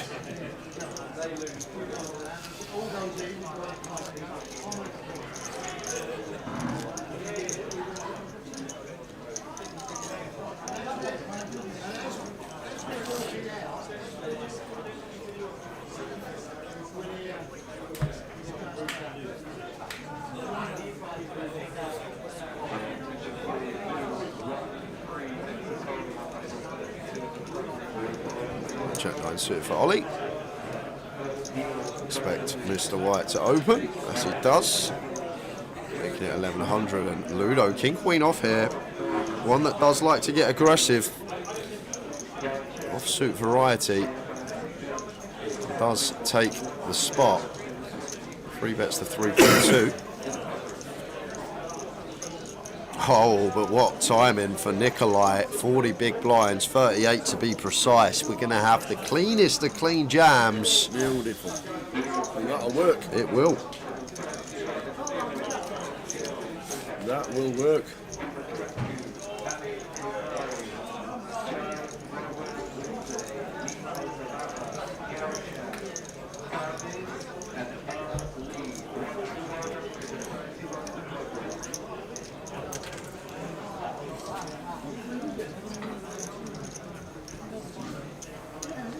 Nikolai does raise it up, wasn't a jam, but raises to 8.2. Surprised, because I think once we put in 8.2, we're going to put in our 19.3. Like nearly 45% of our stack going in here, so like we're never doing this to fold.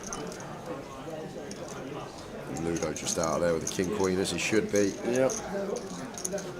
Chris Hyton. Rangers City Leeds tomorrow. Good luck with that.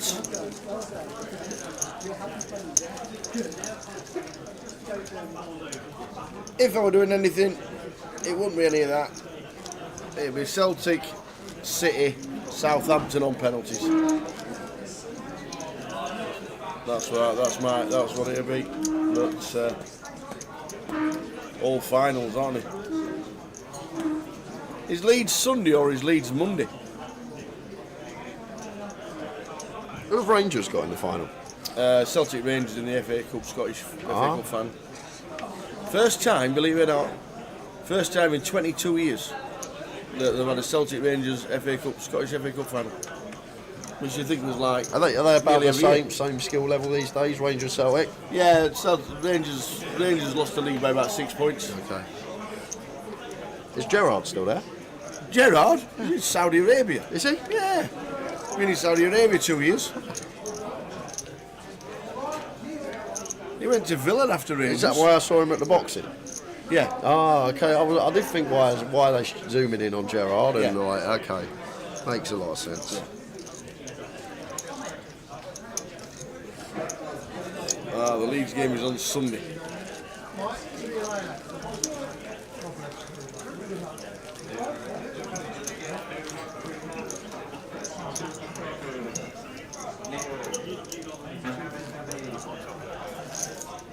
What planet am I on, Chris? I don't know. I'm on my own. I'm in my own world all most of the time. I don't know what's going on.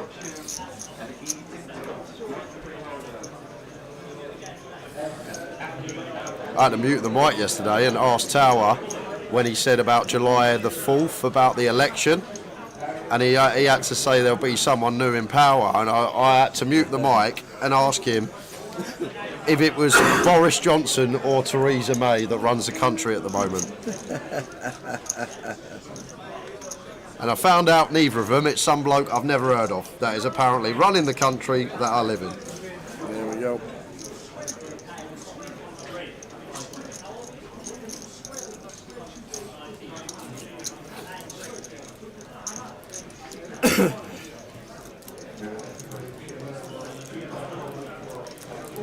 Did you know that Poch, I know ETH Poch, and Xavi have all been sacked? I didn't know about Xavi, to be honest. I didn't know about ETH. I didn't know about Xavi.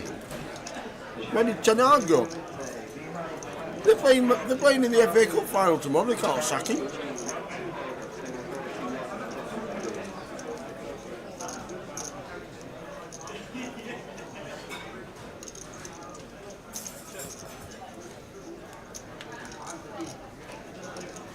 Who's Xavi? Xavi? Yeah. Spanish midfield maestro Xavi. Who's Xavi? Is he not still playing?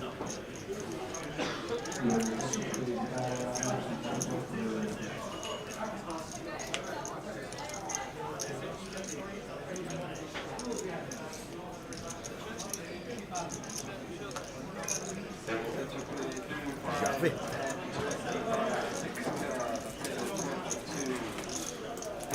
Just world affairs, I'm not too much up on dry line. To be honest, football over the summer as well. When the season finishes, I go a bit quiet. Like, I'll be sat at a game and someone will go, oh, you see who Spurs are signed? I'll be like, no. And then I'll be on my phone, I'll go on Google, I'll have a little read.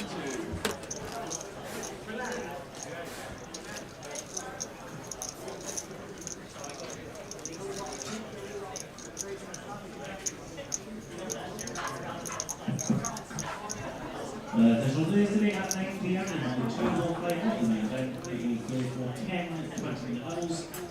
It's going to be weird next season, ain't it? New Chelsea boss, new Man U boss, new Liverpool boss. Like Have they got rid of Ten Hag? 3 of the big 6. You can't have. There's an FA Cup final. They got rid of Mourinho a week before we were in the final with Spurs. What happens if they win the FA Cup final tomorrow?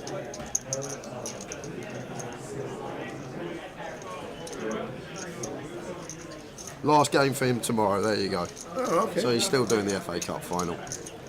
Rid of an anticlimax. I bet he's thinking I hope we lose 9-0 now. What if they beat Man City 6-0? I don't know. Then what? I don't know.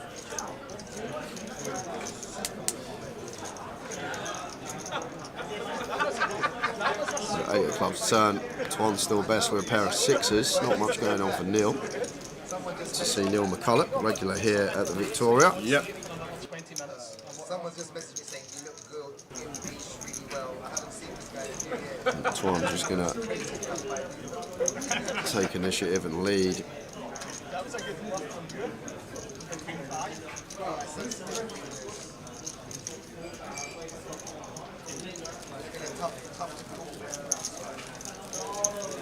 Well, you made it expensive, that's for sure.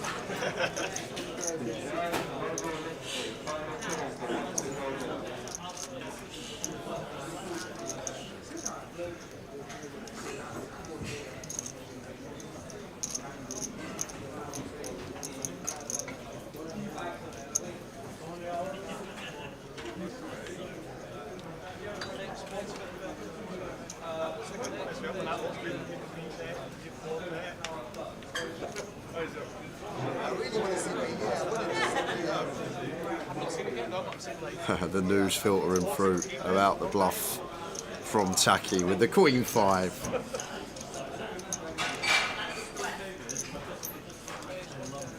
Do you know what? I weren't sure because I know Taki.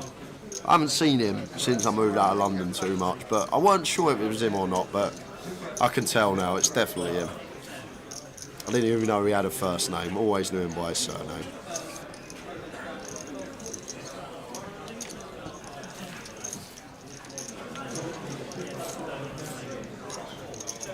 4 minutes of this level left, take us into level 8 of the day, which will mean 3 more hours for us. We're going to have another giveaway at some point this session.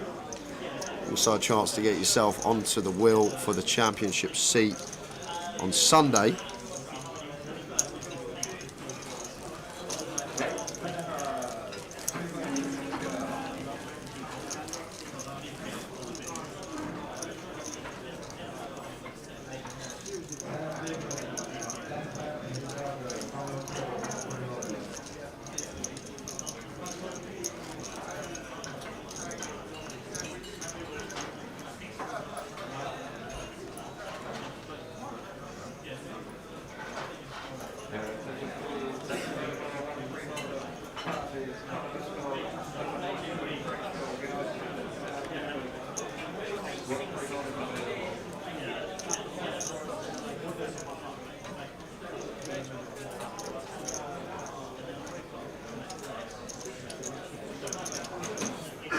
Oh my word, cut-off versus small blind, and we are 140 effective here. This could get big because these are two opponents that are both going to be aware how aggressive each other are. And they don't mind getting it in. And cut-off versus small tower, even 140 effective. Wouldn't be surprised if this went in pre. Twan 3-bet size, 4-bet size back on him with position. Around 10k. Seems nice. Even slightly smaller. Somewhere between 9 and 10. What I'd like to see at this stack depth for the 4-bet size.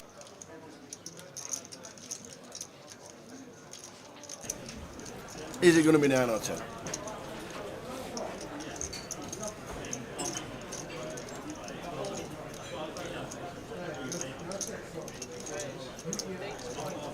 Yeah, 8.9k seems good. Maybe we do go a pinch bigger at 140 effective, but like this is the general size, 2.2 in position. Ludo is just going to play cool. Thinks to himself probably, there's no need to just rifle this in. I've got a huge stack. I want to use my post flop edge. Keep the variance low. We see 10-8-7. 2 hots. So overpair for Twan. Ludo just with the nut high, and backdoor heart and Broadway draw.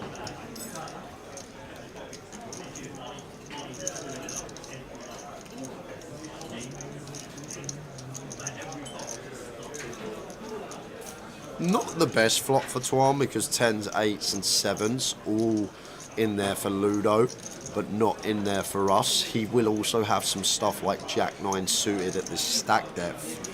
So it's not the most appetizing board, but we can still get value from stuff like the Ace 10 through Jack 10 suited. Also some 10-9 suited going to be in there, 8-9 suited. Just because of how deep we are pre. Like Ludo's 3-bet range at this stack depth becomes more condensed, like stuff like Jack 10, 8-9, 10-9 suited, 6-7 suited, like this type of stuff once we get like north of 100.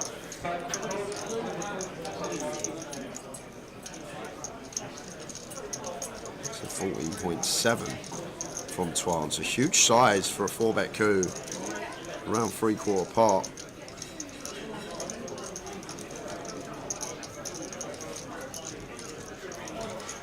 14 to 19. It does seem quite chunky. For a 4-bet coup tower, it's huge. It's massive.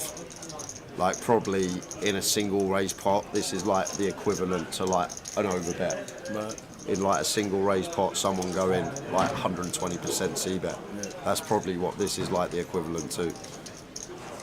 But I feel like a lot of people, including myself though, because the scenarios are so unique, people are so understudied in 4-bet pots in terms of like what boards to bet, what size to go, because it's a unique scenario. You probably play no more than 2 or 3 4-bet pots a day. So very rare you're in these situations, so therefore people aren't really studying a spot that doesn't come up too often. So when you get to this area of the game tree, it's a lot of guesswork and just sort of logic that you use.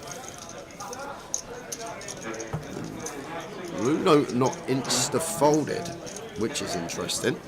I thought versus this size, Ace-King would already be in the muck. Versus small size, can understand why we'd be in the tank and call once.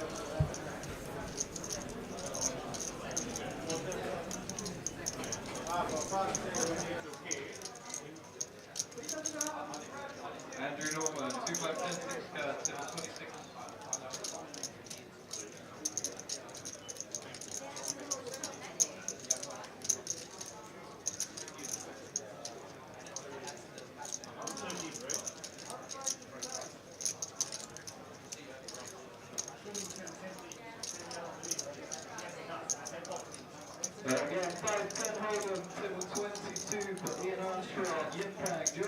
And into the muck they go, the Ace-King.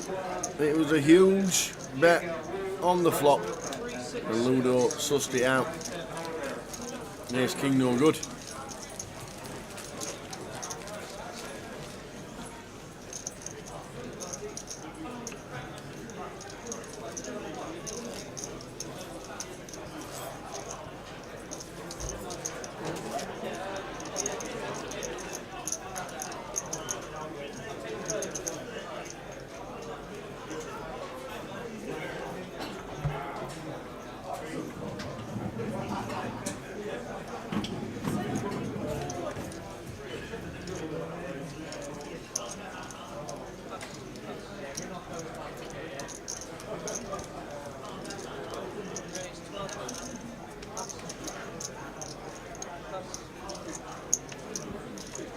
A7 suited for nil, opens from +2.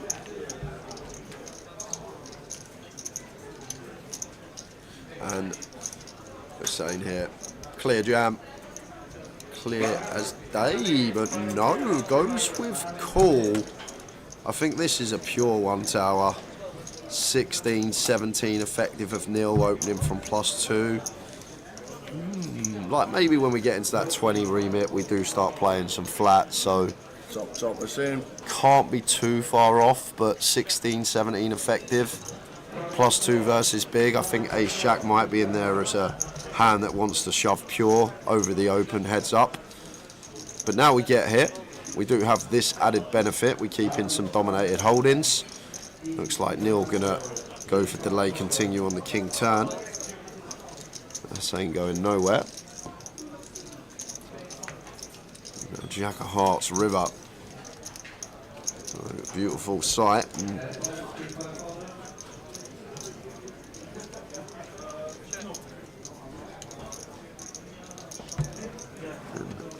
Those check, and the Ace Jack going to be good for Taki. I think one we are supposed to jam theoretically pre-flop. Just because Neil's effective stack size, I think theory-wise it's always all in, but I guess one of the pros is we do keep Neil in with some hands that we dominate. But the problem is the times it comes like 5, 6, deuce, and Neil continues king, queen, king, jack, all this stuff, we just have to fold. We get bluffed off the best hand at decent frequency. That blind's now up. Prize pool over 200,000.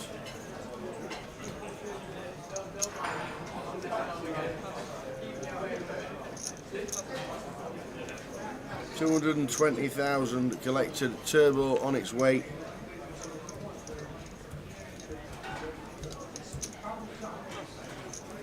There's only about 13 entries into the turbo at this moment in time.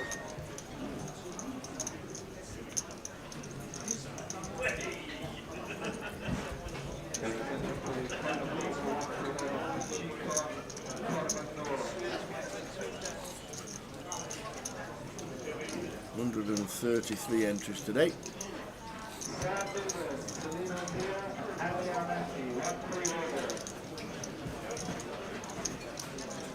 Aria opening on the button with the king 5 off.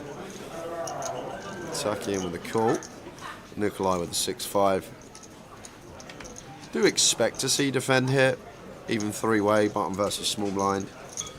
And big in with the call.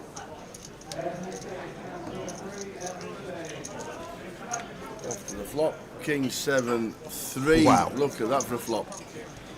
Gutter ball for Nikolai. I say in top 2.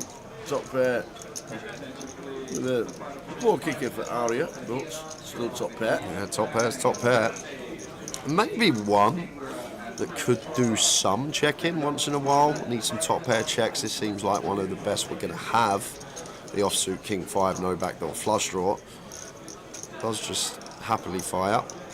And love this from Taki. This is actually really nice. Not raising, just calling, keeping his range wide. Knows that Aria going to c-bet this board relentlessly, so he can have hands like ace queen, queen jack that are drawing to runners. So we want to keep these holdings in. And now Nikolai, 6-1 price with a gutter ball.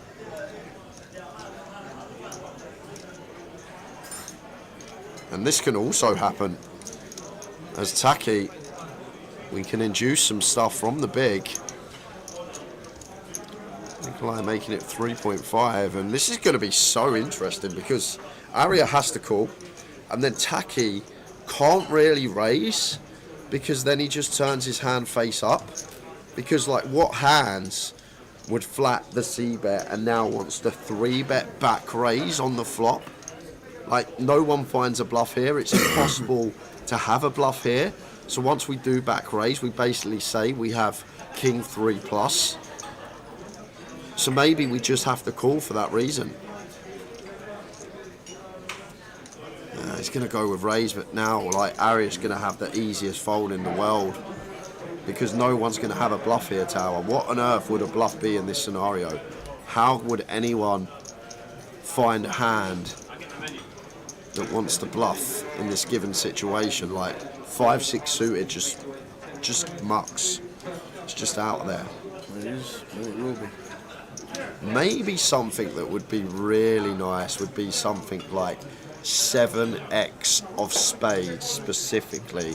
Maybe that's the one hand that could bluff here, like a 6-7 of spades, because Nikolai's range, once he raises tower, is going to be the suited 7-3, set of 7, set of 3. So like the key 7 of spades blocker is maybe what we want in this scenario as Taki to maybe counteract it with bluffs. Yep. But as I say, like as soon as we raise there, our hand just becomes face up, because everyone aware no one's bluffing this scenario.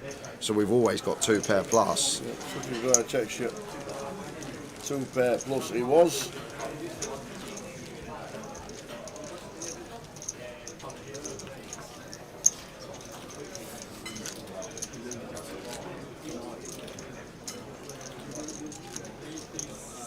Goliath on its way in the background. 25th of July till the 4th of August.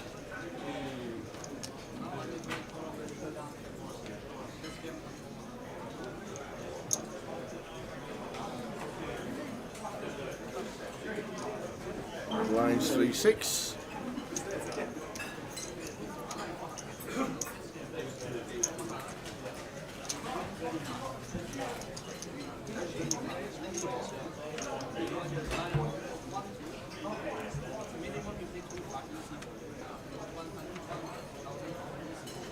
I'm pretty sure Mancunian Twan Lee didn't come second to Jerry Yang 20 years ago. I'm pretty sure. I'm pretty sure that weren't him either. Be funny if it was. And we just didn't know. What was Jerry Yang, 27, 28? Or a bit later? 27, 28, what, you're looking into the future? 3 years in the future? Yeah, I think 2007 was Yang. Jerry.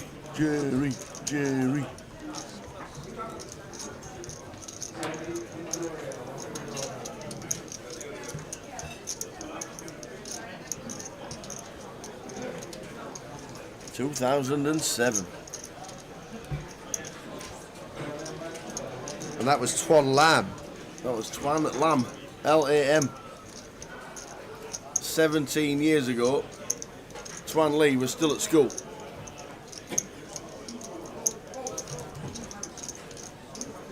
And Ludo and Twan tangling again. And this is actually nice from Ludo. As I say, Tao, once we get deep, like 100 plus, like these hands actually love free betting, like the condensed range, the middling cards, the suited gappers, the suited connectors. We like to select these type of holdings, and Ludo gets the better hand to fold. Well played from him.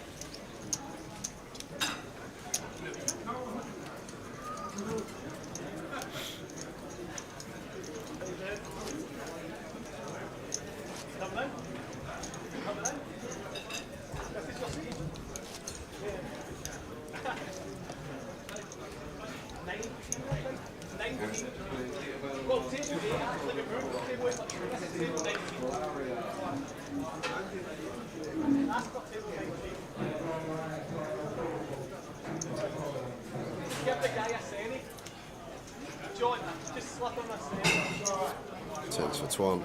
Going to be another open. Tens this time.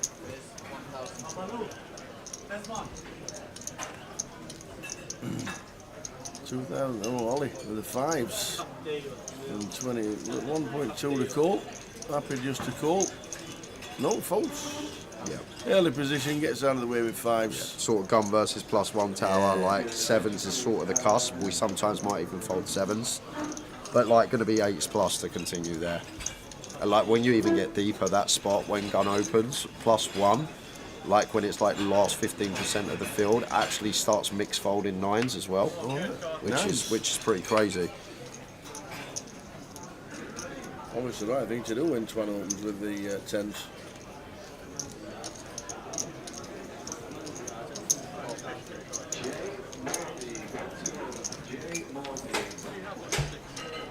Ace 8 3 flop for Neil McCulloch.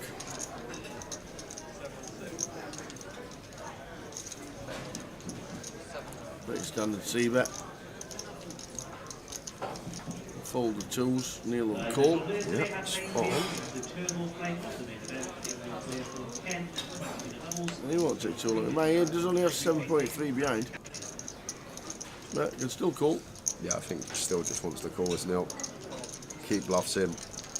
Make our range still look like some 3x, some 8x, some 4-5. I'm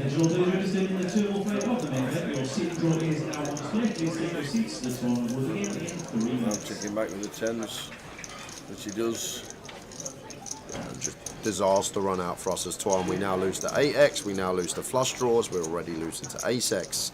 So now we basically beat 4-5, 4-deuce, 5-deuce suited, and then maybe some 3x. So no real merit in betting here as Twan. We don't fold out an 8, we don't fold out a flush draw, we probably don't fold out an ace after the turn check, so we only target hands that we're already beating. Yeah. Turns over the ace 4. Chris Iton last year played in the for Blue Square against Paddy Pound in Dublin at the Fitz, 2007. The Fitz, that's gone as well. Not even a casino anymore, the Fitz, gone.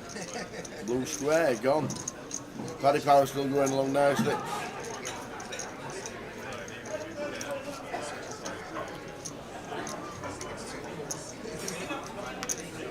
In the restaurant, please. Thanks, Lucy.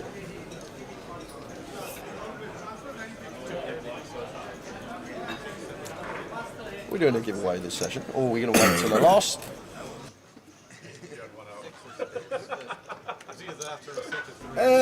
How many tickets have we got? We've got. How many tickets have we got? 1, 2, 3, 4, 5, 6, 7, 8 to give away. We'll do another 2 today. Another 2 today, so we'll do one in about 20 minutes. A little bit later if. What time's the break? Breaks in 45 minutes. Okay. 1 in 20 minutes, and then 1 last session. Sounds good. I'll go think of a question for you. I need a few minutes to go Is it think. me? It's me to ask you. Oh, all right. You think of a question for me then? Go on then. Even better. Go on then.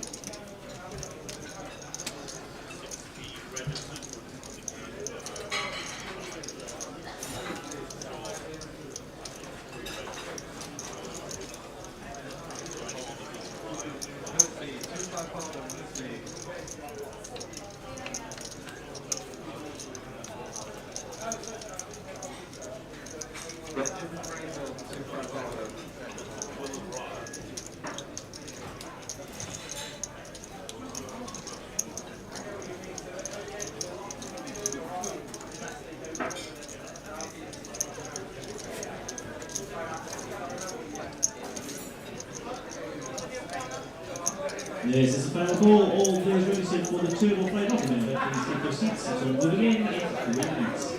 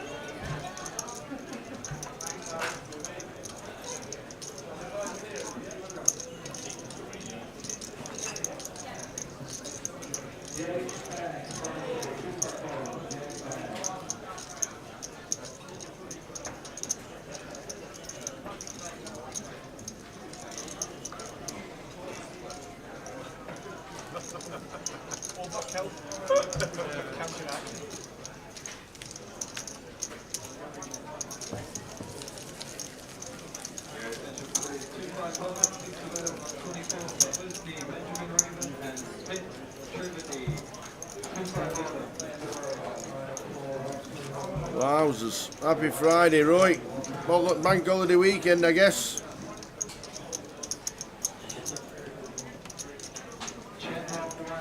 Nine hours to do a 5-hour trip.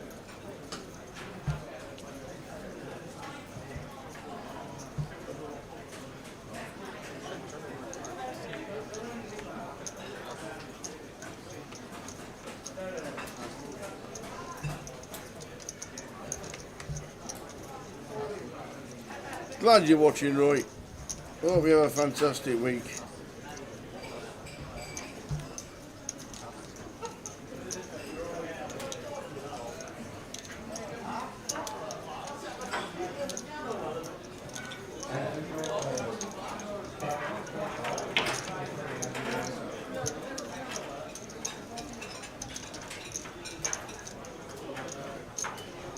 Welcome all players to the table play of the main event. We will be playing 10 20 levels with one break at the end of level 6. There are 2 re-entries permitted to the total, 3 entries total.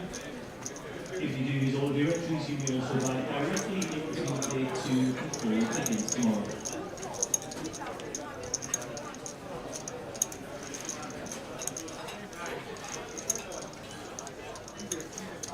The one today has been brought to seat number 3. Dealers, please place your money into seat 3 now.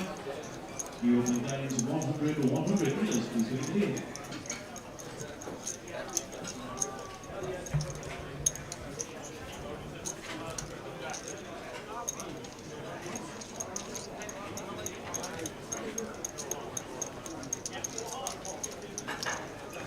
So 40 minutes until the end of this session. Then there'll be a final 20-minute break and a table change.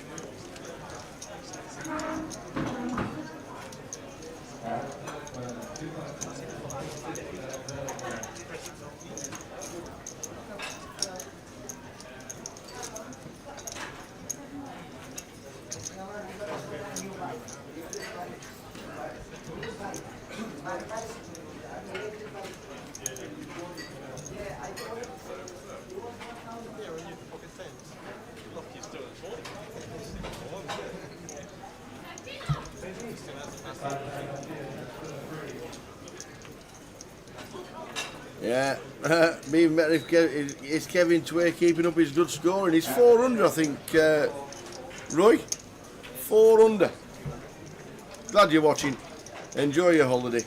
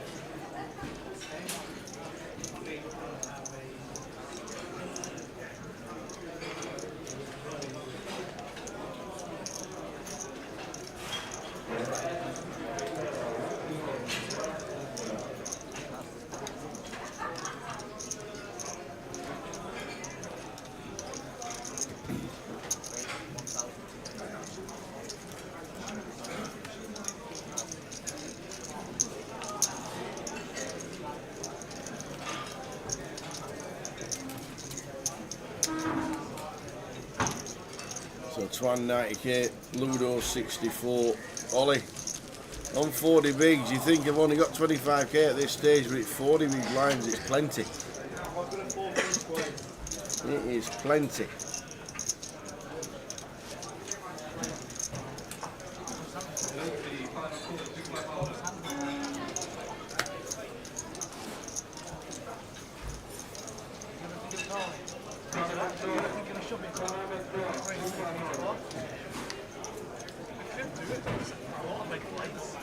Turbo about to start, 9 o'clock. Obviously we're on the 20-minute delay, so 20 past 9 on the live stream. The turbo will start. I think it's started with 3 tables.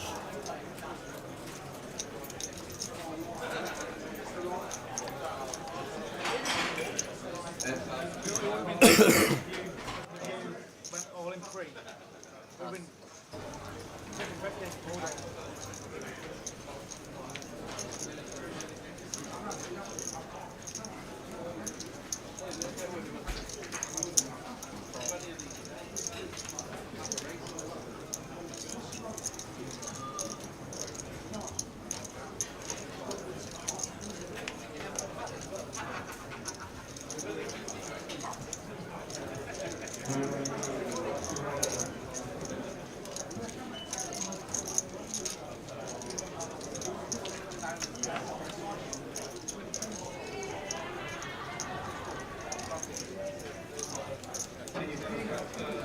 Ace, King, 4, 2 spades, Aria, nut flush draw. Set of aces for Neil McCulloch with 14k behind the line. Ludo, second pair, same as I was saying. We've got the back doors for Ludo. Won't be overly confident. So gets out of the way. Aria won't beat with the nut flush draw.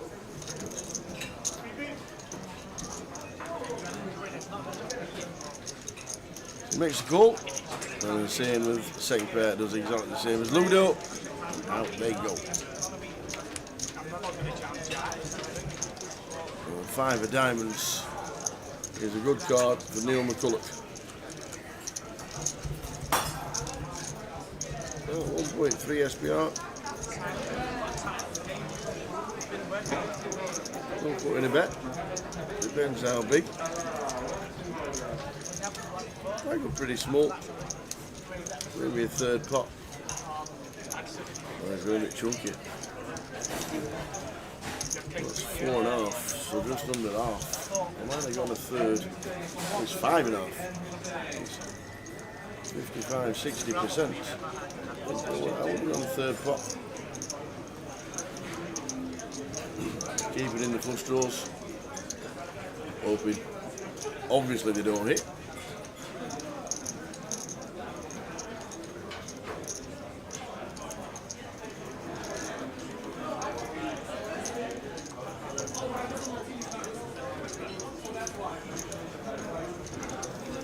Tough spot. Look, flush draw. No other draws, so gets out of the way. Neil McCulloch.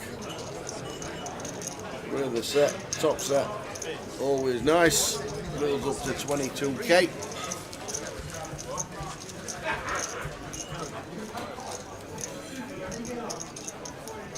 Just over half an hour to go of this session. We will be doing a question in about 15 minutes time. Get Jay back from his late lunch or early breakfast. And that's where we'll be doing the next question. Got a beauty for him. Absolute beauty.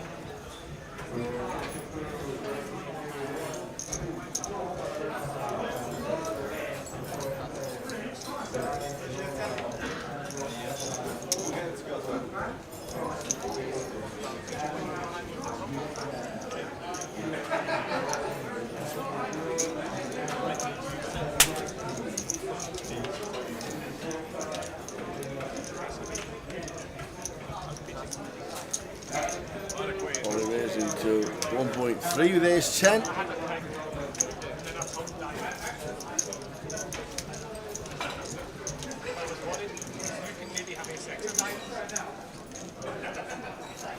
Big blind Nikolai defending with Queen 4.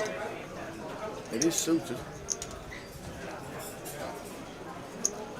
Jay's going to tell me it's the right thing to do, defend with the Queen 4. Obviously when you hit the Queen, it's always good.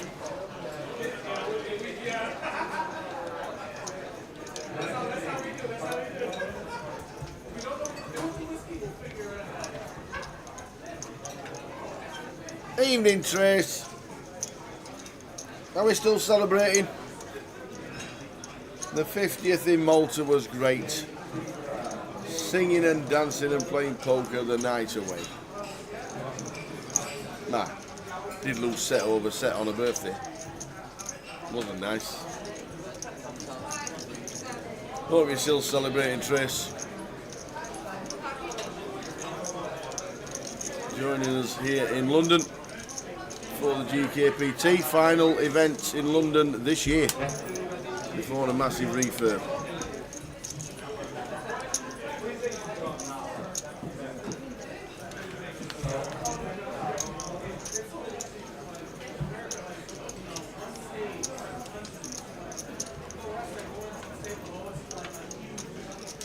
We absolutely are still celebrating. Nice one, Trace. Where's Roy? 9 hours to do a 5-hour trip. I've just got back, just had my dinner. Yeah, he's Sheffield, obviously down to, I think he's down to Cornwall. Oh, okay. 5-hour trip turned into 9 hours. Bank holiday Friday, you see. Friday before the bank holiday weekend, always going to be busy. Always going to be busy, the volumes on the roads these days. Nikolai going for some value here. His top pair. 2/3 pot Ollie. Just with ace high, not going to be able to call. I was going to ask why we're defending with Queen 4, but obviously because it's suited. Yep. Yeah. Makes difference, it does.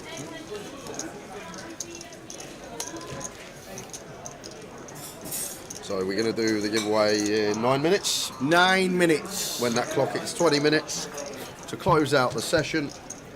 And then we'll head to the final break of the day. The turbo's off and running. 9 minutes. Over 200 entries in this now. 208 total. I reckon be close to 250 come tomorrow when it all closes up after the day 2 buy-ins. For Neil out the way. King Luke suited, Ludo not going to turn down the chance to open the suited king. Raises to 12. Aria folds. Taki won't be folding. Ace Jack on the button. Both options available here. We'll be doing some mixing, some free bets, some calls. Call's actually really nice in this particular scenario, hijack or cut off versus button, because Ludo will open all suited ace-x. He'll open like Jack 8 suited. So we do keep a lot of hands in Ludo's range that we dominate, plus we have position as well.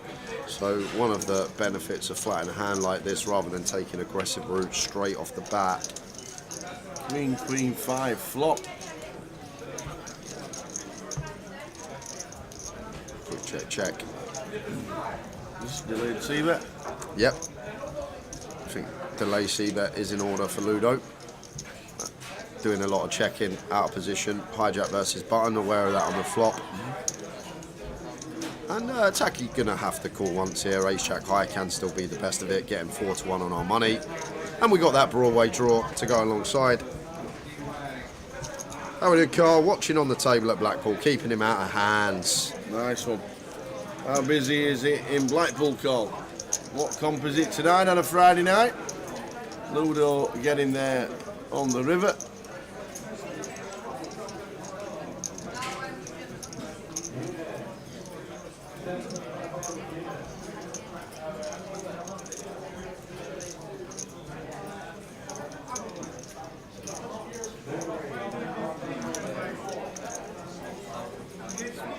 There's a 4.5, 2/3 pot for a bit of value.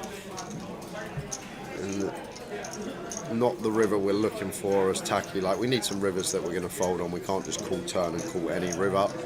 And like the diamonds seems like the one that's best to fold on. Bluffs completing of Ludo. We have a jack in our hand which blocks the king jack and jack 9 suited, which are the other bluffs that we're ahead of. So blocking the straight bluffs and not blocking the bluffs that complete the diamonds seems like one that does want to hit the muck here. Or is he going to be a hero and throw on that cape? Just it's so difficult to beat something on this particular river now, Tower. We need rivers that we're going to fold. We can't just call. And like the jack blocks the king jack and the jack 9 that we beat, and then we don't have a diamond in our hand which blocks the value of Ludo. Some of the semi bluffs on turn.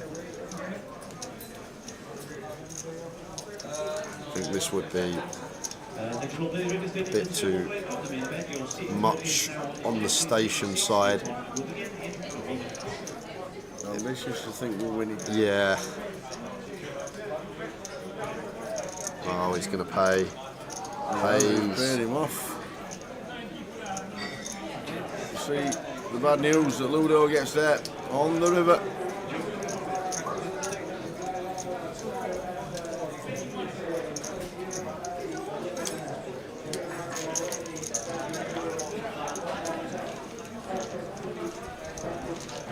Have you got your question? Yes. You prepared? Yes. Okay. Yes. I'll get my paper and my Sharpie. Pen. Here's the paper. Sharpie.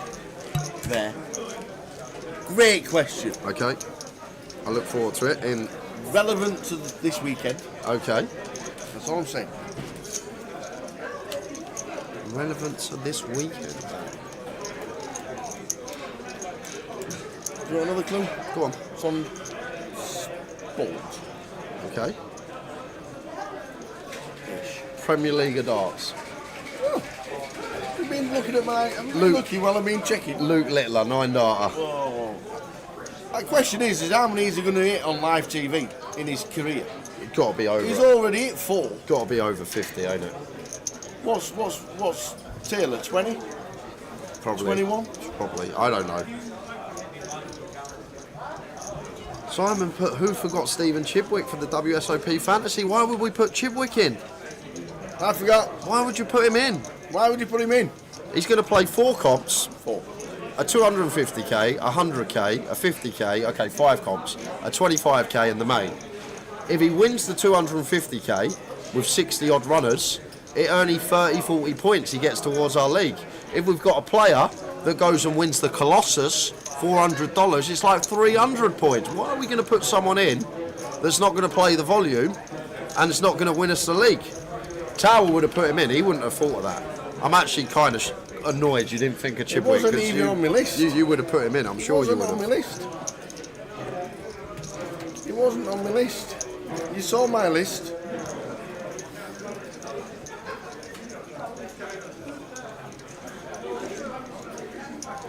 And you're tuning in at a good time, Simon, because we have a giveaway.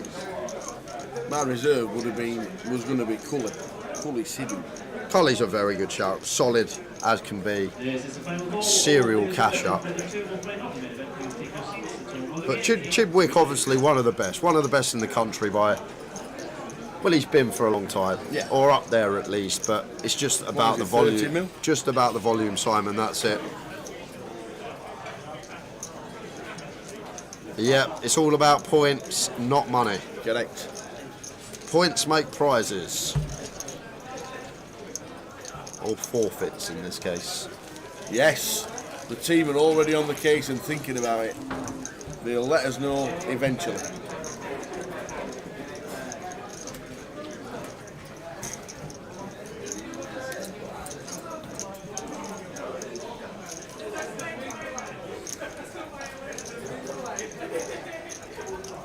Mr. Needleman, how are you doing? Are you well enough to come and see us for the seniors on Sunday? That's the big question.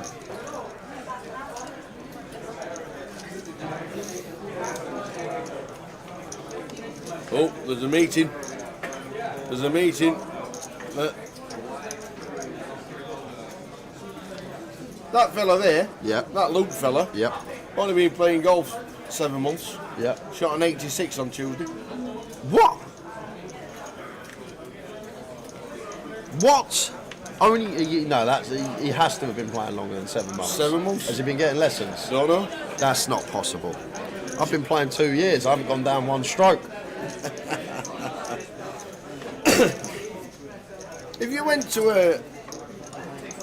have golf lessons with a PGA Pro at the Hertfordshire, would you take your putter? I probably would, yeah.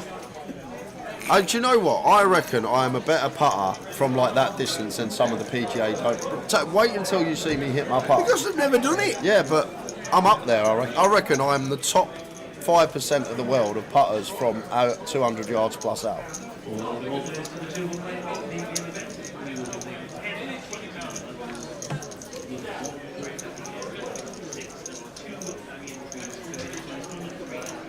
Who do you know that can get a golf ball off a flat surface with a putter about 8 foot in the air? Nobody. Exactly. Not anybody. It's unique.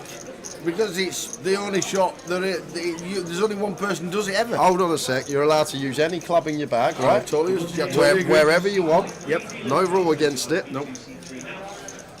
Totally agree. Going to take a stab here as the opener. Antoine just lets go a Queen Jack of Spades. I tell you what you should use and buy is one of them chippers. Oh no, there's a bloke on the society that has one that we play and he gets rinsed for it. Yeah, but just imagine how you could cream that. To be fair, yeah, that's not. And that would get in the air. Yeah, that would. I might hit that like 250 carry. I reckon you could get over that water. I think you should try it. The old chipper. Did you ever see the double-sided chipper? I haven't seen that. So you can do the left-hand shot and the right-hand shot. Right then. Quiz time. Quiz time. We've got about 20 minutes left of this level, so we'll get it done. He's going to run you through the rules. Quick rundown of the rules. Tal's going to ask me a question. I will write down on this piece of paper. Closest to my answer gets a €25 token, plus a spot on the wheel on Sunday for the 250 Championship Series main seat. We've got 20 minutes. One guess per account, please. Any multiple guesses, you will be disqualified.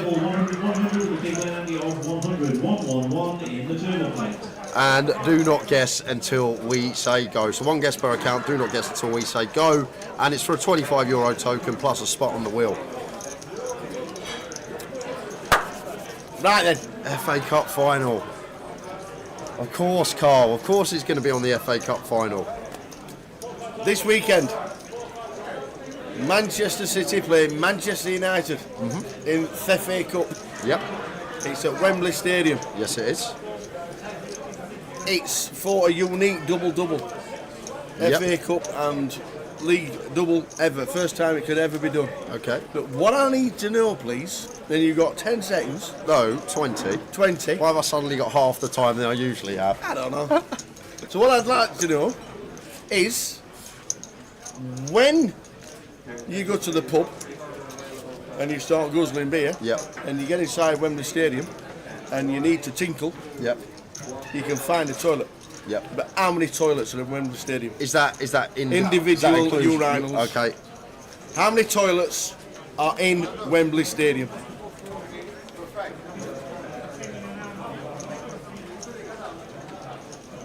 That's my FA Cup final question.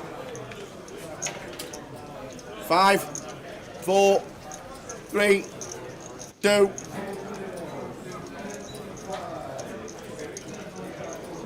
There we go. He has written down his answer. Get your answers down. He's got his answer down. How many individual toilets are there in Wembley Stadium? Off you go. What a great FA Cup final question. That's a great FA Cup final question. Love that. Love that. So, get your guesses in. The answer is down. Yep, anywhere, YouTube, Twitch, Facebook, wherever you want to have your guests from. Yep, Raptitudes, this is open to all three. We've got all three collated together. Jay's going to write down closest to his answer.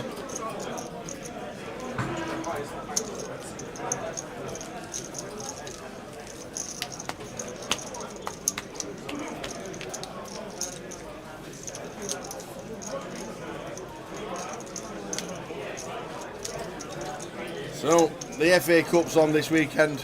You've had a couple of sherbets outside. You get in, you're 12 minutes in, you need a tinkle. You need to find the loop.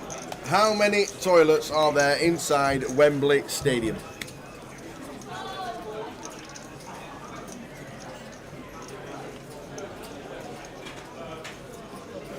That's a good question, wherever you got it from. Thank you very much.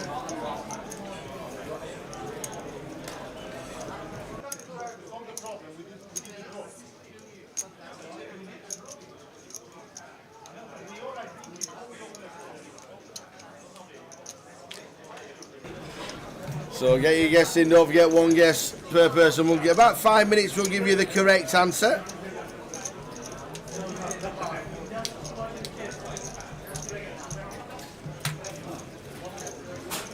Good evening, Phil Allen.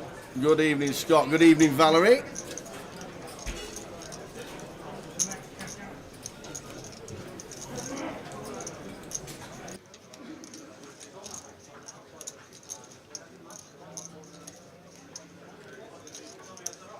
Queens for Aria. Queens. Twinnies sending positive vibes and big love. I like that. Thank you very much.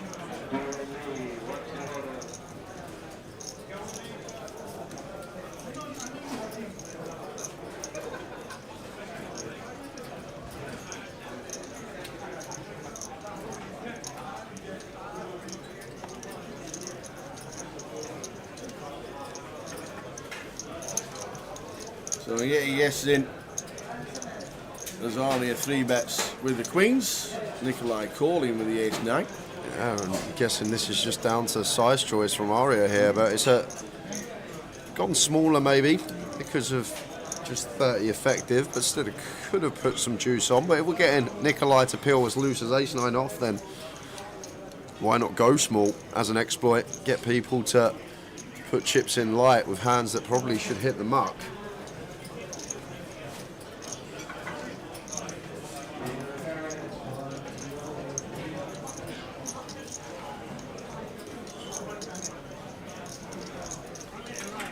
So for a chance to get on the wheel and also winning tokens as well. Even now, Nikolai gonna float here with the ace high. Does have 9 of hearts in hand and has picked up a flush draw on the turn.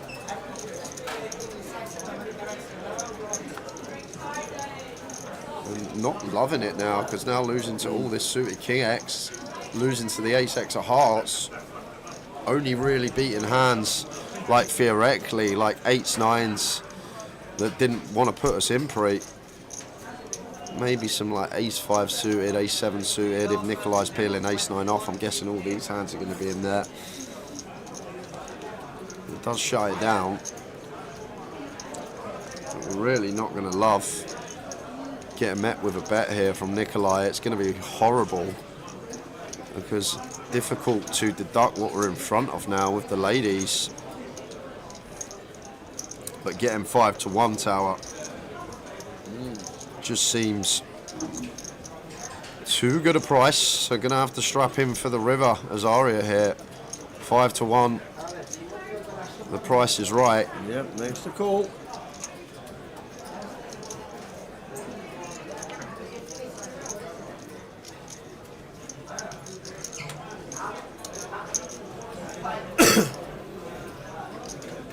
And the 7 pairs on the river for Aria.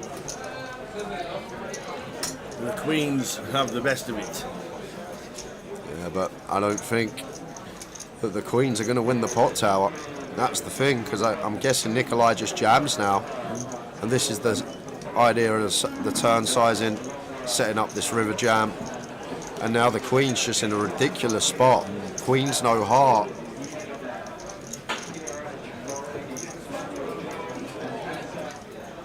Like losing to all this King 10, King Jack suited.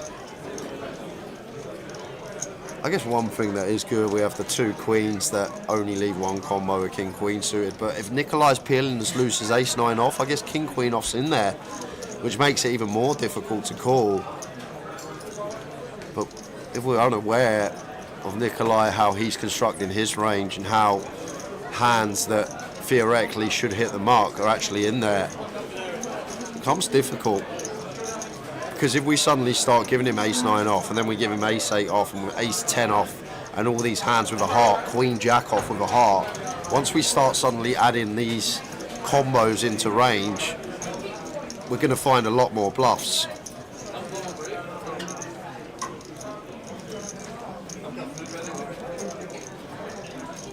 And it's a real toughie with ladies no heart specifically, because like Nikolai here, Tower, like ace-10 off should fold pre, theoretically, so ace-jack off should fold pre.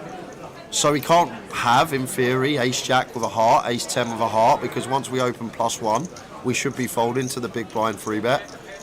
Maybe not, because of the size Aria went for south of 3x, but these are just all assumptions that are going to be going through Aria's head here.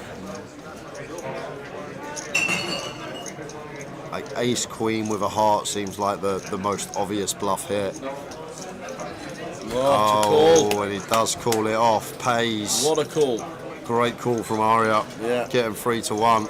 I'm guessing Nikolai will be back. Good call. Good call indeed, sir. Great shout. Estadio says he ain't folding. And he didn't indeed. He did not fold. Yeah. So, great hand just before. So, we asked the question. It's the FA Cup final tomorrow. Manchester United, Manchester City. You go and have a couple of scoops in the Wembley bar. You need a tinkle. You get there, you sit down, you miss a goal, obviously, bound to. But how many toilets are there inside Wembley Stadium was the question. The correct answer, and surprisingly, it is the largest number of toilets in a stadium in the world. You've got to be taking that. Get you. Oh, Get you. 2,618 toilets in Wembley Stadium. That's a lot. 2,618 toilets in Wembley Stadium. And that's not the answer we want. We want the answer what Jay's written down, or as close as you can get to Jay's. You've got about a minute. 2,618 toilets.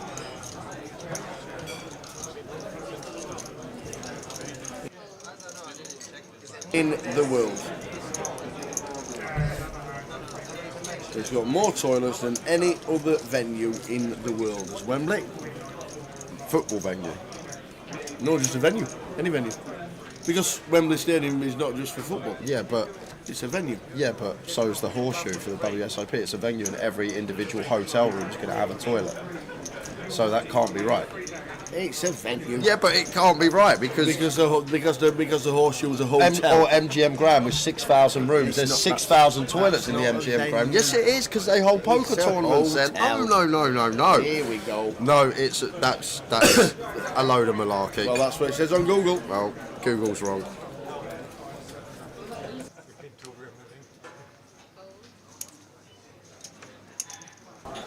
So 30 seconds. How many toilets does Jay thinks there are inside Wembley Stadium? 2,618 is the correct answer.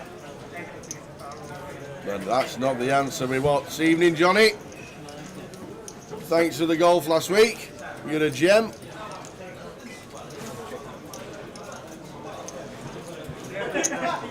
$21,700. So one toilet every 4 people. Yeah, nice. You wouldn't mind Impressive. That's some toilets. That is some toilets. Ready to close the comp in 30 seconds. After this hand, we'll let Taki and Mantis fight it out. Blind on blind. 5-5 king. Evening, Val. Val Gray, the Gibraltarian. Del Boy, watching on Facing. Now, Del. All right, Lord Knee.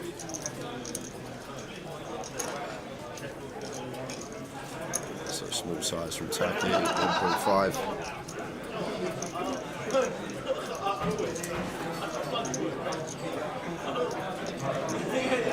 Yeah, I heard there was floods everywhere, Johnny. Absolutely everywhere. The train station was flooded, I heard everything was flooded. Picked a great week.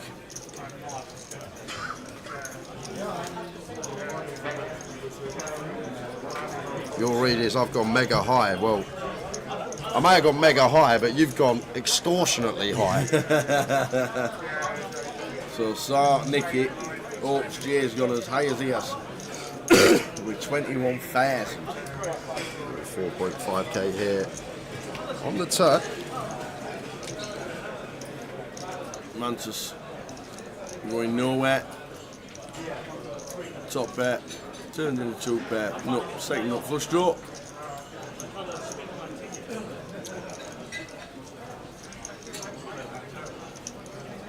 So there's the call.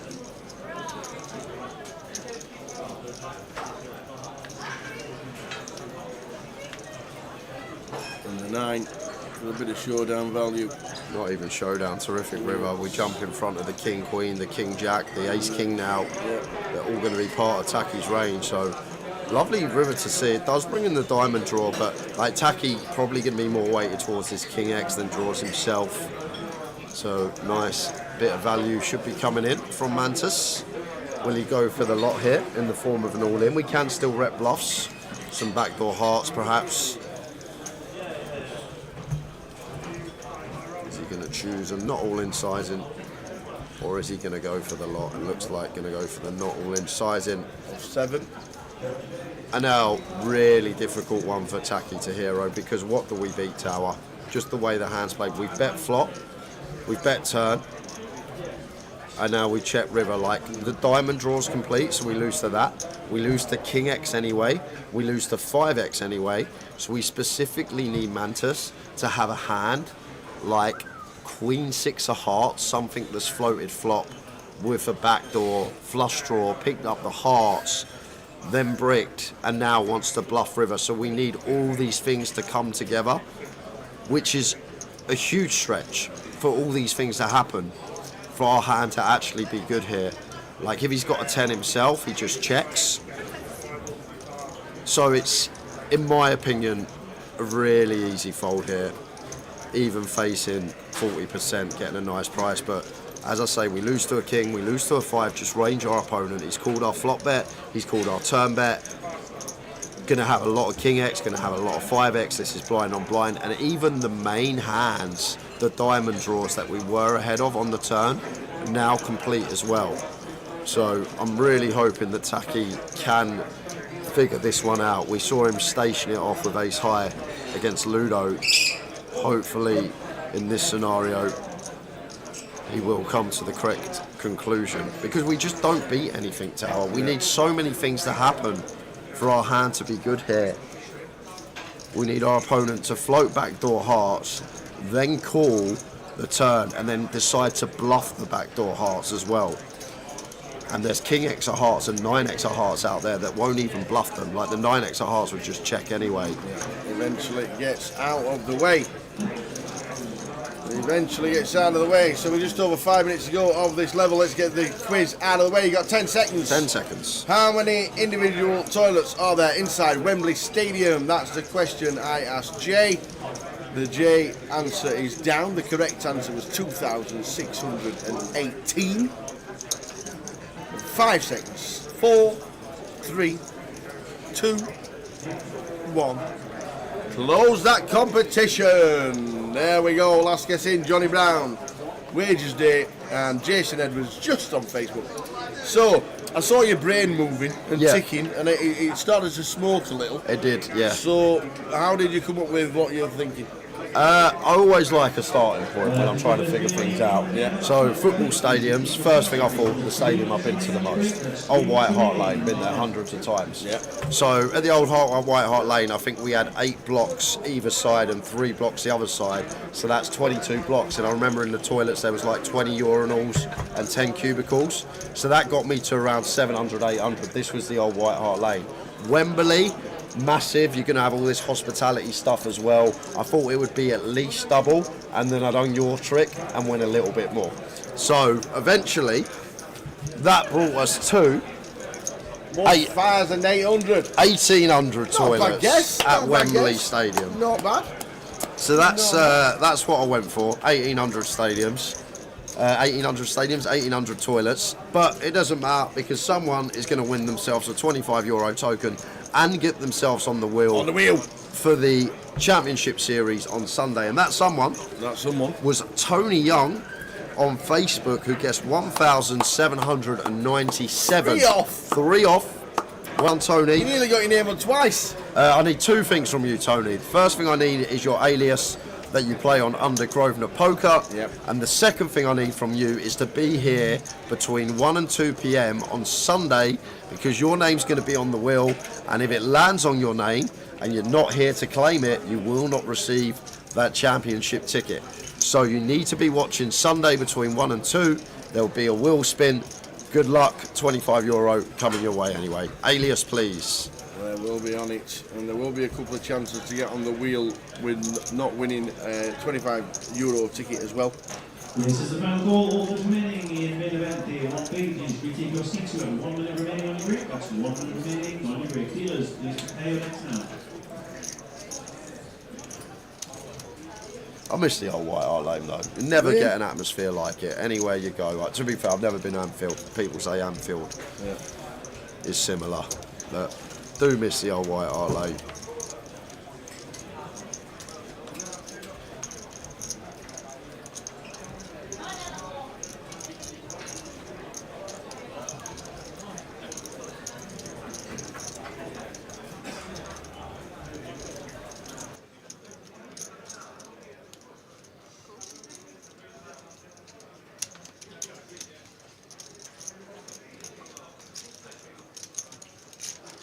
So the last hand of the sesh, Queens for Twan Lee, 3 bets to 4.8. The last hand, 3 made hands. 3 made hands, everybody else is on a 20-minute break. Did Twan just flap the Queens in the big? Didn't squeeze? Is that the Ludo factor? Definitely.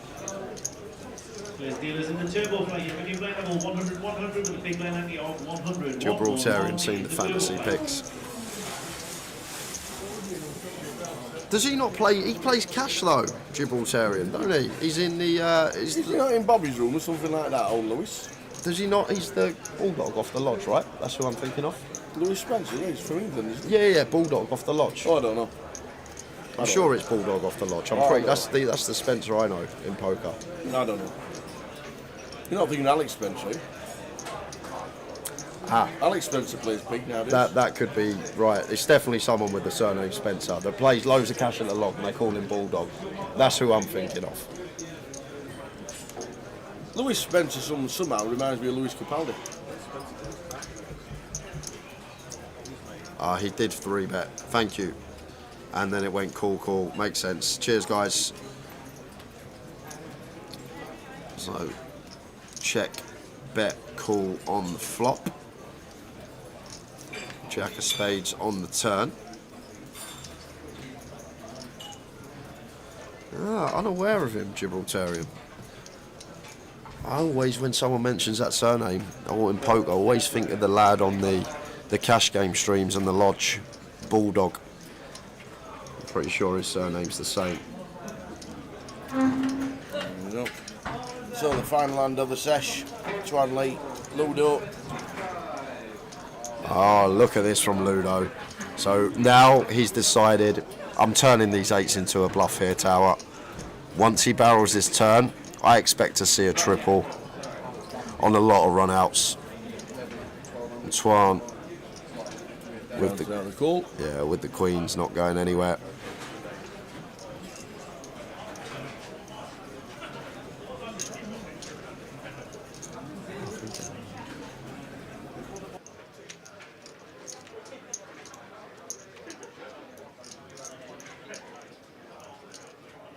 Spade on the river. But Twan's got the Queen of Spades. Yeah, and said that Ludo was going to triple Tower a lot once he double barrels. Will he still want to once the backdoor flush completes? That is the question. I guess it's not too relevant once Twan 3-bets, like he's not going to 3-bet a suited ace, he'd just take his price and call to keep dominating flush draws in. So he doesn't really have many flushes here, Twan. Like Queen 10 of spades is going to flat, so maybe it is kind of irrelevant that the backdoor flush completes. So just going to continue with his plan as Ludo to triple it off with the eights, and does exactly that. Thank you, Tony Young. Got your alias. Chuck that on the spreadsheet.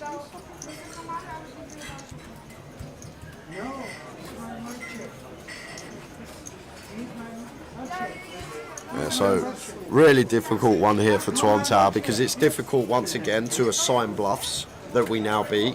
Like the backdoor spades completing, so if Ludo had like a Queen 10 of spades and Ace X of spades, he has a lot more of these hands than us as the caller of the 3-bet. So he can get there through the back door and make a backdoor flush, but difficult to assign other bluffs here, really. A real tough one for Twan with the ladies, but if anyone can find this call, Twan not afraid of putting the chips in. Staring him down, the Ludo effect straight in front of you. Does he make that call? It's real tough, Tower. We have this Queen of Spades, which is very nice, because now Ace Queen of Spades, Queen 10 of Spades is not a thing. Like, they're the main flushes that Ludo gets to the river with, other than the Ace X of Spades. Like, he'd probably peel Ace 9 suited, Ace 8 suited at this stack depth pre. So he will have still some combos in there of flushes, but having this Queen of Spades is actually kind of relevant. We do remove 2 that would be in there, potentially pure. So now, where else do we find bluffs from? Because value, I guess, is going to start as stuff like King Queen. Then he'll have set of deuces with fold pre, set of fives should fold pre, pocket fives. Guess he'll have King Jack as well. But maybe, like, I'm struggling with value as well, Tower. Now I think about it, because Ludo's not going to value King 10. I don't think he'll go this size on the river if he had King 10. So it's King Jack, maybe King Queen. Pocket sevens is actually a very nice one to find, actually. Pocket sevens is in there for sure. Like these lower pairs that continue to barrel. But he hasn't actually got too much value here. Maybe Ace King that flatted free and didn't elect a 4-bet. But I'm really struggling to find value as well as bluffs. I guess the bluffs are going to be 7s, 8s, 9s, although 7s have now got there, but does get Twan off of it. So credit to Ludo. Indeed. 6 minutes into the break, so just 14 minutes for us, guys. We're going to be back at just after 10 o'clock. We will see you in 15. Later. There's no help there. Well done, and do you know what? He's shaking the hands of all the players. Oh no, he hasn't as well. Ace 5-3 for Tim Slater. And that was a terrible turn.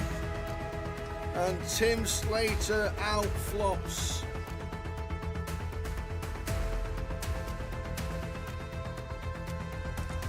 Not the start we wanted.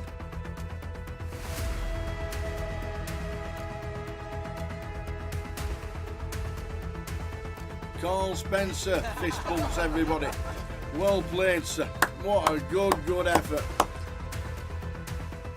Cool with the sixes. Big flip here for both players. Sixes holding at the moment. Ace or a 10 needed, or Tim Slater is out in 4th. And it's a 9, he is out in 4th. Another fantastic effort. Well done, Tim.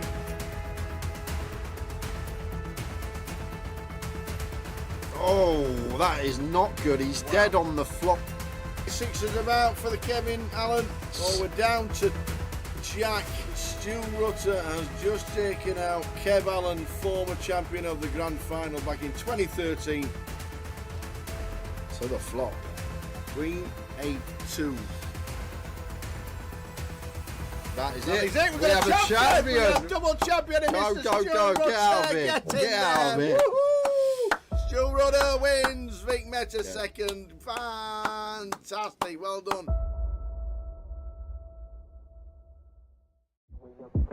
Now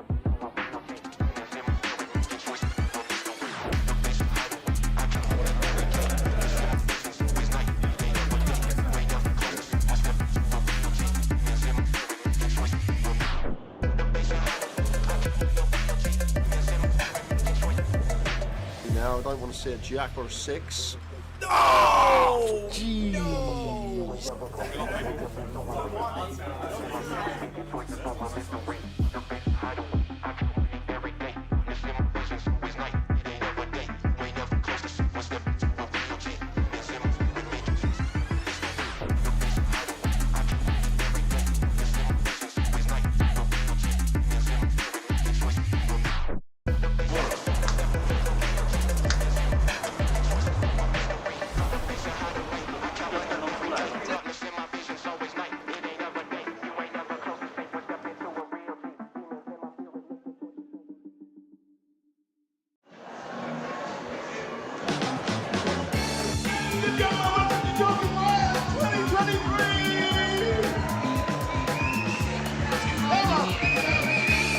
Welcome everybody.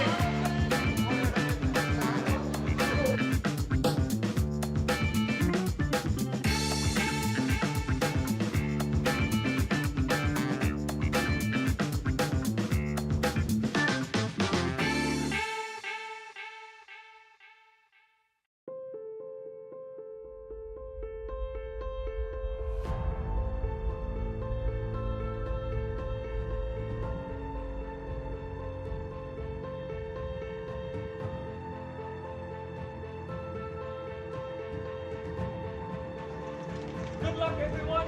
Dealers.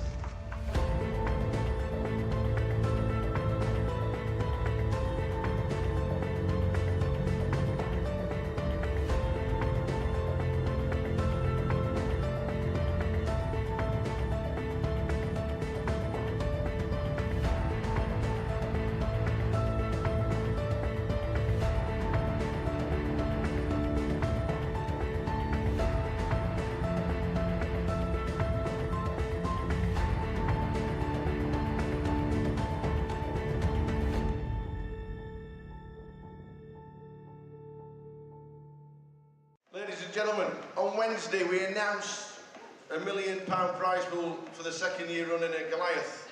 We can now announce that there are 10,585 runners currently, meaning it's the biggest tournament we have ever held in Great Britain and anywhere else outside of Las Vegas. Ladies and gentlemen, you are now part of history! The Goliath is the biggest it has ever been, and people are still buying it.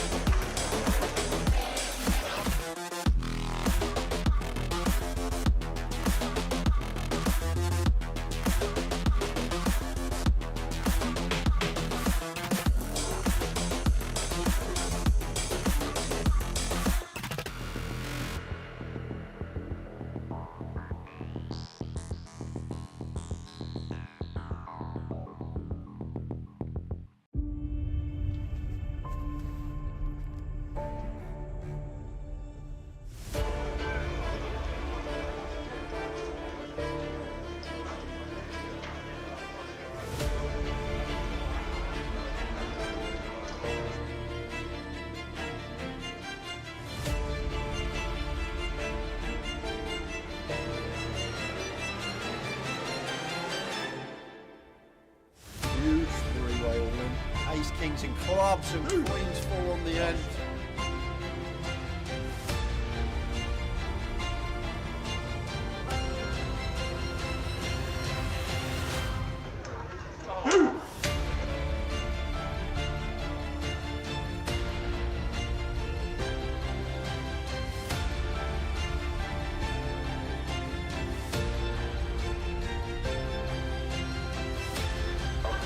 strike.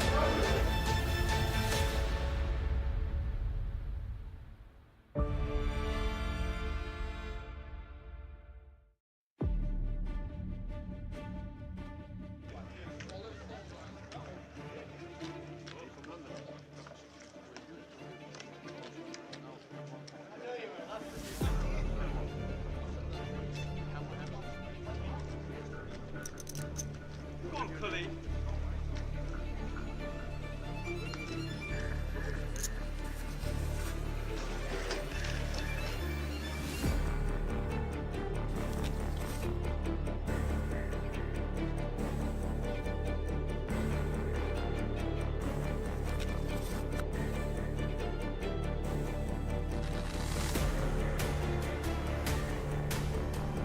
Oh, there's the shout in the screen. There is the shout in the screen. Let's go, he says.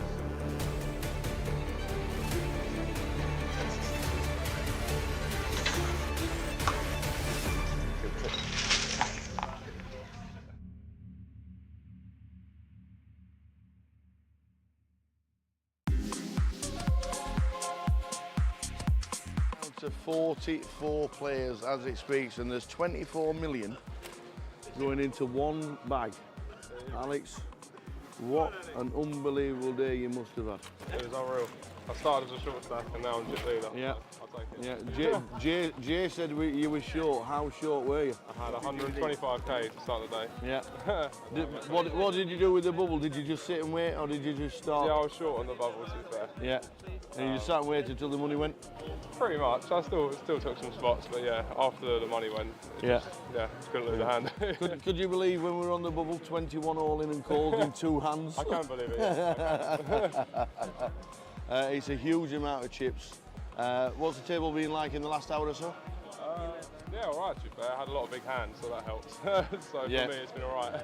Yeah. Well, we think you're chip leader. That'd be nice. We're pretty sure you are chip leader, but every credit for making day 3 of the biggest Goliath Thanks ever. a lot. Fingers crossed for tomorrow. Hopefully it goes well. Keep it going. Nice Cheers, one. mate. Alex Todd, a lot of chips. I got an amount of chips that you want for day 3. We'll just have a quick word with Paul Murphy, Goliath. Day 3 tomorrow. Yep. We just bagged up how many? 19,025,000. Big stack. Nice stack. How's the day been? It's been good. Been getting nice cards. Yeah. Making good plays, so I've been happy. Yeah. Mixing it up. It's a lot of players. A lot of people just say recreational players.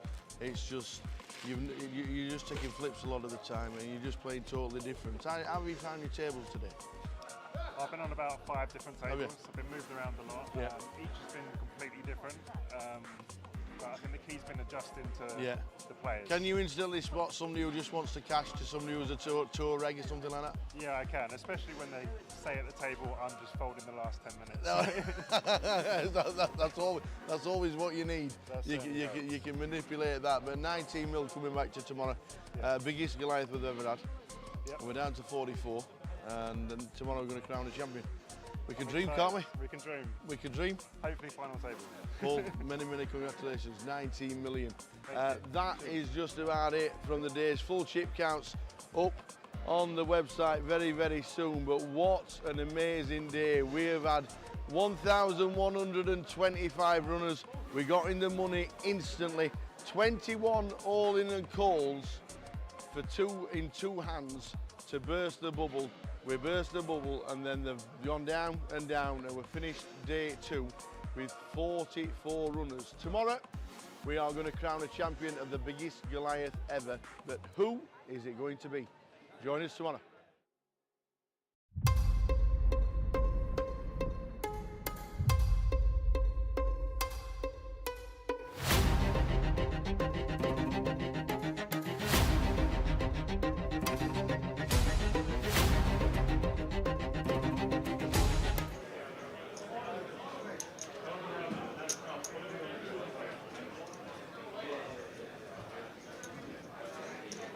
Final call for Hardy Petra,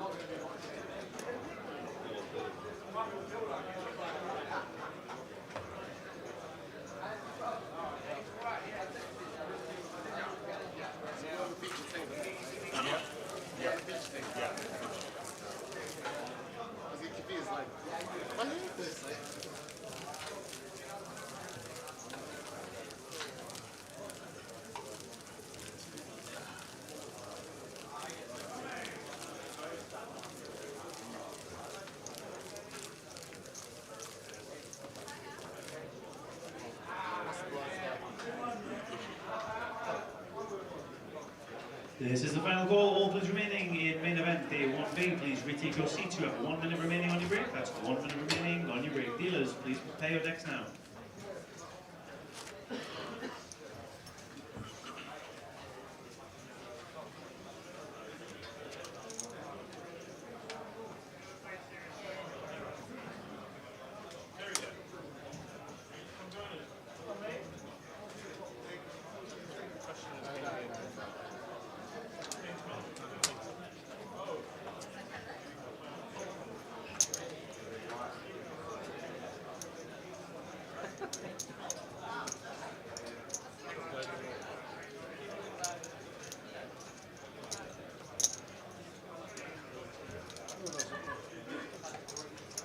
Last session of the evening. And we got the main man at the table. The main man. TJ Senior, Terry Jordan, coming along in 9. He's just getting his things. Here he is. He is. Uh-oh. So, new feature table. We'll run you through who we've got. 1 is Carl Spicer. 2 Spicer. is... Oh, whoa. Headline news. Carl Spicer smiled at me Thursday when I walked in.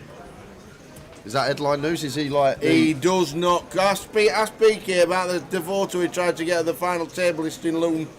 Crack a smile, will you? Crack a smile, will you? Crack a smile, will you? Broke the camera. Maybe him and Chris Johnson were having a frown off. A frown off? Oh, yeah. So Spicer in 1, Faisal in 2, Victor Alukin back in 3, Callum Gordon in 4, Chris Kadji is back in 7, Thian Wu is in 8, and then no introduction needed for the 9 seat. Callum Gordon looks like he's got chunks. Terry Jordan. Yeah, Callum. There's loads of chips on this table, Tower. 100k for Faisal, 85k for Callum, 110k for TJ. Very nice.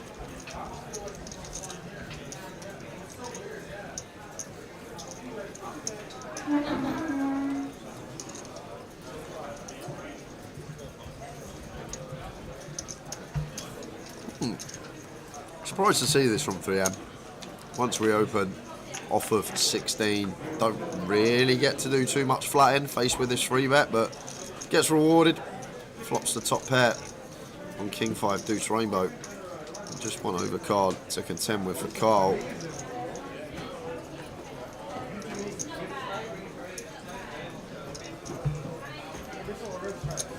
It does continue. And Thean here with just 8.8k back. Oh no, Thean stacks out Tower. He's got 4 reds there, that's 20k on its own. Yeah. That makes a lot more sense why he's just flatted the 3-bet. And he's just bet 3.2. So he calls the 3.2. Yeah, he's got about 22, 23 behind the line. Yeah.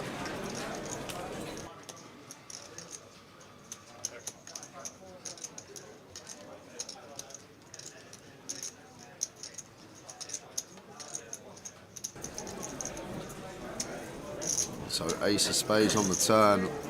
Gonna hate to see that as Thean. But Carl now essentially turning the 9s into a bluff here, Tower, targeting specifically the King 10 through King Queen. Recognises here that Thean just can't have an ace. Ace King's just gonna send it pre. May have ace 5 suited, but once again that's probably gonna send it pre as well. So difficult to have an ace here for Thean. So Carl just turning these 9s into a bluff, trying to target King Queen, King Jack, King 10. I think it's actually a really nice triple now for Carl. Because there just shouldn't really be any ace-x for Thean. Whereas we have a whole host.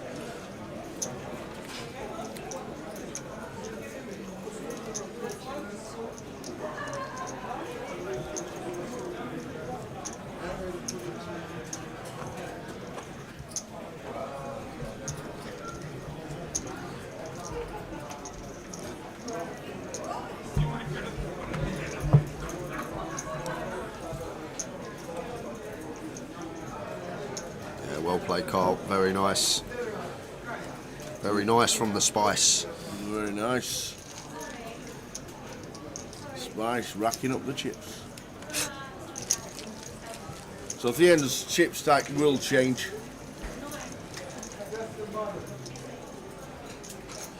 We're going to have one final giveaway today, guys. We are. We'll do that about 11 o'clock. Give it an hour, let people come back in to the stream. Already got 3 names on the wheel for Sunday. Ping Pong Pete, Zuma, Ping Pong, and Tony Young. You need to be in the stream to claim.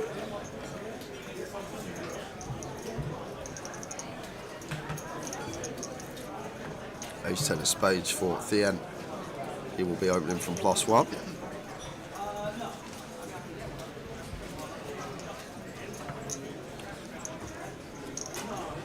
Did he just jam?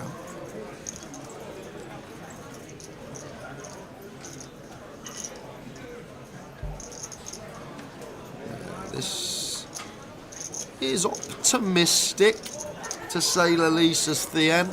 Yeah, there we go. Chip count changed already. 22k all in, 28 bigs. We never get called by worse. Just one of these sort of disasters. Maybe we fold a ace jack. I guess that's one of the pros, but just a unorthodox shove. 28 BBs, open rips from gun. Final session of the day.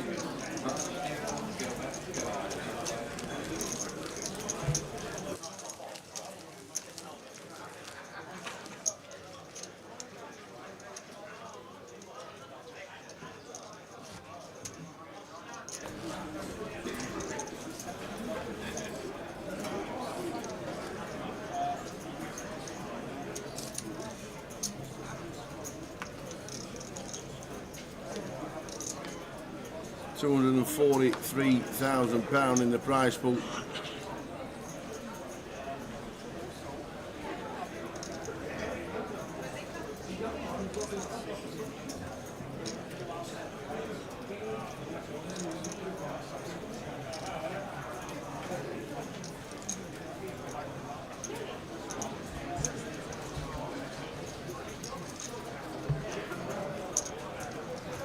$32 in the turbo. Good luck everybody in the turbo. Rob Boone playing the turbo. Mukhtar's playing the turbo. Martin Elmuth. Darren Naylor's here. Speak to Daz later, I'm sure. Dan Tran. Ken Wong's playing. And Cassandra. Come on, Cassandra. Make a day 2.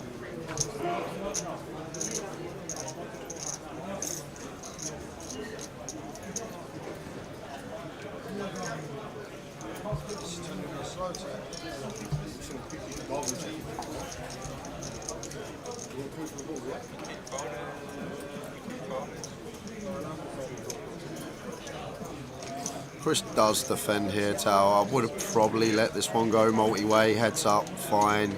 Multi-way, more likely to be in this dominated flush spot. I say all the time, it's even like the good players, it's an adjustment people don't make. People that are even winning at this game in the long run, like defending the big blind too wide multi-way, it's just the mistake I see most. Because like when you're learning the game, you have the joke, I'm priced in, I'm getting the pot odds, I need to call any 2 now, but that's not the case because your equity just reduces drastically when you've got these raggy holdings and you're going 3, 4, 5 way. So yeah, you may have a nice price, but when your equity is 8%, you haven't got 12 to 1. Saying that, Chris does flop the world with pair and flush draw, but Faisal has middle set. And I could see this get in between the 2 here. Yep, heads up to the turn. Probably just going to send us Faisal here, Tower. I doubt Chris is going to put in 25% of his stack to then fold on this board once we go 4-way. So probably just going to go a bit here, Faisal. No, he is going to call. Heads up to the turn. Yeah, heads up to the turn.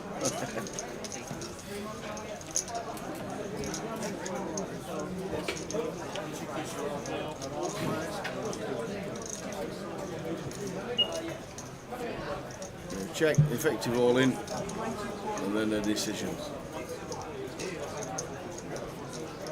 Chris may just go with it himself. Oh yeah, there's the all in. Snap from Faisal.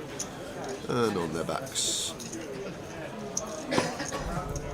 Yep, makes the call. Flush draw, pair, set of sixes.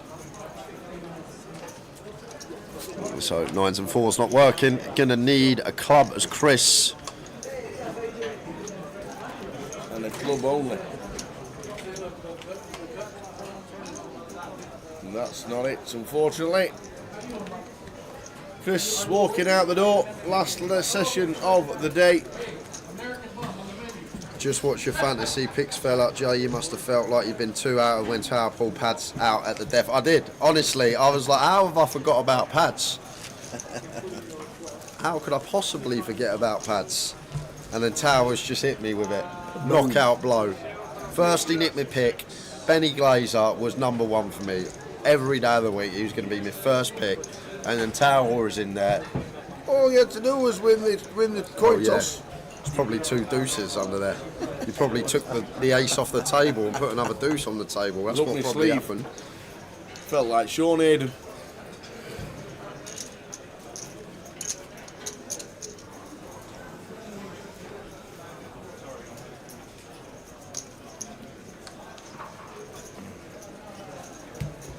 Yeah, Lewis plays a lot of the Triton events, plays pretty big, does Lewis. There's a lot of players we could have chose, a lot of players that we missed out that could easily get in. Got to be looking at the likes of Cully Sidhu, Ewan McNicholas, Toby Lewis, Barney Boatman on fire. He'll be there all year, I'm pretty sure.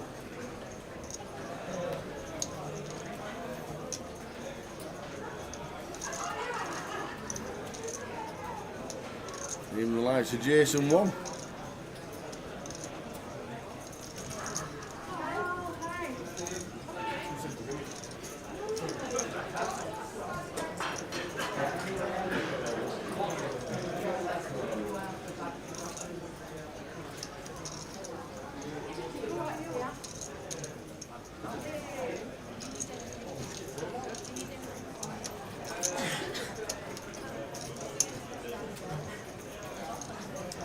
If you are tuning in for the final session, good evening. Hope all is well with everyone. Final session of the day, finished round about midnight.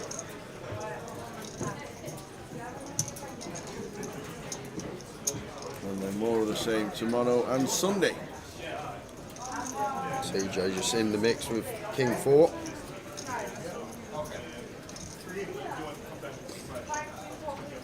We'll get a streak from Victor with his Broadway draw.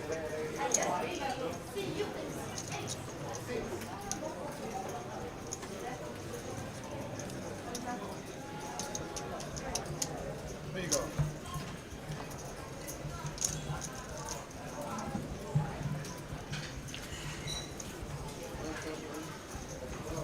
Six of diamonds turn. Flush draw board.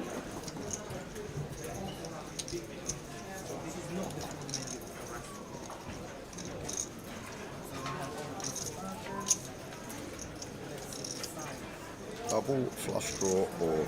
Think of all them syllables you just used. I know. Imagine just saying two-tone. Two-tone. There you go. Hey, but two-tone to me is black and white. Okay. You know, like the specials. All right, yeah. I see what Bad you're saying. manners. Well, we need a 4-colour deck perhaps then for two-tone. Because you just see red and red, right? Absolutely. I just see red. Two-tone. So Victor calls another street and Terry goes for the 2.9, 2.9 and then down bets to 2.5. And now is Victor going to put this ace of diamonds to work? That is the question. Because it seems like a tidy one to just say the words, I'm all in. How'd you like that, Terry? That doesn't. Terry going to show the king. Of course he is. Yep. Let the table know that he will have it from time to time. Does Sam Trinkett still play? I don't actually know. I don't what think Sam's so. doing.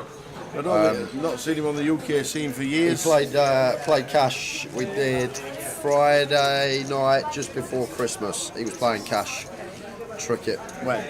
Nottingham. Oh, right, good. Yeah, so come out of the works for a cash game just before Christmas, but don't think he's been doing much tournament-wise, old Sam, over the last few years. Doubt he'll be in Vegas. Beer o'clock for Make the Mod. We've had to close his own comps today, Make the Mod. Yeah. You got one more to do though. Yeah, we've got one more coming up at 11. Coming up at 11, final giveaway today to get his chance to get on the wheel. Because the special prize today is when you're on the wheel on Sunday, there is a £250 ticket for the big one online on Sunday, which starts about 5:30, is it?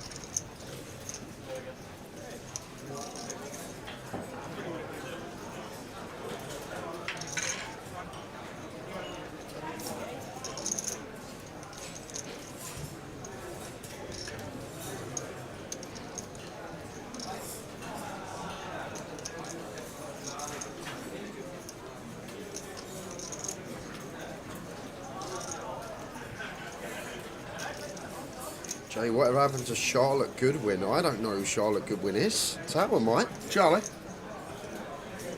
Charlie Goodwin? Yeah. Charlie Godwin.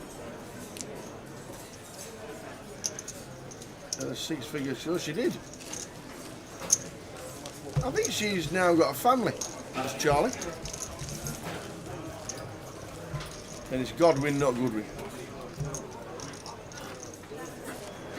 Because she told me off once. No, we have to follow it on our or on your big line. That's what it's on.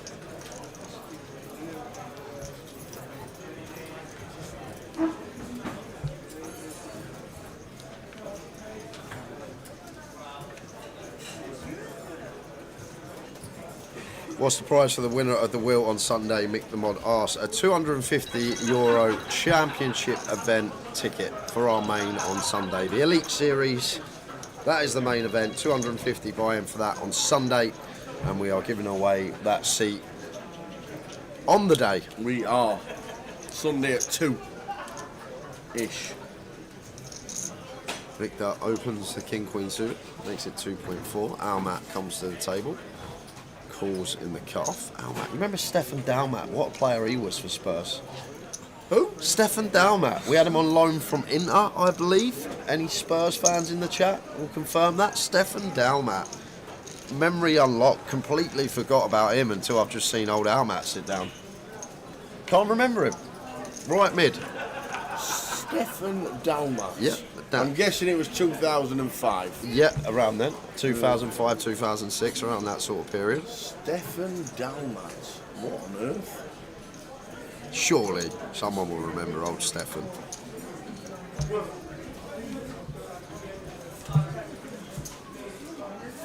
Top pair for Victor. However, TJ with the nut flush draw.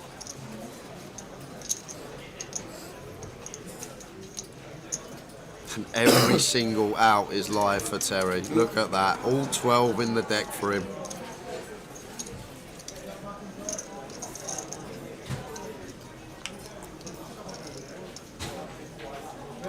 Not the 7 of clubs. Victor still in the front with King Queen.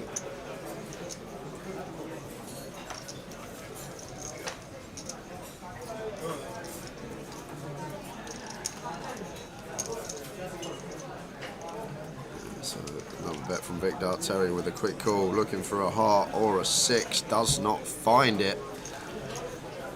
Heart or an ace, sorry, not a 6. 6 would have been a pair of 6s. Either way, it's a brick. And Victor wins a nice one. He was on loan from Inter. There we go. How good's that memory? Well done. You are a fan of Tottenham. I am, but if he was playing for Crystal Palace in 2008, I'd not expect you to remember who he was. Yeah, that is true. Lovely YouTube interview of Terry on Bix's YouTube channel. Very nice. We'll give it a watch. What if Bix is going out to Vegas? and doing some content.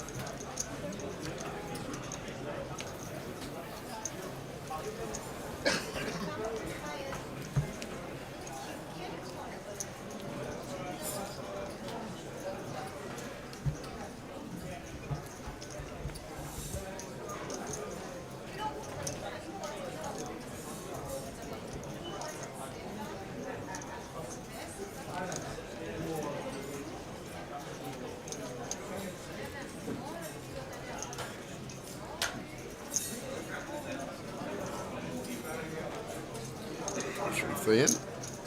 Terry, ace 10 of spades. Chunky open, makes it 3.5x on the button. Carl in the small blind. Looks like he's cutting out 3-betting chips, and there we are.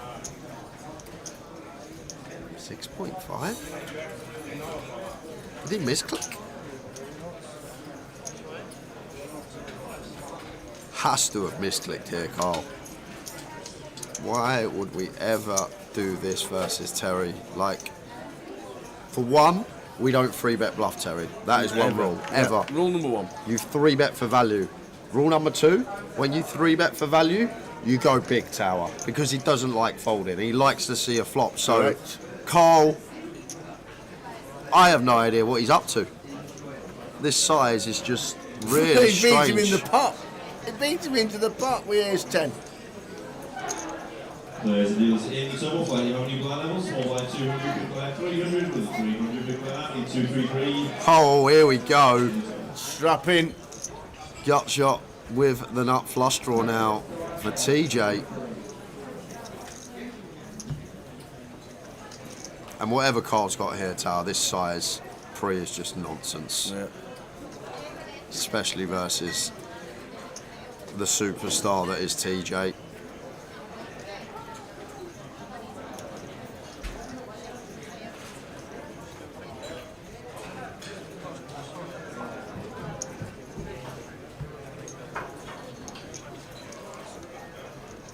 $20K and snap call from Terry. Unbeknown holdings of Carl Spicer.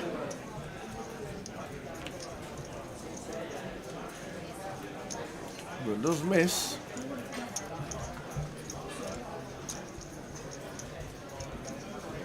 All in. And a snap fold.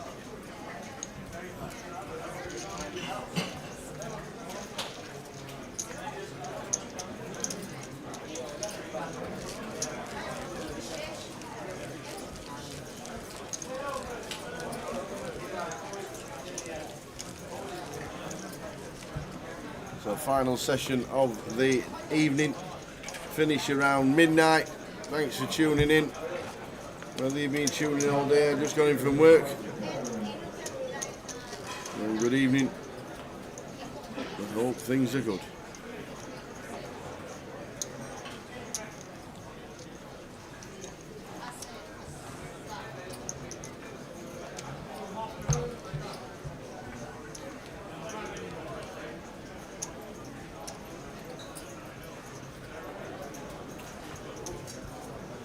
Yep, Ravi's in this one.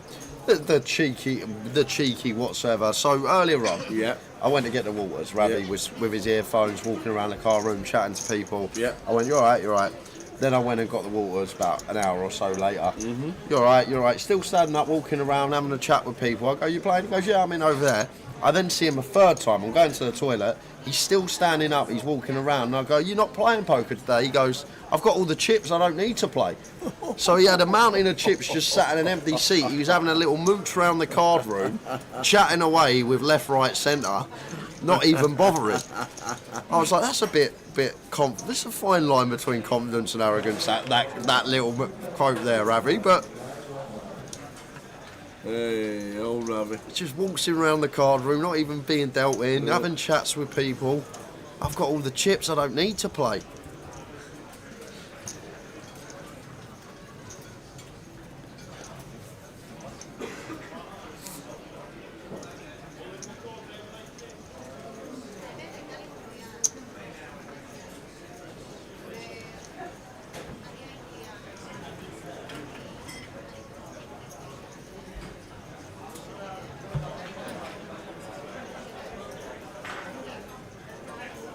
Look at this from TJ, love it. Let's put some people in the blender. Just north of him in, clicks it back.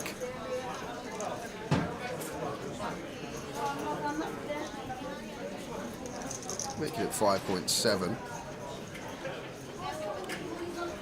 Alma makes the call.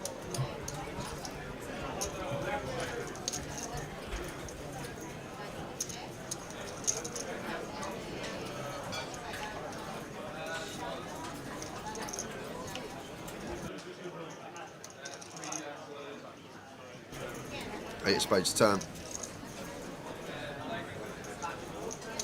Terry going to continue bluffing at it. Let's go TJ, it's going to work now. Ace queen out of there. Terry gets one through. TJ does it again, the old king 7.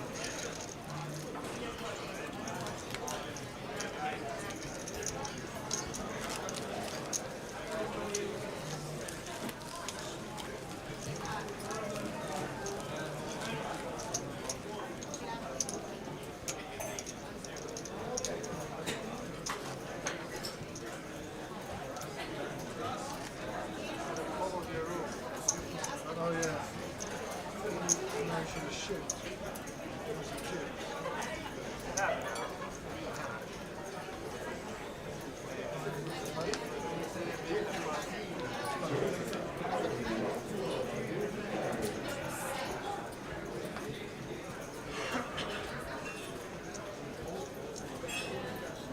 So at the end, his chip stack's bang on now, 19.8. Raise 10 and raise up. Terry, snap out the way.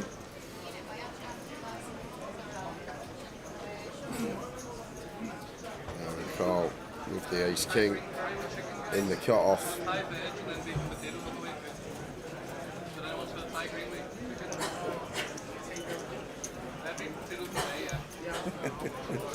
Told you, he was having a frown off. Is that his picture from the final table? Yep, that is it.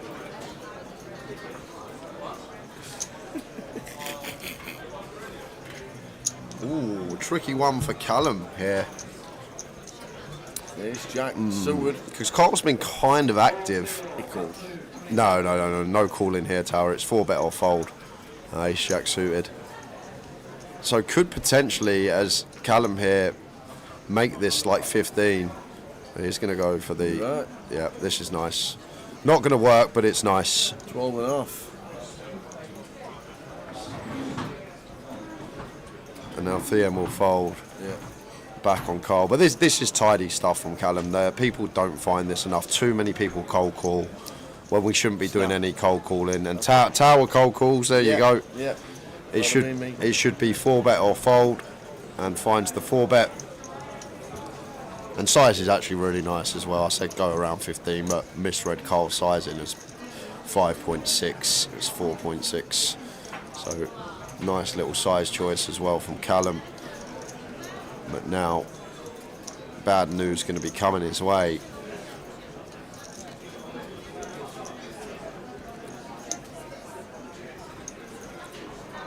And here is the 5-bet. How'd you like that, sir? Clicks it right, 25. And now this is where our hand hits the muck tower. Price is unreal. That is one thing that I will say. Over 3-1 pre-flop with ace jack suited. But like Carl's range now so condensed, he can have aces, he can have kings, he can have ace king. Who's going to find a bluff here? Would he ever really roll it in with the ace-5 suited, the king-queen off? Probably not, when he's got such a healthy stack and doesn't need to go after players like Callum. When Terry's on direct right, I think that's a very key component here as well. Carl's never going to be getting out of line because Callum's probably one of the tougher opponents at this table, so there's no reason to go after him and think, okay, I'm going to start playing back at Callum, when he's got so many others that he could pick off and potentially chip up against. So for that reason, as Callum, just get out of here. Carl's never bluffing, always value range. The price he's getting, I think he's just deducting the maths of it. 3.5 to 1, well 3 to 1, just north of.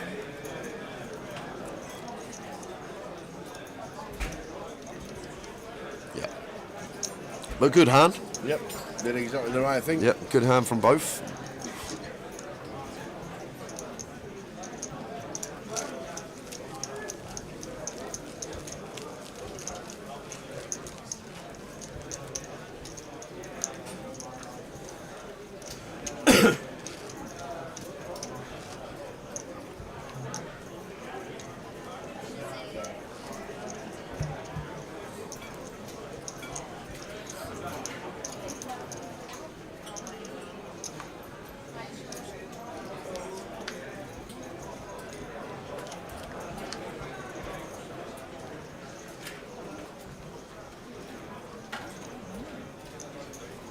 Queen 10 of diamonds for Thea.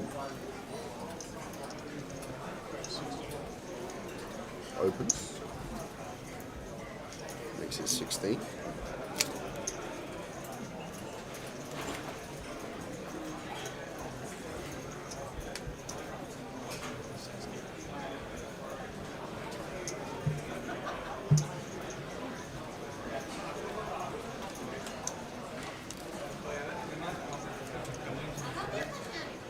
Picked up ace jack of diamonds. In with a call.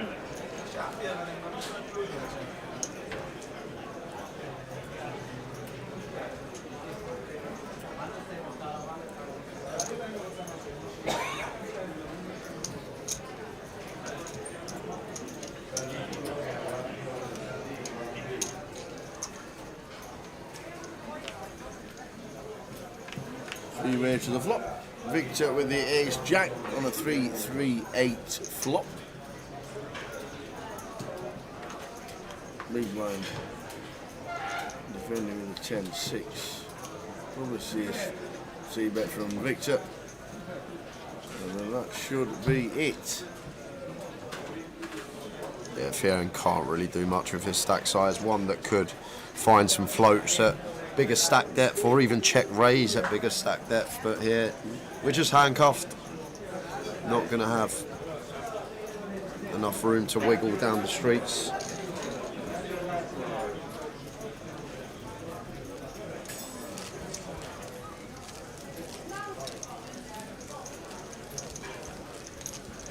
How late is this live? Asked Hassan. We will be done just after midnight. We got about 90 minutes left.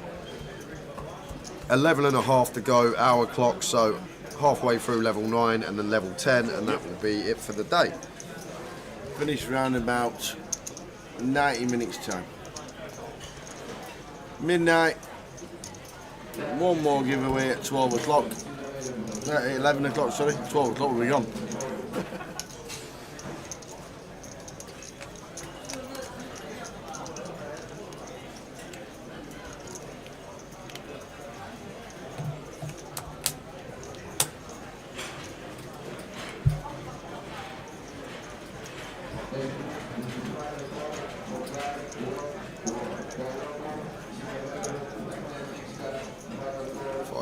The force.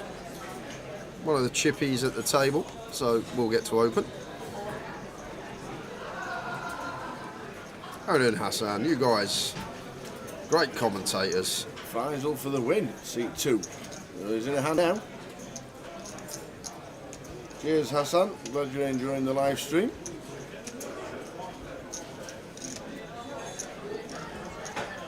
With pocket fours. And Callum with the 5s on the button.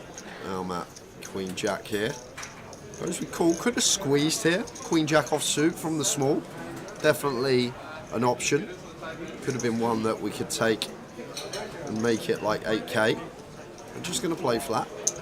Head to the streets. 3-way.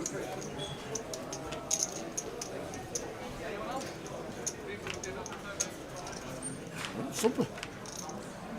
That is proper supper, that. Supper's just been dished out. There you go. Ace 3 king flop. Okay. Fires are going to continue range here. And the ace king 3. Should be getting one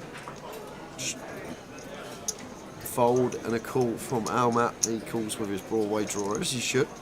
There are some scenarios that Queen Jack High can be the best hand as well versus LP, and what a turn. 4 of diamonds. Turn set. There's some great feelings in poker, Tal, but not many better than the turn set. Now just going to continue firing here as fires. Well, we want to size up now, Tal. We want to think, how can we get all these chips in by the river? Our opponent sitting with 41k, so want a healthier size, I think, here. Maybe on the complete rainbow, when it's hard to credibly have bluffs, we are supposed to go smaller. But I'm greedy. I'm always thinking about trying to get the maximum and the lot. And like, still going to be all these suited ace-X that are going to have to call again in our match range.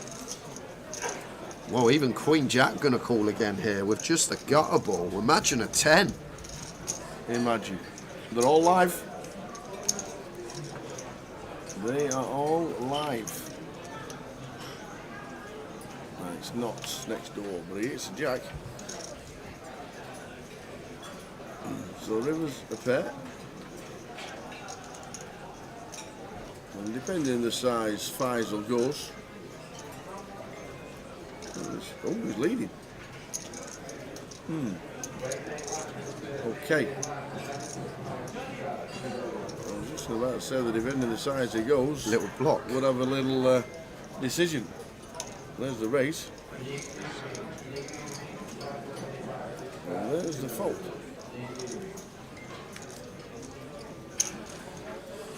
Faisal chips up even more. Got to be good for one of the biggest stacks in the room. 161 bigs. Yeah, 130k at this stage with an hour and 24 minutes to go.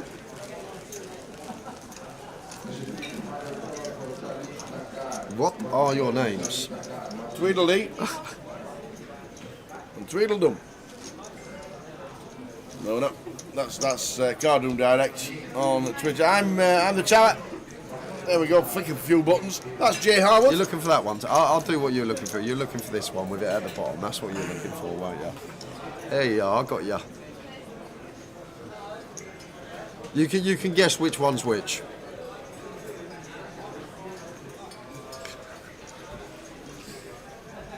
Jay's on the left.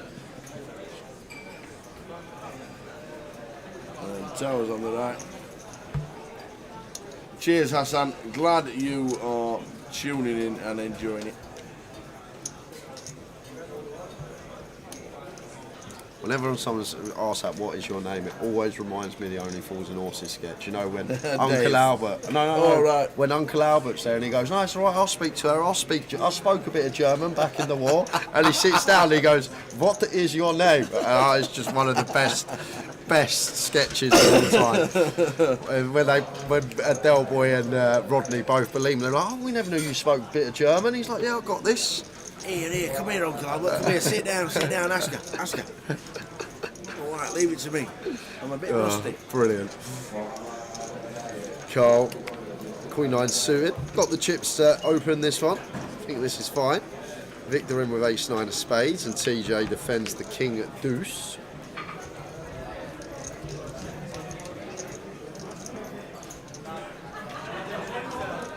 And what a lovely looking flop for Carl. Straight flush draw for him.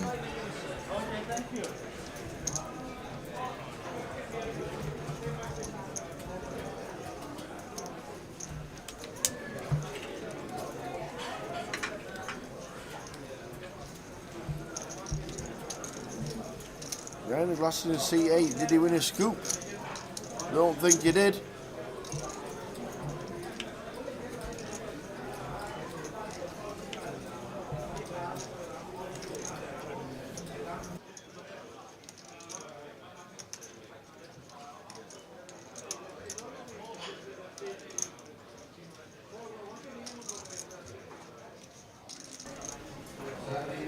So turned. There is oh, what am there? The flush is out there because it's 4 of clubs. Are we a street behind? Yeah, and Terry does now pick up the second nut flush draw. And a club on the river would be fun.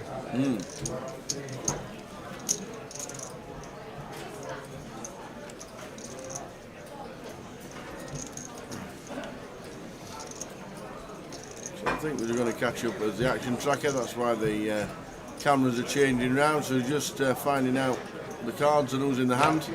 But it has gone check with the 4th club on the river for Terry. The King Deuce. The Terry. Carl Spicer turned it.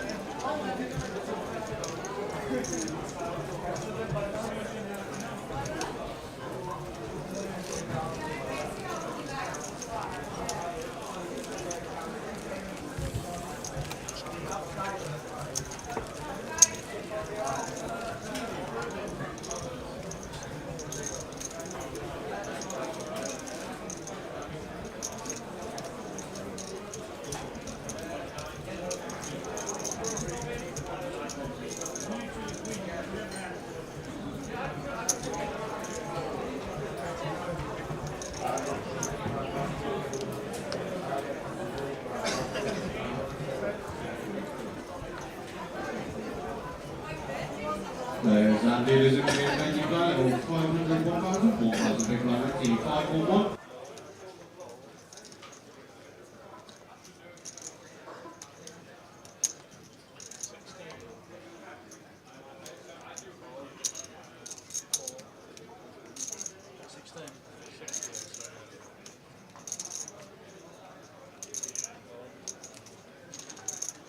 Players and dealers in the turbo flight, you have any blind levels? Small blind 200, big blind 300 with a 300 big blind 233 in the turbo.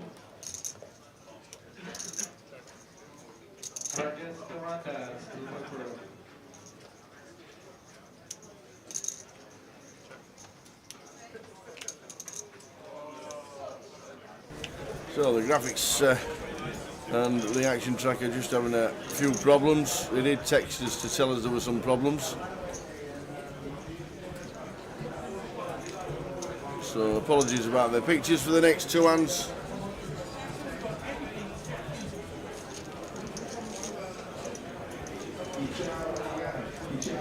So should be rectified now.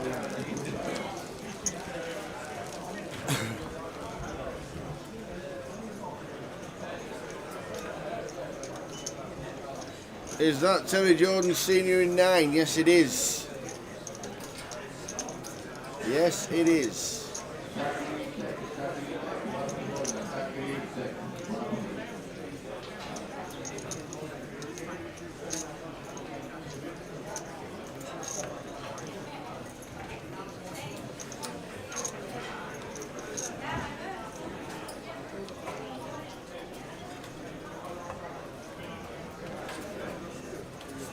Thien Wu is in seat number 8.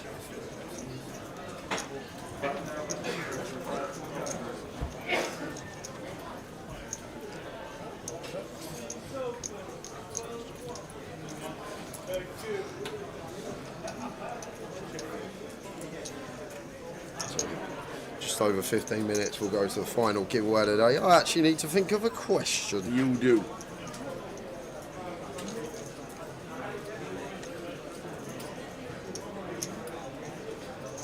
Nope, he's not won a scoop. He might have won a wood shoot, whatever that is. Yeah, but he's not won a scoop.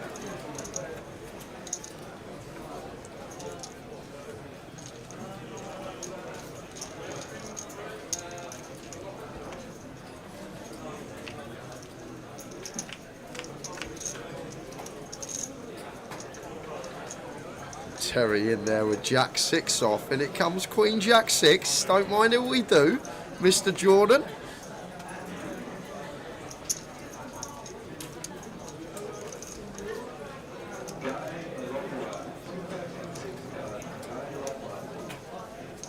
.5. May get 1 street from Victor with his Broadway draw. Looks like he is going to.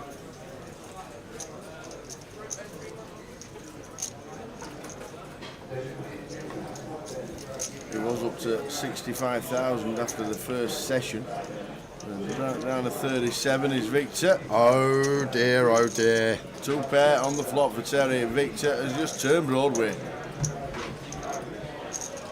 And that's a 9k, is that 9 or 10? 10k bet.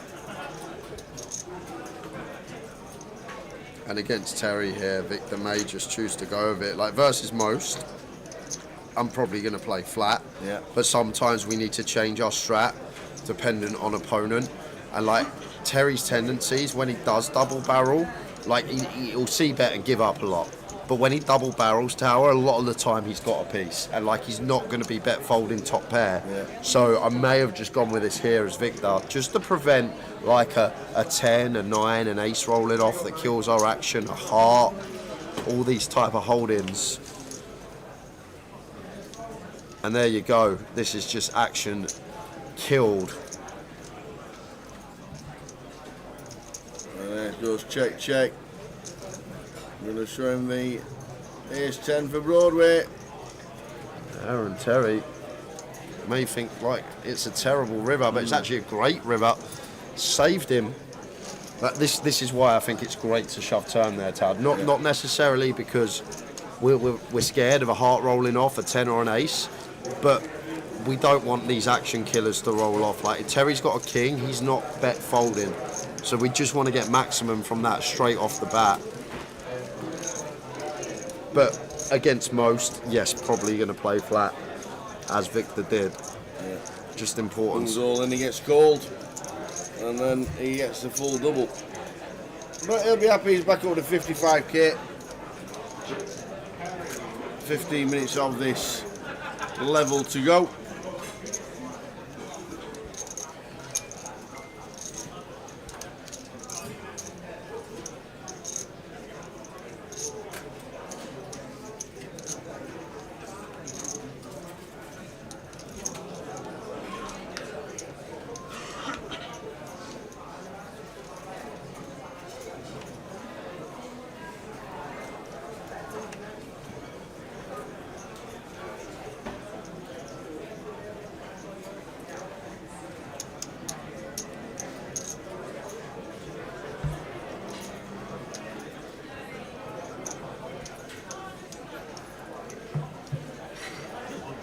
Matt throwing in a limp.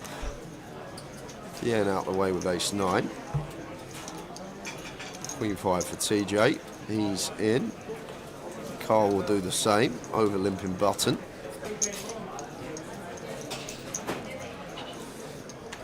You get an 11 to 1. Faisal expect to see complete here. Probably close to any two cards this spot for him. So any two cards, I say, and he folds the old king eye. It's just 400 to win 4.4. Like, yeah. Like all we need is 6% equity within the pot. Does Victor know that it's on him?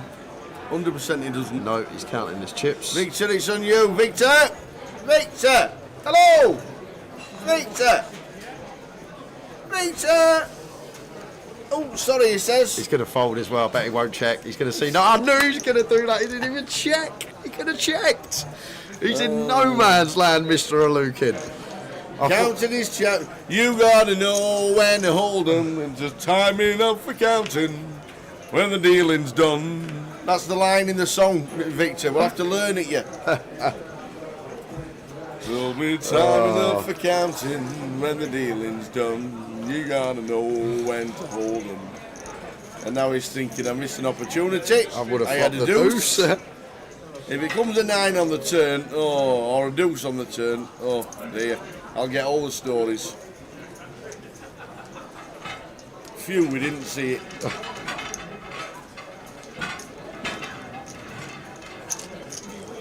Counting is 62k, you see.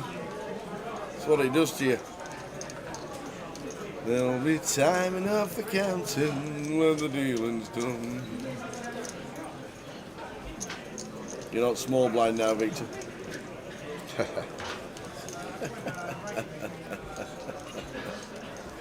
Hey,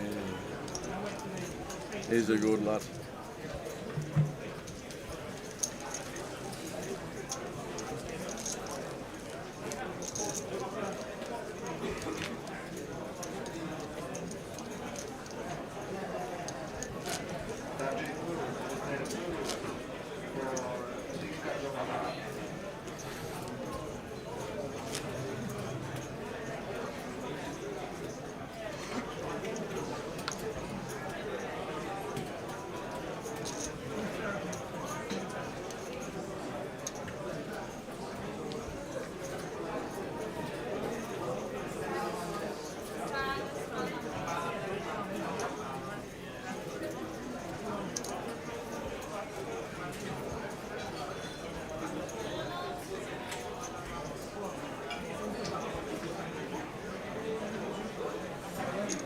Ace-7 suited for Alma, opens at 2.1.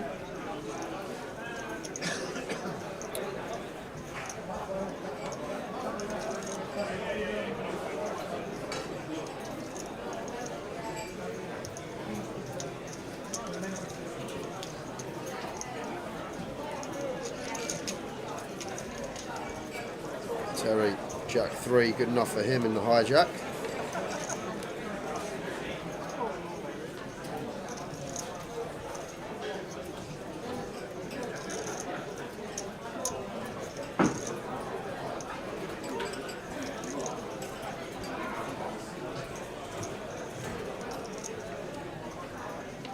Two of spades on the turn.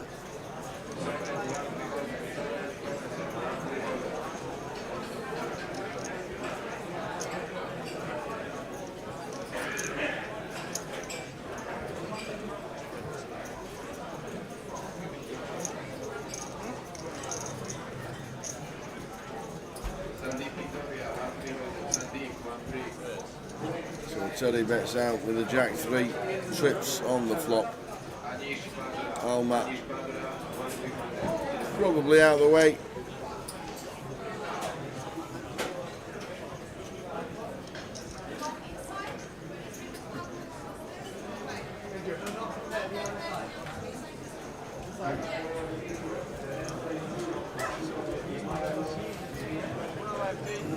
TJ gets another, back up to 90k. Last 10 minutes of level number 9. And then one more level to go. And then it'll be quiz time. Quiz time in 8 minutes.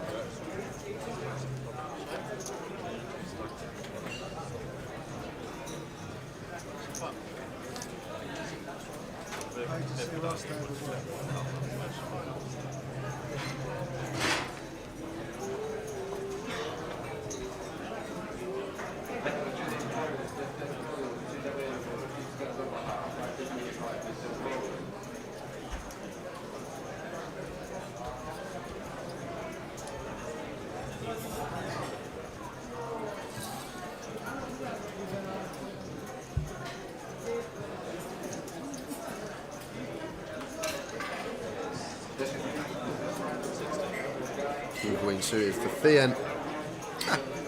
Evening, Katie. An extra name into the chat.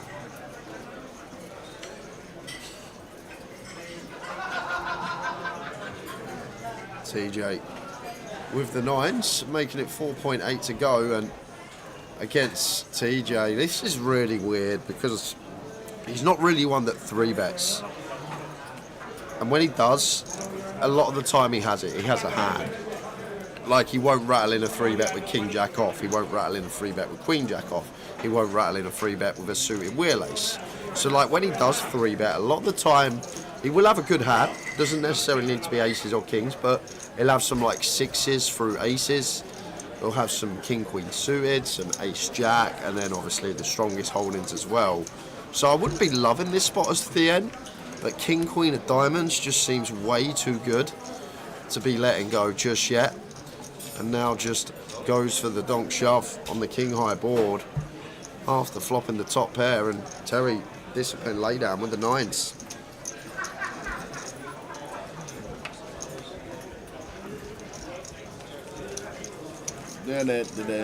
Stop looking at. I'm looking at your question. No, you're not. You've already got it. I know that. Stop having a browse over at my screen, please.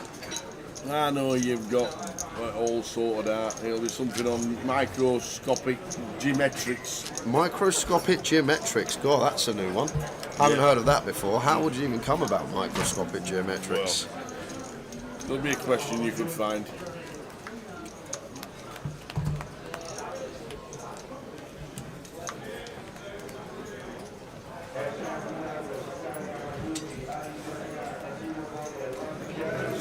Now with a little upgrade on the King Queen of Diamonds, goes to the next pip. Giveaway coming up in just under 5 minutes time now, guys. Couple more hands and we will head to another one. And this one, yeah, here we go, is an easy question. Whatever. I'll tell you why it's easy. Okay. Because you know the answer. Because you can't get too far out. Oh, that's why it's wanna kind of watch easy. this, baby. It's kind of easy. You know how many countries there are in the world, right? Nope. Well, you know roughly how many countries there are in the world. 200. There you go. That's all you need to know. Okay. Good enough. How many countries are there in the world? It used to be, I remember when I was at school, 206. It's probably more now. Why? Well, we invented some. Well, yeah, you get like new countries, don't you? Or new places. You don't get any more land. Yeah, but like they chop like a country in half, and now suddenly this place is like Czech Republic and Slovakia. It used to be Czechoslovakia, didn't it? So now it's Czech Republic and Slovakia, but it used to be Czechoslovakia. Okay. Here's your bit, and here's my bit, and we'll call it another place. Yeah, there you go. Okay, right, got you. A couple more hands.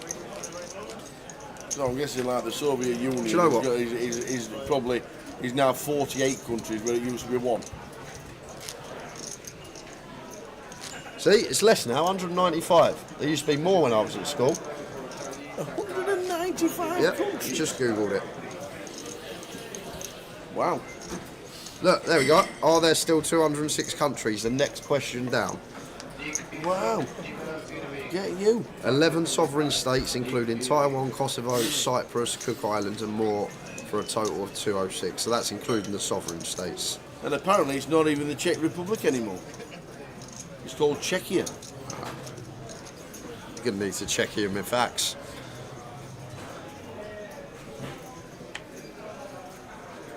And you speak Czech and Slovak now, not Czech-Slovak, so both of them have their own language. There you go. Flipping heck. Well, I'm going to get these miles wrong, obviously. Well, that's what I'm saying. You can't. If you know how many countries there are in the world, you can't be too far out.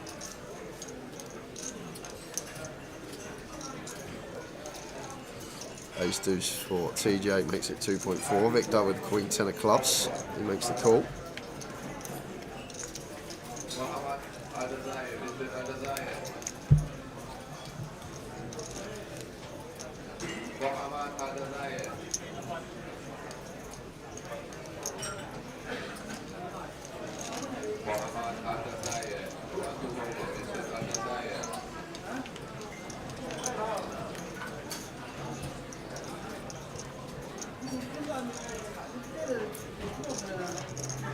Check from Terry, Victor up and down, backdoor flush draw. May fancy a stab.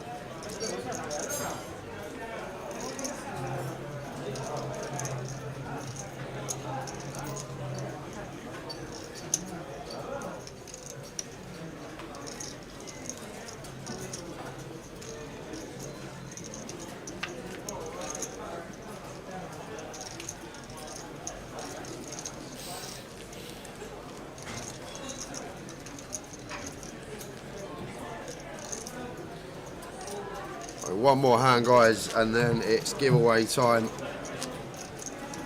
And it's probably the easiest question of the day. Woohoo! I like that. I like that.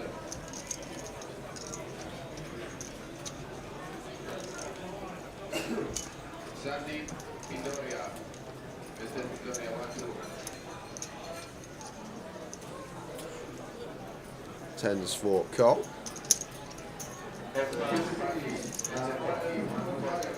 Makes it 1600.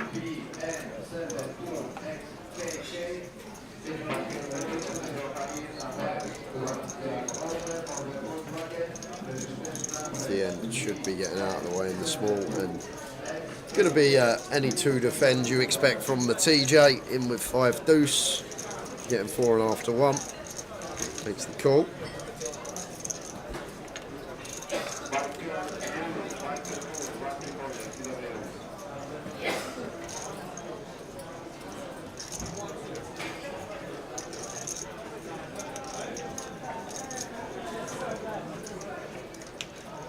King of Hearts on the turn after check flop.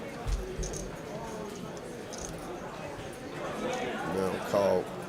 Going to try and get some value. Also, firing range, I'm guessing, here on the turn. And Terry's probably going to call once here, getting 4-1 with a pair. Looking for fives or deuces on river. I guess Carl does just get to check back river as well. Monochlor of reclaimed land from the sea. What? How's that even possible? Reclaimed land from the sea? That's my water, and underneath it is my land. And that was it. That's how it went. There you go. How much? A tenner. Gone. Done. That's what they say about islands, though. You can, like, go and buy an island, but most good islands are like 14 to 20 million. But what you can do, you can go and buy an island like that's just empty and it has like no sand, no trees for like $500,000, and then plant all the trees and get all the sand. North Berwick Golf Club. Yep, go on. As you know, I talked about it. Played with Tom Gill, played with the boys, played with Jambo. Tee off, I said there's a beach on the right hand side and it's classed as a bunker. Yep. Well, out there, yep, in the middle of the sea, you can see it. There's a rock. There's a rock, yeah. There's a rock. How big? That big. When you're looking at it, but obviously it looks big. But you can see it. Yeah. Right, on a clear day, you can see it. It's usually clear, and you can see the rock, and it's about, I reckon, half a mile to a mile out. Might be a mile out, might be a mile and a half. Yep. Anyway, Uri Geller owns it. There you go. No word of a lie. He bought it. He apparently he saw it on TV, some crazy TV program he was on. Went over, and I think he paid 30 grand for it.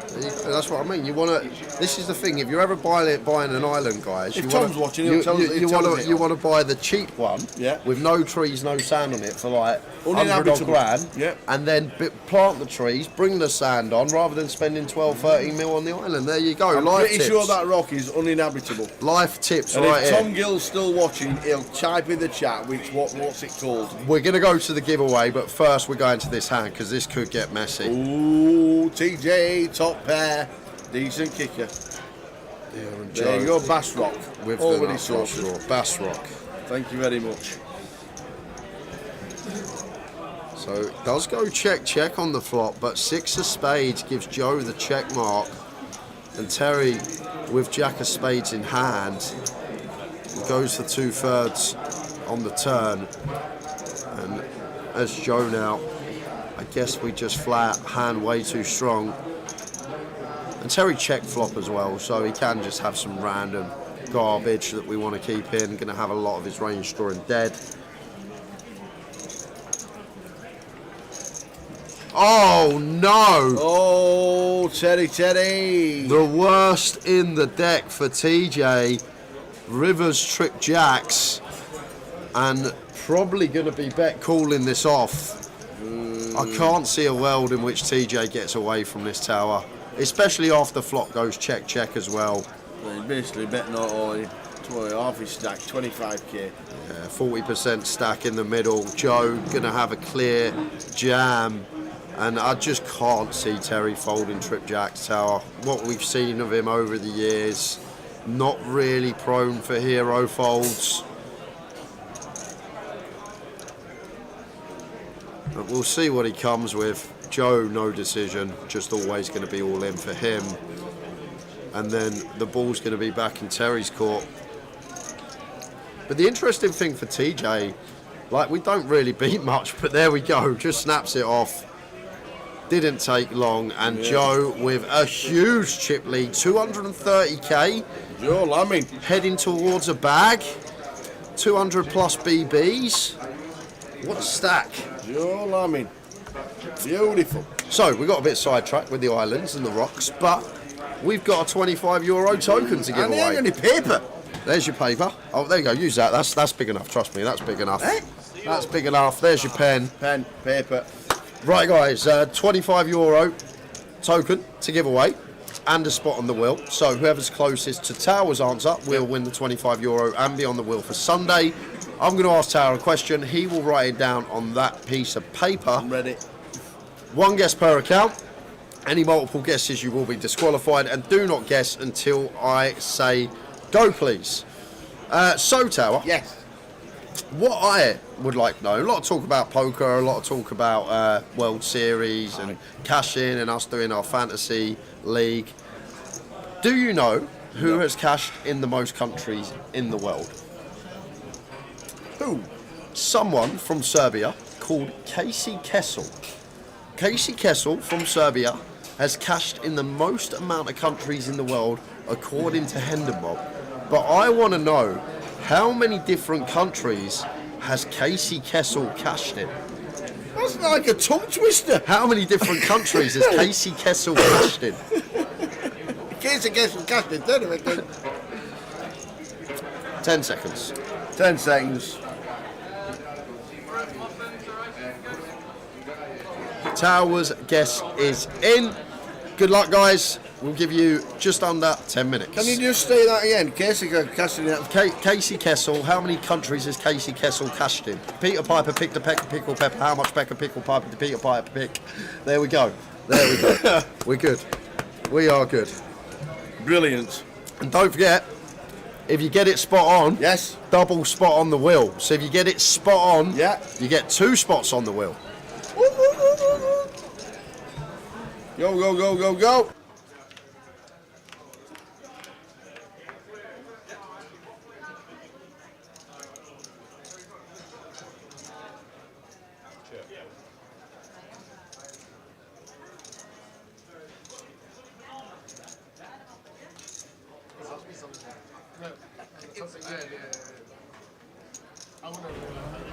Josh Woolridge.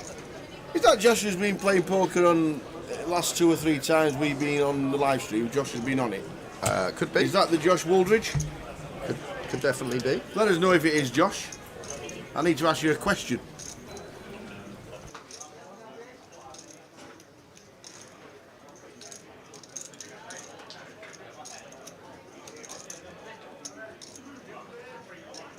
So there we go. How many countries has Casey Kessler? Is it Casey Kessler? Casey Kessel, not Casey Keller. That was the old Spurs keeper, 2005, once again, just before Paul Robinson come in. Casey Kessel? Casey Keller. Casey Keller. You must remember Casey Keller. I remember Helen Keller. She was blind. No. Was he a bit like her? Was he as good as her? Casey Keller. Blast from the past. Casey Castle.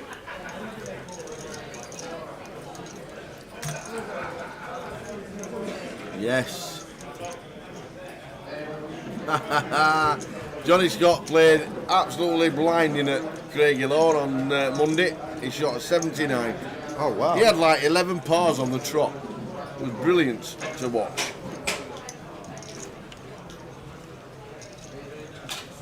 Top 2 for Ahmet had Faisal drawing dead. Faisal really strapping in for this one. Non-believer. Calls twice with ace-9 high. The Chunky Monkey's in the chat. How are we doing, Chunky Monkey? Up the borough. It is spelled, Kessel is spelled Kastle. Castle, Kessel, Casey Kessel, Casey Keller. Same thing. And I'll tell you what, Tower, on the list, we have a certain someone in 8th place, Andy Hills. No way! Andy Hills is 8th on the most countries ever cashed in. Amazing.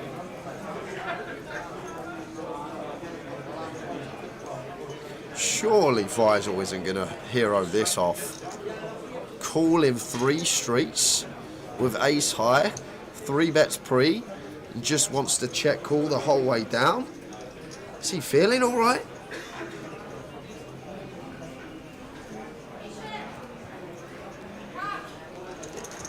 Going back to Johnny Scott, it's Friday night and he's typing on Facebook. Does that mean he's already out at Edinburgh? Probably. Yeah. So the question is, Casey, forgot his surname. Castle. Casey Castle has cashed in the most countries across the globe, but how many different countries has Casey Kessel cashed in? It's like a tongue question. How many different countries has Casey Kessel cashed in? Casey Keller got our tickets for Leicester Spurs Cup final when he was at Leicester, says Richie. Oh, there you go, Josh Wooldridge. You was on the live stream. What I wanted to know, Josh, is how you related to Warren. Oh my word, Faisal called. Wooldridge. Faisal called, Tower. Forget that, Faisal called. I don't care if he's related to Barack Obama at the moment because he's just 3-bet and then check called ace-9 on Jack 7-5, King 8. What? Wow. That is a gift for the King Jack. First sort of misstep we've seen from Faisal. It's been fairly snug, but non-believer there.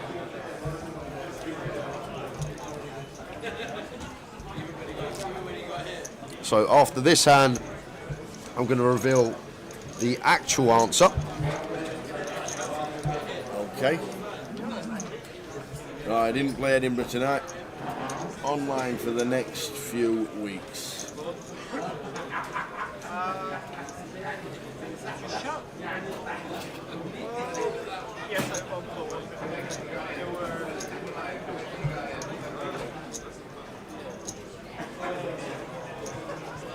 Evening, Karen. The aero's on. We've got our first of the festival, first disqualification. Oh no, who's done that? Congratulations to Mr. John Jr. Straight on the blacklist. What have you done? One guess per account or you get barred. Oh no, and he loves doing it as well. I can only see one guess. He's clever as well because he guessed right at the start, yeah, and then he's guessed now again.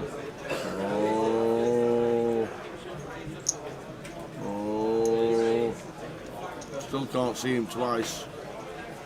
How are we doing, Louis? Louis Paxton. How's things? Hope the old man's all right.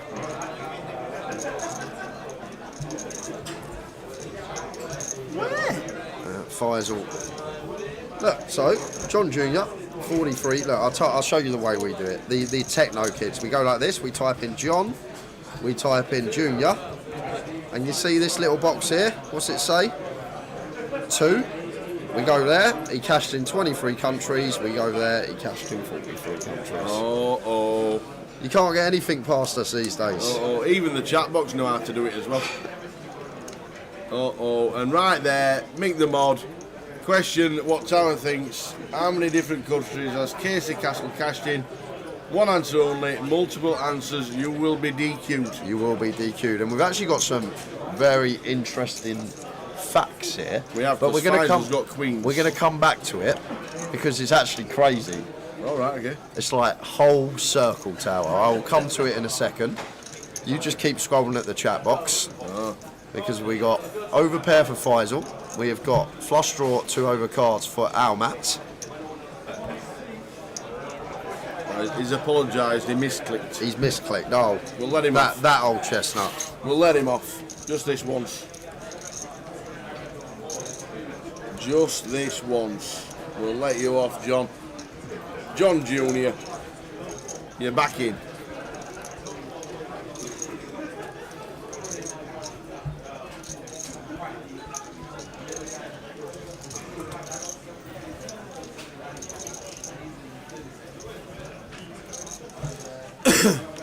So Faisal with a check mark, Almat with King Jack of Diamonds, missing the flush.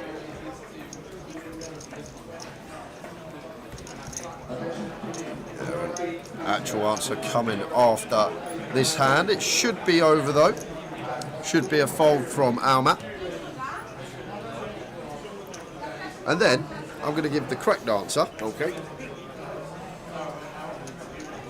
And then I'm going to have a little blast from the past. Okay. A blast from the past. So here we go. Blast from the past. So you can still get your guesses in, guys, for another couple of minutes if you haven't. But the actual answer, Casey. Alright, Casey Keller casting. Not Keller. Casey Castle. Casey Castle has cashed in 51 different countries. He's got 51 different flags on his Hendon mob. But we're looking for Tower's answer. But before we go back to the action, a little something for you here. How far can you remember back, Tower? I was born in 1968. Can you remember where you were in 2008 if I said you was in Asia?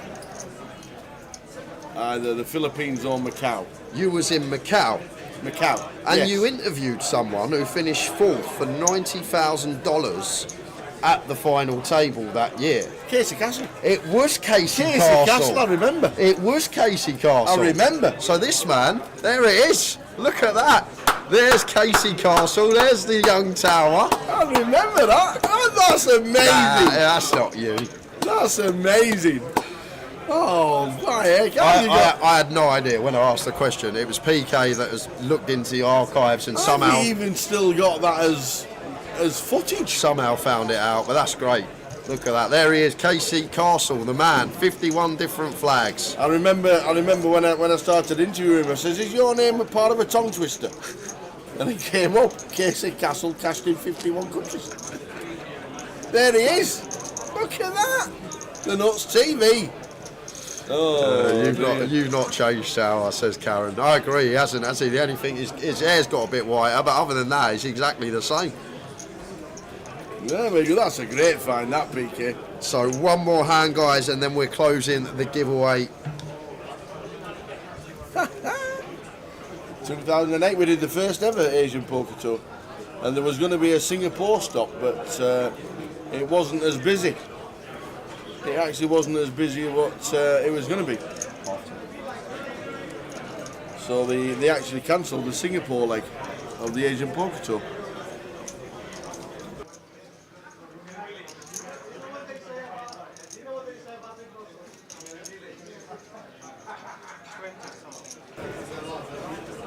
Oh man, that was amazing. 2008. 2008. Yeah, me and my mate Casey Castle. That's crazy how PK's found that, to be fair. Because all I'd done, I went on Hendon, looked at the top casher for flags and countries, and he was there. I'd never heard of the bloke. And then there you are interviewing him 16 years ago in Macau. What are the chances? That's a brilliant find, that. That is so good. Yeah, this is a snap for Almat.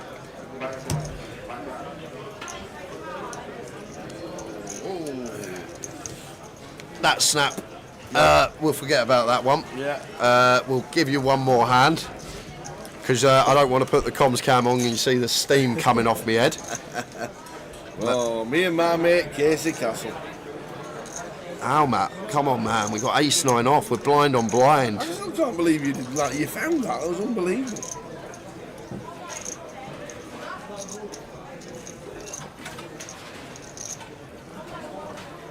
Amazing.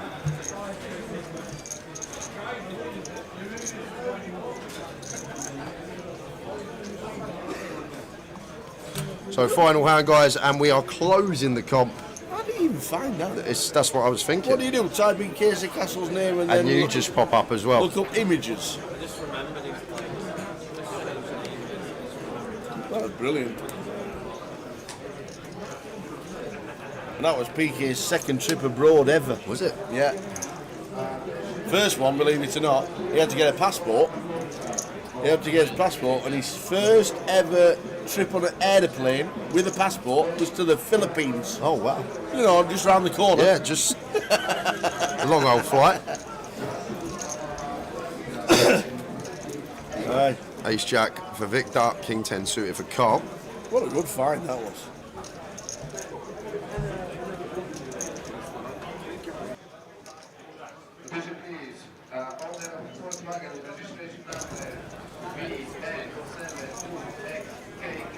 Carl with top pair, Victor going to call with ace high.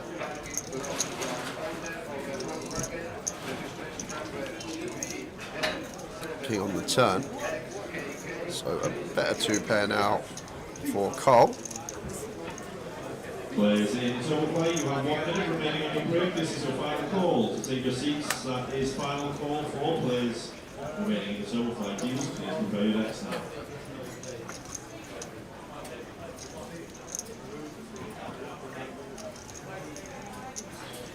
approaching that 250 number, which should be hit. 238 entries in now so far. And we still got day 2 buy-ins, still some late registers into the turbo as well. So I think we're going to get over the 250 mark for this main event as Carl goes for third street of value. Victor with ace jack. Doubt he's going to be calling, so probably the point where we will close the giveaway. If you haven't guessed, you've got about 30 seconds, I'd say, or less, 15 seconds. Is Mick the mod ready to shut it down for us? Is Mick the mod ready to shut it down? 5, 4, 3, 2, and 1. Close the comp. Is he in there? Is he in there? If not, I'm here. No, Mick he's the there. mod. He is Ready there. to close Close the the comp, Mick. We're done. No more guesses after it's been closed. Thanks very much, Mick. And over to the tower. Well, me and my mate Casey, I Yep. gave him a call the other day just to reminisce on the Asian Poker Tour. Yep. And he told me the wrong answer. Oh, did he? Can't believe it. So I put the phone down and on we went. But funnily enough, when I was searching through all my gumph today regarding British poker players, there's all sorts I didn't realise there's all sorts you can find on that database in the mobby thingy. And it comes up with flag hunter winners per year.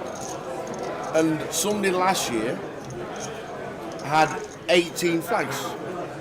So I thought, well, it can't be any less than 18. That's great logic. This genius, this man, honestly. So it can't be any less than 18. So literally, I thought it's bound to be double. Just that's how it works, the formula. And I right? went for 36. And that's how the formula worked. Do you know what? I'd love to see you on something like Big Brother when you got to explain your nominations. I went for this person because something, a little bit of this, little bit of that, doubled it. Yeah. That's why I went for. Excuse me. But when I doubled it, where did you add it on? Where's the little bit you always add on? That's what I was saying. When I doubled it, I didn't add a bit.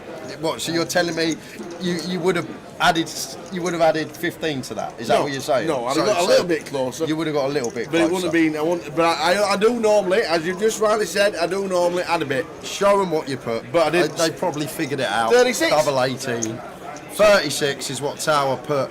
And unfortunately, And I do add on a bit normally. we've got a 5-way tie. Have we? You ready? Off we go. So if it lands on your name, We've got a 5-way tie. How? so it's one spin and one spin only. It's all we got time for. If it lands on you, you win the €25 token and you go on to the bigger wheel for Sunday. Spin the wheel, PK. Who's it Spin going to it be? for a minute. Go on, spin it for a minute. And it's going to be, it looks like half time, or is it Kevin L? It could be Kevin L. It is. So Kevin L, well done. €25 token for you, and you go on to the big wheel on Sunday. I need 2 things from you. Your alias you play on Grosvenor Poker, and I need you to be here between 1 and 2 p.m. on Sunday because you need to be present in the chat to claim the prize if you are lucky enough to win it. One person gets 35. Yep. So we had 35 and 37. Yep, 437 guesses, 135 guesses. All 5 names were on the wheel that were one off. Cristiano, HT, Abu Chunky, Darwi and Kevin L. They were the 5. Commiserations to the rest. So there we go. See, I apologise. I normally do always add a little bit, but I thought 36 once I double the 18. Yeah, no one guessed 36. I was sure that we were going to have a double wheeler. Yeah. I was sure someone was going to get on the wheel twice. The prize on Sunday, Brandon, is a seat into our Championship Series main event. It's 250, so it's one of the bigger tokens that we have given away all year.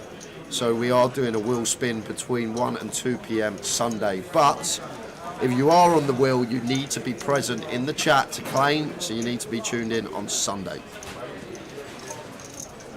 So just waiting on Kevin L's alias. And we got 35 minutes left of the day to enjoy the action.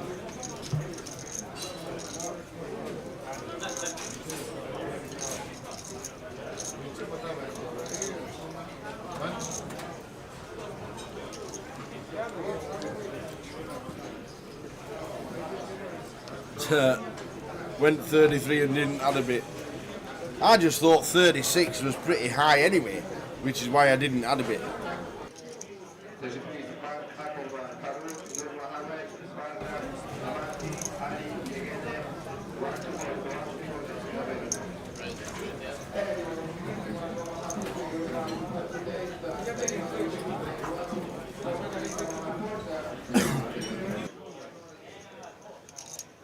Peter Mock guessed 102. Do you reckon there's, I'd like to say, I doubt there's 102 countries that you can legally play poker in. I reckon it's probably lower. Well, that's why I didn't go for 51. I'd probably have the unders. I must admit, I thought I would have been. I thought once I double the 18, because I'd seen the 18 this week, while I was looking through all my British poker players while I was doing my research, and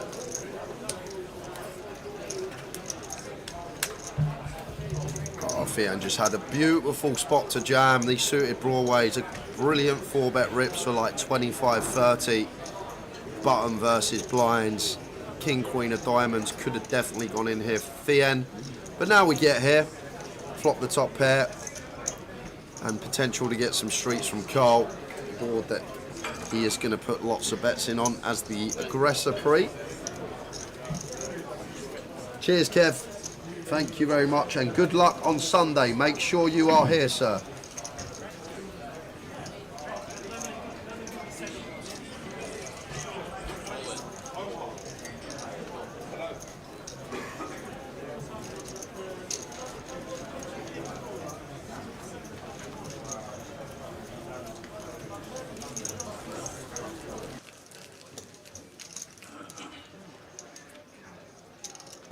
that's what a lot of people do, Peter.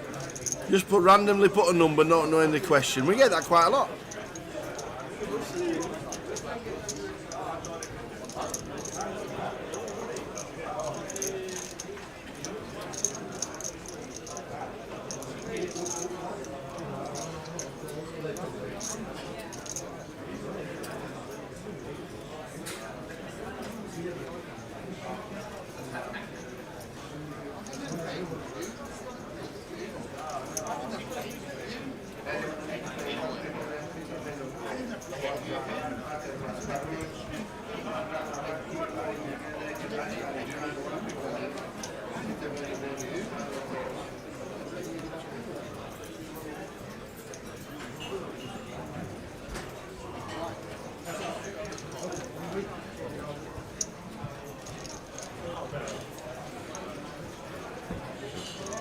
The question was, Peter, Casey Castle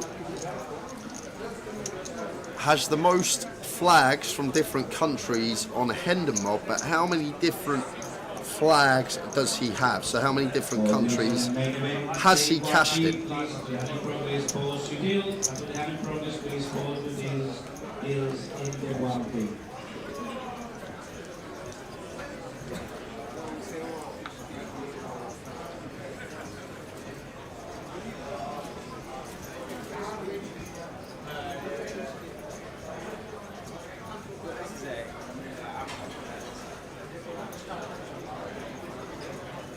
So Jack 9 suited for Almat, annoying off of 21.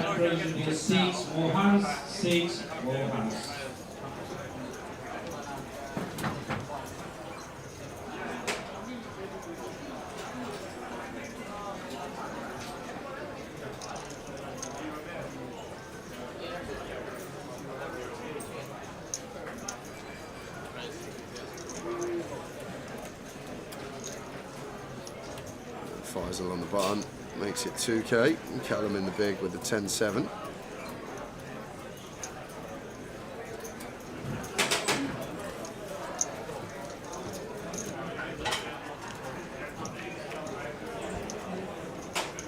He's for Rainbow.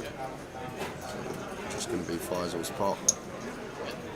2K seems too big on this board, like could go for the one big blind, but going to be the same result regardless of size choice.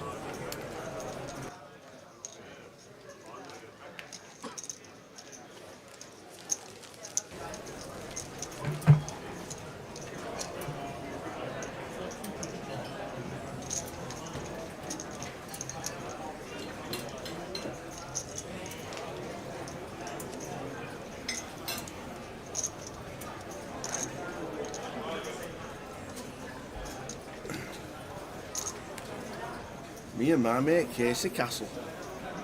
Phew. Tell you what a find that was from Peaky.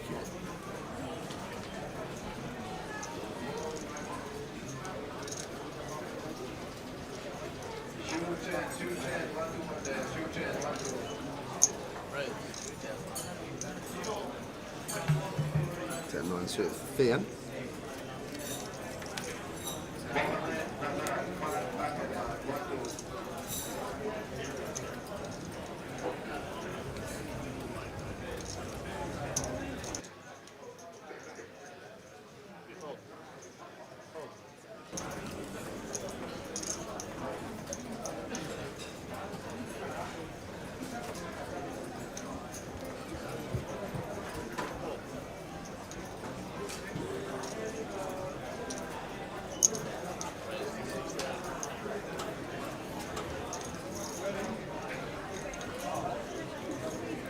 The end of the 10-9.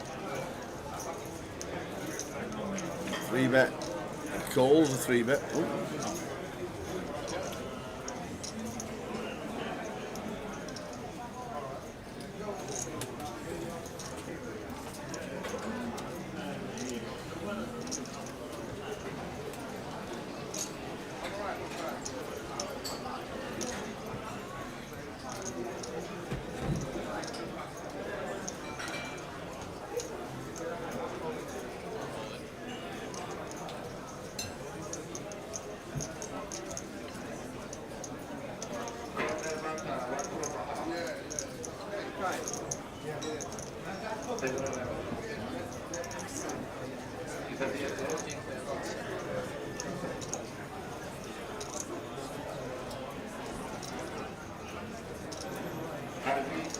So Jack 9 3 flop, all diamonds. It's the end. 14 to call.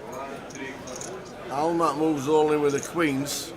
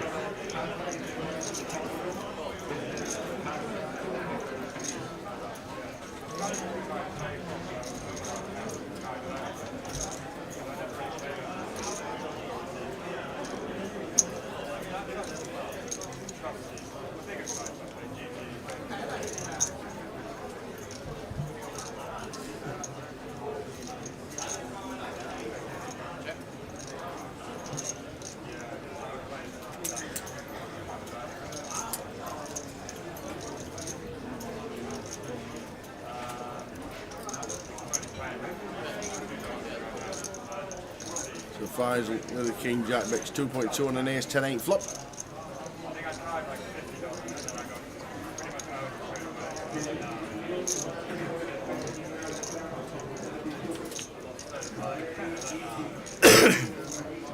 Ace of diamonds, turn.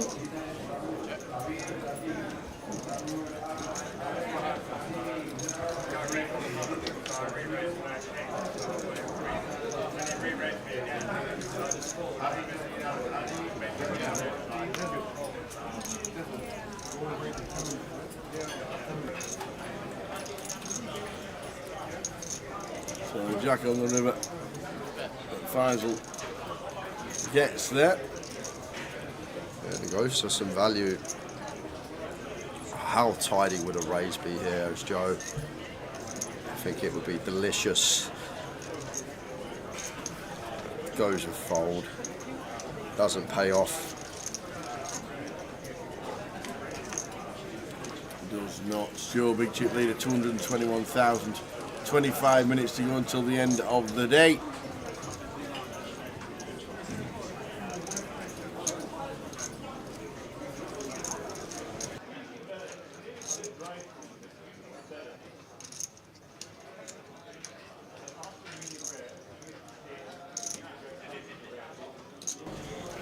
So 25 minutes until the end of the night. Clock will be paused with a certain number of hands to play. Carl out of the way, Faisal with the threes. Probably raises up.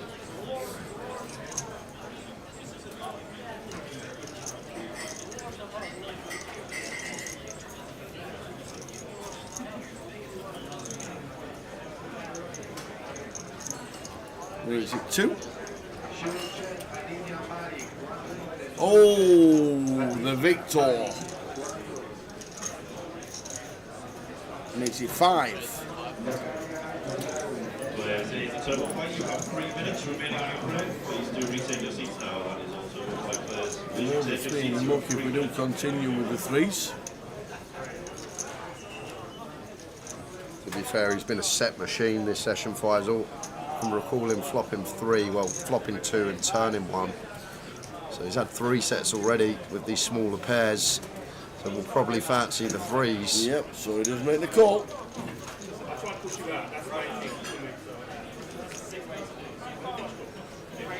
Not this time. Just guess that Victor's going to fire. Faisal will fold. On to the next. On to the next.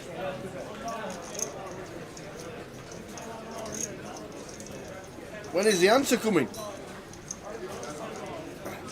Peter, I think you're watching on delay. We did the answer before you actually guessed. The correct answer was 51 and my answer was 36, and I'm pretty sure you're watching on delay, Peter. So just click the live button. If it's not red, I'm guessing it's grey.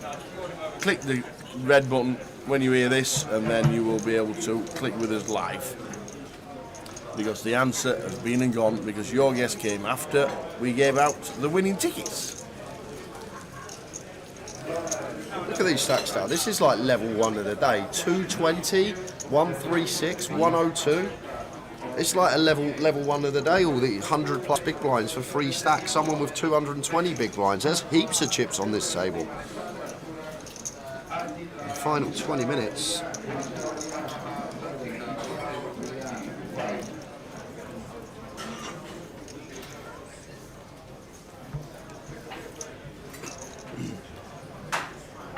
And now, I remember the name Casey Castle. Oh, here we go. Now you know this. We've already gone and found the interview. Oh, you found the interview. We've gone and found the interview from Macau.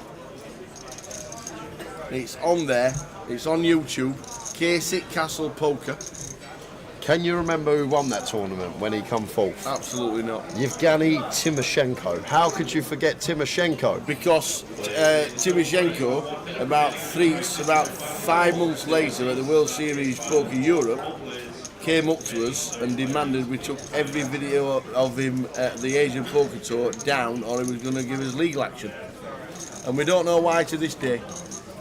Well, maybe he weren't supposed to be there, obviously. Well, that's why I don't talk about him. Yevgeny Timoshenko. Yep. What, just said, I want it all gone? Yep, he asked us to take every video and picture down that we ever took of him. What happened to Timoshenko? He's been a ghost for the last 5 years, 4 years, 2019. Yeah, don't know.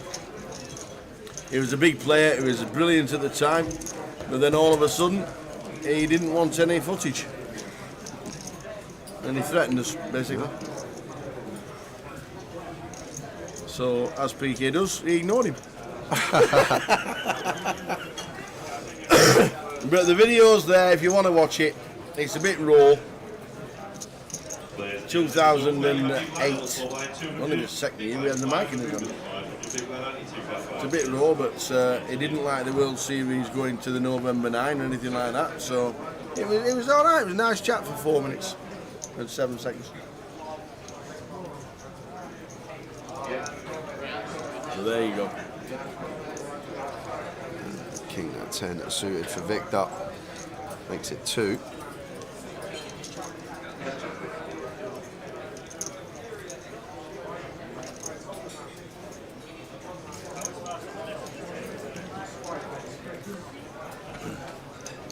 He was brilliant at poker, was Timoshenko. He was a great player too. Yeah, I remember it. Very, very good. Watching Timoshenko. But yeah, he asked us to take everything down and don't take a picture again.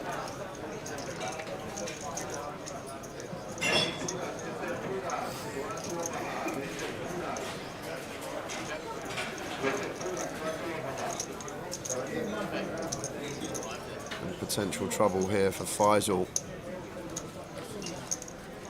Hot size bet from Victor.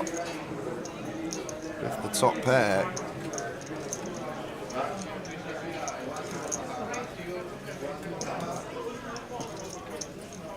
Soviet spy, says Insane Dev. Could have been. He could have been.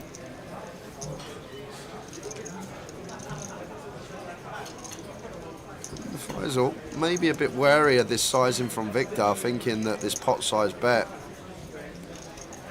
is showing a lot of strength. We've got top pair, sir. We've got to call once at least, and there we go.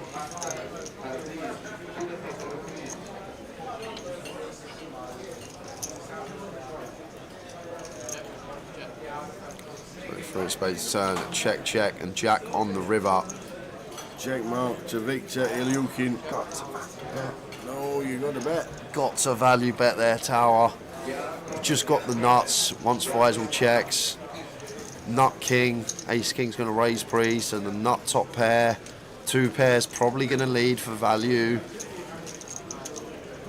Checked it back, maybe not wanting to get raised. Who do you think will win the playoffs, Tower? Asked Paul. Southampton on penalties. Do you know what? I might go for the pen double. Man City on pens, Southampton on pens. Well, that would be about 400 to 1, won't it? No, nowhere near as much. Nowhere near as much. Razor Kev was getting 20 to 1 on people to win on pens a few weeks ago. It'll be 12s. 12s and 12s, you reckon? So about 150s. Yeah.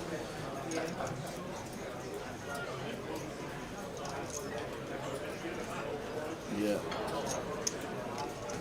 Ripke just is going to watch it, praying for the win for the Saints.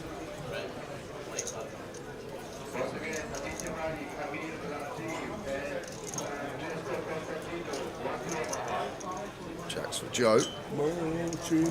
I'd be shocked if anyone in the field had Joe out chipped. Yeah. Absolutely. Agree with that one. Marching on together,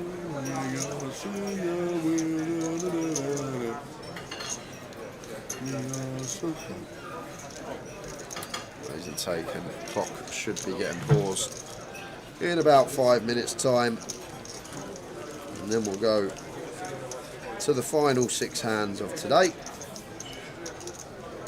How did you do that? I heard it over the tannoy system, unfortunately. I slumped in my chair when Frankie announced it.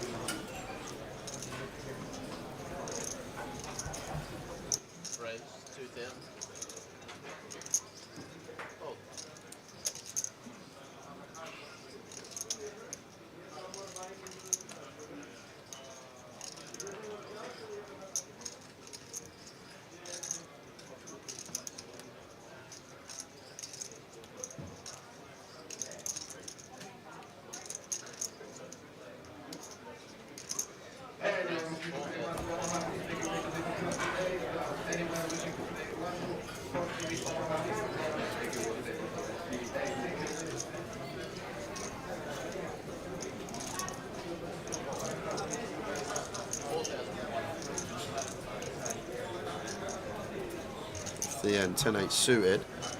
Really small size choice here from Faisal, just going for 4 BBs. May keep Thien interested. There, and does. Like, we can use this 4 BB size tower, but we want to use it at like 15 bigs effective. When we're 30 effective as Faisal here, this is just way too small. Just go bigger. Go bigger, need to go bigger. Like 2.5x is fine, you can make it 5k, 5.5k, but 4k, 4 BBs, just not really folding out much.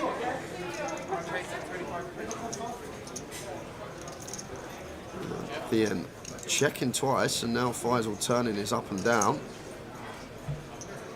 Gonna fire. Thien not going to be going anywhere, obviously, with his top pair and gutter ball. Man United, Saints, Pens double, 250 to 1. There we go. I'm going to have a tenner on that, Rich. That's pretty big. I'm going to have a little tenner on that.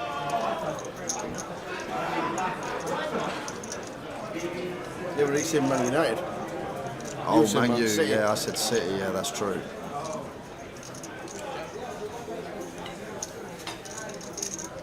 Dussahar's River and Faisal here. Can't really rep anything, Tower. This is the problem. We've got no credibility with this bluff. If we got an overpair, we're probably just going to bet flop. 10x just going to bet flop. So can't really do much. Just knuckle back and hope to beat like Queen Jack of Spades, something like that. And Thien going to be good with the 10-8 suited. We just choose a bigger size, 10x out of there. Like, can use that 4BB 3-bet size, but all about stack depth. And when we're at 30 effective, need to be a bit more juicy. City were 18 to 1 to win on pens. There we are. I said it would be around 20s. I thought he was less than that. I thought when Razor Kev was doing it, he got 12s. Unless that's at 90 minutes or whatever.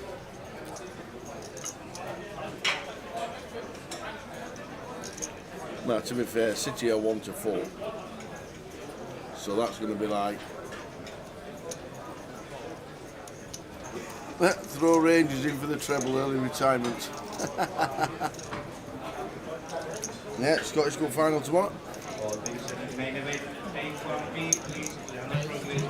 He's saying to attend.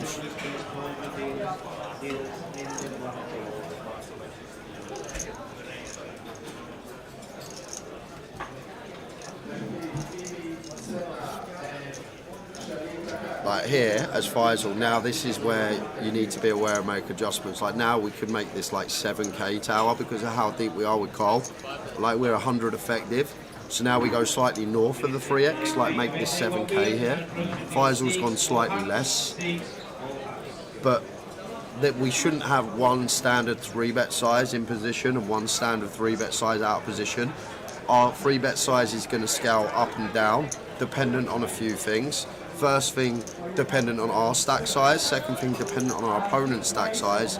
And then the third thing, dependent on ICM. So like, you'll see smaller 3-bets at final tables that tend to be scaled down, just accounting for the ICM involved. Yeah. And I see it too much when people just go, I'm going to make it this size all the time, but not accounting for the stacks or the percentage of the field left in the tournament.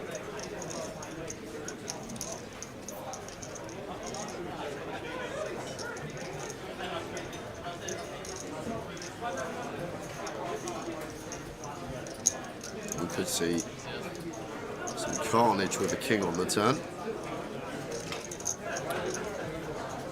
Faisal fires for 6k. Carl should be calling here. Mike Leonard's a Saints fan. Says it will be 2-2. So I thought I was on TalkSport for a second there. How I started that sentence. 5 of diamonds turn. Probably going to be seeing check here.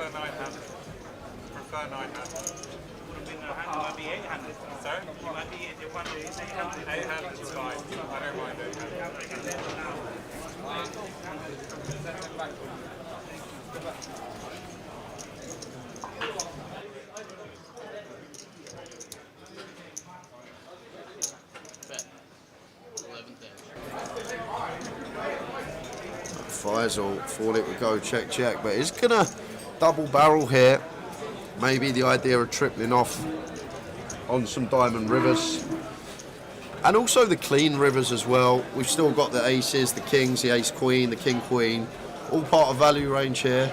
So maybe just trying to leverage that. We have the strongest hands in our range, whereas Carl does not.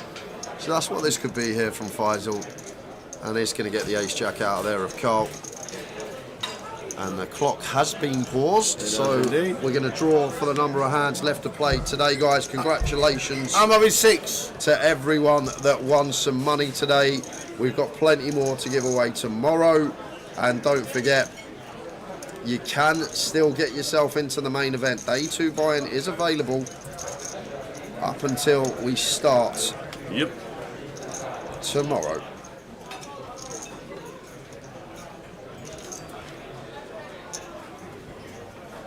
Yeah, Mike.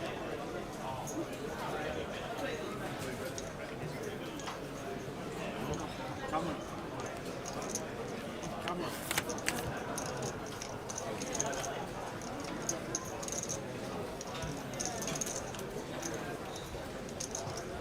What time do we start tomorrow? We start tomorrow at 20 past 12. We got one of 6 on the march. There we go. Friday, Saturday, Sunday. Well, in fact, all week. 20 past 12. Thursday, Friday, Saturday, Sunday. 20 past 12. Come and see us tomorrow for day 2. And don't forget, final day on Sunday. Well, we'll have a wheel. One of 6. Yeah, Callum on the button. We're going to kick things off with an open with the ace 8. Makes it 2 BBs. And over to Almat. Very nice. King Queen for 25. This is very tidy tower. Not a lot of people find these shoves. People think 25 bigs is a lot of bigs. I can just flat preserve my stack, but Callum's button opening range is so wide, and we got great removal with the king and the queen, that we can find shoves even up to 25 facing button specifically with these hands. And look, we're going to get the better ace to fold, or at least we should. Callum shouldn't be calling ace 8 off, should hit the muck, and that's why this hand's so powerful to go with these reshoves. Got the removal, and we do fold out some of the ace X as we see there. Nice pickup from Almat. So final 5 hands of the day. 2 of 6. It's been a good day. Enjoyed it. Been a good day at the office. Enjoyed it. Had a good laugh. Nearly got some questions right. Give away money. All good. Found a Casey Castle interview from 2008. That was mad how that come about. I literally just went on the Hendon Mob, saw the flag hunt. I thought, oh, that would be a good question. Yeah. And then, of course you have. Of course Towers interviewed some bloke from 2008 in Macau. Probably next door to Dor Brunson and Sammy Farrar and Scotty Wing and everyone else you've interviewed in your career. 10-9 suited for Vic Dutch. Opens from hijack. Makes it 2.5x. And Joe in the small here. I think 5s just fall into flat. Don't think we're going to get any 3 bets here at this stack depth. Does come with flat. Thien in the big. With the Jack 4 suited. We could have a double. Could definitely defend 3-way. Have a dibble double.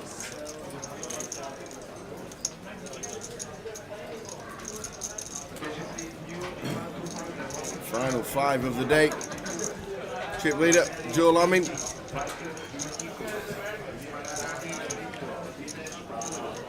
King 10, 6, Victor flops best. Board that going to have lots of bets on in terms of ranges, Vic up, but in terms of actual hand, seems like a nice one to do some checking with. Look at this. Everything has just gone right for Joe this session. And now drills are set on the turn. Victor with a well-timed check back yet again. And I don't think we get to check now as Joe, because Victor's range looks a lot like ace high. Thien doesn't look like he's ever got a king or a 10.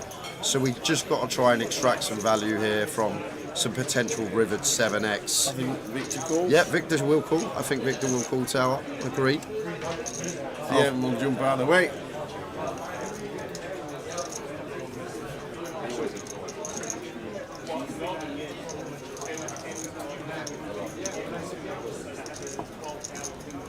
Wow, that's a good fold from Victor. That's a very good fold. Once we check back a 10 twice, that is a nice fold from Victor. Very well played from him. A lot of people just one chip their tower. They're like, I've checked this hand back twice. No other overcards have rolled off. I'm going to pay. But nice fold from Mr. Alukin. 3 of 6 on its way. More of the same tomorrow. We will be here at 12:20.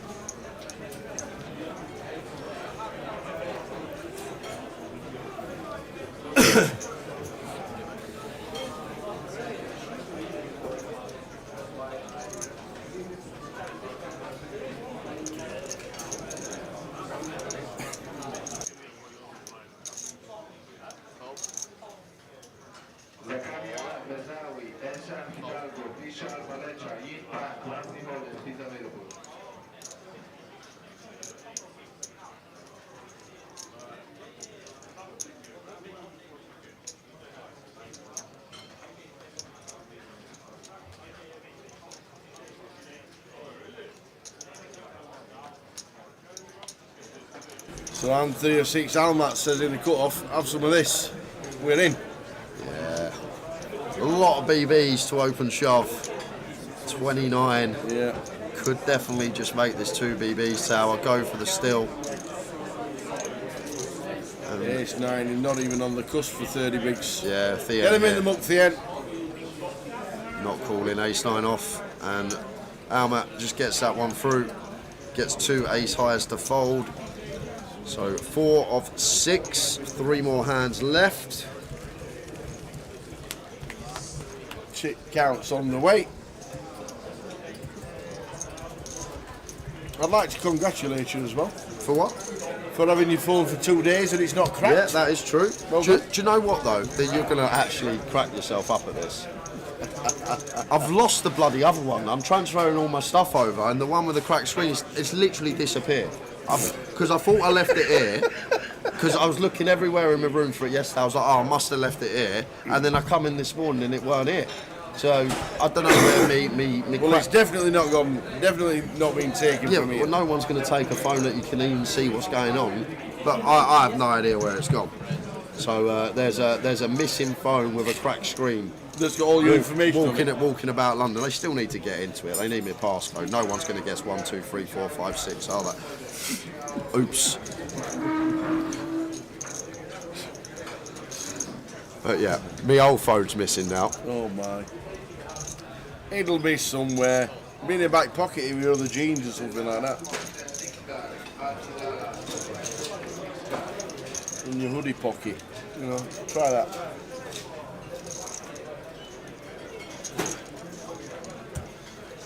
So 7, king, 6 flop. Joe bets 2.5. The end's going to get out of the way again. We'll move on to 5 of 6.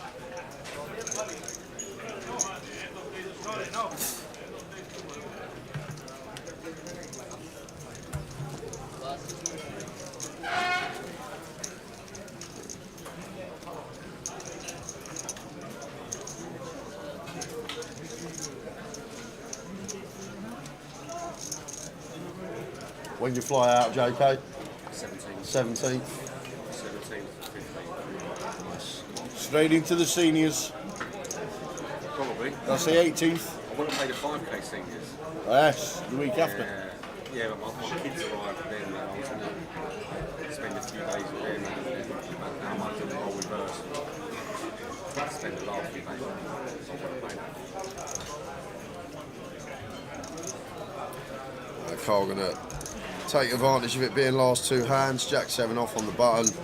People are already thinking about bagging. Like you see Faisal to your left counting his chips already, thinking about what he's bagged. Let's open. Yep. Like you got 2 people behind that both counting their chips. Yep.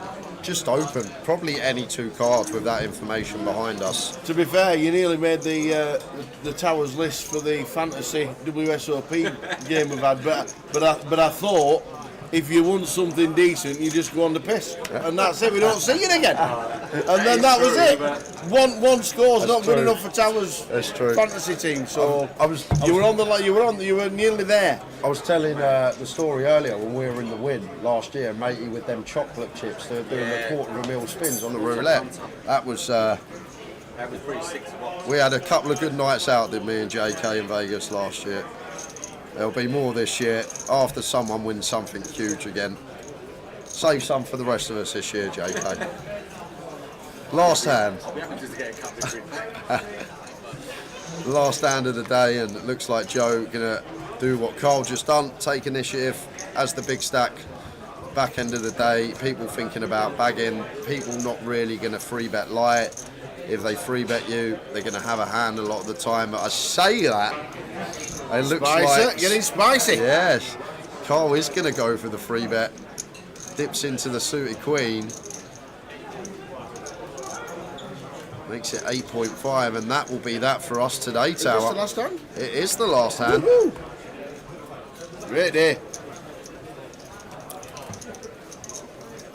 Joe just shakes his head and says, have it. Have it, sir. Have it. And that is it. The deal is turned around. Looking for bags. Pass me a bag. We are looking for chip counts. And there they are. Chip leader. As we thought he would be. Yep. But Kishao Q with a huge stack as well.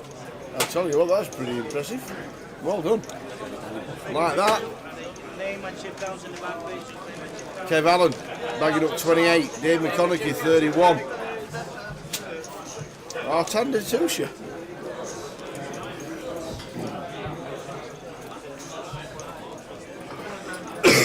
Not seen Ariane Kashani this leg. Haven't seen Ariane in a while.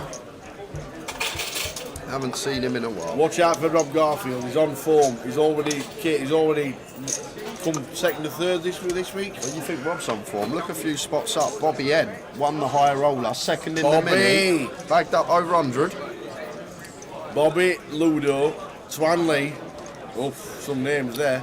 There are the counts, guys. You can find them all on social media. The turbo counts will also be up in about an hour's time. Are you waiting around for them? And as well as that, you can find them on the app in about an hour as well. So if you don't want to go on social, download the Piker Live app. They will all be there. Very good.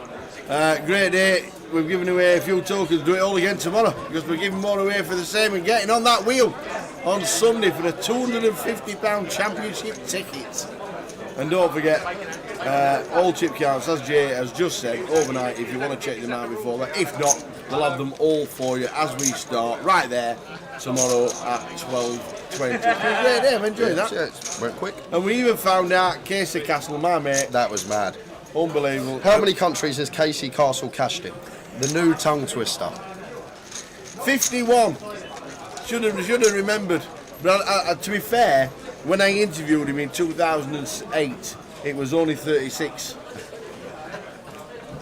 That's what it was, you see. That's what I was thinking. All right. You was like, who? When I said Casey Castle at first, you went, who? Well, let me tell you, me and my mate Casey Castle, right there. Yeah, I can with the see. tower. 2008 Macau. That's it. We will see you tomorrow from 12:20 for day 2. See how many buy-ins there are before we start. And then we're counting down to get into the money at some point tomorrow. Come and join us, plenty of giveaway and plenty of action. From the team, ta-ta. Good night. How much you got? 67. Struggling. All right.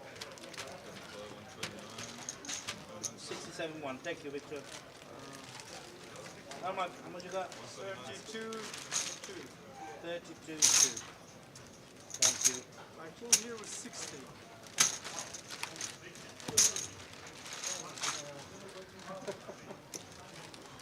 Good luck.